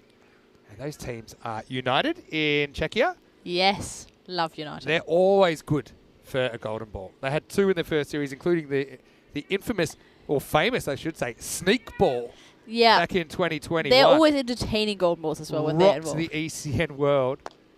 As this is hit down the ground. Now they're going to make a late decision to go. Takes a strange deflection. It seems pretty much right on the money here so far. Yeah, so that golden ball in 2021 was a bit of a crazy one. That was golden ball 16, where they ran one and took the second after the other team was celebrating. Oh, well, goes the double knee slide. It could be your pet peeve again there, because it doesn't go with their hands. And Hilman Bameko basically goes through by brute force. And so they kind of get what they need out of this third over now. They got 9 off it. I still think there's a ball to go. Okay, so my question for you then, you were in Prague last year, weren't you? Yes, I was. There was a golden ball Prague versus Brno. Yep. And I can tell you what number that was. That was golden ball 48, 22nd of July, 2023. Can you remember what happened on it? Absolutely not. I bet you'll remember when I tell you. So Abamanu Singh, the United skipper, hit it. And it looked like he wasn't trying for a second. That's a good finish from Sims. She goes for 9, but Spain continuing to tick along at the rates, 29 without loss after 3. And what happened was he went to start the second run. It was hit to the outfield, but it looked like he was going back and wasn't going to take it, going back to where he tapped his bat. But what happened was he didn't tap his bat in the first time, turned, took a couple of meters, and then had to go back, tap the bat again. It was fumbled by the keeper, and he would have definitely made the 2 if he just run a normal 2. But because he knew it was going to be a 1 short, he was run out by 4 or 5 meters, and United lost the golden ball. Otherwise, they would also be in the 1-2 golden balls club. Okay, I actually do remember that. I remembered it when I saw it. Anyway, John, hopefully that answers your question. 66 matches. Any other pet peeves in there? I want to keep asking. And John Gray, by the way, good knowledge. He said, yeah, PUC of 1-2. You're exactly right. That's a pretty nice looking shot from Chilangir. He's playing a role well here, I think, just to essentially not waste any balls, get something out of most of the deliveries as Mahamalagi is getting a second over. I think my pet peeves. Maybe I've got a pet peeve against some umpires. We always tell the players to hurry up and get in position. Sometimes umpires are dawdle between overs. Umpires giving out after bowled is also. I love that. I love that. Hey, you got to get your right decision. Your right decision proportion up. And giving bowls really helps you with your percentage. Yeah, caught in the outfield. This is going to be worked around the corner, and this is going to be 4. This outfield is lightning fast right now. And NHB with a bit of GHB here. Yeah, that's going to run away for 4. Bartram's good fielder. Couldn't quite track it down. We've seen some amazing cricket today, honestly. I mean, Bartram, how's that? You were on with me when she hit that stump from side on. Some amazing catches in the first half of this game as well. Well bowled by Mahamalagi this time. It's a good comeback. Well, she's been pretty tidy except for like a I couple of got a pet deliveries. peeve. Keepers that take off their glove to throw when they're never going to throw. So, like, I see Oh, it. yeah. Or they take both gloves off. That doesn't really bother me, but I'm wondering why. Don't understand. Like, they're not. Or mix-up time, but it's not really handled by Delisha. Keepers that take off both gloves, like, are you not sure which hand you're going to throw with? It's weird, and that creates 2 targets on the To be ground. perfectly honest, I sometimes do that because Double glove ejection. I tell you why. Because my right one sometimes doesn't come off. So I chuck both of so I can help with my left hand Right, okay. in case that happens. In the air and caught. Oh, he picked the wrong fielder there because Naomi Hillman-Bermejo has picked out Pasindi Kanankigi, and she's got glue pots for hands. A big blow in this chase for Spain as they lose their opener, and it's 34 for 1. Pasindi makes catching look very easy, doesn't she? She has also the longest hair I've ever seen on a cricket field. She's got some pretty good hands on her as well. I mean, that catch she took running back with a flight in the ECI-W, that's a highlight. Incredible. And Naomi kind of rolls the dice a bit there. I mean, if that's in a gap, it goes for 4. But she's carried them so far. Let's see if her teammates can help her out. You're right. I mean, I don't know, at what point does that ponytail become a hindrance? It's a very good tackle as well from Delisha, showing a bit of Showing the promise. shirt numbers to the scorers. That's also useful. Yeah. Turn it around just to make sure everyone sees it. Yeah. I was thinking whenever I see keepers taking both gloves off, it reminds me of shake it like a Polaroid picture. Yeah. You know, No, because what is it? I'm not sure if like more people do it because of the same reason that I do it for, but like my right one sometimes just doesn't come off. But you know when they take it off to just receive a ball like on a close 2 run out, I'm like, why are you taking the glove off? Yeah, you know you're never going to throw. Yeah. It's like a habit. Yeah. Pet peeve. Makes no sense. Absolutely fair enough. Yeah, you have to like shake it like a footy ref, goal ref. I know. Both share a love of goal up home. Some of the guys talking about a bit of Australian football today. I know you're a huge Melbourne Demons supporter. Anyway, this is ABC coming on. I think you got to hit and run here. You got to keep this score ticking. This is where they can easily fall off the pace if they're not able to score off enough balls. Yeah, they have to get going. I like that ABC backs herself here, wants to take the responsibility. Yeah, I think you got to take some risks here. You know, okay, you're at the rate. That kind of shows exactly where they are. They're at a crossroads. Can they stay at that red line, or are they on the slide? 35 for 1 after 4. Good colour choice for the blue one. Like it's it. Hot and cold. Like you just want to avoid getting too cold. Go below that line. That was an ECN viewer suggestion as well. To Love put it. the bonus point line in. Who was it? Wish I could remember. But thank you to the audience. Do you Thank have you. a favourite chatter? My dad. Good answer. And your mum is dummy, isn't it? Yeah. Your mum. Hello to her. Not in the chat often. Yeah, but it's okay. She's here in She spirit. keeps him Where away is from the chat. Where is Michael? That's her job. All right, nice shot here, but picks out the fielder. But it doesn't matter because it goes straight through. And a bit of late in the day fielding. Reminds you? Oh, well, it's going to be a tight 2. In fact, it's going to be gone. That's a gun arm. Again, they've picked the wrong fielder.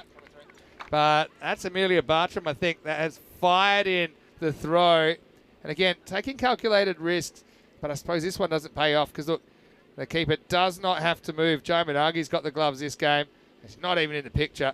So, umpire just giving the third official something to do. But it's going to be 1 and out. You've got to feel for ABC there. She's had a really good game. Think about how well she bowled in that first innings.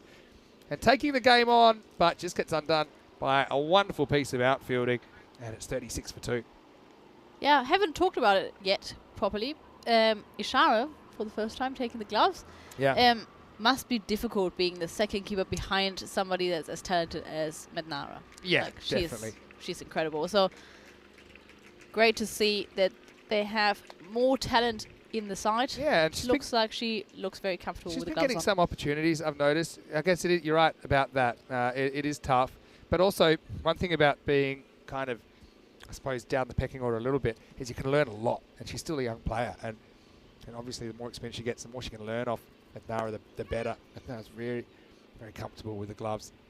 As this is Andrea Davidson sold out. Well, the stage is set, isn't it, for someone like Andrea to play an innings of substance here to see if she can push this game to a finish. I mean, for me, she's already starting on 16 because that's what she saved in the field. Yeah, so she's now 17 off 1. She's absolute gun in the field today.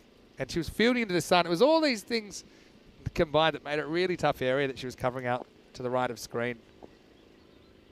But this is a good start. This is Kankaname. Come on. Kankanamage. Tishani, who's bowling. Tishani. Yeah. First names. Just go first names. I quite enjoy the Sri Lankan names. Butcher. No, you actually do very well with that. Thank you. Ooh. Everyone just gets pale reaching a bit. still moved quite a bit. Rico enjoyed the first game in France, which had, honestly, some names that were so long that they had no chance of fitting in the box. I remember texting him the fantasy dashboard saying, "Good luck." I wasn't quite there yet. Yeah, it is difficult. Yeah, time to take the game on. Solid contact here from Pyle, but should just get a single. So I suppose to keep pace with this, you kind of need to find that boundary once and over. If you don't do that, it's going to be really hard. But they've actually still got that rate where it started, 8.9 and over. Yeah, it's definitely in a very chaseable era still. One of these girls get a good game. And Good shot. That'll test the fielder. That's going to be 4. It's a really good shot from Davidson Soler. I really like the way she holds her shape here and just leans it. Doesn't try to over-hit this ball. I think you can let the outfield do the work to an extent here. It's a very, very good cricket shot through the covers for 4. if Spain wins this, I think the difference has been the fielding. Yeah. They have been just flying around in the field, diving, direct hits. A little bit of lethargic fielding. Lethargy? Yeah, lethargic fielding, you can say that. Lethargy. The other thing I forget about you all the time is English isn't your first language. It isn't. It's which my is third. unbelievable. It's your third. So Yeah. what? Give us your first two then. German. German and Sing a lot. Yeah. Was Sri my Lankan. second. Yeah. But, yeah, not as great at it anymore. hit and run. Again, I like this run. That's the kind of run that you don't always see taken, but you might as well. Even to a good fielder, a long way back, and yeah, you're going to get away with it if you go at the get-go. So they're still on target with this rate. 45 at halfway, maybe slightly more after this ball. From Kankanamage. It will be a wide, there'll be another one to the total. Yeah, so now, but are you at this stage now where so much of your life is conducted in English? I dream in English now. That's what you said's the difference. And, I speak 1.05 languages, so I can only imagine the day that I start dreaming in Spanish. It was a sad morning. Ooh, that was a bit of a chance. It was a tough one. 3 or 4. It'll be the end of the over, and so the score is 46 for 2 after 5. It's a tough one for the keeper. It's in fact, it just took the batter, and that's why it actually wasn't a chance at all. So yeah, halfway through 46, you double that 92. I tell you what, if Spain can get home from here, it will be with limited input from Naomi, who scored 24. So it will be a real good moment for them if they can. But there's a lot of work to do. Sims is going to come back to bowl out in the 6th over. It's going to be tough. Yeah, they just have a very great bowling lineup, the Italians.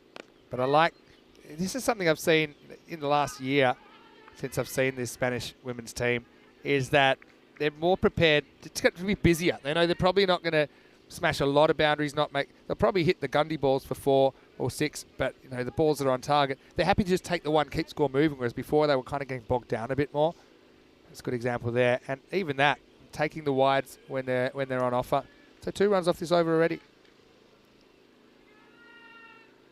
How have you been dealing with the allergies here on the ground? I've been pretty good, actually. There's a couple of days I've had today. have to go to the tablets.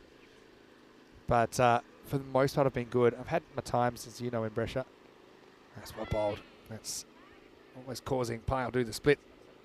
But not quite handled by Shara behind the stumps. Very athletic. Yeah, well, Pyle, I'll have her on my twister team any day of the week. Look at this. Oh. That is impressive. That is very impressive. But yeah, a bit untidy there behind the stumps, unfortunately. Yeah, that was one of those ones where you just had to try and catch it. Don't worry about going to stumps yet, because if you take it cleanly, 2 types of stumpings: the type that you have to rush and the type where you don't. Kind of goes for outs as well. And if you don't have to rush, just concentrate on taking the ball cleanly, and you'll have time. Again, I like this busy stuff from Pyle. So kind of death by 1,000 cuts at the moment, with Spain creeping up towards that 50 mark. Yeah, I mean, the run rate is slowly getting up. Keeping the 8s though. If they can do that, I think you're right. Again, I like this because, okay, let's say you get 6 singles and over. You might get 1 or 2 extras and over. It might be all you need. Yeah, I think that boundary is an overchanger if you can do that. But also with Sims, she's not going to give you too many poor deliveries. So I think if they could take 8 off her over and maybe target 1 or 2 others, maybe that's the play. Again, Pyle But Gets around looking the at corner. the Italian bowling side, I wouldn't really know who to target, to be perfectly honest. That's a good point, yeah. It's such a good bowling line, and a lot of amazing bowlers on that side don't even get overs. Like That's right. Slinga Malinga doesn't Yeah, I couldn't bowl believe that. it. Oh Oh. my God, she's I incredible. love her. And there are so many good bowlers that she rarely bowls. Yeah, she's got a bowl more. She has to. She's She's incredible. into 5 bowlers. But I also understand there's a balance between also trying to give as many opportunities, because this is also about the development of the whole team. And obviously they're 2-0 up in the series at least. It's not the end of the world if they were to drop this game, but let's see. Chilagia. Again, like this. It's watched onto the bat. Good running by Davidson Soler. Good backing up and good fundamentals there. So it wasn't a terrible over there for Team Spain. They'll get 6 off it in the end. But they'll have to catch those up somewhere else. At the end of 7 overs, or 6 overs I should say, it's 52 for 2. Yeah, really, really impressive so far. Good game. Probably Very the good game. closest when we had. Yeah, today, I mean, right? the first one threatened to be close, I suppose. In the end, Spain went down by 17 runs. But for example, they only scored 5 off the last, so kind of got to a position where it might have forced to finish.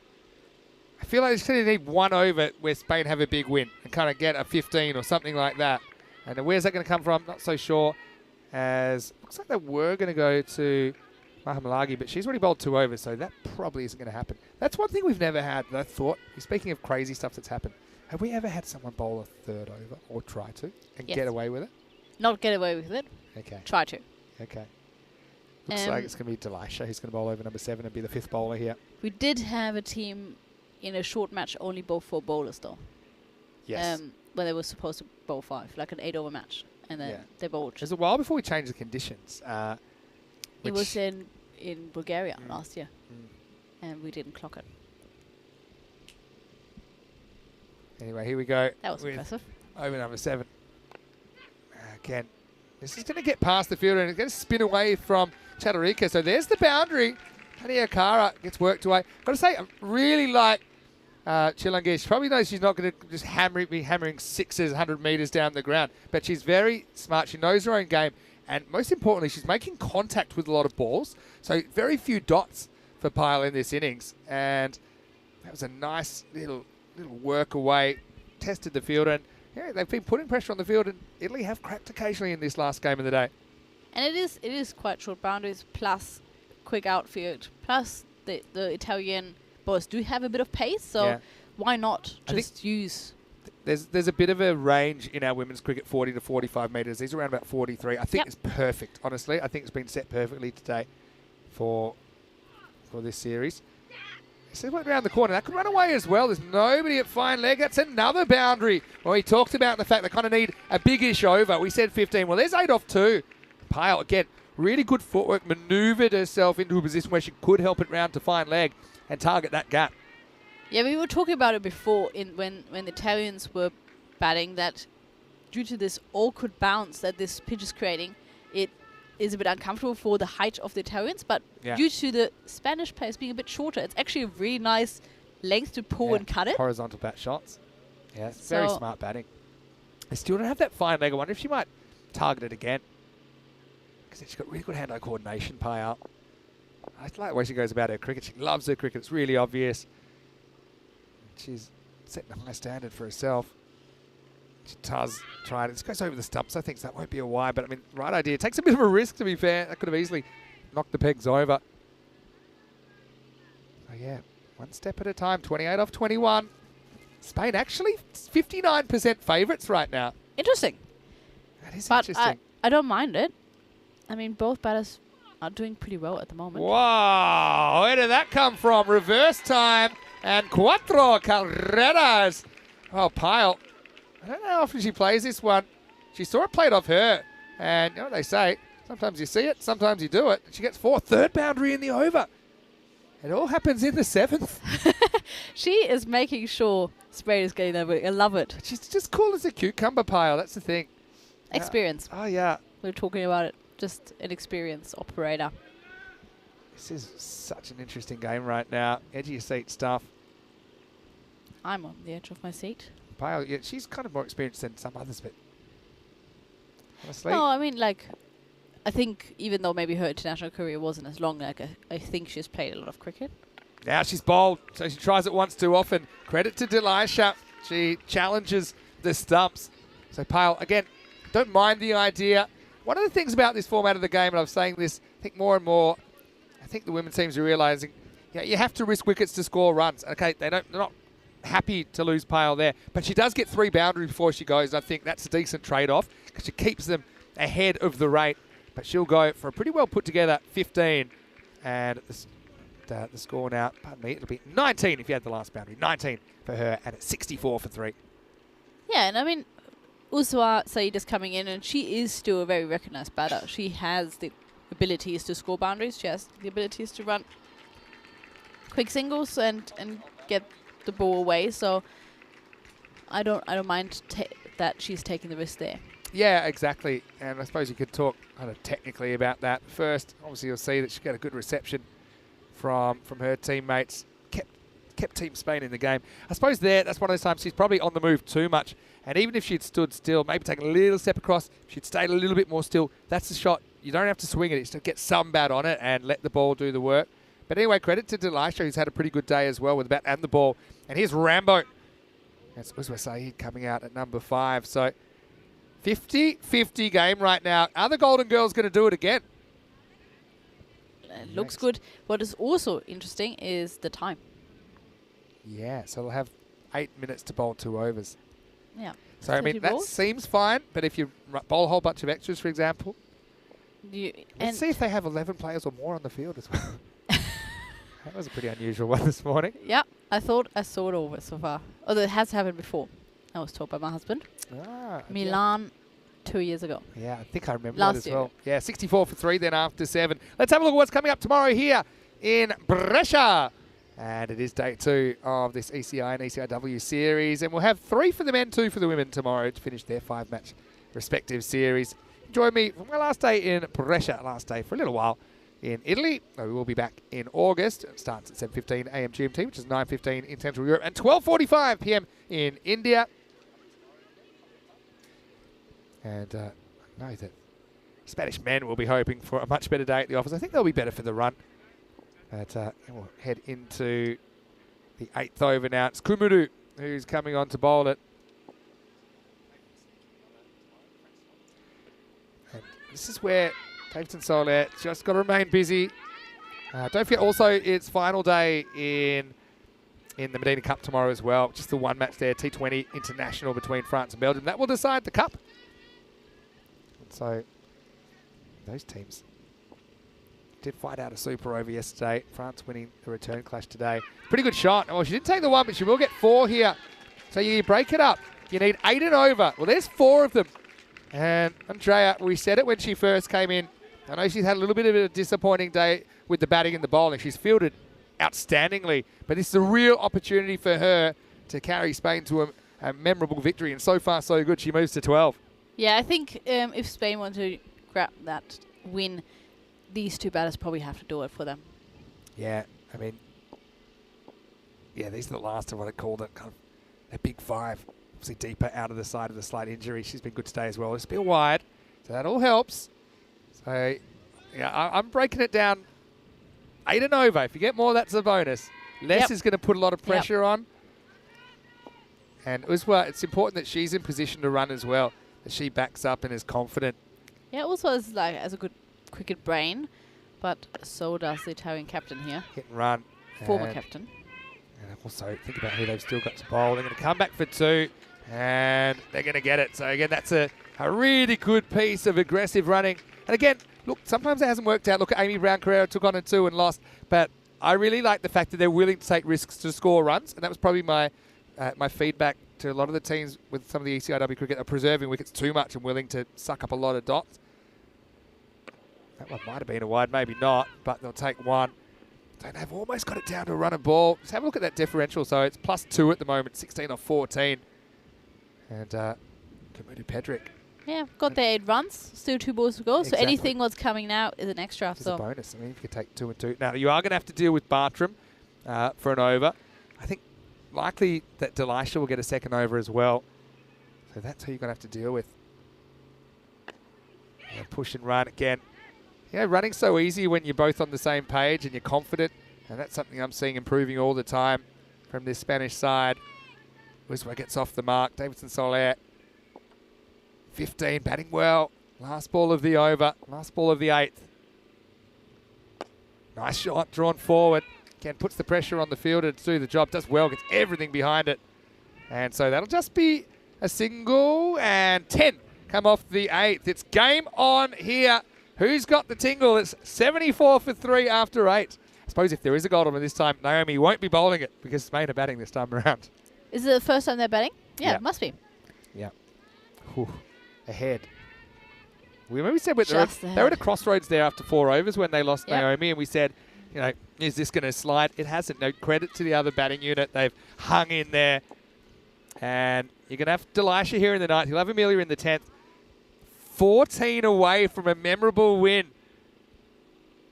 Italy hanging on by the skin of their teeth. It all happens in the 9th, and it starts right now, and it starts with 1 down the ground. It should be 1. Pedrick almost cops it in the chops, but does well to get behind it. Just a single. And 4 minutes to bowl this over as well, which you'd imagine will be plenty for Delisha. Doesn't have too much of a run-up. But how many do you want to leave for the last over against Amelia? You don't really want to be more than runnable. Yeah. True, but I mean, pace can go 2 ways, right? Wow. This is probably dropping under the waist, but I tell you what, it is high-ish. And they'll get 1.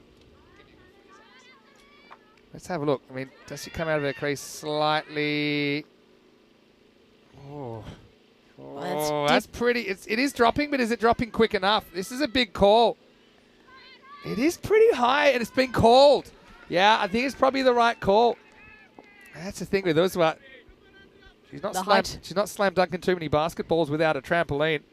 So Davidson Soler, probably a good thing that she's on strike. I think she's more set. She can even run at this if she wants. Free hit now for Team Spain. And that's another loose one. You can see the pressure works 2 ways. It'll be another free hit to come.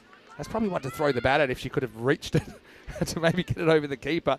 I'm surprised that Delisha is struggling a little bit here with the pressure because she's such an experienced player. End of a long day. End of a long day, though, Italy. as well. Think about what she's done today, Delisha. Yeah, absolutely. Good things.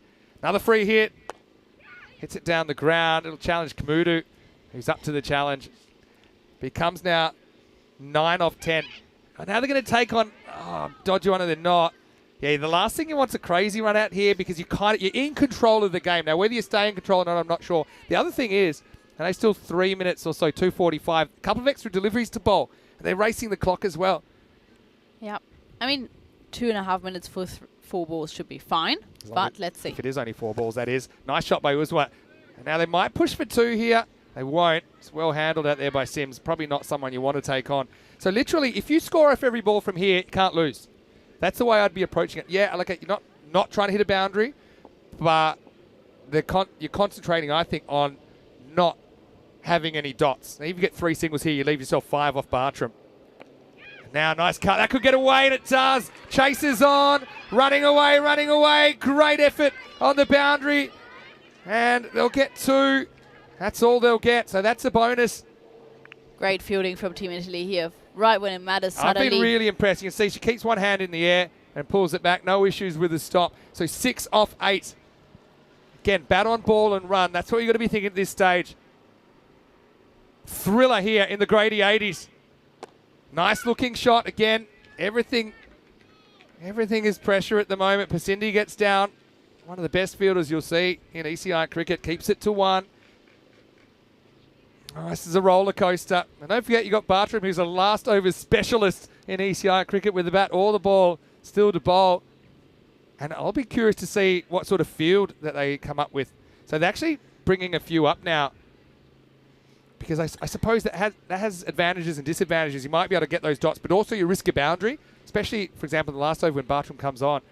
Also, interesting because I would probably prefer to have Wiswa on strike in the last over Andrea. Okay. Just because Andrea has faced 15 deliveries.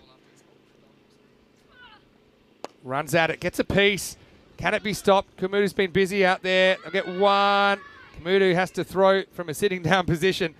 And so, what a game. Spain will need 4 runs to win and get back to 2-1 in the series or 2-1 down.